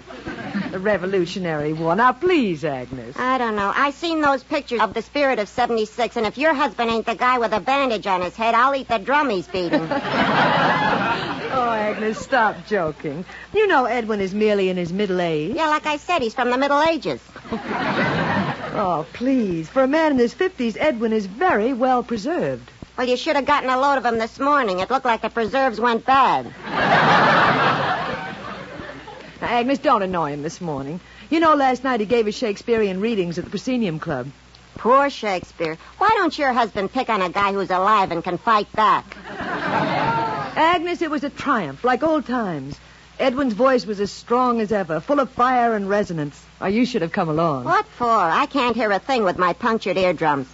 Well, you came to hear him recite last year. I know. What do you think punctured my eardrums? Now, Agnes, your ears are perfectly all right. Oh, try and understand. Last night meant so much to Edwin. There were some critics there, too. All his old friends of the theater. He proved that he's still the Magnificent Montague. That's why he rushed out so early this morning, to find out if any of the critics mentioned him. Oh, the telephone. I'll get it. Let me take it. Here. Hello, this is Mrs. Montague. Doctor who? T. Horatio Wellington? Why, thank you, sir. He'll be very pleased how much you enjoyed him last night. Proposition for him? Well, I can't answer for him, Doctor. He's pretty busy these days. Surely, try later. Oh, Agnes, it's like old times in the theater. The morning after opening night, strangers calling up to congratulate Edwin. Edwin rushing down to get the morning papers for the reviews. The whole town talking about it. The next day, the play closes. Oh, Agnes. There's no business like show business. That was Montague's trouble. When he was in a show, there was no business. Now, you're speaking about Edwin Montague, the foremost Shakespearean actor of our time. So he keeps saying.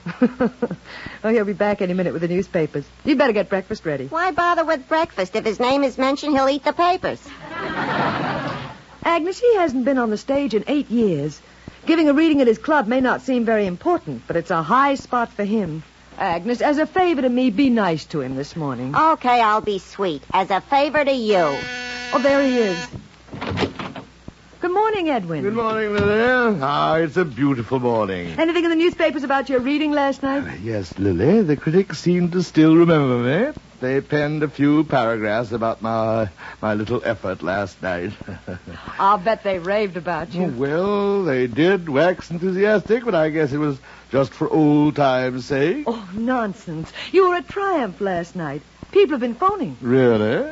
Congratulations, Mr. Montague. Who said that? Don't be so startled. It was Agnes congratulating you. Agnes congratulating me? I don't believe it. Edwin, Agnes is trying to be nice to you. She said, congratulations. Well, she probably thinks it's a swear word. What are you going to do? He's still a beast. All right, Agnes, get his breakfast. I'll fix something for him. Just say the word, honey, and I'll make you a widow. Just coffee, Agnes. Black coffee. Just black. I was hoping you'd want cream this morning. It just went sour. Get it, Agnes. Okay. Lily, it looks as if my deal with the mayor would go through. A deal with the mayor? Yes, on the opening day of the baseball season, instead of the first ball, he's throwing out Agnes. Oh, Edwin, you're terrible. Agnes made an effort to be nice to you. Now, the least you could do was thank her. All right, Lily, all right. I'll be charming to her. Now, listen to what they said about me in the papers. Sit down and read them to me. Oh, Edwin, it's just as it used to be after our opening night. Yeah. Here's John Chapman in the news. Listen. Last night at the Proscenium Club, the curtains of yesterday were lifted for one splendid moment when Edwin the Magnificent Montague gave an informal reading of selections from Shakespeare. Here's your coffee. Agnes, shh. Edwin's reading. Mind if I don't listen?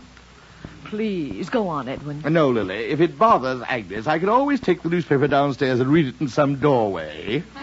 Edwin, stop that. Oh, my. Isn't our Mr. Huffety Huff touchy this morning? Agnes. Now, go on, Mr. Huffety Huff. Go on, Edwin. All right. It continues. For an all too brief moment, we were allowed to see and hear one of the all-time greats. Did you hear that, Lily? He called me one of the all-time greats. That's the same thing they said about Seabiscuit. All right, Agnes, roll over and play dead. Lily, what's the use? She won't let me read. Oh, go on now. I know. Let me shove the newspaper down Agnes's throat and then read it with a fluoroscope. Agnes, let him read.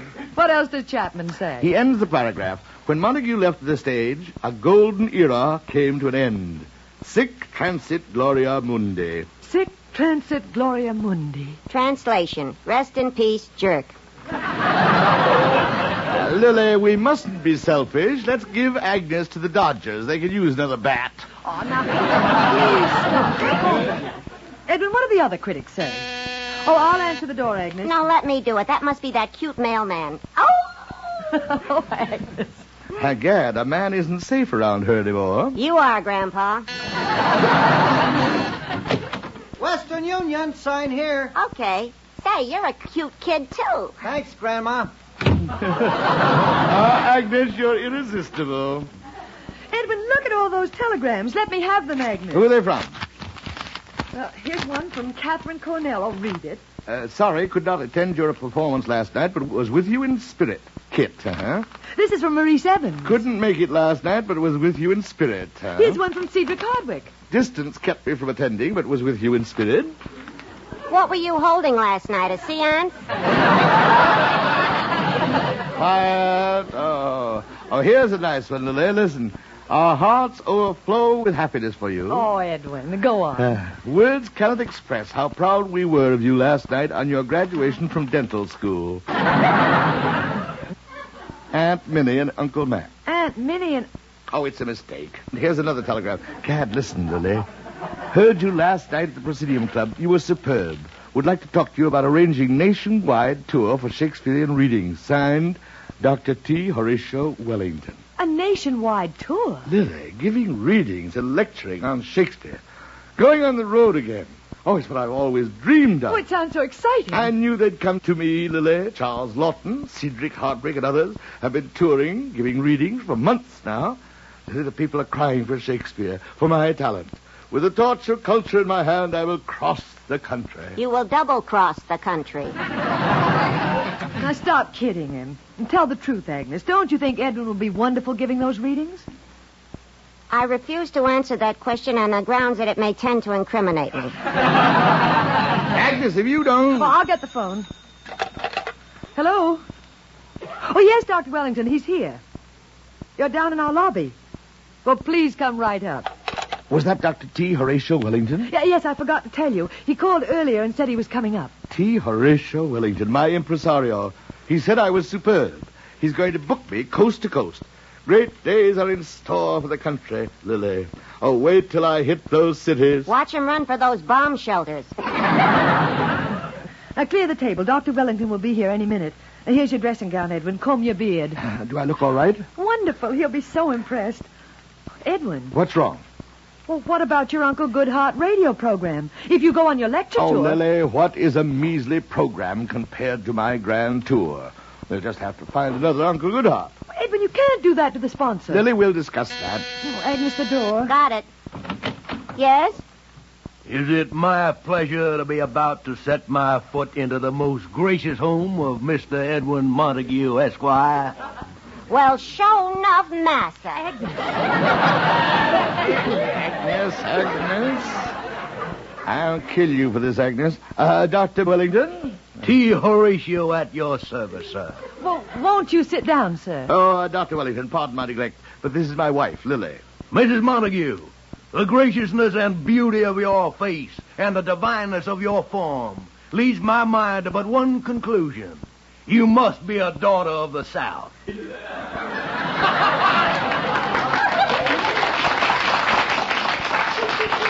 I'm originally from Cleveland. Well, that's close enough to the Mason-Dixon line to suit me. Cleveland, ladies, won't you come out tonight? Pardon my enthusiasm, just an old plantation song. Have a chair, Doc. Who is this vision of loveliness? Why, she's, You don't have to tell me, Mr. Montague. I recognize the family resemblance immediately. Your lovely daughter. My daughter? His daughter, that's all I need. Where's the gas pipe? Dr. Wellington, this is Agnes. She's our maid. This is the end of a perfect day. Quiet. Doctor, I was quite interested in your wire. You mentioned something about, I believe, a tour? I certainly did. Mr. Montague, it was my privilege to attend your magnificent performance last night. Well, thank you. It was just a little reading. Sir, as a man who has the greatest and utmost respect for the works of one William Shakespeare, popularly known as the Bard of Avon, and as a man whose business is seeking out the finest talent in this fair land of ours, I say without a qualm or equivocation that I never, and I repeat, I never did hear a voice possessing the strength and golden quality of yours, sir. Excuse me, but what part of Brooklyn did you say you were from? Agnes, be quiet. Doctor, if I'd known you were in the audience, I would have prepared a more elaborate program. I would have perhaps included my famous reading of Antony's oration at Caesar's funeral. Sir, would it be too much for me to believe that you would do that for me now? Try and stop him. Agnes, dear, why don't you dig up one of your old bones and play with it? Edwin, do Anthony's speech for Dr. Wellington.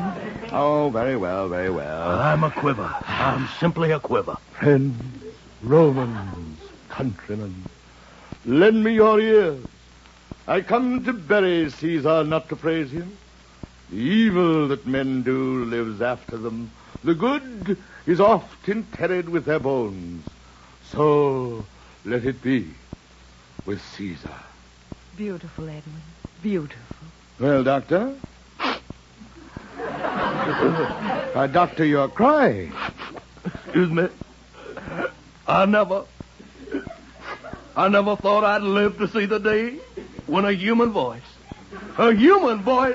could put to shame the songbirds of my beloved South. Doctor, you're too kind. Please, sir, recite me some more, sir. Recite me some more. Well, I'd love to, Doctor. Now, there's the battle scene from Macbeth. Edwin, you haven't time. You have to get to your broadcast. Oh, yes. Doctor, I'm a little rushed, and I'd like to hear more about the tour. The tour? Oh, yes. Well, T. Horatio Wellington, after 27 years of presenting artists to the American public, is about to launch his most brilliant, stimulating, and phantasmagorical stellar presentation, The Magnificent Montague, in An Evening with Shakespeare. An Evening with Shakespeare. Oh, Edwin, your dream. Well, Mr. Montague, sir, is it going to be my pride and pleasure to present you to the culture-starved people across the length and breadth of this country I like to call the United States? Dr. Wellington, let the tour begin. When will it start? Mrs. Montague, ma'am, I've been working on the arrangements of the tour all winter. We could open tonight. Tonight? Certainly. We could open in New Haven, only an hour from here. Lily, New Haven, the plays we've tried out in New Haven. Oh, Edwin, I'm so excited. Opening tonight. Then off we go, riding the waves of applause and bravos. Bridgeport, Boston, Portland, Maine, Montreal, Quebec, down through Buffalo, Toledo, Milwaukee. Oh, Doctor, you're making me dizzy. We'll make the whole United States dizzy. I'll get my publicity out now. Edwin Montague is a-coming your way. In An Evening with Shakespeare. Presented by T. Horatio Wellington. Starring Edwin Montague. I'll pick you up tonight at 6 o'clock, and we'll be off for New Haven. I'll be ready at 6. Excellent. Until then, sir, I am and ever remain your humble servant, T. Horatio Wellington. Au revoir, y'all. Starring Edwin Montague. Oh, Lily, at last I can use my own name again. No more sneaking and hiding under the name of Uncle Goodhart. Hurry, Edwin, you'll be late for the broadcast. My last broadcast. We'll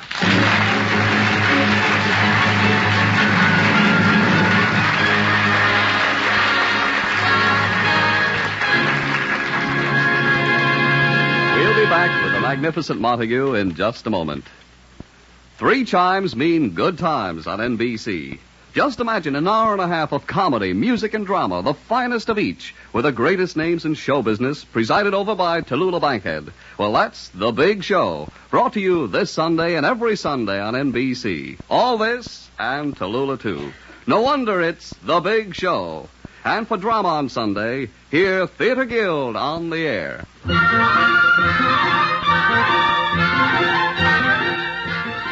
And now, back to the Magnificent Montague.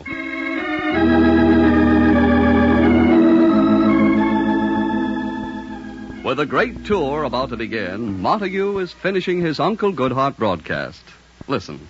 And now, dear listeners, remember, always keep your head high into the sun and light.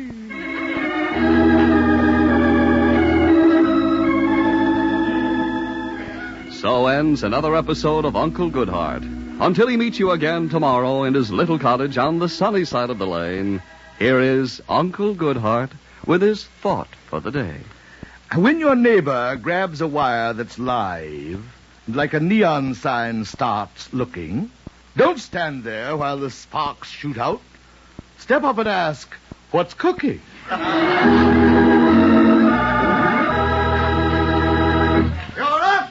Mr. Montague. Truer words were never spoken. Grand show. Here's our director, Mr. Zinza. Good show, wasn't it, Mr. Zinza? It was a humdinging lollapalooza, all right. Thank you, Zinza. Gentlemen, I have an announcement to make. You have just heard Uncle Goodhart's swan song. Your swan song? I didn't hear anyone singing. Quiet! Mr. Montague, what are you talking about? That was my last radio program. I'm going on a lecture tour. Oh, no. You can't just walk out on us like that. Going for a walk, Mr. Montague? Quiet! Mr. Montague, this puts us into a terrible hole. Did he walk into a hole? Zinza, will you get it through your thick skull? Mr. Montague is leaving the program. Oh, dear. Gentlemen, I'm sorry to give you such short notice, but my nationwide tour opens in New Haven tonight. Mr. Montague, you can't. Uncle Goodhart must go on. Think of the sponsor. Think of the listeners. Yes, with no Uncle Goodhart to listen to, what will 10 million housewives do? Well, let them clean their houses for a change.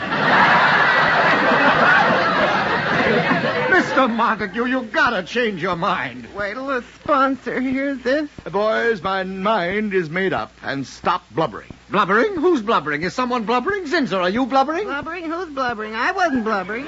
Someone was blubbering. I wasn't blubbering. Stop this. Gentlemen, try and understand. I must follow my star. For years, I've been dedicated to one art. I thought I had been forgotten, but I was wrong. The people of our country want me. I must answer the call. Jeepers, he's been drafted.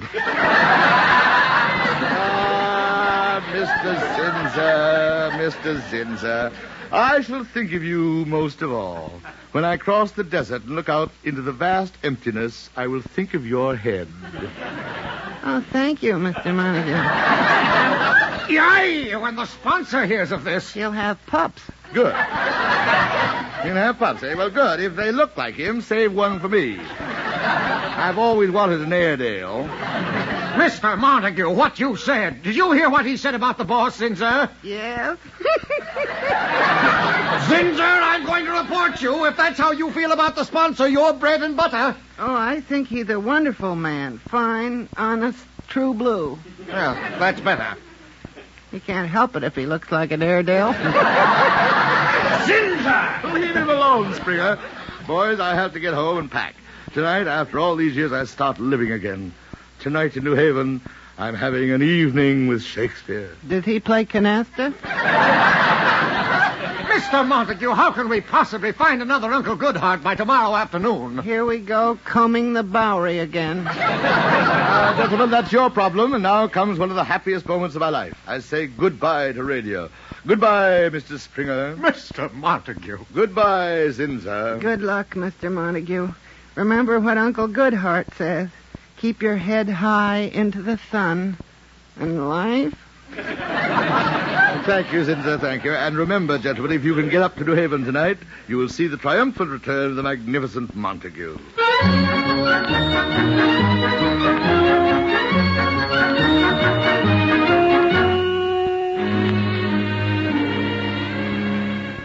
Agnes, help me close this trunk. Then we can start packing the other one. We sure cleaned out the closets. Did you get a load of those old costumes he hasn't worn in 8 years? Well, let's pack them. He wants to take them along. Who has to pack them? Let's just tell the Moors where they're going. They can fly them there. Agnes, stop kidding around. Dr. Wellington is picking him up at 5. Agnes, I just thought of something. What? Edwin will be gone for months. I know. I keep pinching myself to see if it's true. Don't fool yourself, Agnes. You're going to miss him. Like Brooklyn misses the Giants. Edwin and I have never been separated very long. For all these years, it's going to be strange not having Edwin in the house. So what? We'll buy a dog who howls all day. You won't know he's gone. Oh, I hope not. I'll get the door. Hello, Agnes. Well, here he is, Traveling Sam the Shakespeare man. Well, Lily, am I packed? Almost, Edwin. Did you pack my throat atomizer? E-I-O. Edwin, in your entire career, you've never had trouble with your voice. What could hurt that moose call? Talking about voices, Lily, will you throw Agnes a fish and make her shut up? Edwin, you never use the atomizer. But I'll be traveling. The dust from the trains. Every night a performance. My voice, Lily, my voice. The dust? If there's any dust, that mouth is big enough to let in a vacuum cleaner. Lily, so this is my goodbye. Lucky Luciano got a more tender farewell when he was deported. Oh, Edwin, I can't wait to hear you tonight. Agnes and I are going up to New Haven with Jarvis. Poor old Jarvis. How he must envy me. What he'd give to go on a Shakespearean tour. Edwin, I made those calls for you. It'll be in all the newspapers. Some of the critics are even going up to New Haven to see you. They always loved me in New Haven. Dr. Wellington hasn't given me the details, but I imagine we'll open at the Schubert Theater. Oh, that must be Jarvis. I'll get the door. It's Mr. Jarvis. Montague. Jarvis. Off you go, gallant eagle, carrying the torch of our beloved Shakespeare to the hinterlands. Aye, let the trumpets blare, let the drums roll. Montague, the noblest Roman of them all, rides forth to scatter the seeds of culture to every hamlet and village like the spring winds. The wind of learning, the wind of art, the wind of wisdom, the wind of the... He's out of wind. All right, Agnes. Down, girl, down. Well, Jarvis, what are they saying about my tour around the theatrical club? Montague, every Shakespearean actor's green with envy. But you, Montague, the greatest actor of them all, have been chosen. Oh, now, thank you, Jarvis. He couldn't have put it better himself. Edwin, you'd better hurry. Dr. Wellington should be here any moment to pick you up. Dr. Wellington? He's the man who's arranged the tour? I just met the man this morning, and this modern dynamo has already arranged a tour of 40 cities. Hey, Jarvis! Theaters across the country that have been dark for years once again will ring with the immortal words of the bard. You're all packed, Edwin. I wonder what's keeping him. That's Dr. Wellington. Agnes. I got it. Come in, Doc. Dr. Wellington? Mr. Montague, the time has come for the great adventure to begin. And I thank the heavens above that I have been fortunate enough to hitch my wagon to a star of such magnificent magnitude, sir, as you, sir. Some wagon, the Surrey with a fringe on his chin. Lily, won't you change your mind about coming along on the tour? We can board Agnes at a kennel. You'd better go, Edwin. We're off to success. We're a-riding down the glory road. Goodbye, Edwin. Jarvis and I will catch a 7 o'clock train and see you in New Haven. Wait. If you don't mind, Dr. Wellington, perhaps Lily and Mr. Jarvis can go up there with us. Well, now, I certainly would enjoy the company of such a lovely and gracious woman, but I'm afraid certain problems present themselves. Namely, there just ain't that much room on the truck. Well, Lily, maybe... Excuse me, Doctor, did you say truck? Yes, my truck. I got it double parked outside. That's what we're traveling in. A truck? But, Doctor, stars don't travel by truck. My stars do. Been doing it for 27 years.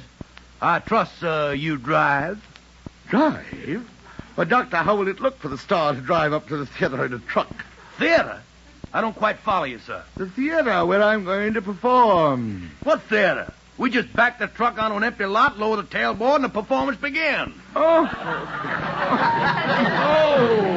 Shakespeare from the back of a truck. Well, you're being well paid for it. You're getting 3 cents on the bottle. Bottle? Yeah, bottle. 3 cents for every bottle of Dr. Wellington's Magic Elixir and Youth Rejuvenator. Oh,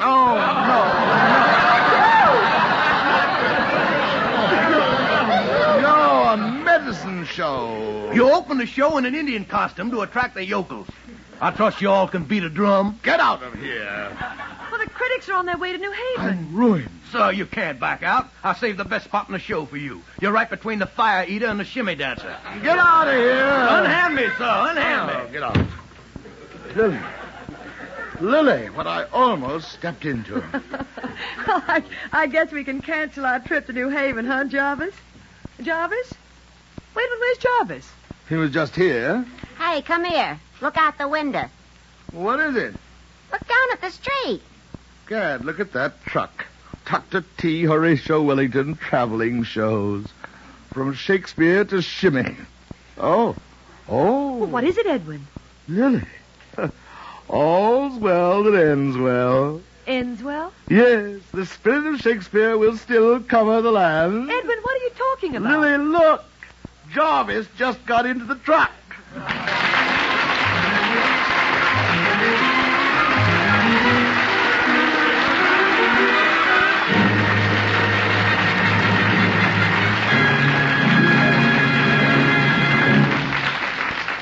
Join us again next Friday at the same time for another transcribed visit with a magnificent Montague, starring Monty Woolley, created and directed by Nat Hiken, written by Nat Hiken and Billy Friedberg.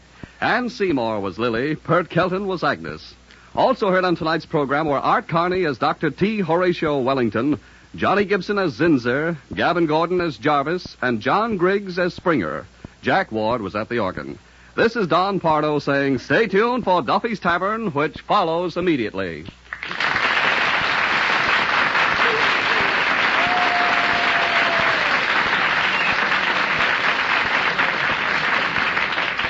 Three chimes mean good times on NBC. Saturday chimes mean a big evening of fun and music as Red Foley brings you Grand Ole Opry from Nashville with Minnie Pearl, Rod Brassfield, and famous guest stars. Tomorrow also means an hour of fun with the Dennis Day Show, featuring songs and comedy by Dennis, and the Judy Canova Show, bringing you mountain-style music and mayhem. Mountain-style music and mayhem. Mountain-style music and mayhem. Mountain-style music and mayhem.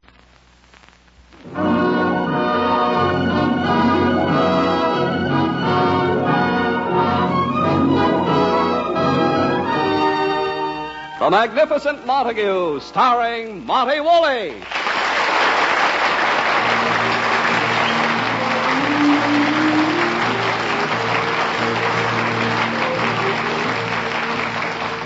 Yes, it's The Magnificent Montague, the Saturday night transcribed feature on NBC's All-Star Festival of Comedy, Music, Mystery, and Drama, brought to you by Chesterfield. Always milder, better tasting, cooler smoking, plus no unpleasant aftertaste. And that's the biggest plus in cigarette history. By RCA Victor, world leader in radio, first in recorded music, and first in television.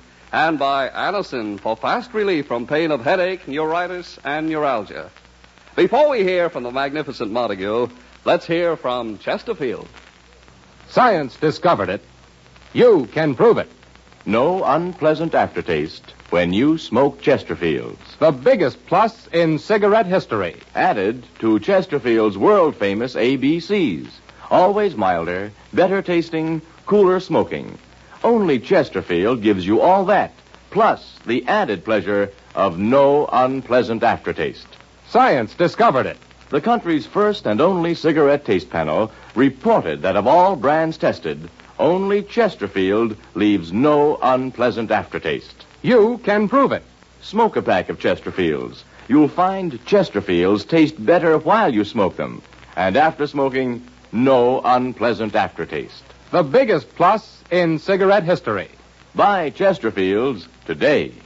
And now, the Magnificent Montague.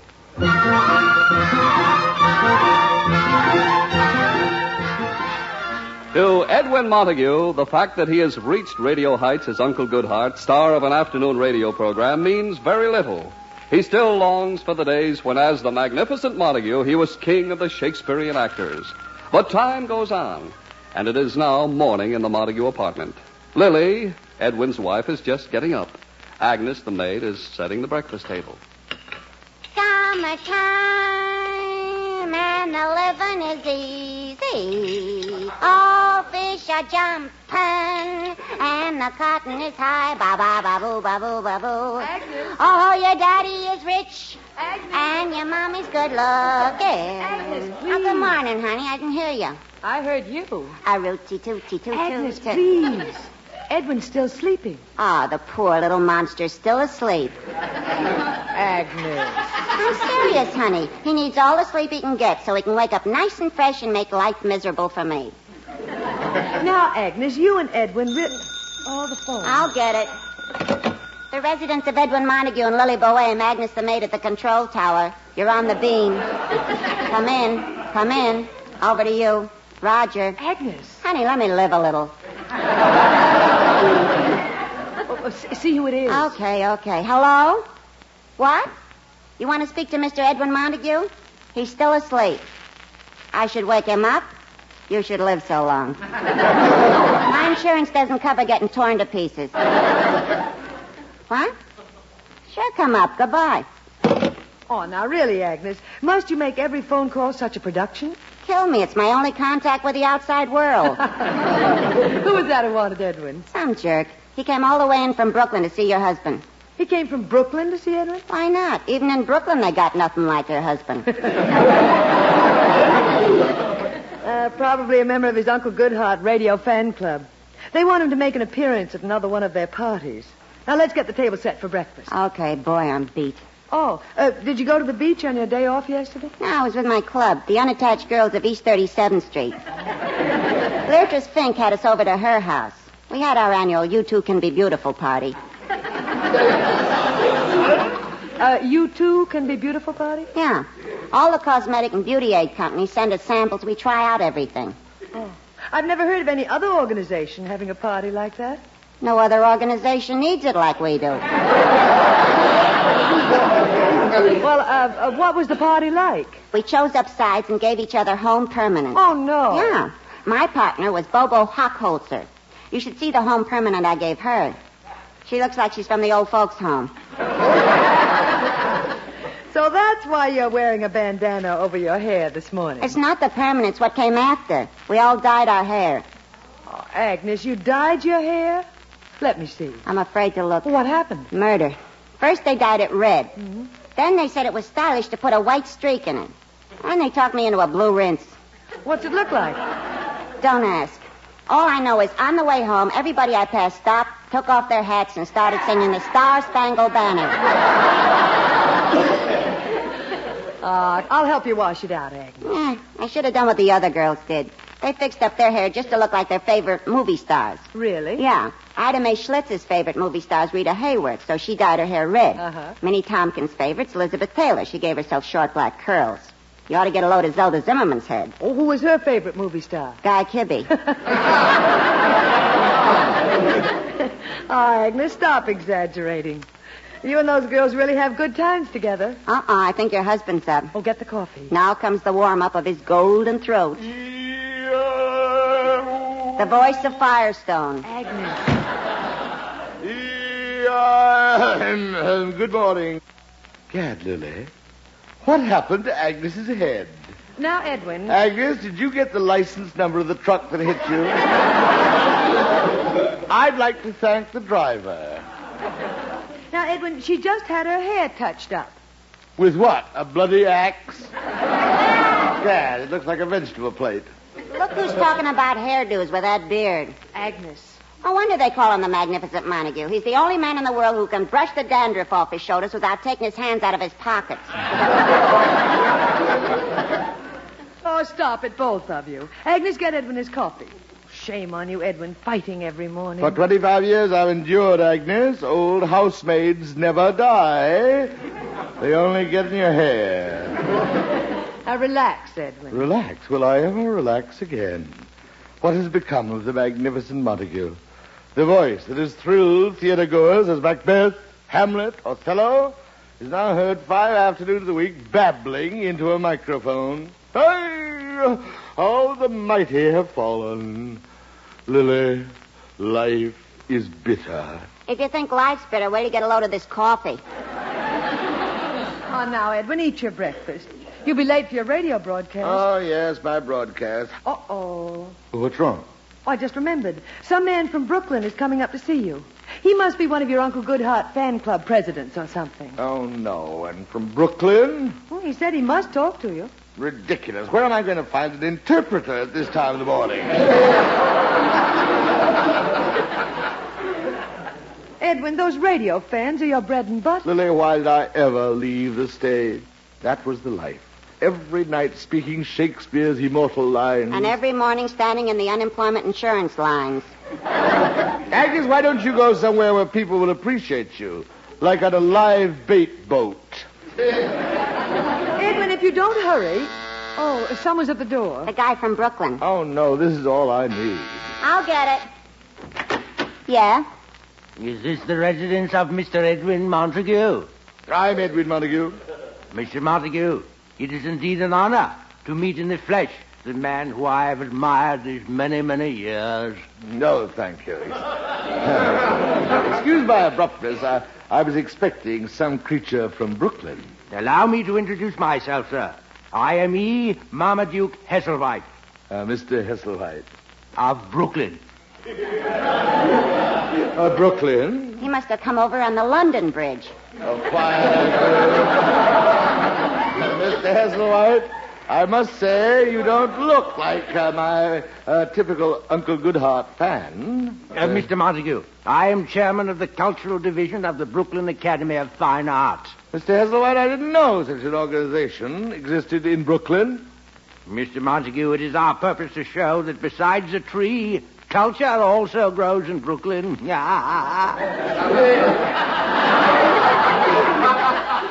That is why we need you. Me? You, Mr. Montague, the foremost Shakespearean actor of our times, will be a spearhead in the Brooklyn Academy of Fine Arts campaign. Flatbush fights for the finer things. Lily, did you hear that? There are still organizations in this country who haven't laid down the torch of culture. Mr. Hesselwhite, count on me. That's bully. Then you will be with us tonight. Tonight? We are having our first summer festival. Shakespeare Under the Stars. Shakespeare Under the Stars. Oh, Edwin, it sounds thrilling. The immortal words of the bard. In an open-air theater. A drama just as it was done by the Greeks. And it'll all be Greek to Flatbush. Agnes. Lily, I told you when we had company to keep her tied in the kitchen. I'll be there, Mr. Hesselwhite. On wings of happiness, I fly back to Flatbush with the glad tidings that the magnificent Montague will be in the bosom of Brooklyn tonight. Adieu. Lily, I must prepare my program for tonight.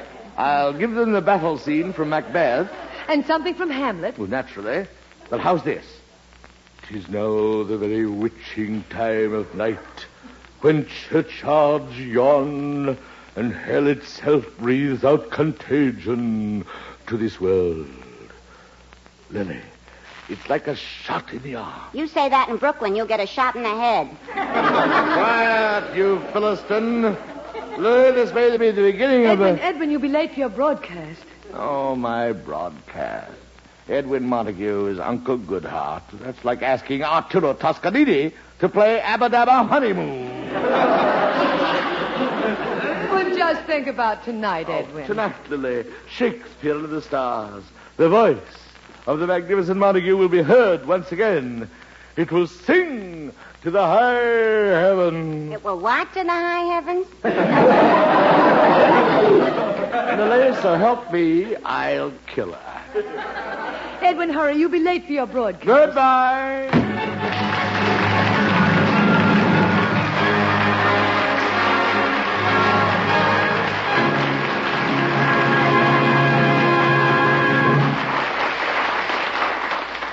We'll be back with the Magnificent Montague in just... And now, back to the Magnificent Montague.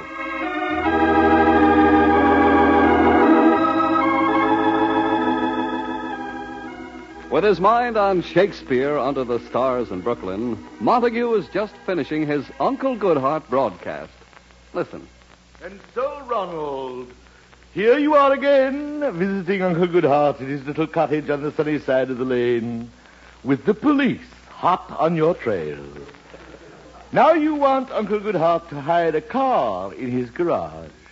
Ronald, where is your memory? You have 7 of them in there already. I understand, Ronald. Everybody likes an automobile. But you, Ronald, like everybody's automobile. Ronald, I looked the other way when you filed the serial numbers off those 7 cars and made out those false registration papers. But now, Ronald, you ask too much of old Uncle Goodhart. You want me to make a decision for you. Should you join the Auto Club? This is a question you must ask your own heart, Ronald. But no matter what you decide, remember, as you ride out on the highway with the sound of sirens behind you, always keep your head high in the sun and light.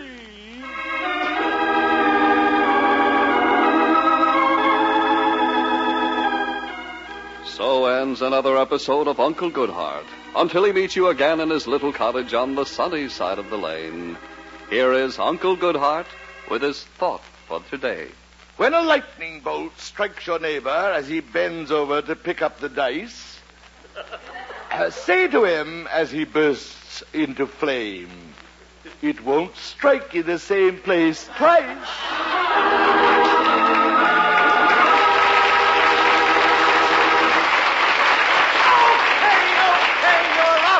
Mr. Montague. Oh, thank heaven. Great program, Mr. Montague. You had those listeners really glued to their radios. Well, why not? I'm stuck with this program myself. What a sense of humor. It was a great show. Here's our director, Mr. Zinzer. Good show, eh, Zinzer? Oh, it was a rip-snorting wing-dinger. All right. Oh, come now, Zinza. No, I like it. Well, you'd say that if it was good, bad, or indifferent. No, I like it. You liked it? What do you know? You haven't a particle of taste in your entire body. You can say that again. Ah, Zinza, no wonder you've risen so high in radio. It was your head that inspired the vacuum tube. Oh, thank you, Mr. Montague. All right, Zinza, I'm sorry I started this battle of wits with you. I keep forgetting you're out of ammunition. By the way, boys, what are you doing for tonight? Tonight? Oh, nothing. How about you, Zinza? I haven't a thing on. Wonderful. Now, how about coming out to see me tonight? Say, that'd be swell. Oh, my wife will love it. She's always pestering me. Why don't we get together with the Montagues? Maybe go bowling together or something. No, boys, it's not a party. You see, I'm doing some Shakespearean readings at a cultural festival tonight. Wonderful. Shakespeare, eh? Love that boy. It's called Shakespeare Under the Stars. Great. Sounds George to me. Where's it going to be? In Brooklyn.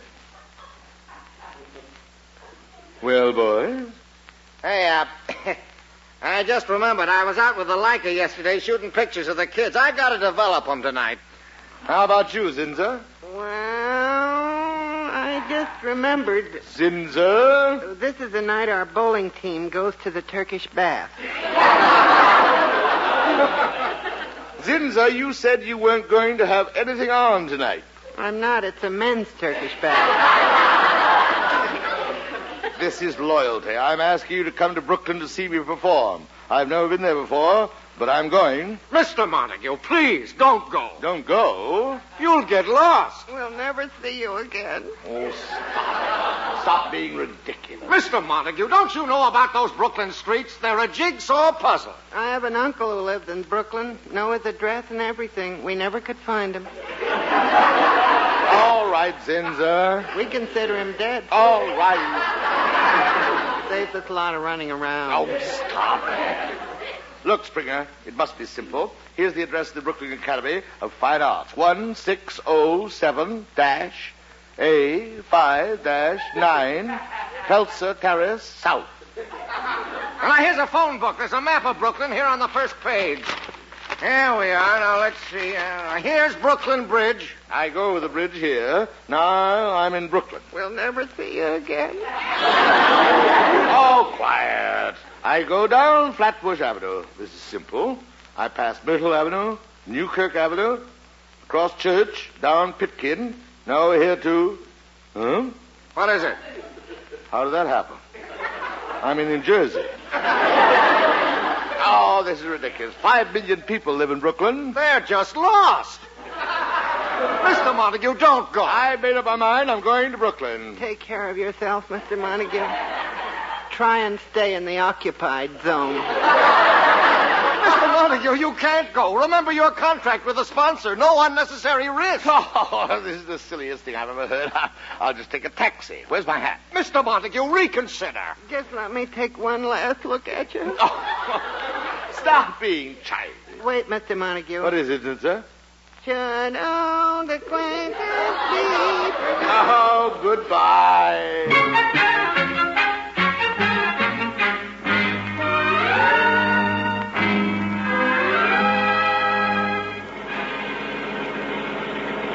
Hold it, driver. Just saw a street sign there. Oh, no, it's Pitkin Avenue again. Oh, this is silly. It's the Brooklyn Academy of Fine Arts. They wouldn't hide it. Mister, if there's an Academy of Fine Arts in Brooklyn, they better hide it. Stop, there's. The Academy is just the headquarters. I just want to get there to find out where they're holding the event. What event? A big outdoor event. Thousands of people will be there. It's obviously a stadium. Why don't you say so in the first place? You know? What do you think all these people in cars are headed for? The big event? Sure, in Ebbets Field. Ebbets Field, never heard of it, but that must be the place. Let's go. And I'll drop you off in front of the players' entrance.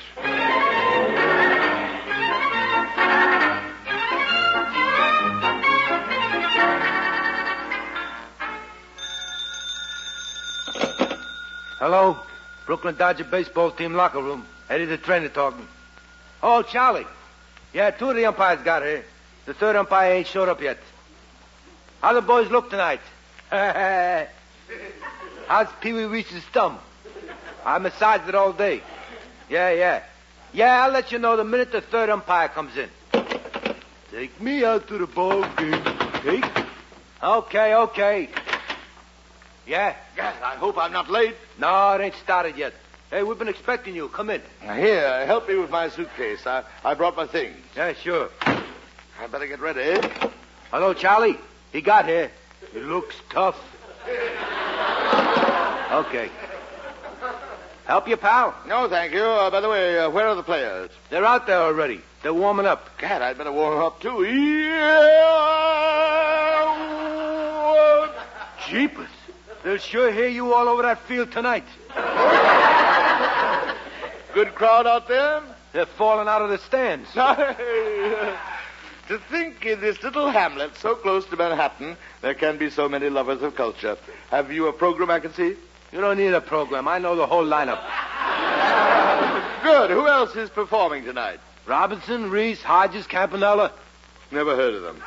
But as Shakespeare says, the play's the thing. The double play's the thing. Well said, young man. I better run over a few of my things.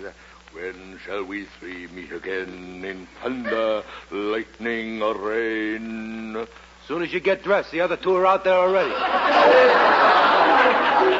The other 2? Good. Then we're doing Macbeth, the battle scene. I'll give it to them tonight. I will not yield to kiss the ground beneath young Malcolm's feet. Before my body I throw my warlike shield. Leon Macduff! And damned be him who first cries, hold, enough. Well, how's that? Excuse me. Hello, Charlie. Tell the boys to lay off this one. He's going to be murder on us.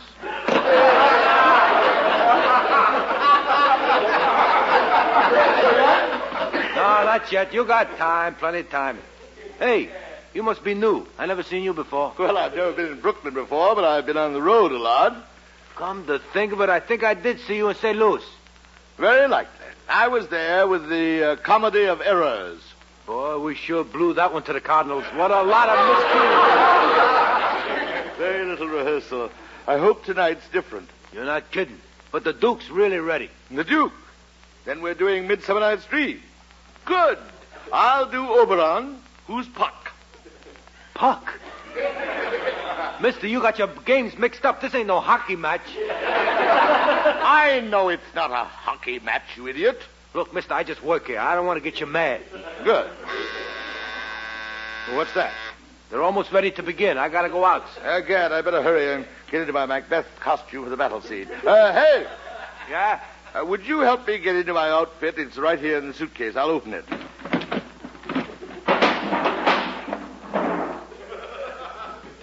Jeepers, what's that? That's my armor. Your armor? Look, mister, them rumors about Brooklyn being tough is just newspaper talk. You can work with just a regular chest protector. Nonsense. Give me my helmet. Helmet? Ain't a mask enough? After you see me work, you will realize that I don't do things halfway. Yes, sir. Now hand me my sword. Your what? My sword. Excuse me. Hello, Charlie. Tell the boys they better not let out a peep tonight. He's carrying a sword. I told you it would finally happen here in Brooklyn. Yes, tonight is the night. It will happen in Brooklyn, my good man. History will be made. Okay, that's it. They're starting. Open the door. Listen to them. That's Brooklyn crying for culture. Let's go.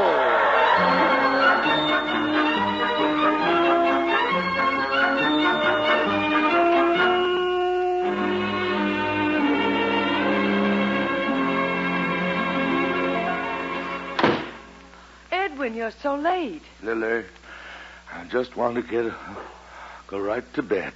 Oh, you look so tired and dusty. Yeah. Oh, Lily. Lily, I still can't believe what happened. You should have seen me. We did. On television. You did? Dirty rat calling Jackie Robinson out when he stole home. Oh, Agnes, will you shut up? I've had enough for one night. Yes, Edwin. Now lie down. Lily, Yes, Edwin.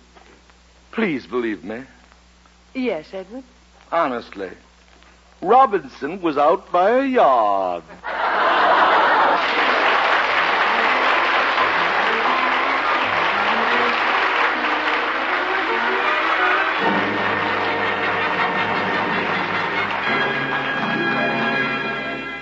The next time you suffer from pains of headache, neuritis, and neuralgia, take Anacin. You'll bless the day you heard of this incredibly fast way to relieve these pains.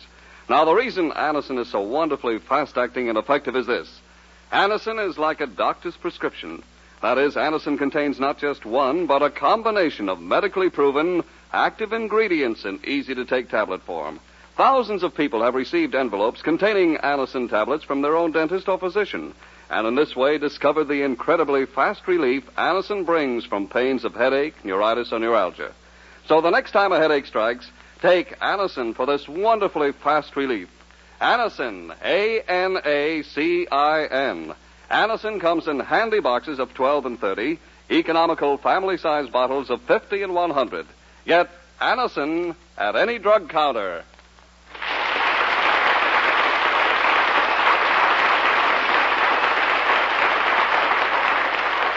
Listen again next week, friends, to The Magnificent Montague, starring Monty Woolley, the Saturday night transcribed feature on NBC's All-Star Festival of Comedy, Music, Mystery, and Drama. Brought to you by RCA Victor, world leader in radio, first in recorded music, and first in television. And by Anacin for fast relief from pain of headache, neuritis, and neuralgia. The Magnificent Montague was written by Nat Hiken and Billy Friedberg. Ann Seymour was Lily. Pert Kelton was Agnes. Also heard in tonight's cast were Art Carney, Johnny Gibson, and John Griggs. Jack Ward was at the organ.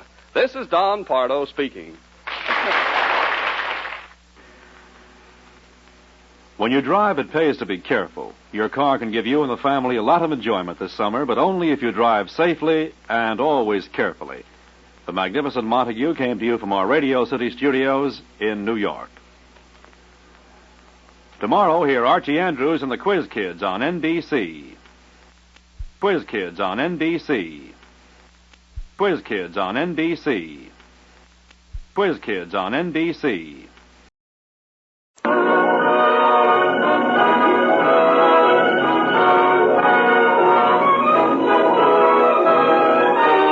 The National Broadcasting Company presents transcribed The Magnificent Montague, starring Monty Woolley.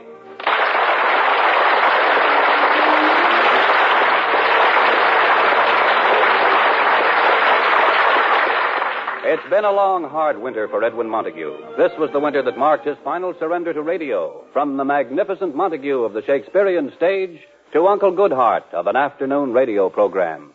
Yes, this was the winter of his discontent.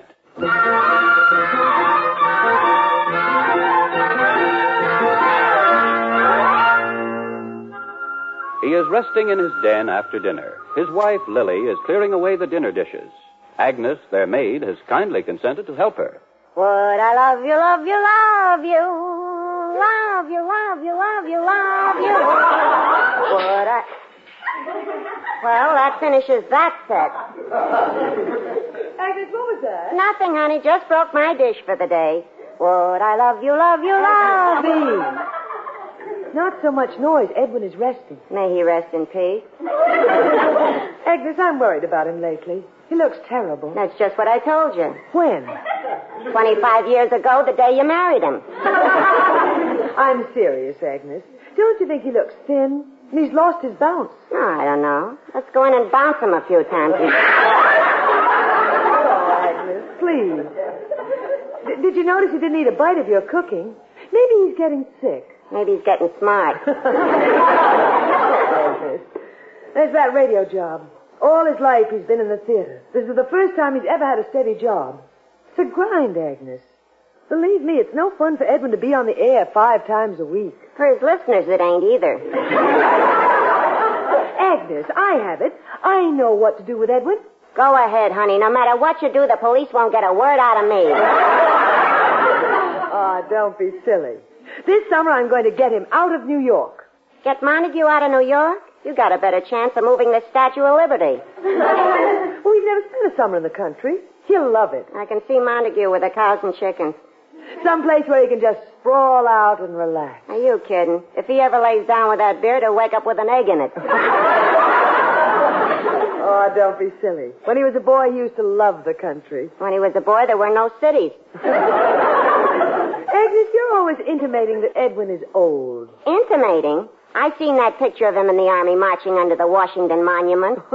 Lots of soldiers have marched under the Washington Monument. Right behind Washington?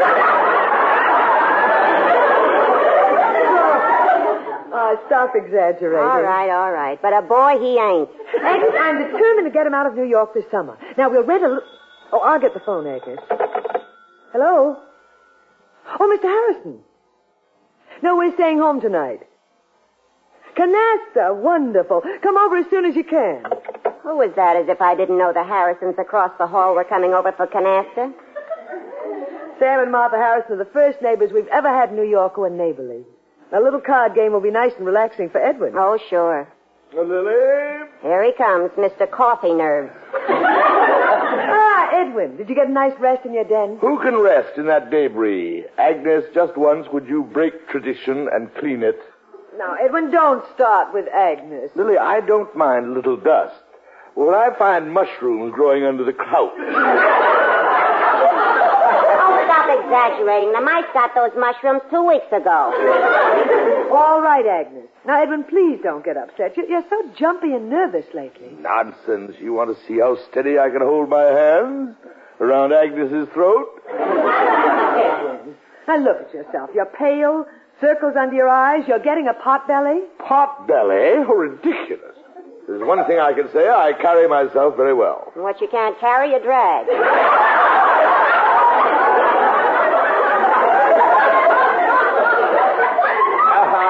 Poor Agnes. Please, both of you act your age. Edwin, you're getting worse every day. Lily, I'm just a little tired. And staying in the city this summer, as you always do, won't help. What are you driving at? Edwin, this summer we're going to take a house in the country. Oh, no. Now, Edwin. A house in the country. Oh, goody. Our own little garden where we can plant Agnes. Well, that's out. I hate the country. Well, just this summer, let's get out of New York with its heat and all that soot and dirt blowing around. So you want to go to the country where it all comes from? But Edwin, you need a nice quiet place where you can rest. I certainly do, and I'm going right to bed. Good night. Oh, wait, Edwin. The Harrisons are coming over for canasta. Oh, no, not again. Now, Edwin. If you're looking for a nice, quiet place, let's rent their apartment. They're always here. Well, a little canasta game with Sam Harrison and his wife, Martha, will relax your mind. It'll unhinge it.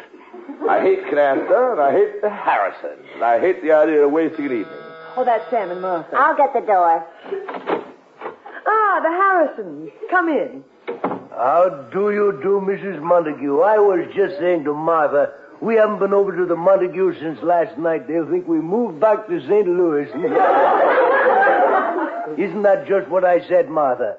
Yes.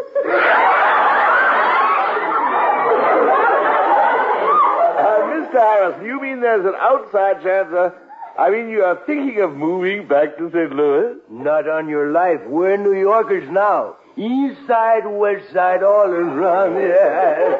Let me tell you, sir, you can bet your bottom dollar St. Louis will never see us again. Tell me, Mr. Montague, have you ever been in St. Louis? No, but right now it seems like the place to be. Edwin, I'll get the card table. Watch how you put up that card table, Mrs. Montague. About 1 year ago, I was putting one up. A leg collapsed, got my hand caught in it, tripped, fell down, broke my jaw so badly I couldn't open my mouth for a month. Remember that, Martha? Yeah. Let's start playing. Edwin has to get to bed early. You deal, Edwin. Canasta again. Now, wait. How about a few hands of bridge? Bridge? That's right, Edwin. We used to play bridge in the dressing room when we were in the theater. Yes, I used to love bridge. It's a faster game, more exciting. I'll deal. Okay with me. I win at all games. You know what they say, lucky in cards, unlucky in love. Isn't that right, Martha? Yes.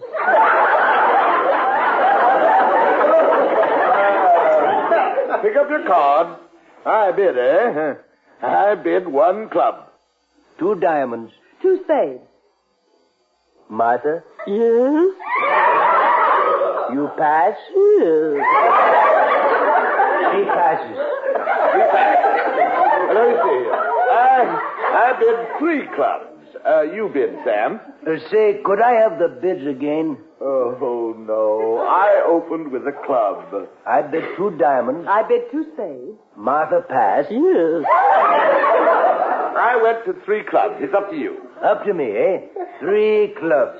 Say, speaking of clubs, did I ever tell you how I met Martha? Well, there was an elks dance. Oh, please. We're playing cards. It's your bid. You're south. South bid. I am the suit. Well, I'll bid 3 diamonds, you're all. Yeah. Oh, let's go. Lily? 3 spades. Martha? Yes. Does that mean you pass? Yes.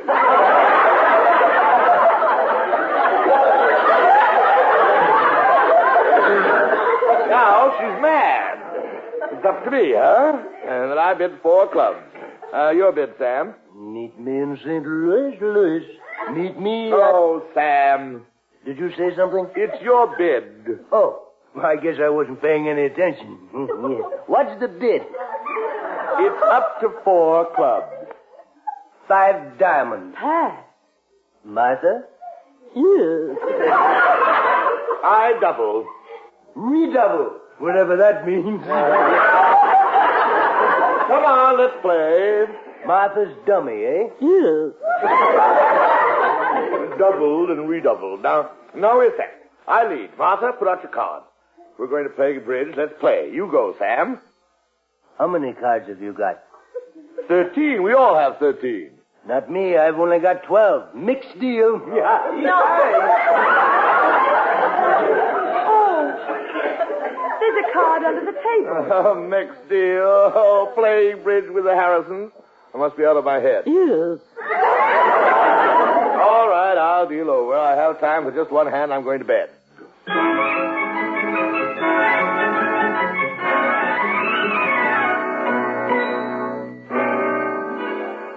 Well, anyway, to make a short story long, I said to this policeman, Sam, it's your bid. Oh, so it is. My mind was miles away. I wish you were with it. Edwin. Lily, it's midnight. We're still bidding on the first game. There were 3 mixed deals. Twice Agnes got mustard on the card. Once the table collapsed. 3 times Martha had to cross the hall to see if that babysitter got into the liquor. Did she, Martha? Yes.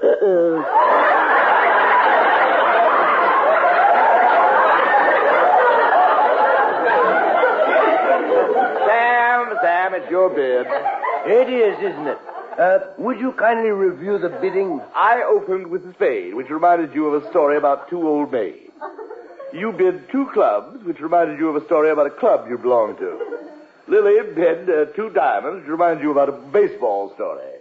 Martha passed, which reminded you about a story about Martha. We all blushed. I bid 7 spades. That's a grand slam. Now it's up to you. Grand slam?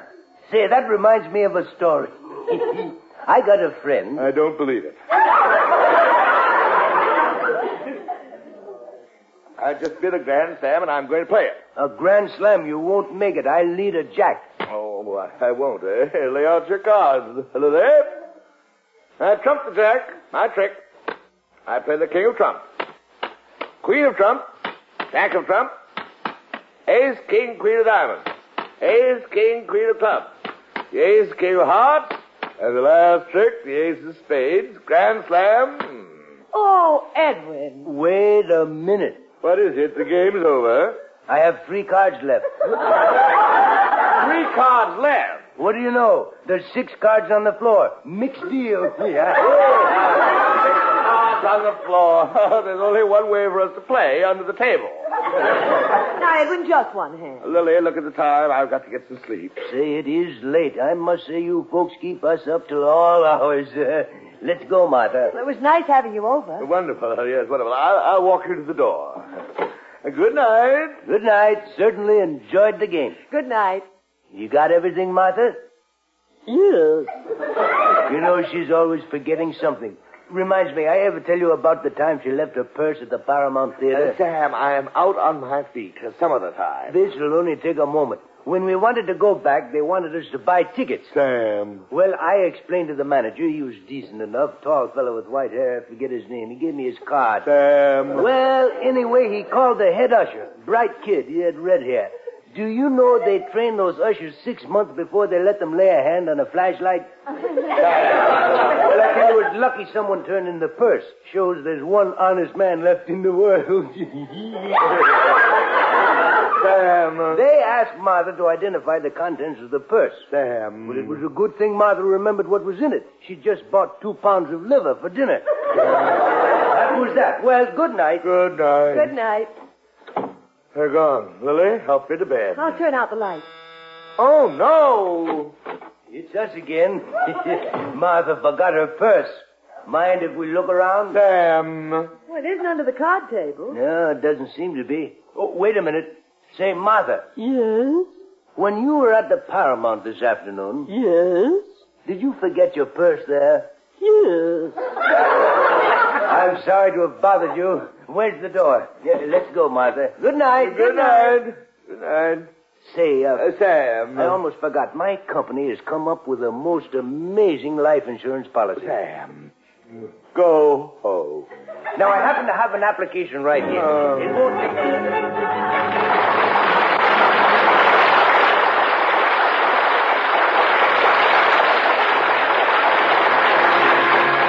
We'll be back with the Magnificent Montague in just a moment. And now, back to the Magnificent Montague.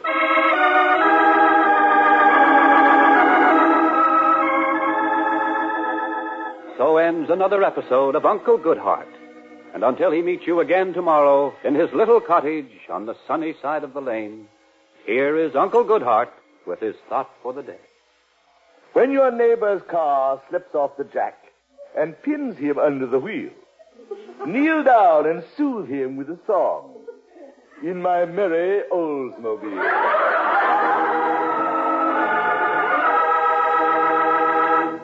Okay, you're off the air, Mr. Montague. Oh, I'm exhausted. Well, as I always say, early to bed, early to rise keeps a man healthy, wealthy, and out of the nightclubs.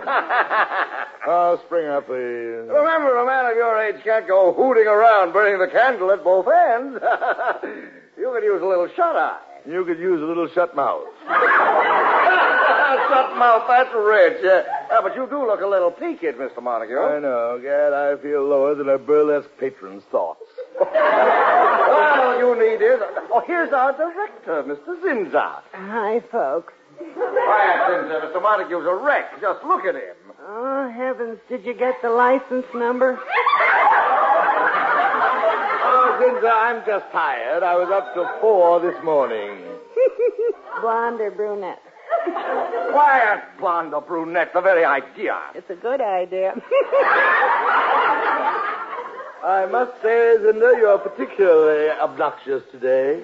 Oh, have you noticed it, too? Zinzat, stop annoying Mr. Montague. Can't you see he's pooped out? Who says I'm pooped out? Did somebody say you were pooped out? I didn't say you were pooped out. Zinzat, did you say he was pooped out? I didn't say he was pooped out. Who said he was pooped out? Oh, quiet! Quiet! They're off and running at Bellevue.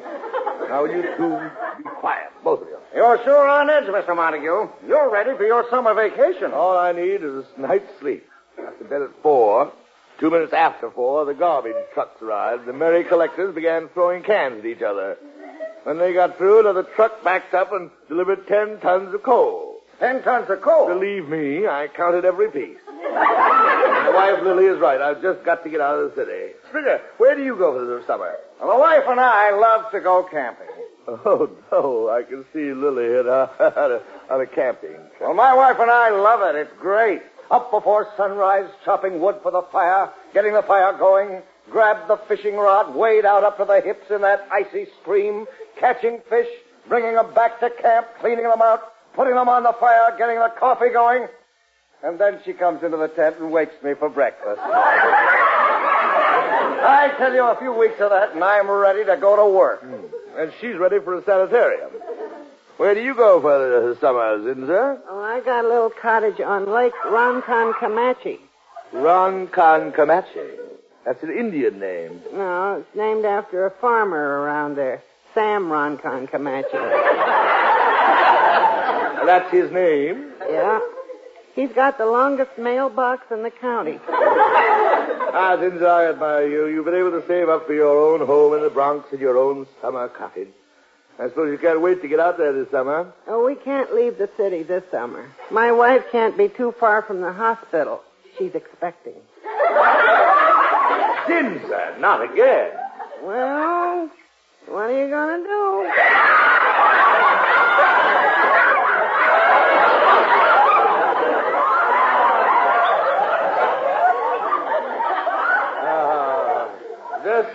This will be your 10th. It's ridiculous, isn't it? My wife likes the pitter-patter of tiny feet. 10 children. Yeah. Just when one pitter-patter peters out, another pitter-patter patters in.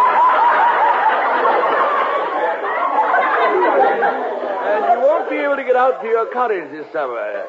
And you say it's quiet out there? When my family isn't there, it is, yes. Zinza, why don't you let me rent your cottage for the summer? There's always a lot of cottages out there for rent. When the news leaks out that my family isn't coming up this year, they'll all be snapped up. It's quiet, peaceful. Zinza, it's a deal.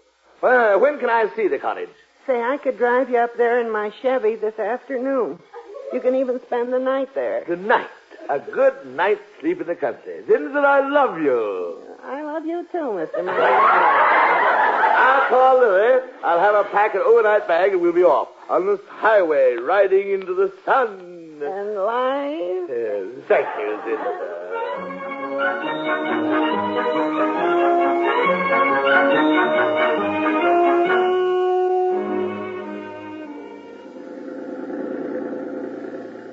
Oh, Edwin, it's wonderful getting out of New York. Oh, don't talk, Lily. Just let me soak in that fresh air. Look, for the last time, you're going to close that car window.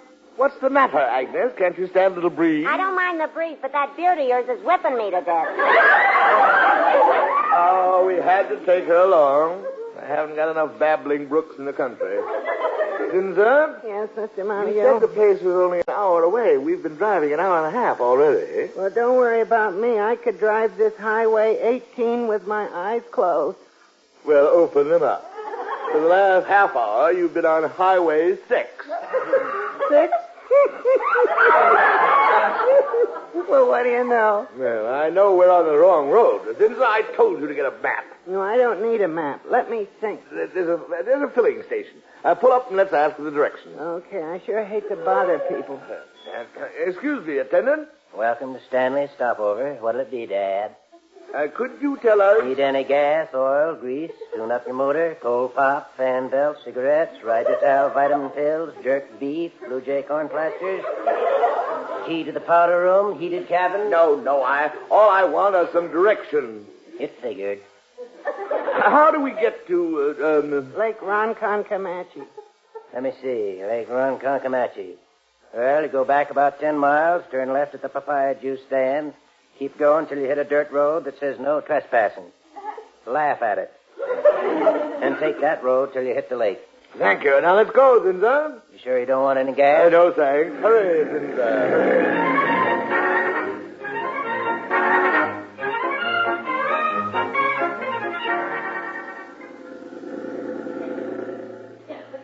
We've been driving around for hours. Lily, just be quiet. Look, I think we're finally getting someplace. Goody, I've always wanted to see Canada. That's enough out of you, Agnes. Edwin, we've had enough bickering. The man said a papaya juice stand. You'd think that 4 adults could remember directions. Edwin, it's getting dark. Edwin, it's getting dark. Edwin, it's getting dark. I know it's getting dark. Zinzer, I told you to get a nap. Zinzer, get a map. Zinzer, get a map. That's all I've heard for 6 hours. All right. Let's not fight among ourselves. Wait. There's a filling station. Let's find out where we are. Okay. Pardon me. Welcome to Stanley's Stopover. What'll it be, Dad? Any gas, oil, grease? Oh, no. Return of Monte Cristo. We followed your directions. We've been driving around for 6 hours. And you still don't need any gas? No. What's that car run on, seltzer? All I want is information. Why don't you take some air? That's free, too. Please, we've got to get to Lake Ronkonkoma. It's dark. Okay, let me see. Now, you turn left, go down about 30 miles.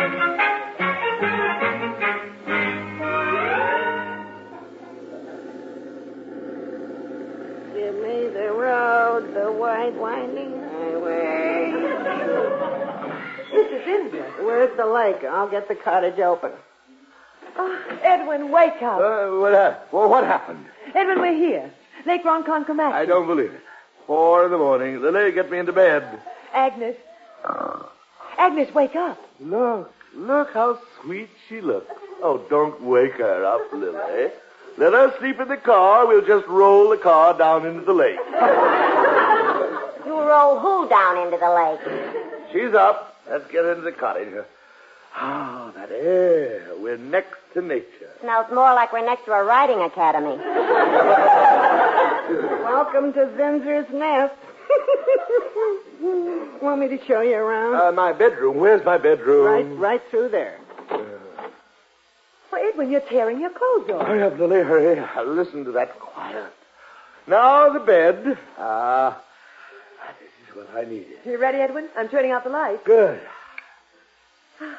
Good night, Edwin. Good night, Lily.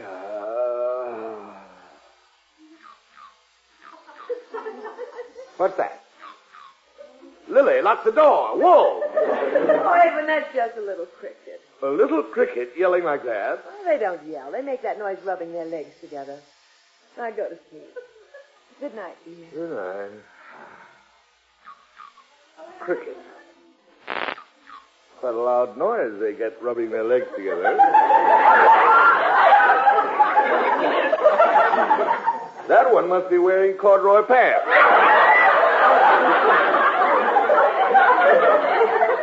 Oh, Edwin, go to sleep. All right. Millie.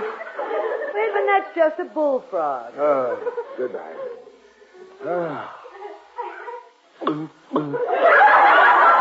Frog. Cricket. Aye! Edwin, that's just an owl. Come out from under the bed. Lily, Zinzer tricked us. He brought us to the Bronx Zoo. Edwin, that's just country nightlife. I'll get used to it. Good night.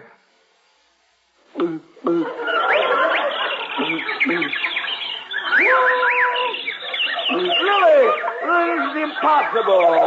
Edwin, stay in bed. Where's the window? Here. Shut up!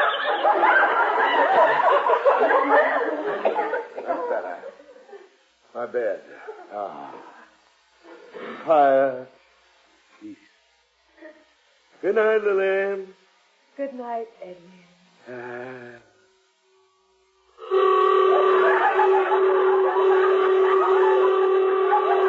Don't tell me that's a bird. It's the people in the next cottage. Oh, look, they're moving in. I'll stop that. I'll stop it. Hey, out there. Can't you wait till morning? Edwin, why did you... Look, they're coming over. You got them mad. No, 4 a.m, and I'm in an argument with neighbors. They're coming to the window. All right. I'll open the window. How do you do, Mr. Montague? Thought I recognized your voice. Yeah. Oh, the Harrison. Yes, sir. We're just moving in for the summer, aren't we, Martha? Yes. Oh, no. Edwin, come back into the house. Where are you running in your pajamas? Back to New York. Back to New York.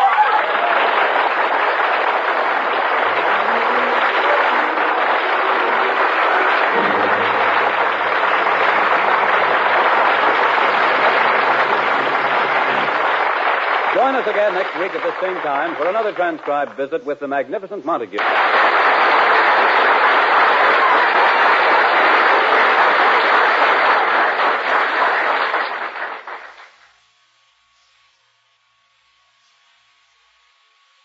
Transcribed. This is NBC, the national broadcasting company.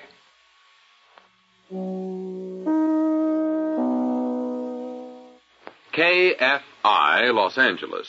Memo from stationers, students, architects, and professional draftsmen. Select supplies from stationers' complete stock, including drawing sets, T-squares, triangles, scales, or slide rules. For students, drawing sets from just $2.25. Stationers Corporation, 525 South Spring. Also San Diego. Also San Diego. Also San Diego. Also San Diego.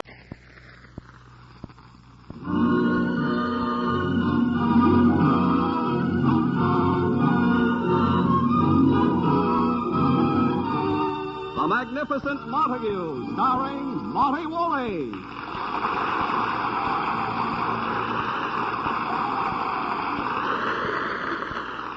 Yes, it's The Magnificent Montague, the Saturday night transcribed feature on NBC's All-Star Festival of Comedy, Music, Mystery, and Drama. Brought to you by Chesterfield, the cigarette that has for you what every smoker wants. Mildness plus no unpleasant aftertaste. The cigarette that brings you Bing Crosby and Bob Hope. By the makers of Anacin for fast relief from the pain of headache, neuritis, and neuralgia. And by RCA Victor, world leader in radio, first in recorded music, first in television. Before we hear from the Magnificent Montague, let's hear from two fellows who have something in common. Bob, do you realize we only have one thing in common? Hardly enough for a happy marriage, is it? What's that, Bing? Chesterfields, of course. We both like them, we both sell them. And we'd better get to selling them now. You know, folks, better tasting Chesterfield is the only cigarette that combines for you mildness with no unpleasant aftertaste. How do you know they're mild? Well, you just make our mildness test. You buy them, open them up, and enjoy that milder aroma. Then smoke a Chesterfield. You'll know it's milder because it smokes milder. And Chesterfield leaves no unpleasant aftertaste. That fact has been confirmed by the country's first and only cigarette taste panel. So, always buy Chesterfield. Let's sum it up musically. Buy Chesterfield, Chesterfield, the one that proves its case. Yes, Chesterfields are milder, plus no aftertaste. Oh-ho, open the pack and give 'em a sniff. Then you'll smoke 'em.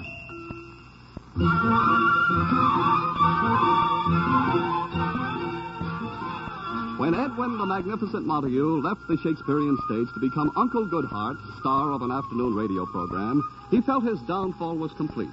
But today, with a radio salary check coming in regularly, good food on the table, his thoughts of ever returning to his beloved stage grow dimmer and dimmer. It is breakfast time in the Montague apartment.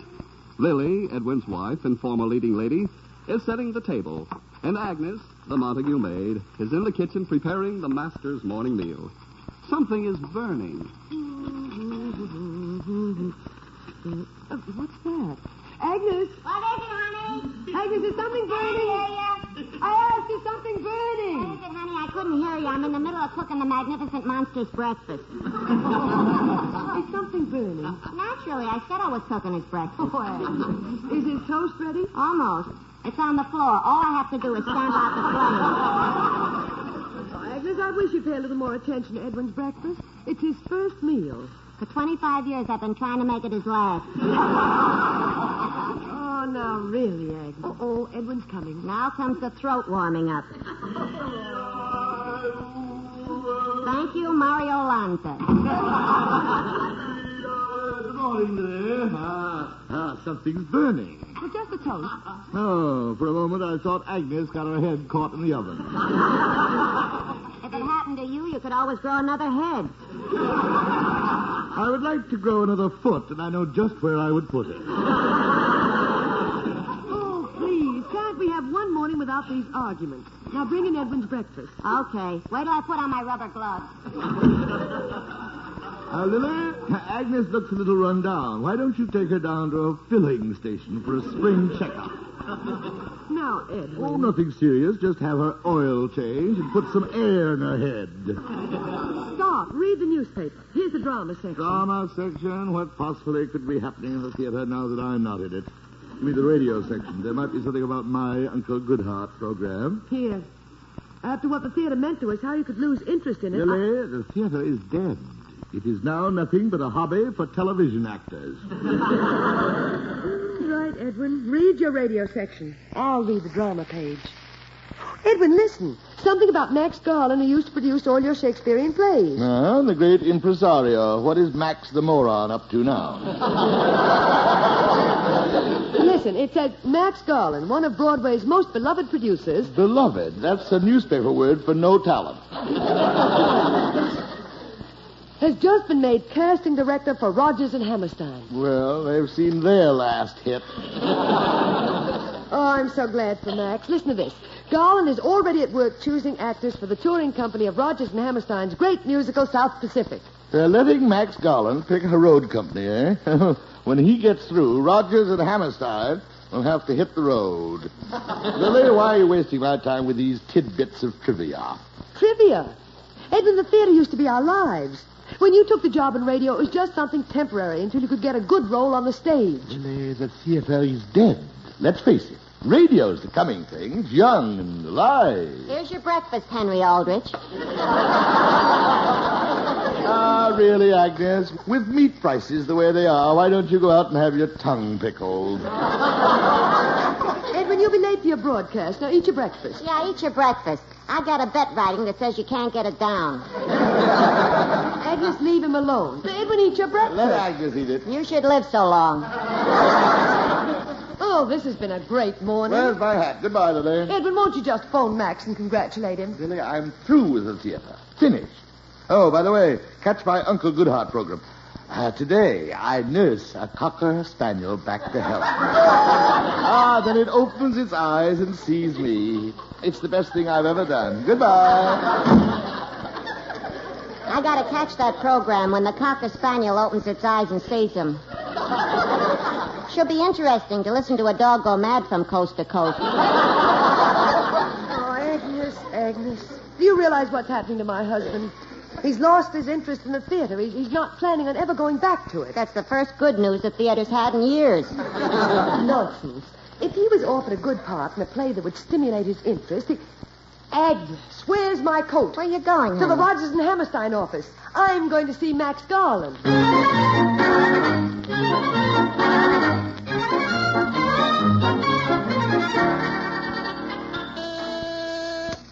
No, Miss Kovac, I can't audition any more people. If there's anybody out there, please tell... What? Who? Mrs. Montague? Well, send her right in. Gad, I haven't seen Lily. Lily! Hello, Max. Look at her, beautiful as ever. Who would think that for the last 25 years you've been married to the thing?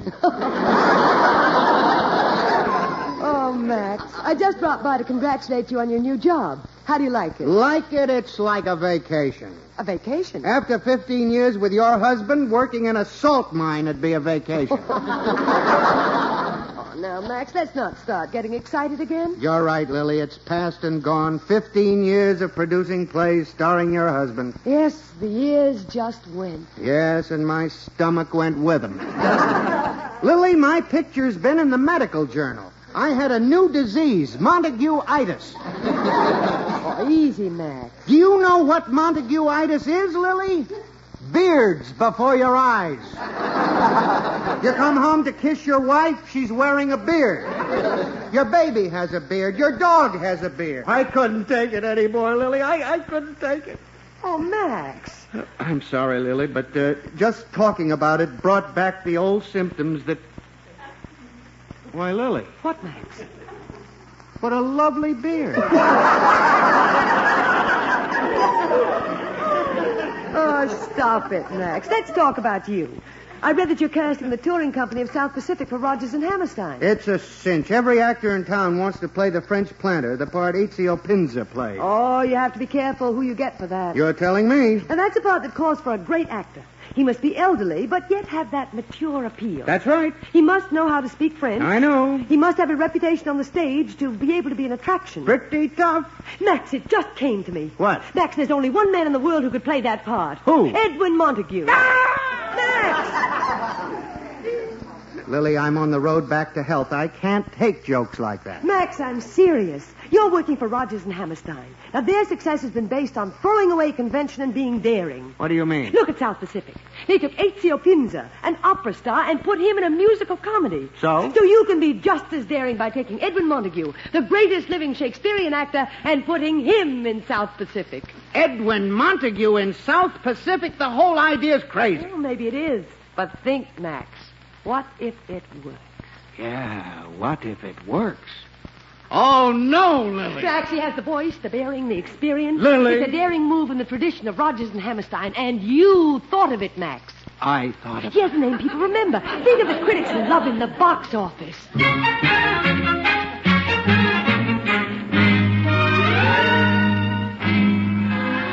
Coming. Oh, it's you. Hello, Agnes. Where's Lily? She's out. Where'd she go? Who knows? Reno, if she's smart. Agnes, why don't you surprise us for Mother's Day and quit? By the way, did you hear my Uncle Goodhart broadcast this afternoon? Yeah? I gotta admit, was sensational. Well, not bad, eh? That last speech, when the Cocker Spaniel opened his eyes. Now, you mean, life is back, little one. Once more to see the sun come up. The trees, the flowers, the open sky. That's it. Best speech I ever had to say. Oh, did you say it? I thought it was the Cocker Spaniel. Agnes, would you be interested in a proposition whereby your day off becomes permanent? Why my wife insists on having you in the house? That must be Lily. I'll get it. Hello, Agnes. Hello, honey. Oh, Edwin, you're back from the broadcast. Don't get near him. He may have fleas. Hello, Lily. Close the door. Wait. I have a surprise for you. A surprise? Yes. Come in, Max. Hello, Edwin. Oh, no. Hello, Max. That sounds like Mr. Gimble meeting Mr. Macy. Well, let's sit down. We have so much to talk about. Have we? Oh, Edwin, we have good news for you. You have? Max has a wonderful idea. You have. Now, Edwin, you listen. Max is here to offer you one of the greatest starring roles on Broadway. A starring role, Max? Yeah. Edwin, this is something new. A character that just fits you. He's an elderly man. Elderly? But with great charm, sex appeal, savoir-faire. Really? Continental type. Talks French. Talks French? Bon appétit, messieurs, aux ministres intègres, concis vertueux, voilà votre façon. Translation, your father's mustache. What's the name of the play, Max? South Pacific. Never heard of it. Who wrote it? Rodgers and Hammerstein. Never heard of them. Oh, Edwin, you've been away too long. It's the biggest hit on Broadway. It's been running for 2 years. What is it? Drama? Melodrama? Tragedy? Well, Edwin... Yeah? It's a musical comedy. You know, singing and dancing. Singing and dancing. Excuse me, I have a pretzel in the oven. Now, Edwin. Max Garland, leave this house. Edwin, listen. He wasn't content to have brought my Shakespearean career to an untimely end. He now wants me to end my days as a chorus boy. Edwin, you're being ridiculous. Now, Max. I'm starting to see beards again. Edwin, it's a play that won the Pulitzer Prize. Lily, I don't care. The Pulitzer Prize? Montague, it's a play with great depth and feeling. The part you play made Pinza the biggest star on Broadway. Yeah, if it made a star out of an opera singer, imagine what I could do with it when I give it the famous Montague touch. Better known as the kiss of death. Edwin, we have no time to lose. You must study the part so that when Max takes you to the director, nothing can go wrong. Musical comedy with my voice and sex appeal. Gad, the years I wasted doing Shakespeare.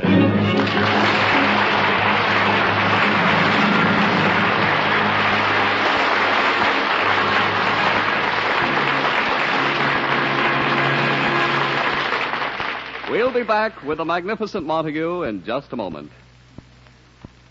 The next time you suffer from pains of headache, neuritis, and neuralgia, take Anacin. You'll bless the day you heard of this incredibly fast way to relieve these pains. Now, the reason Anacin is so wonderfully fast-acting and effective is this. Anacin is like a doctor's prescription. That is, Anacin contains not just one, but a combination of medically proven active ingredients in easy-to-take tablet form. Thousands of people have received envelopes containing Anacin tablets from their own dentist or physician, and in this way, discover the incredibly fast relief Anacin brings from pains of headache, neuritis, and neuralgia. So the next time a headache strikes, take Anacin for this wonderfully fast relief. Anacin, A-N-A-C-I-N. Anacin comes in handy boxes of 12 and 30, economical family-size bottles of 50 and 100. Get Anacin at any drug counter. And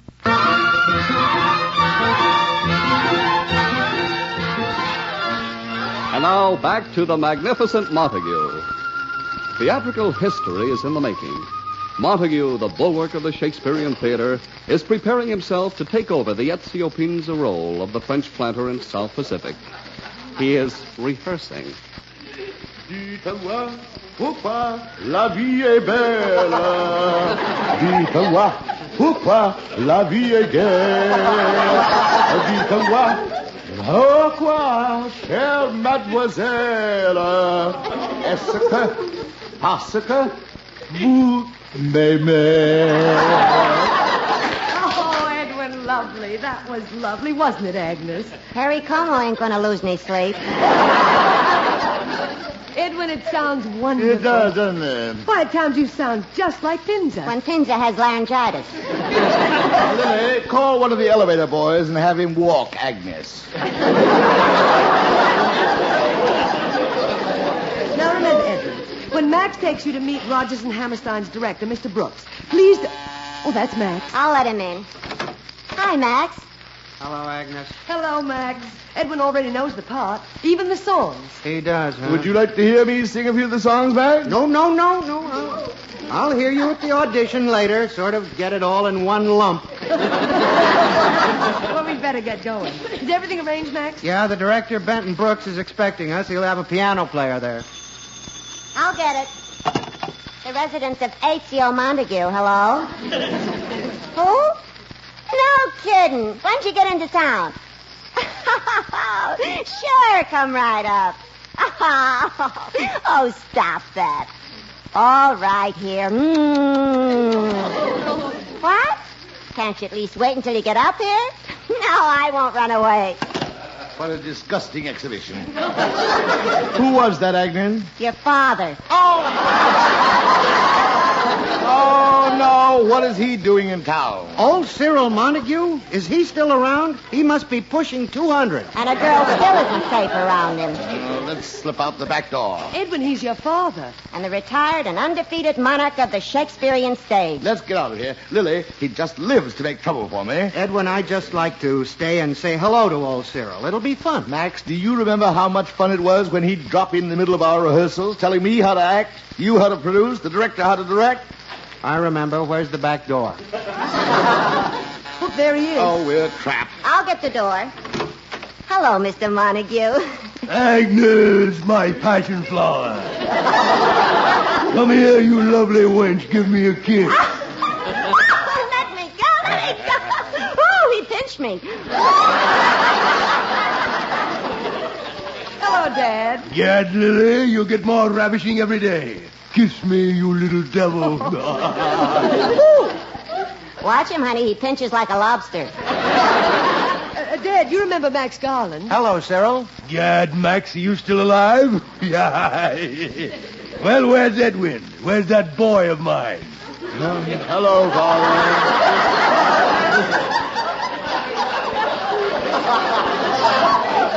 Hello, Father. It's awfully nice of you to drop in. Hello, Father. It's awfully nice of you to drop in. Half my life I spent trying to teach him how to talk like an actor, and what comes out? Hello, Father. Awfully nice of you. Oh, please, Dad. Don't start that again. Oh, leave Edwin alone, Dad. This is a big day for him. He's going to audition for a part in a play. Montague has to audition? Isn't the name of Montague enough to get the part? Oh, Dad. Oh, Dad. For 5 generations, Montagues have refused to audition in order to get a part. Some never worked a day in their lives, but they never auditioned. Now, Lily, try and explain. Dad, this is a very important role. It's completely different from any role he's ever played. Different? Yes. It's called South Pacific. South Pacific? Egad, they've discovered a new play by Shakespeare. Dad, South Pacific has nothing to do with Shakespeare. A Montague in a play that has nothing to do with Shakespeare? Dad, if you let me... Hush! Mind your manners, son. Lily, if this South Pacific is not by Shakespeare, what is it? Well, Dad, times have changed. Come. What is it? A musical comedy. Oh? Agnes, get some water. Get us some water. Never mind. I'm all right. It's just that it's hard for a father to face the fact that his son is a no-talent bum. Oh, please, Father. Don't go, please, Father. A Montague in a musical comedy. Father? Let me go. From this day on, I shall wear a black band on my sleeve. My son is dead. Mr. Montague, South Pacific. Get away from me, Max. There's blood on your hands. You took my Edwin, a clean American boy, and led him astray. But, Mr. Montague, if you'll Quiet. Throwing my boy, a Montague, on a stage to dance and sing with half-naked hussies. Now, Dad, this is ridiculous. South Pacific is a beautiful and dramatic production. Don't tell me about musical comedies. I've seen all of them. The Florodora Sextet, Madcap Mitzi, Sliding Billy Watson's Beef Trust Girls, Getting Gertie's Garter, those hussies in tights kicking and carrying on and...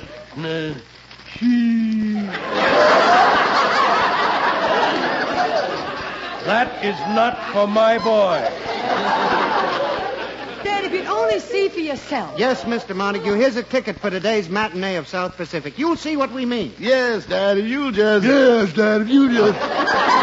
Gad, what a stupid brat. Now, look, Father, nobody asked for your advice in the first place. I'm old enough to make up my own mind, and I don't need any help from you. Talking to your father like that. Edwin, go to your room.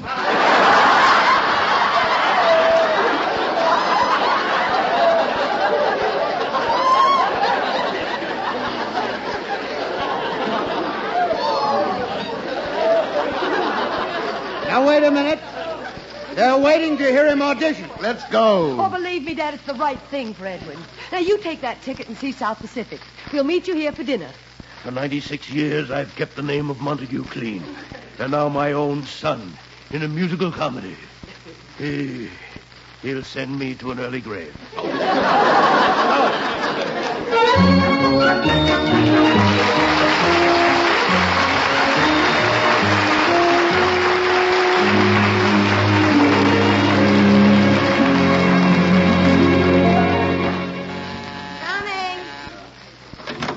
Back, huh? Yes, Agnes.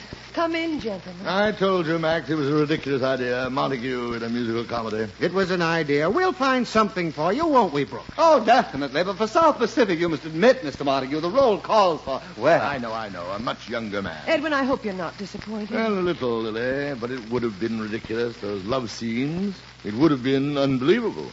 A young girl singing to me. I gotta wash that man right out of my hair. Awfully nice of you to invite me up for dinner to meet the great Cyril Montague. He was my boyhood idol. Well, Dad should be back from seeing South Pacific. Where did you hear what he says about your South Pacific? He won't be your idol anymore. Dad's of the old school. And so am I, Lily. He's right. Montague means Shakespeare. That's the old man. Get ready for some snarling criticism. Hello, Dad. Some enchanted evening. He will meet a stranger. Dad, how'd you like the show? Valley High will call you. Valley High. Father, don't tell me you liked South Pacific. Liked it? It's the greatest show I've ever seen. And to think my son will star in it. That's just it, Dad. I'm not in it. You're not in it? You were right. Musical comedy isn't for me. Then what is for you? Heavens knows Shakespeare wasn't. I remember you. To be or not to be, that is the question of all. I still get nauseous when I think of it. Will you please stop? It wasn't because of my acting. I'm just too old for the part. Too old? An actor is never too old. Well, this particular part calls No matter what it calls for, it can be altered. Altered? Egad, I played Huckleberry Finn at the age of 63. I made a few slight changes. I merely made Huckleberry Finn a fun-loving middle-aged boy. That's nonsense. Nonsense, is it? But, Mr. Montague, South Pacific can't be changed now. Who is this man? Dad, this is Mr. Benton Brooks, who's directing the auditions for South Pacific. Mr. Montague, this is the proudest moment of my life. I never dreamed I'd ever meet my idol. Mr. Brooks, you have a very good show there. But if you'll step into Edwin's den with me for a few moments, I think I could show you with a few little changes. You'll excuse us, please. Of course, Dad. Gosh, who'd ever think I'd be talking to Cyril Montague? This way. Now take that sensible character. Oh, Edwin, your father just won't give up. Trying to change South Pacific. Oh. Well, Lily, don't laugh. Oh, but Edwin, Brooks isn't going to change a play that's been a smash hit for years. That's not it, Lily. You realize what's happening? My father, first time in his life, is doing something for me. He's fighting for me. Lily, a thought just struck me. It frightens me. Well, what is it, Edwin? Lily, I think my father likes me. Oh. Of course he does. Here they come.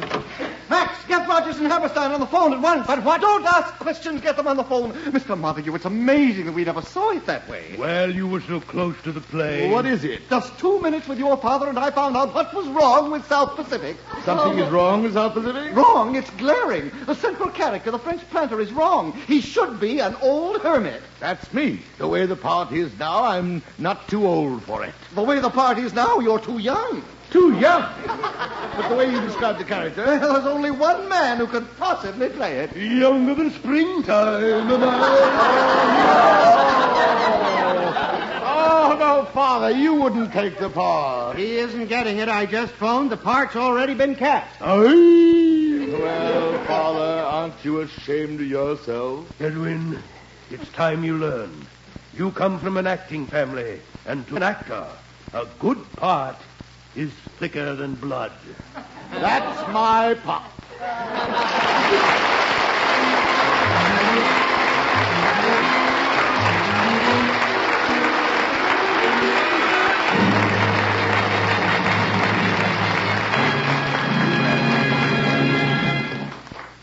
Here's a word from RCA Victor. It's good company anywhere. Yes, anywhere, anytime. There's fun at your fingertips with an RCA Victor portable radio. At home or away from home, on your bedside table or at the beach. It's great to own the pick of the portables, an RCA Victor. You'll enjoy that extra range. You'll rave about the tone, thanks to RCA Victor's exclusive Golden Throat tone system. Yet your RCA Victor portable boasts a compactness and lightness you never dreamed possible. Most important of all, you get the strongest reception ever achieved on battery operation. Because RCA's radio batteries are tube-rated and radio-engineered for long, strong listening life. Yes, on every count, an RCA Victor portable radio is good company anywhere. Take your pick of the beautifully styled models at your RCA Victor dealers everywhere.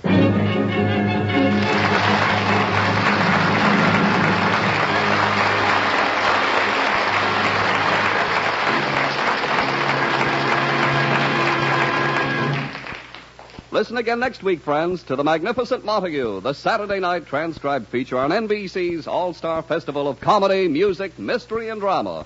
Brought to you by Chesterfield, the cigarette that has for you what every smoker wants. Mildness plus no unpleasant aftertaste. By Anacin for fast relief from pain of headache, neuritis, or neuralgia. And by RCA Victor, world leader in radio, first in recorded music, first in television. The Magnificent Montague was written by Nat Hiken and Billy Friedberg. Ann Seymour was Lily. Kurt Kelton was Agnes. Art Carney as Cyril. Also heard were Johnny Gibson and John Griggs. This is Don Pardo speaking. Listen tomorrow evening for The Big Show with Tallulah Bankhead as Mistress of Ceremonies, the Sunday night feature of the All-Star Festival.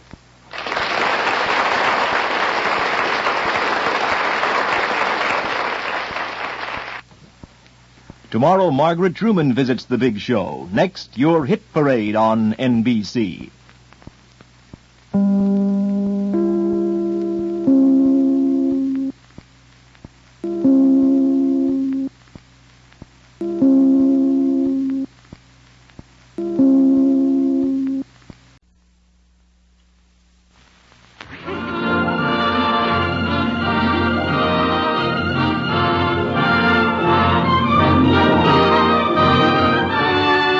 The Magnificent Montague, starring Monty Woolley.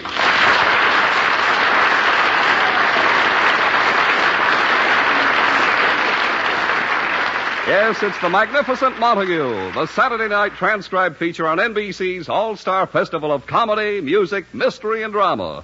Brought to you by RCA Victor, world leader in radio, first in recorded music, first in television, and by the makers of Allicin for fast relief from the pain of headache, neuritis, or neuralgia.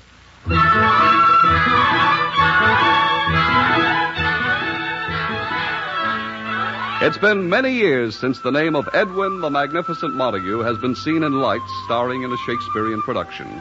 Today he is Uncle Goodhart, hero of an afternoon radio program. It is early afternoon. Montague, having finished his program, is expected home momentarily, and awaiting him is his wife Lily and the Montague maid Agnes, who is happily planning dinner. Abba-dabba-dabba-dabba-dabba-dabba-dabba, said the monkey to the chimp. Abba-dabba-dabba-dabba-dabba-dabba. Yeah, honey? Oh, was that you? Yeah, I was singing. Oh. Well, that's nice. Yeah, I'm thinking about what I'm going to cook for your husband tonight. Singing keeps me from being revolted. Oh, come, Agnes. Cooking for Edwin is no problem. It ain't the cooking, it's the serving. I got to get my hands off the plate or they'll get bitten off. Oh, come, Agnes. He's not that big an eater. He ain't, huh?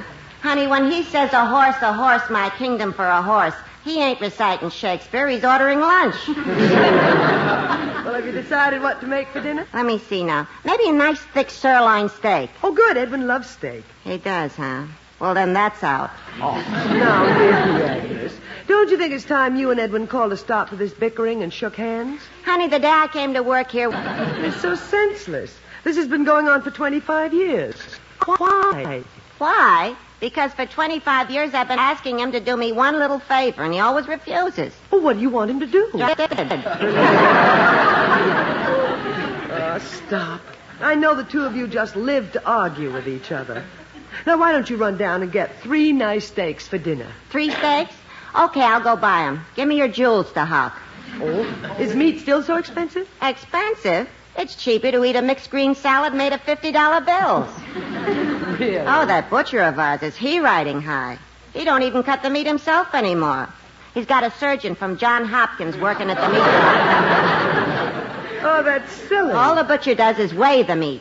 His thumb is insured for $400,000. Oh, now, stop being ridiculous. You've always gotten along with the butcher. Oh, someone's at the door. I'll get it. Well, hello, Mr. Zinser. Oh, hello, Agnes. It's Mr. Zinser, the director of Montague's radio program. Well, come in, Mr. Zinser. Hello, Mrs. Montague. I came to see Mr. Montague. He isn't here yet. He went to his proscenium club right after the broadcast. Oh, fiddle faddle. Well, what is it? Can I help? Oh, no, it's very personal. Mr. Zinser, you can tell me. Well, it's not the kind of thing I like to discuss. Mr. Zinser, we're old friends. You can tell me. Go ahead.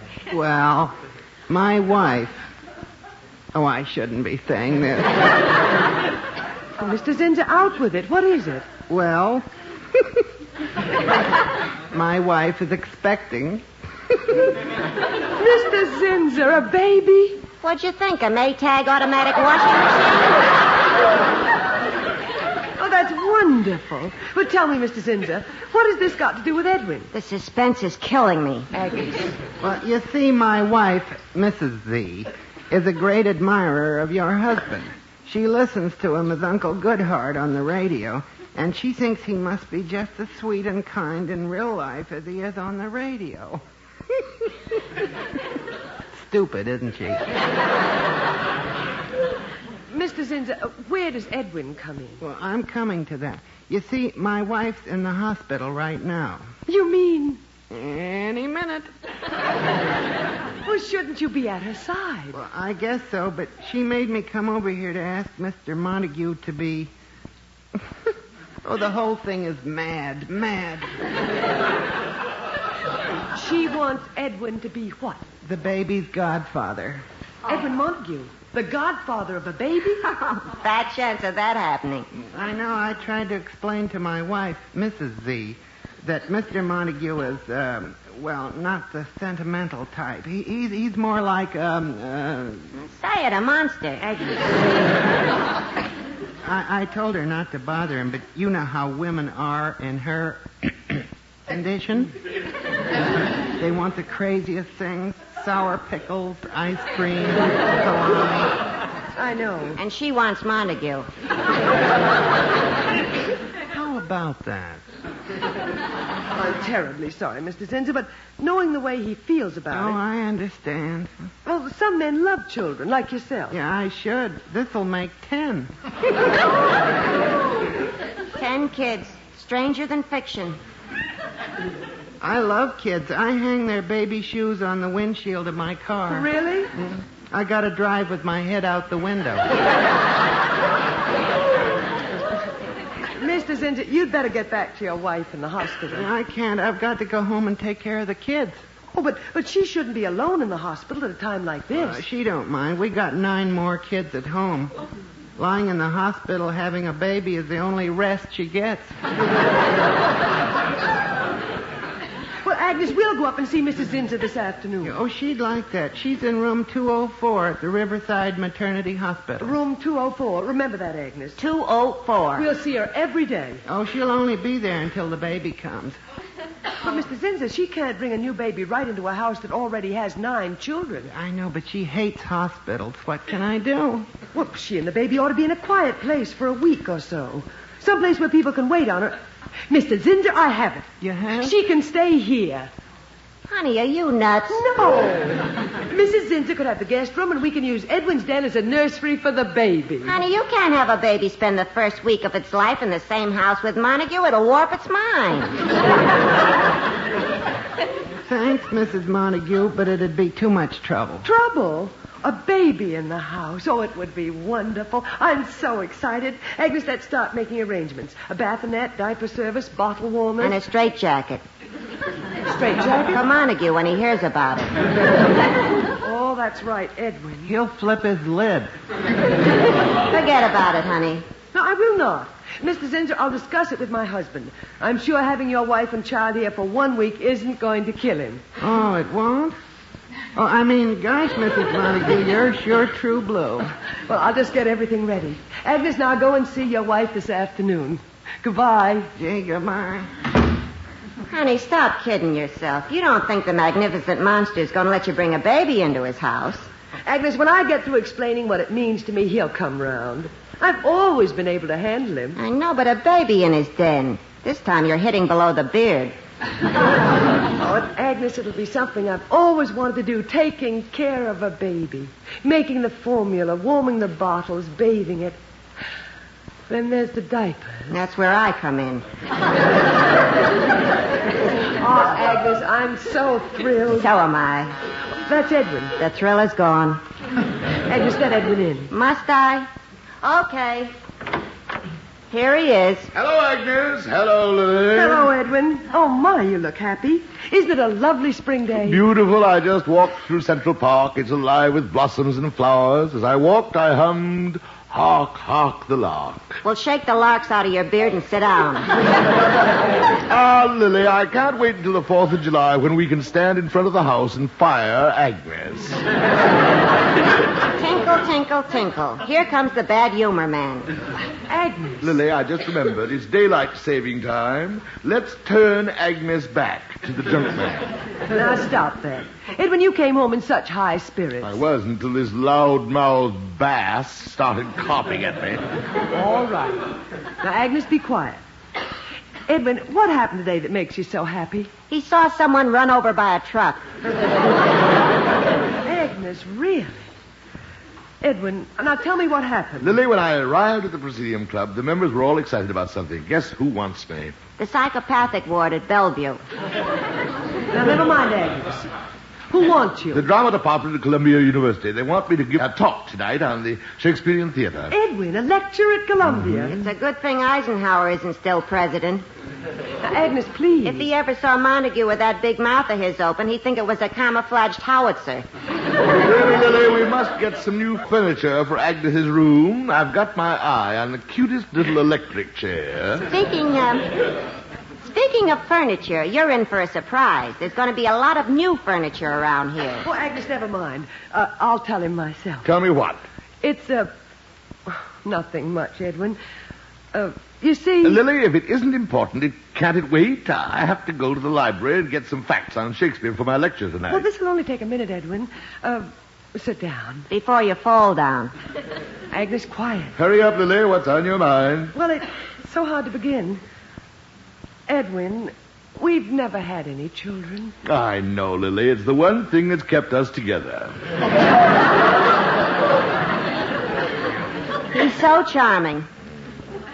Lily, I'm in a hurry. Well, Edwin, haven't you noticed that all the families around us have children? Why, even the Harrisons across the hall have a little girl. Oh, is that what it is? Edwin. Look, Lily, if you're hitting about a donation for some summer camp to make children healthy, give whatever you want to. Just keep my name out of it. I don't like to encourage that sort of thing. Oh, Edwin, shame on you. Well, children are the... Lily, don't mention children to me. I don't trust them. But the only children you've ever come in contact with were child actors who were in plays with you. The dirty little scene stealers. You can't turn your back on them. Edwin. The magnificent scenes I've played on the stage, I'll have the audience eating out of my hand, and then on would come some miserable curly-haired brat. Lisp out 2 words, the audience would ooh and ah, and I'd be left standing there with my face hanging out. Children will knife you every time. Edwin, you were a child yourself once. That's a dirty lie. He's right. He was born a full-grown monster. Oh, Agnes, you must have been cute when you were born. The pride of the litter. Edwin, don't be surprised to wake up some morning and hear the patter of little feet.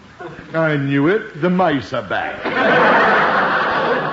Edwin, let me tell you... Lily, I have a lecture tonight. If you're going to waste my time babbling about children... Honestly, Edwin, you're the most exasperating man in the world. Yeah. You stay out of this, Agnes. Just take care of your own duties around here a little better. Where are my clean shirts? They hadn't come back from the laundry yet. Oh, no, I have to lecture tonight. Take it easy, Mr. Montague. The shirts will be here today. Well, they'd better be. Well, they will be. Oh, and it was such a beautiful day. Goodbye. Goodbye. Parting is such sweet sorrow. Oh, quiet. Well, honey, there goes the Godfather. Oh, he can be so impossible. Oh, now, honey, don't take it that way. Just give me the word and I can cook him a dinner that'll end it all.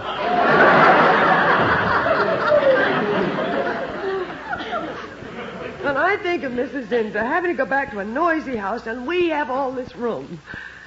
Agnes. What? I don't care what Edwin thinks or does about it. We're going to have Mrs. Zinza and her new baby right here. I'm with you, honey. Well, we can't waste a minute. Now, look up a diaper service. Okay. And we went to crib, a bassinet. We'll need baby oil, talcum powder, scale. Here's the diaper service, Cosmopolitan Diaper Service. I'll ring them. Look, we'll order more milk. I'll get a book on how to make formula. Oh, Agnes, I am so... Hold it, honey. Hello? Cosmopolitan Diaper Service? One moment. Here, honey. Hello. I'd like to start the diaper service immediately. Yes, I'll hold the wire. She's getting an order blank. Agnes will have to rush right up to the hospital to be with Mrs. Zinzer. You have the room? Yeah, 204 Riverside Maternity Hospital. Oh, Agnes, I can't believe it. A baby in our house at last.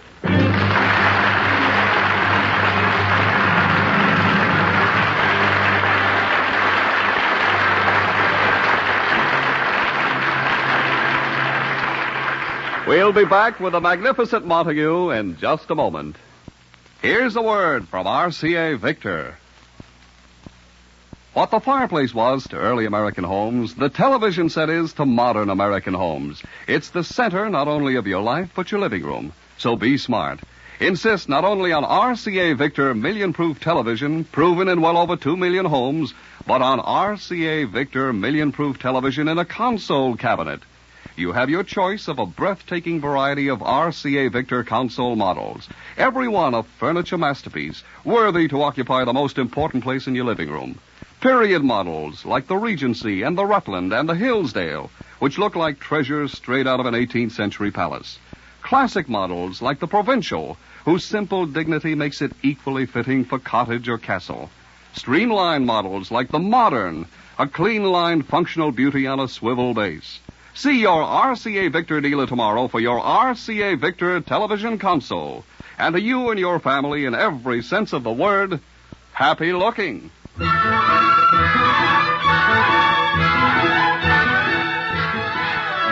And now back to the magnificent Montague. He is returning from the library full of facts for his lecture. But he returns to an empty house. His wife, Lily, and Agnes are at the hospital awaiting Mrs. Zinzer's blessed event.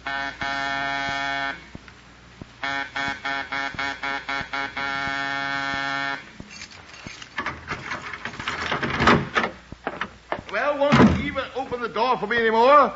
Why must I... Where is everybody? Lily? Agnes? Fine welcome. Just when I wanted early dinner to give me time to get over to Columbia University, they're out shopping or something. Well, I'd better get dressed. Hope the laundry delivered the shirts. Oh, this must be the laundry here on the table. What's this? Talcum powder. Oil. What junk women have to use. Maybe they put the shirts in my bedroom. If they didn't come...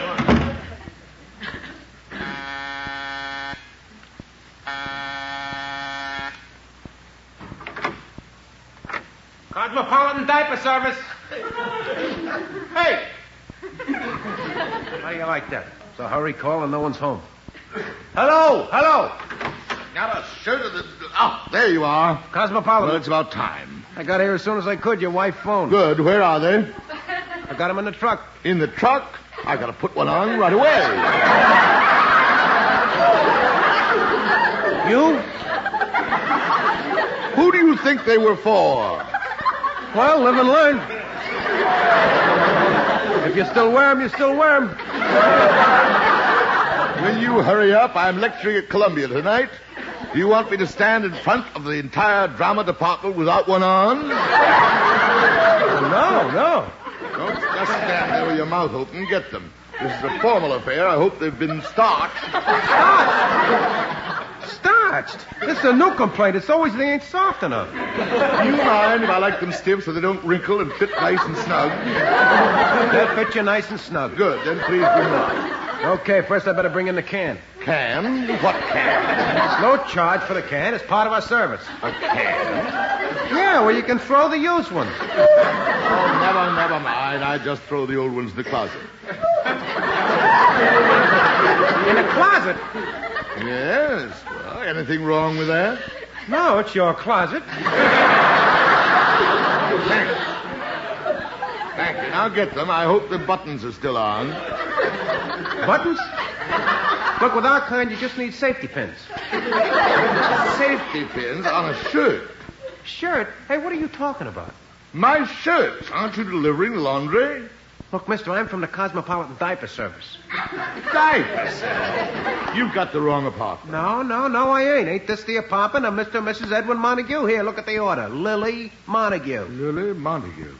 Well, she probably had it delivered here because someone in the building wasn't home. She probably left a note about it. Oh, yeah, here's her note. On the telephone stand, it said, It says, Dear Edwin, you can reach me in room 204, Riverside Maternity Hospital. What's the matter with Lily lately? Kept bending my ear about children. I find baby powder and oil all over the house, a diaper service. Now she's in room 204 at the Riverside Maternity...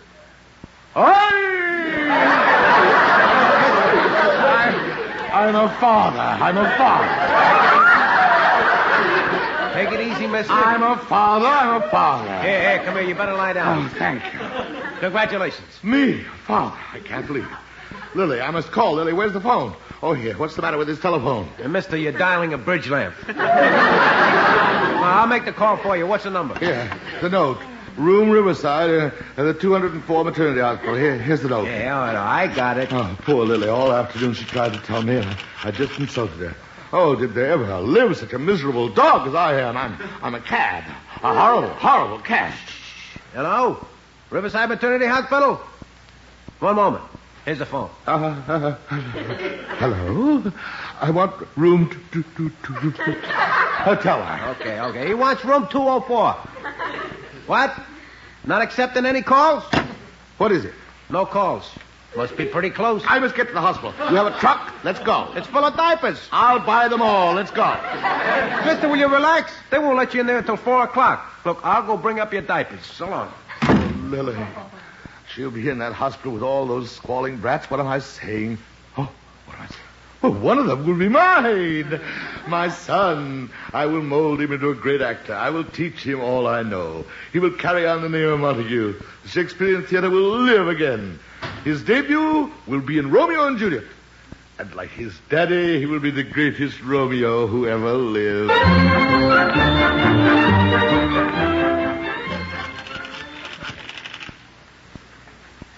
Hello? Harvard University? We'll take this down. I wish to register Master Edwin Montague, Jr. in the class of 1970. Thank you.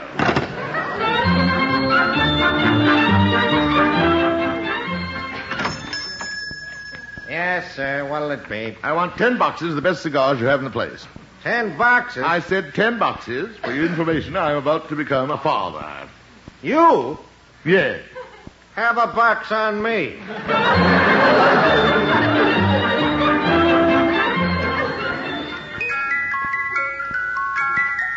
That's a nice toy. I'll take 2 of them, clerk. Now, what have I got? The catcher's glove, the football, the hop-along Cassidy cowboy outfit. I'll pick up the rest later. Gad, I hope they deliver the pony to the apartment on time.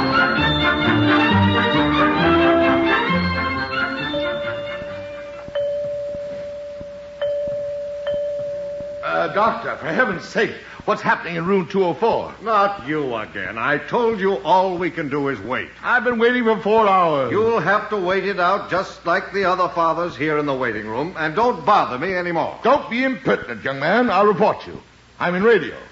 I'm a very close friend of young Dr. Malone. Please, look at my hands. They're shaky. Have another sedative. Hurry, Doc. Room 204. Something's cooking. Coming. Agnes. Oh, so you decided to show up after all. Show up? Where should I be at a time like this? Agnes, wait. What's happening? They just pushed the bed into the delivery room. Delivery room? Quick. How is Lily? Lily's fine. She helped him push the bed in. What kind of a hospital is this? Agnes, when you see Lily, tell her I'm sorry for the way I spoke about children this afternoon. It's time you were sorry, you beast. Agnes, wait! Oh, this waiting. This eternal waiting. Excuse me, mister. You got a match? Here. Keep the box. Thanks. You nervous? What do you think? I shake like this all the time? This your first? My what? Your first kid. Oh, yeah. My name's Simon. Rudolph Simon. The name mean anything to you? Simon? Rudolph Simon. No, I can't say it does. What's the matter, Whiskers? Don't you read the newspapers, don't you? The newspapers? You're in the newspaper? Every year like a clock. Rudy Simon does it again. Triplets, twins, quadruplets. I'm high score for this hospital. Oh, you're that Rudy Simon. Remember me now, huh? All right. You know the way I figure it? If people don't even remember you for a thing like that, is the whole thing worth it? Simon, believe me, at any other time, I'd try and figure out that statement. Right now, I'm too nervous. And you know the most amazing thing? Well, what? Me with twins, triplets, quadruplets, schmadruplets. Would you believe it? When I play a slot machine, nothing happens. No. Yeah, take the other day. Okay, Mr. Simon, it's a boy. How many? Only one. You kidding? No, only one. How do you like that? And I passed up a pinochle game just to be here tonight. Doctor, please. Sorry, no news from room 204. God, I hope Lily realizes the torture I'm going through. Hello, Mr. Montague. Zinza, you came here. Yes, sir. I didn't think I could break away from the kids. Zinza, how sweet of you to come here.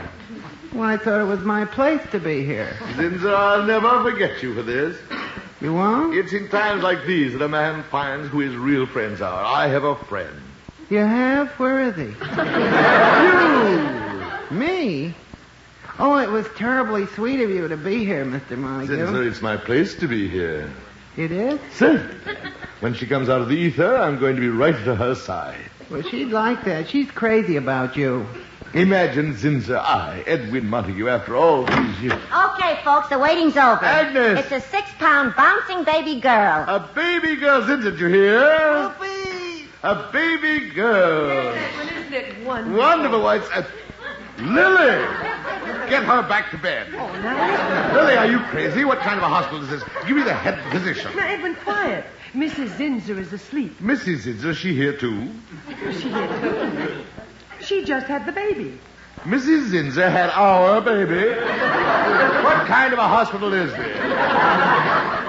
Edwin, what are you talking about? Lily, the diaper service, the baby oil, the pony, the patter of little feet. Well, that's right. Mrs. Zinzer and the baby are going to stay with us for a week.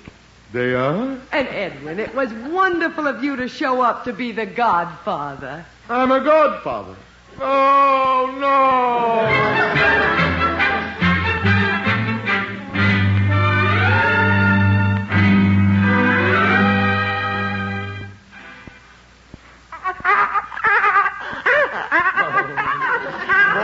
In the morning, Lily, what did you do asking them here? Edwin, go back to sleep. Oh, who can sleep? Mrs. Zinzer in the guest room, the baby in my den. Oh, Edwin, stop crabbing. You're the godfather.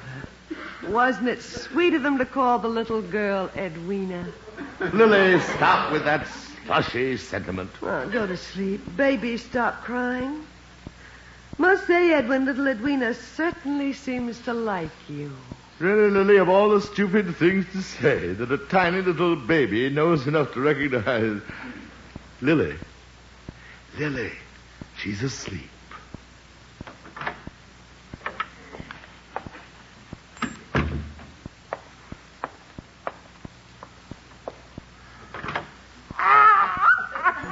Look at her. Look at her. Edwina, it's me, Uncle Eddie. Kitty, coo. Listen to that voice. Gad, she will be the greatest Juliet of all time.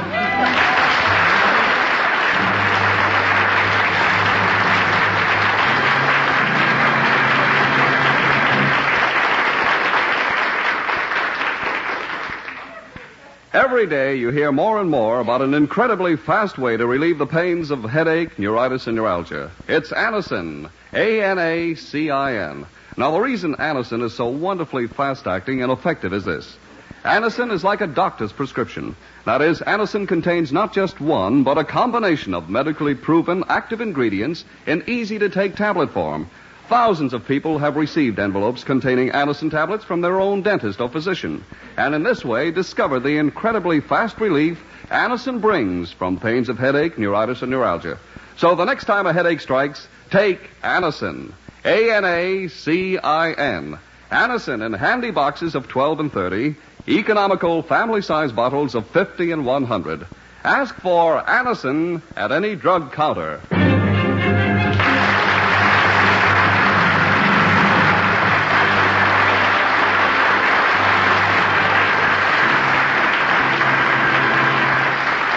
Listen again next week, friends, to The Magnificent Montague, the Saturday night transcribed feature on NBC's All-Star Festival of Comedy, Music, Mystery, and Drama. Brought to you by RCA Victor, world leader in radio, first in recorded music, first in television. And by Anacin, for fast relief from the pain of headache, neuritis, or neuralgia. The Magnificent Montague was written by Nat Hiken and Billy Friedberg. Ann Seymour was Lily, Pert Kelton was Agnes. Also heard were Art Carney, John Griggs, and Johnny Gibson. This is Don Pardo speaking. Tomorrow, hear Archie Andrews and Quiz Kids on NBC. And Quiz Kids on NBC. And Quiz Kids on NBC.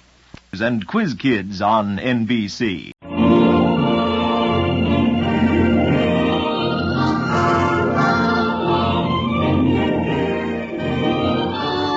The Magnificent Montague, starring Monty Woolley.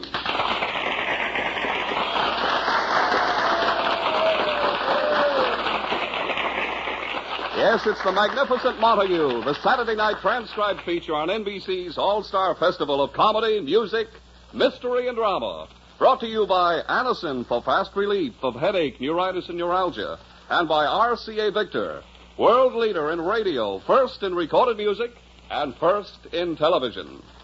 And now, The Magnificent Montague.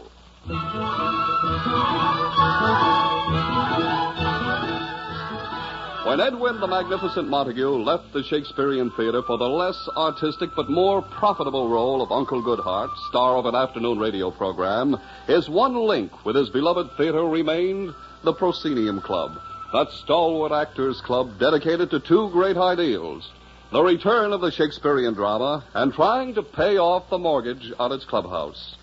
Edwin is at a cultural meeting of the club right now. His wife, Lily, and Agnes the maid are expecting him for lunch. In the meantime, they are indulging in a little culture of their own, a gin rummy game. Agnes is happy. She is winning. There's a tumble-down shack and a rusty old mill, but it's my home, sweet home, up on Mockingbird Hill. Agnes, please. What is it, honey? Well, I'm trying to play cards. When you sing, I keep throwing you wrong cards. You do? Tra-la-la. Oh, Agnes, let me concentrate. I haven't won a game all morning from you. Snap it up, will you, honey? The magnificent monster will be home any minute. What shall I discard? Jack? No. Ace? No. 6 of clubs. I don't think you can use that. Nah. There. The 6 of clubs. Gin. Oh, no. I'm stuck with 36 points. What's the score now? I'm ahead 246,300 points. Oh, Agnes, what does that come to in money? 14 cents. Get it up. That's enough for today, Agnes. Let's set the table for lunch. You know how Edwin likes to see everything on the table. I'd like to see something on the table right now. What? My 14 cents. Oh, now, Agnes. Get it up. Later. I had some loose change on my dresser. You better get it before your husband sees it. The boy. The boy with the magnetized fingers. Edwin is just trying to raise every cent he can for the Proscenium Club. The mortgage on the clubhouse is due again. Thanks for telling me. I got $1 in my room I better nail to the floor. Every year it's another drive. It's amazing the clever ideas he comes up with every year to raise money. Yeah, I wonder what the big scheme is this year. Guess the exact number of hairs in his beard and win a box of Blue Jay corn plasters. Agnes, he's desperate about this fundraising. He doesn't want to overlook any source of money. Aren't you overlooking something? What? My 14 cents. Get it up. Well, here's your 14 cents. Come on, one more hand. I'll deal. Oh, that's Edwin at the door. Let's be quiet. Maybe he'll go away. Deal, Agnes. I'll get the door. Hello, Edwin. Lily, you answering the door? Yes. My fondest dreams have come true. Agnes has been drafted. No, Edwin. Agnes is dealing a rummy hand. Come on, honey. Grab your cards. This is a charming scene. The house is a mess, lunch isn't ready, and our maid is dealing. Oh, it's you. Who were you expecting? Nick the Greek? Yeah, sit down, Pigeon. Thank you. I have better things to do with my time. What's that on the table? Huh? Oh, 14 cents. You touch that and I'll break your arm. Edwin, that's Agnes's money. Just make one move for that money, Greasy Thumb. Just one move. Agnes, it's for a worthy cause. I got a worthier cause. This 14 cents is going right into the Let's Buy Agnes a Squirrel Coat Before Christmas fund. Agnes, the Proscenium Club is on its last leg. I just want to keep mine from freezing this winter. Edwin, it's getting ridiculous. Every year the members of the club have to go through these frantic last-minute appeals, raffles, rummage sales, bazaars. But Lily, we have to meet the mortgage. That mortgage has been met more times than General MacArthur. Edwin, every year this struggle to keep the Proscenium Clubhouse going. Why don't you close it down? Close the Proscenium Club? The last stronghold of Shakespeare in this country? Never. It is not just a club for a few old Shakespearean actors. It is the fortress for the old soldiers carrying the flickering torch of culture, making a last desperate stand against the forces of Milton Berle. It's another Alamo. Don't get excited. Picture the clubhouse, Lily. It should be a shrine. I've seen it. It should be condemned. Charming, Agnes. You seem to be able to put things so well. See if you can guess where I'm about to put my foot. Edwin! Lily, the Proscenium Club is desperate. Sir Guy Teasdale, our club treasurer, is coming up here with the club's financial statement. Sir Guy's coming up here? Yes, the executive committee wants Sir Guy and myself to put our heads together. Did you think you can raise the money? Well, knock on wood. That's just what it'll sound like when you and Sir Guy put your heads together. Lily, it just came to me. There's Sir Guy. Let him in. Give me a chance to lock the icebox first. No, Agnes. That vulture. He compliments you and you stuff him with food. Get the door. It's Sir Guy. Montague. Sir Guy. Come in, Sir Guy. God, Lily. You look as young and captivating as the day we all toured together in Hamlet. Oh, now. Agnes, fix some tea for Sir Guy. Okay, I'll go take a look at the tea bag and see if it's good for one more dunk. All right, Agnes. Edwin, leave her alone. Sit down, Sir Guy. Thank you. I just can't get over how beautiful you look, Lily. Agnes, fix some sandwiches for Sir Guy. I tell you, it's amazing, Lily. You look like a girl of 18. Oh, Agnes, bring out a few cookies, too. Okay, Sir Guy. Well, you now have tea, sandwiches, and cookies. Would you like to try for steak? Agnes. You and Sir Guy go about your business. Have you all the reports, Guy? Here are the books. Let me put on my glasses. Good. Now, what's the situation? Here we are. Annual financial statement of the Proscenium Club for the fiscal year. Whatever that means. All right, here we are. Yearly income from dues. $26. Only $26? I paid 20 of it myself. Bully for you. Go on now. What other income? Annual Christmas dance to augment the $26 in the treasury. You remember the dance? Jolly affair, wasn't it? Oh, wonderful. What a turnout. How did we do? We lost the $26. Go on. March 5th. The annual Shakespeare Memorial Beefsteak Banquet to defray the losses sustained by the Christmas dance. Well, you couldn't lose on that. There was no expense. The meat was donated, and it was cooked by the ladies' auxiliary. Oh, we did well there, Montague. March the 5th. Profit, $37. Good. Well, what's next? March the 6th. Hospital and stomach pump expenses. For members who attended the Shakespeare Memorial Beefsteak Banquet. $116.38. Sir Guy, we actors in the Proscenium Club must face reality once in our lives. We haven't a cent in the treasury, and $1,000 payment on the mortgage is due. Oh, the mortgage. Well, thanks to our emergency committee to save the clubhouse, that's been taken care of. The whole $1,000? Maybe more. God, the emergency committee came through with an idea at last. Well, what is it? Here's yours. My what? Your punch board. My punch board? Oh, no. Last year it was pyramid clubs. Montague, this is so simple. There are 100 punches on the board. At 10 cents a punch, you make $10. But wait, look what it says on the top of the board. Punch for profit. You may win $10. Cigar, suppose someone punches out the $10 hole. Montague, you're so naive. It says you may win $10. Cigar, you mean there is no $10 punch on the whole board? That's the very same question I asked the man who sold the punch boards to us. Well, what did he say? He just winked. It's dishonest. Say you can win $10 when there isn't a chance of winning. Montague, you can't stoop low enough these days. You read the Capalva report? Why, in our own city, there's a gambling king, Big Ed McClune, who takes the public for $1 million a year.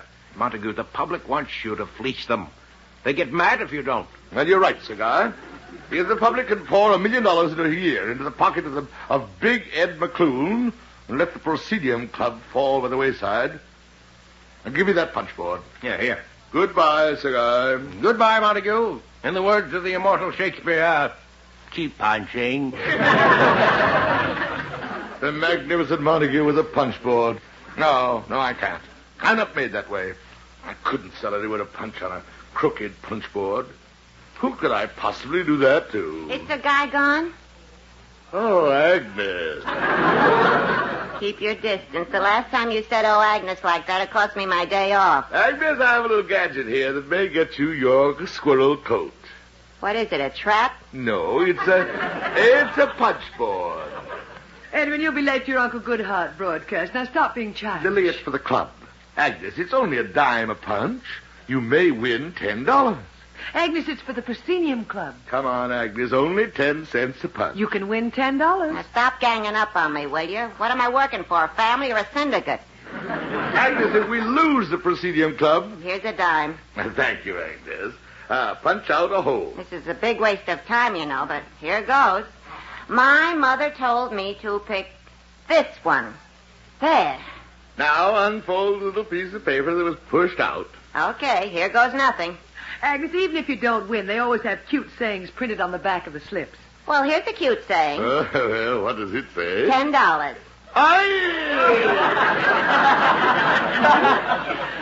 Oh, Edwin, Agnes won the $10. Get it up. Agnes, is a mistake. Let me explain. Money talks. Get it up. It's impossible. The man wins. Cross my hand with a beautiful dirty green sawbuck. Agnes, I'll at least punch out the rest. I'll punch you in the nose. Come on, boy. 10 clams, 2 5s, 10 ones. I'll take it in loose change. Agnes, the club is fighting for his life. I'm fighting for a squirrel coat. Get it up. $10. Tippy 10.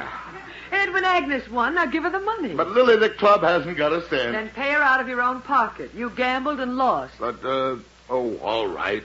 Here, Agnes, $10 bill. Oh, my favorite picture, Alexander Hamilton. I haven't seen you in years. Edwin, I'll take a punch. It's no use, Lily. Lily, let's face it. We need $1,000, and we're running around with 10-cent punch boards. Public doesn't care about the Proscenium Club and all it stands for. Oh, now, Edwin, the public has so many other worthwhile causes to contribute to. Sure. They have to contribute $1 million a year to Big Ed McClune's gambling joints. Maybe if we got rid of Big Ed, there'd be a little money left for causes like the Proscenium Club. Edwin, stop getting excited. There's nothing you can do about it. There isn't, eh? Lily, I'm going to drive Big Ed McClune and his gang out of town. Edwin, how can you drive anybody out of town? McClune is a power in this city. You're all alone. No, I'm not. I have a microphone. Remember, I'm Uncle Goodhart. I am a power, too. Edwin, for goodness... Don't try and stop me, Lily. In the words of Macbeth, I will not yield to kiss the ground beneath Big McClune's feet. Before my body I hold my warlike shield. Lay on, McClune, and damned be him who first cries, hold enough.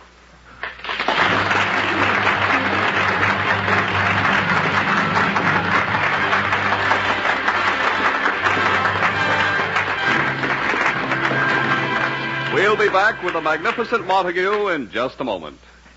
Here is something you should know if you ever suffer from the sudden pain of headaches, neuritis, or neuralgia. It is a way to ease the pain, often within a few minutes.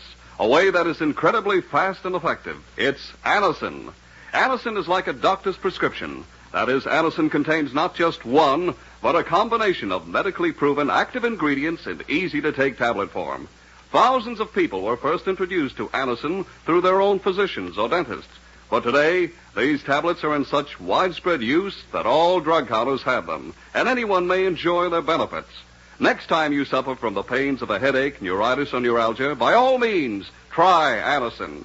You'll like the convenience of Anacin tablets, and you'll be delighted with Anacin's incredibly fast action. Anacin. Anacin. Ask for Anacin by name today at your druggist.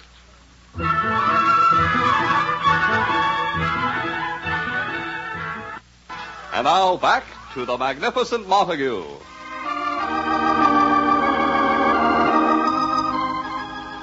He is just finishing his Uncle Goodhart broadcast. Listen. And so, Ronald, here you are again, visiting Uncle Goodhart in his little cottage on the sunny side of the lane, with the police hot on your trail. Now you want Uncle Goodhart to hide a car in his garage. Ronald, where is your memory? You have 7 of them in there already. I understand, Ronald, everybody likes an automobile. But you, Ronald, you like everybody's automobile. Ronald, I looked the other way when you filed the serial numbers off those 7 cards and made out those false registration papers. But now, Ronald, you ask too much of old Uncle Goodhart. You want me to make a decision for you. Should you join the auto club? This is a question you must ask your own heart, Ronald. But no matter what you decide, Ronald, remember, as you ride out on the highway with the sound of sirens behind you, always keep your head high into the sun and light.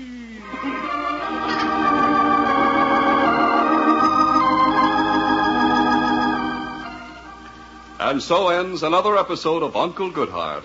Until he meets you again in his little cottage on the sunny side of the lane, here is Uncle Goodhart with his thought for today. Dear housewives, I was going to read a spring poem to you sent in by Mrs. Ophelia Zetz of Mineola, Long Island. It's called Fertilizer, the workhorse of the garden. But, housewives, as you know, before we can plant our little gardens, we must get rid of the weeds. There is a weed in our city by the name of Big Ed McClune. Mr. Montague! We must weed out Big Ed McClune. He and his gambling empire must be pulled out by the roots. Mr. Montague, please! Down with Big Ed McClune. The opinions expressed by Uncle Goodhart are entirely his own and do not reflect the attitude toward Mr. McClune of anybody around here. Honest. Let me at that microphone. Down with McClune. Music!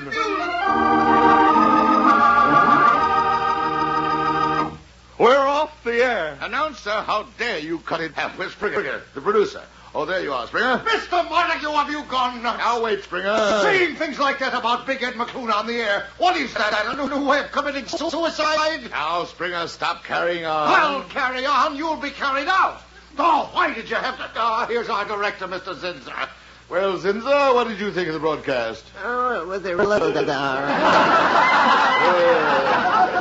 Thank you, Zinzer. Thank you. Well, buenas noches, Mr. Montague. Buenas noches? Well, Zinzer, you're not in Mexico. I will be in a few hours. Zinzer, you've got to stay here and face it. Shame on you, Zinzer. Hadn't you any spunk? Spunk, schmunk, I'm getting out while the getting's good. Zinzer, come back! Oh, that's the kind of man you are, Mr. Zinzer. You turn and run the minute it looks as if there's going to be a fight. Mr. Montague, I built my whole career around being a coward. This isn't getting us anywhere. I'd better phone the sponsor. I just did. Huh? What'd he say? Buenas noches. Oh, that's the way it is. You're going to leave me holding the bag. You're not going to be left holding the bag, Mr. Montague. You're going to be in it. What's the matter with you two? Haven't you any good red American blood in you? Sure we have. We just don't like it to get splashed around. Mr. Montague, come into my office. You'll have to write a retraction. A retraction? Never. Springer, if you think I will take back what I said about that mobster... Oh, my phone. Hello? What? Right away. Come on, Zinzer. What is it? They want us in the executive office. Goodbye, radio.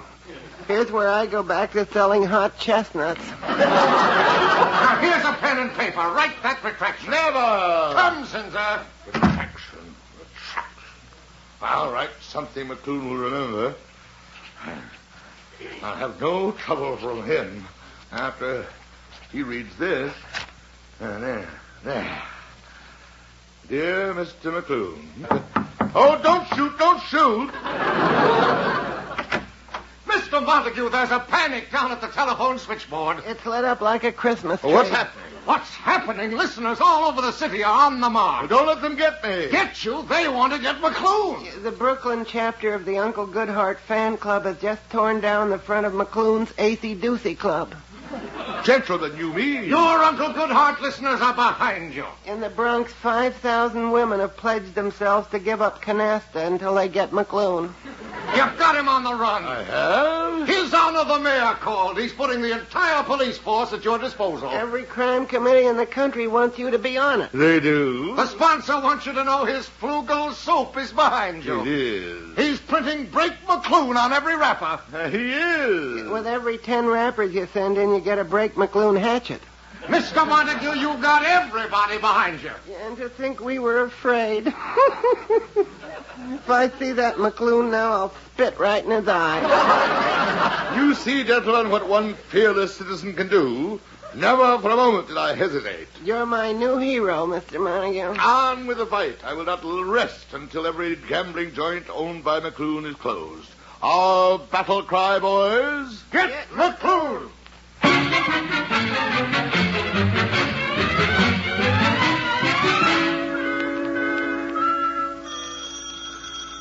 Oh, not again. Hello, this is the Get McClune headquarters. Sergeant Agnes speaking.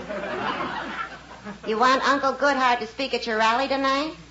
Sorry, there are 6 rallies ahead of you for tonight. Agnes, did you get Edwin's full dress suit out for the banquet the governor is giving in his honor? Yeah, wait till you see it. It looks like he just gave a banquet for them all. Hello? What? Oh, the New Rochelle chapter reporting. Okay, give me the figures. You smashed 16 slot machines, 2 roulette wheels, and sang 2 floating crap games. Good work. Carry on. Oh, Agnes, just think. In 1 week, Edwin has closed up every gambling house owned by Big Ed McClune. Now, if he'd only close his mouth. Oh, there's Edwin. I'll get it. Hello, Lily. Here's J. Edgar Montague now. What you hear from the mob? All right, Agnes. Down, girl, down. Well, Lily, it's all over. McClune is through. Oh, Edwin, I'm so proud of you. And to think this all started because I got mad when the Proscenium Club couldn't raise the $1,000. Oh, a Sir Guy called. The mortgage is due tomorrow. Oh, no. Did they raise any money? Not a cent. Your Uncle Goodhart anti-crime campaign knocked out their punch boards. It was a hopeless struggle keeping the club going. Well, there's someone at the door. Oh, no. Agnes, if it's another citizens committee asking me to lead another raid, tell them McClune is through. Okay. Yeah? What is it, mister? Uncle Goodhart live here? Well, yes. One side, lady. Now, see Shut you. up. All right, you dames, into the next room. The boss wants to talk the Whiskers along. Edwin. Do what the gentleman with the gun says, Lily. In the next room. If you think... Shut up. Okay, boss, he's all alone. Okay, Knuckles. Outside. I'll handle him alone. Up in the hall if you need me, Big Ed. Big Ed McClune? Yeah. Took me a long time to find you. Now, my dear Mr. McClune, let's not jump at conclusions. I've been very anxious to meet you. I've been listening to your program a long time. Oh, now, Mr. McClune, I might have exaggerated a little about you. No, you didn't. I didn't? No. Oh, Uncle Goodhart, I'm so ashamed of myself. Ashamed? I'm a beast and a scoundrel. No, Big Ed. Yours were the only program I ever listened to. I didn't care what the cops or the Kafava committee said about me. But when my own dear Uncle Goodhart blasted me, I couldn't look at myself anymore. I'm a bum. Now, pull yourself together, Big Ed. I've been crying myself to sleep every night for a week. I want to be a decent citizen, like you say in your program. I want to hold up my head up high into the sun. A life. Oh, Big Ed, you have paid the penalty of crime. Your gambling joints are gone, but you have found yourself. I tell you, I'm through living the way I did. In a tidy-room penthouse on Park Avenue like a haunted animal. I have money. I want to do some good. Well, Big Ed, you say you have money? I'm loaded. Big Ed, there just happens to be a fine cause that needs money. How would you like to be a philanthropist? None of that stuff, Uncle. I told you I was going straight. Big Ed, this is your chance to redeem yourself.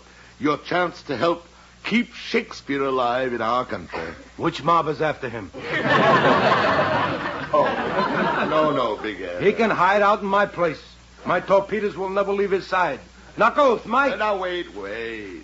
Look, Big Ed, I'm talking about the Proscenium Club, my club. Unless they get $1,000 by tomorrow, it'll have to close its doors forever. Oh, no. No, Good Club. Yes, those wonderful old actors will have no place to go. Poor old actors. I'll give them $1,000. Big Ed, you pay off the mortgage. Just say it's anonymous. From Big Ed McClune. The poor old hams will never have to worry about money again. Big Ed McClune, in the words of Shakespeare, you are the noblest Roman of them all. No, I'm a Greek. Wherever you are, you have saved the Proscenium Club.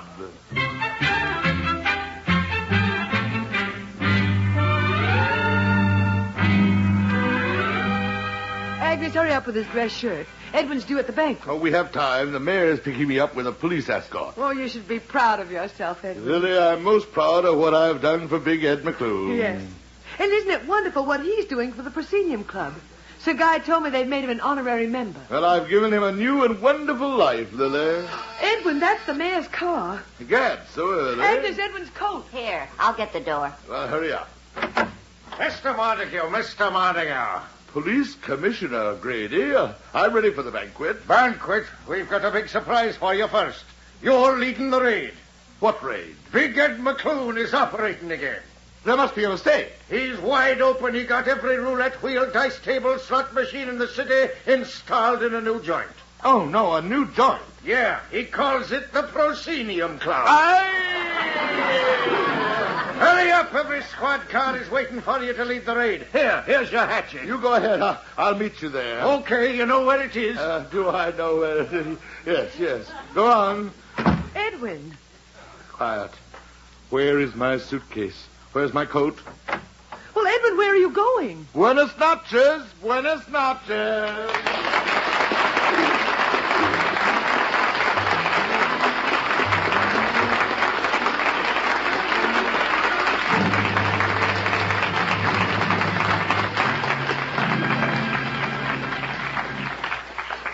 Here's a word from RCA Victor. That word is Fairfield. And RCA Victor's superb new Fairfield is the last word in console television. It's better looking in every way. Better looking television.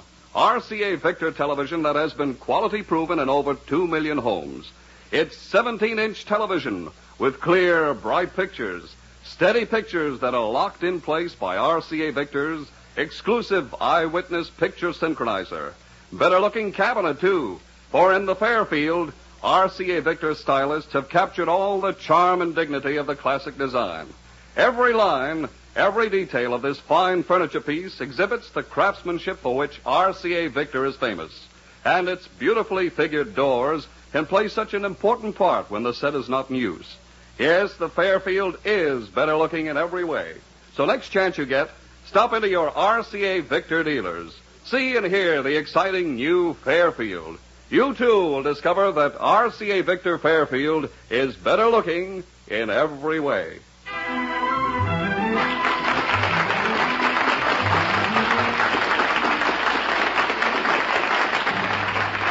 Listen again next week, friends, to The Magnificent Montague, starring Monty Woolley, the Saturday night transcribed feature on NBC's All-Star Festival of Comedy, Music, Mystery, and Drama. Brought to you by Anacin for fast relief of headache, neuritis, or neuralgia. And by RCA Victor, world leader in radio, first in recorded music, first in television. The Magnificent Montague is written by Matt Hyken and Billy Friedberg. Ann Seymour as Lily, Pert Kelton as Agnes. Also heard tonight were Art Carney, Johnny Gibson, and John Griggs. Jack Ward at the organ.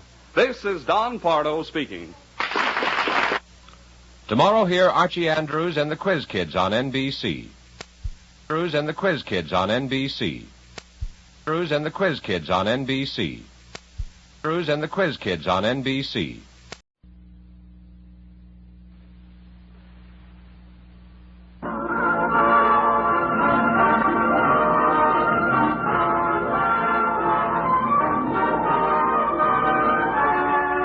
The Magnificent Montague, starring Monty Woolley.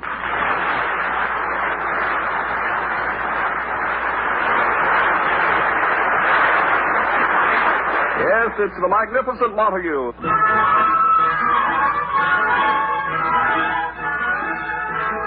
It's been many years since Edwin the Magnificent Montague was a shining star on the Shakespearean stage. But he is still in the limelight. For as the saying goes, old actors never die, they just go into radio. And today, Montague is Uncle Goodhart, hero of an afternoon program. It is morning in the Montague apartment. His wife, Lily, is just getting up. Agnes, the maid, is setting the breakfast table. Now the silverware. 25 years I've been in this joint, and I still can't remember. Does the fork go on the right and the spoon on the left? No, it's the spoon on the right and the fork on the left. Let them figure it out themselves. Agnes? Good morning, honey. Agnes, can't you be a little quieter? Honey, don't tell me you could hear that in the bedroom above Montague snoring. Agnes, you're just sensitive. None of the neighbors have complained about Edwin snoring. I know. They think the city's building a subway. Oh, that's ridiculous. I sleep in the same room with him, and I hardly notice it. You're shell-shocked. Oh, Agnes, stop joking. Tell me, Agnes, is today any special day? Today? Why? I don't know. But this morning when I opened my eyes and saw Edwin, it reminded me of something. Honey, if I opened my eyes in the morning and he was the first thing I saw, it will remind me of something, too. Remind me to commit suicide. I'm serious, Agnes. Just know today's a special day. Is it your wedding anniversary? I'll go get the black wreath and put it on the door. It's not that. I just know today's something. Oh, well, never mind. Tell me, Agnes, what did you do on your day off yesterday? I was with my club, the Unattached Girls of East 37th Street. Oh, Agnes, you and your girlfriend. I tell you, I'm going to wash that club right out of my hair. Just horsing around with the girls. Every week it's something. Next week it's Hilda Danzinger's birthday. Who needs her? Agnes, that's it. That's what? Today, it's Edwin's birthday today. Oh, no. This is a fine time to tell me. I just remembered it. If I'd known it yesterday, I could have had a cake baked and poisoned by now. Oh, now, Agnes, let's be very tactful with Edwin today. You know how he feels about his birthday. I know. He ignores it completely. He won't let me get him a present. He's never had a party.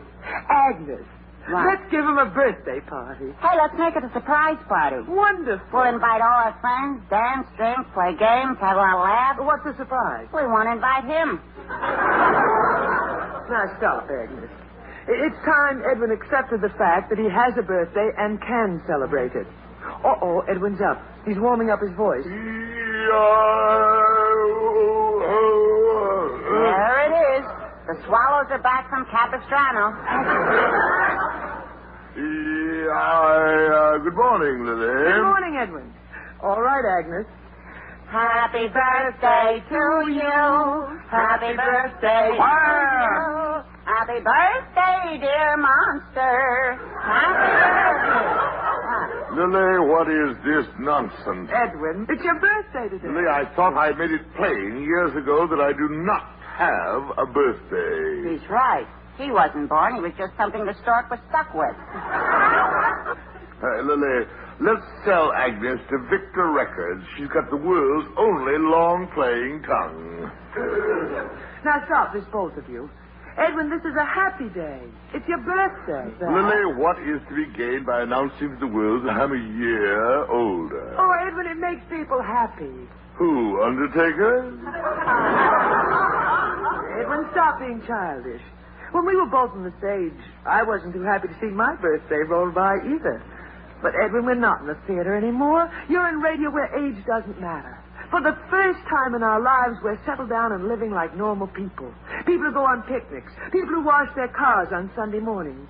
People who celebrate their birthdays. Darling, I've tried to hide the fact even from myself, but Lily, dear, let's face it, you have become a cornball.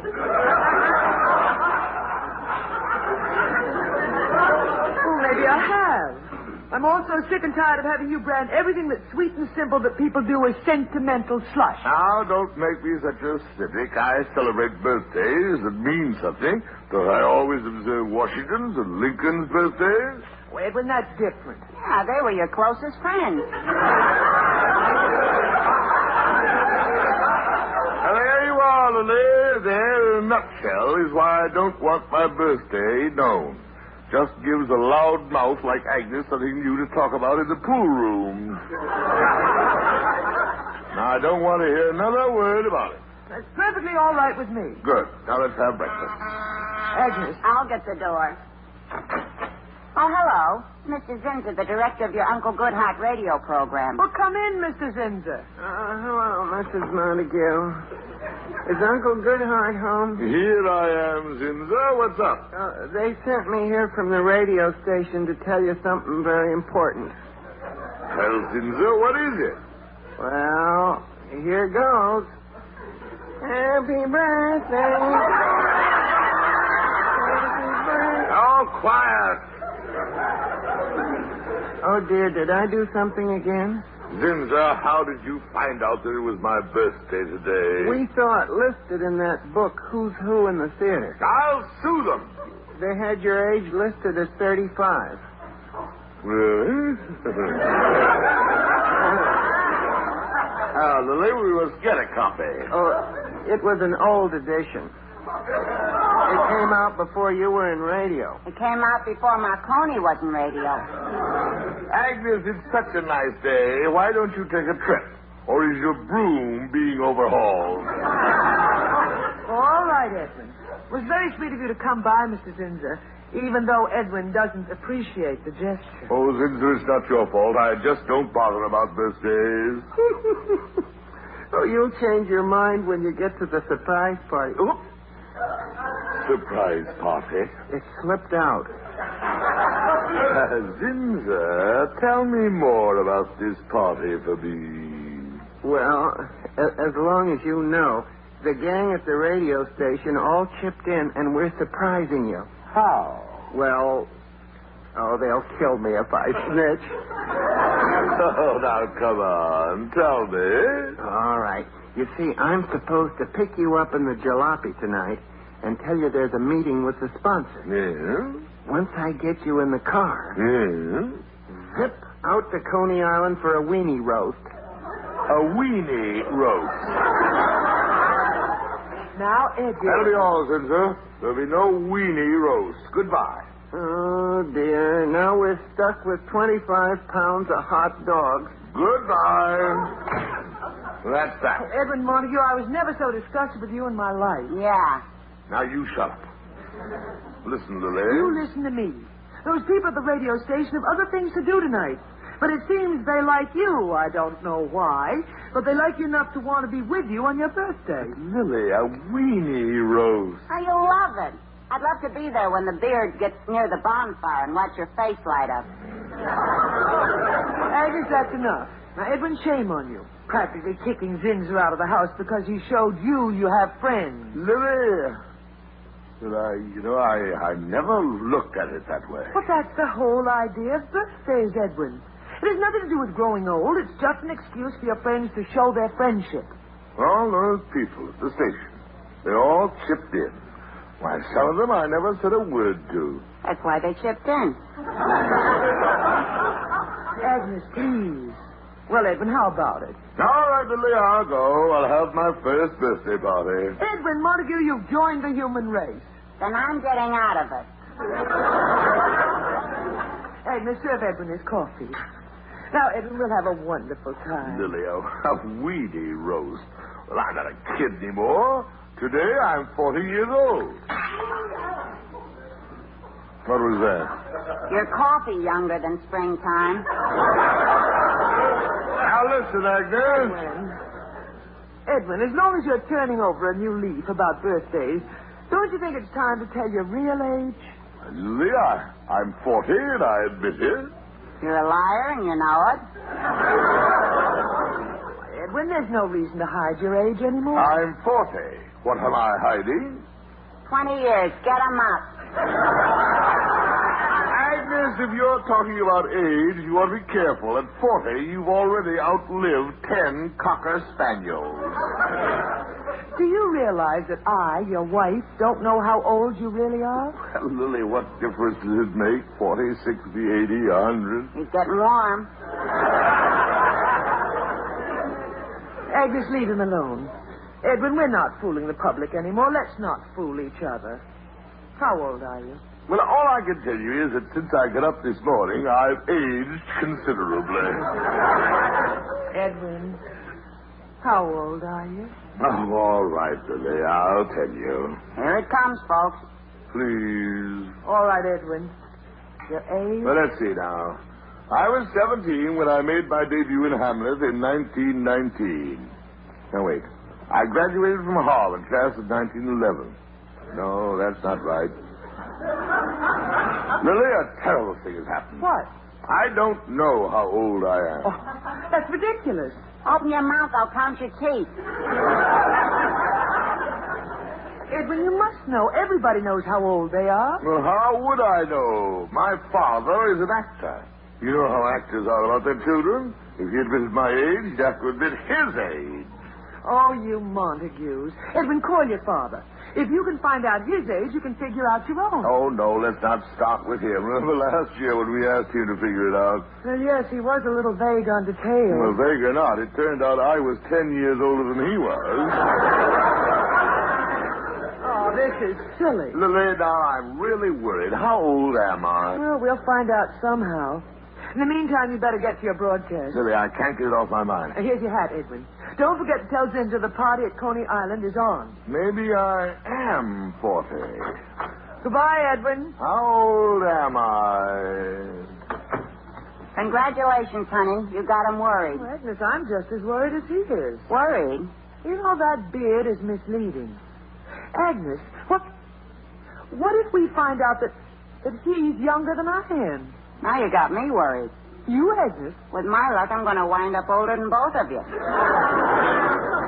Agnes, I must find out how old he is. There's only one way. He was born here in New York, wasn't he? Oh, I think so. Well, let's go down to City Hall, look up his birth certificate. That's it, Agnes. We'll go there this afternoon. Wonder what we'll discover on that birth certificate. Well, one thing I'm sure of, it ain't going to be in the same filing cabinet with Roddy McDowell.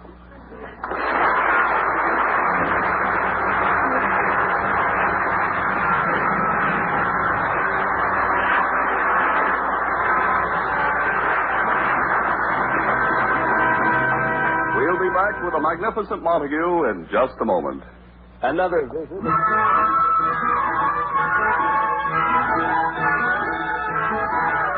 And now back to the magnificent Montague.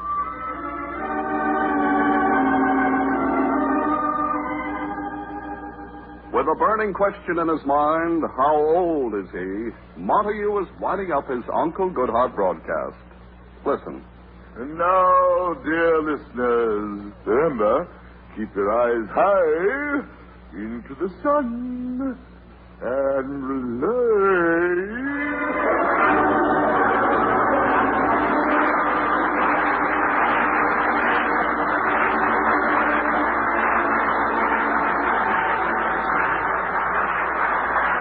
And so ends another episode of Uncle Goodhart. And until he meets you again tomorrow in his little cottage on the sunny side of the lane, here is Uncle Goodhart with his thought for the day. When your dog leaps out at the mailman and sinks its teeth into his leg, call out from the porch as the man fights him off. Come, come, Fido. Sit up and beg.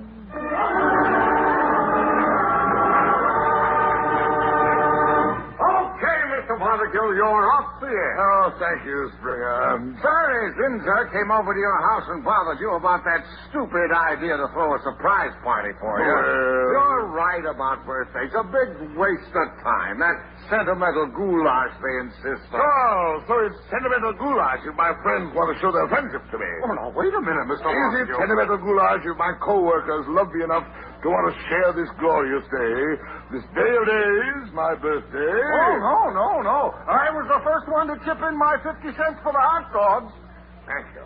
And now, where is our dear, thoughtful Mr. Zinzer? Well, here he comes. Zinzer, Mr. Montague wants to see you. Hello, Mr. Montague. Dear Mr. Zinzer, what's wrong? You look green. Well, I should. I must have had 10 pounds of them hot dogs for lunch. But, Zinzer, what about the weenie roast? Well, Mr. Montague, you called it off. We ate the weenies down in the mailroom. Oh, nonsense. It's on. We'll get more hot dogs. Oh, no, not more. Zinzer, my friend, we will go to Coney Island just as you planned. We'll be kids again. We will eat hot dogs, hamburgers, pizza pies. Pizza pie? Oh, please, Mr. Montague. Just let me lie down. Now, listen, Zinzer, we'll go on all the rides. The fun house. That's it. Oh. You know the fun house. The walls go one way, the room turns around and around and around. Around and around. Oh, stop. Oh, sorry, Zinzer. Here's the money. Get 25 more pounds of hot dog. Oh, no. By the way, fellows, there's something on my mind. Now, what is it? You know exactly how old you are. Zinzer knows how old he is. Everybody knows his own age. I haven't the slightest idea how old I am. It's driving me mad. Well, then why don't you go down to City Hall and find out? Find out what? If you were born in New York, your birth certificate is in the files in the Hall of Records. That's it. The City Hall. See you tonight. Goodbye.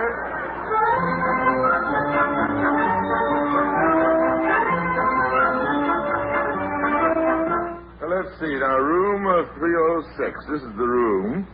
City Hall Information Desk said this was the Hall of Records. Here goes. Yes, sir. Is this the Hall of Records? Yeah, what hall do you want?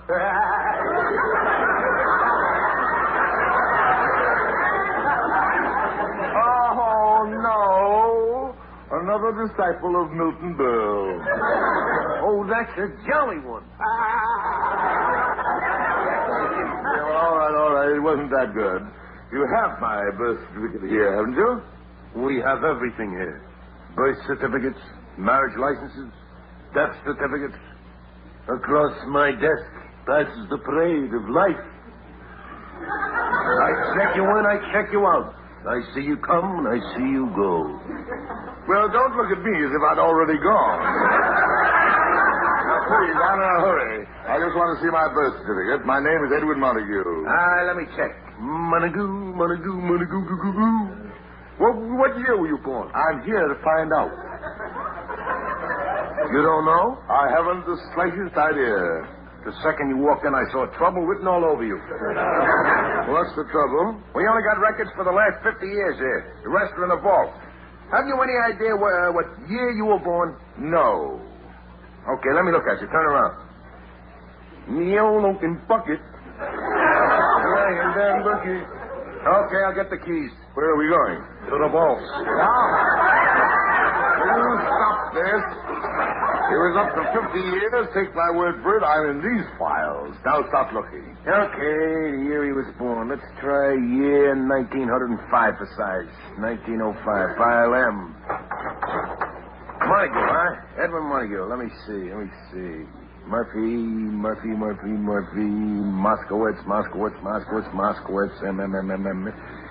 M. is for the many things. I'm in a hurry. Take it easy, boy. Take it easy. M. Well, that finishes 1905. Here we go, 1904.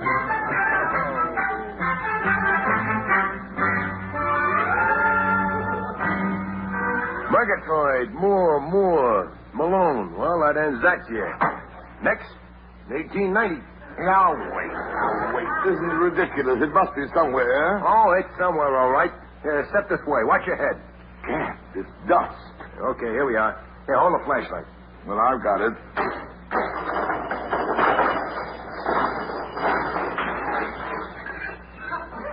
Well, this is the last vault. If it ain't here, you weren't born. This is silly. Been working for the city, man and boy, for 30 years. Never been back this far. Hurry up, Henry. M. President Monroe, James Madison, McKinley. Mister, if you'd only give me a clue with the year. I told you I don't know. Maybe if I gave you a hint. Bull Run, Harper's Ferry, Valley Forge. Any of those names ring the bell? Oh, this is hopeless. Let's get out of here. Wait a minute. What is it? I think I got it. Montague. Edwin Montague. Are you sure? Yeah, let's get it out to the light. Yeah, this way. Watch your head. Here we are. Let me see it. God, it's yellow. Yeah, wipe off the dust. There. Now, what does it say? Birth certificate of Edwin Montague. That's it? How could it have gotten in that vault? Now, what year was I born? Yeah, wait a minute. I'll make it out. Born... Well, what are you staring at me like that? Mister, you should be home sitting down. Home? That's what it says here. Born 1849. 1849? Congratulations. You're a gold rush baby. This is absurd. Yeah, according to this, you got a son named Cyril Montague. Son? Oh, Cyril Montague is my father. That Edwin Montague whose birth certificate you have was my grandfather. I was named after him. Well, let's go through the files again. Please, I have a birthday party to go to. I have some shopping to do. Okay, if I find it, I'll send a special delivery. Thanks, Goodbye. Well, back to the files. Give me those old records. Those old birth certificate records. M. Hurry up, Agnes. You sure Edwin didn't see us when he came out of here? No, not a chance. Oh, he'll be surprised when I tell him exactly how old he is. Make sure you're not surprised. Where's the clerk? Oh, back there in the files. Oh, clerk. Yeah? Wait in a minute. Have you the birth certificate the gentleman who just left was looking at? Montague, Edwin Montague. Yes. It's right there on the counter in front of you. Oh, here. Oh, thank you. I have it. What's it say? I can't wait to see Edwin's face when I tell him. Here. Edwin Montague, born... Honey, what is it? Nothing. You're as white as a sheet. Hey, lady. Oh, I'll get her some water. Here, honey. Here, sit down. No, Agnes. I must get home to Edwin. Well, what's the birth certificate say? Let's see. 1849. Agnes.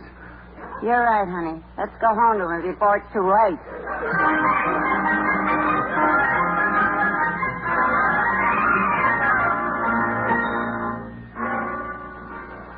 Now, honey, there's nothing to worry about. He'll be home. Man his age all alone on the streets. Call the police. Honey, relax. It's not possible. You saw it. It even fooled me. I only thought he was 100. Oh, Agnes, no more jokes and no more arguing. Oh, don't worry, honey. Gee, when I think of the years I spent needling that poor old man, I feel like I heal.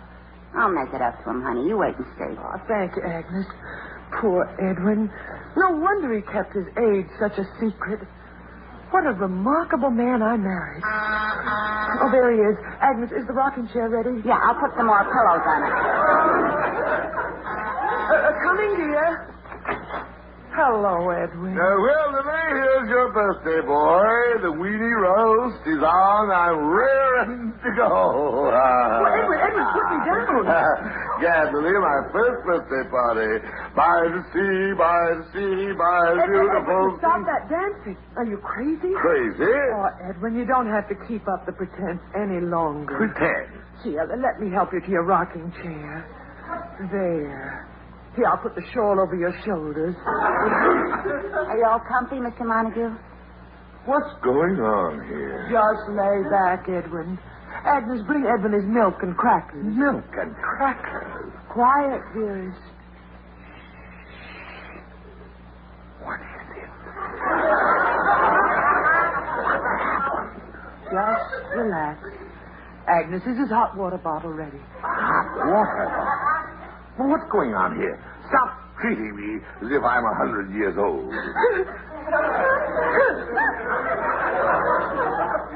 What kind of a birthday is this?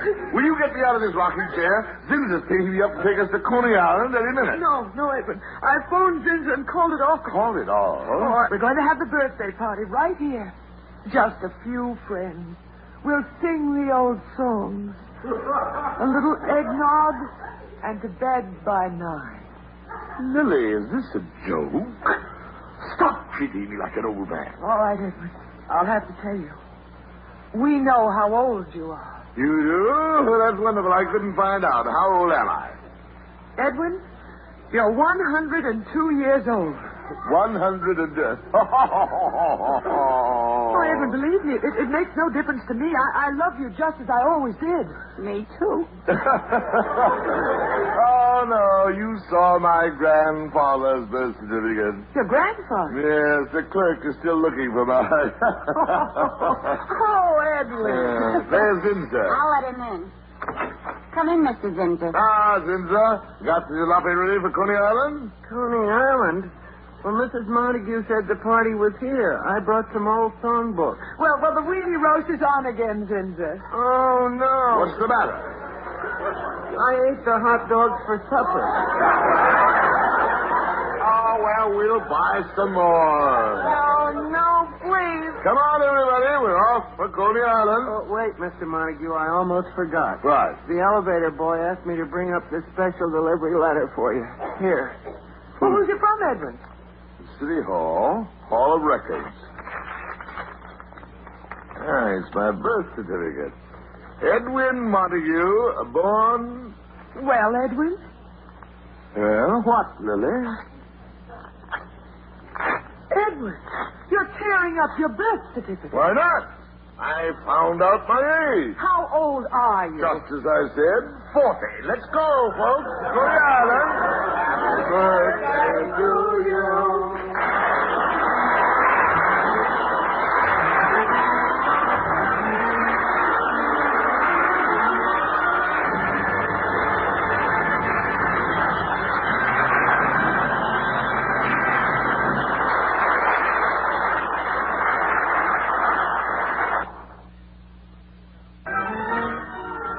Listen again next week, friends, to The Magnificent Montague, starring Monty Woolley. The Magnificent Montague is written by Nat Hiken and Billy Friedberg. Ann Seymour as Lily, Pert Kelton as Agnes. Also heard tonight were Art Carney, Johnny Gibson, and John Griggs. Jack Ward was at the organ. This is Don Pardo speaking.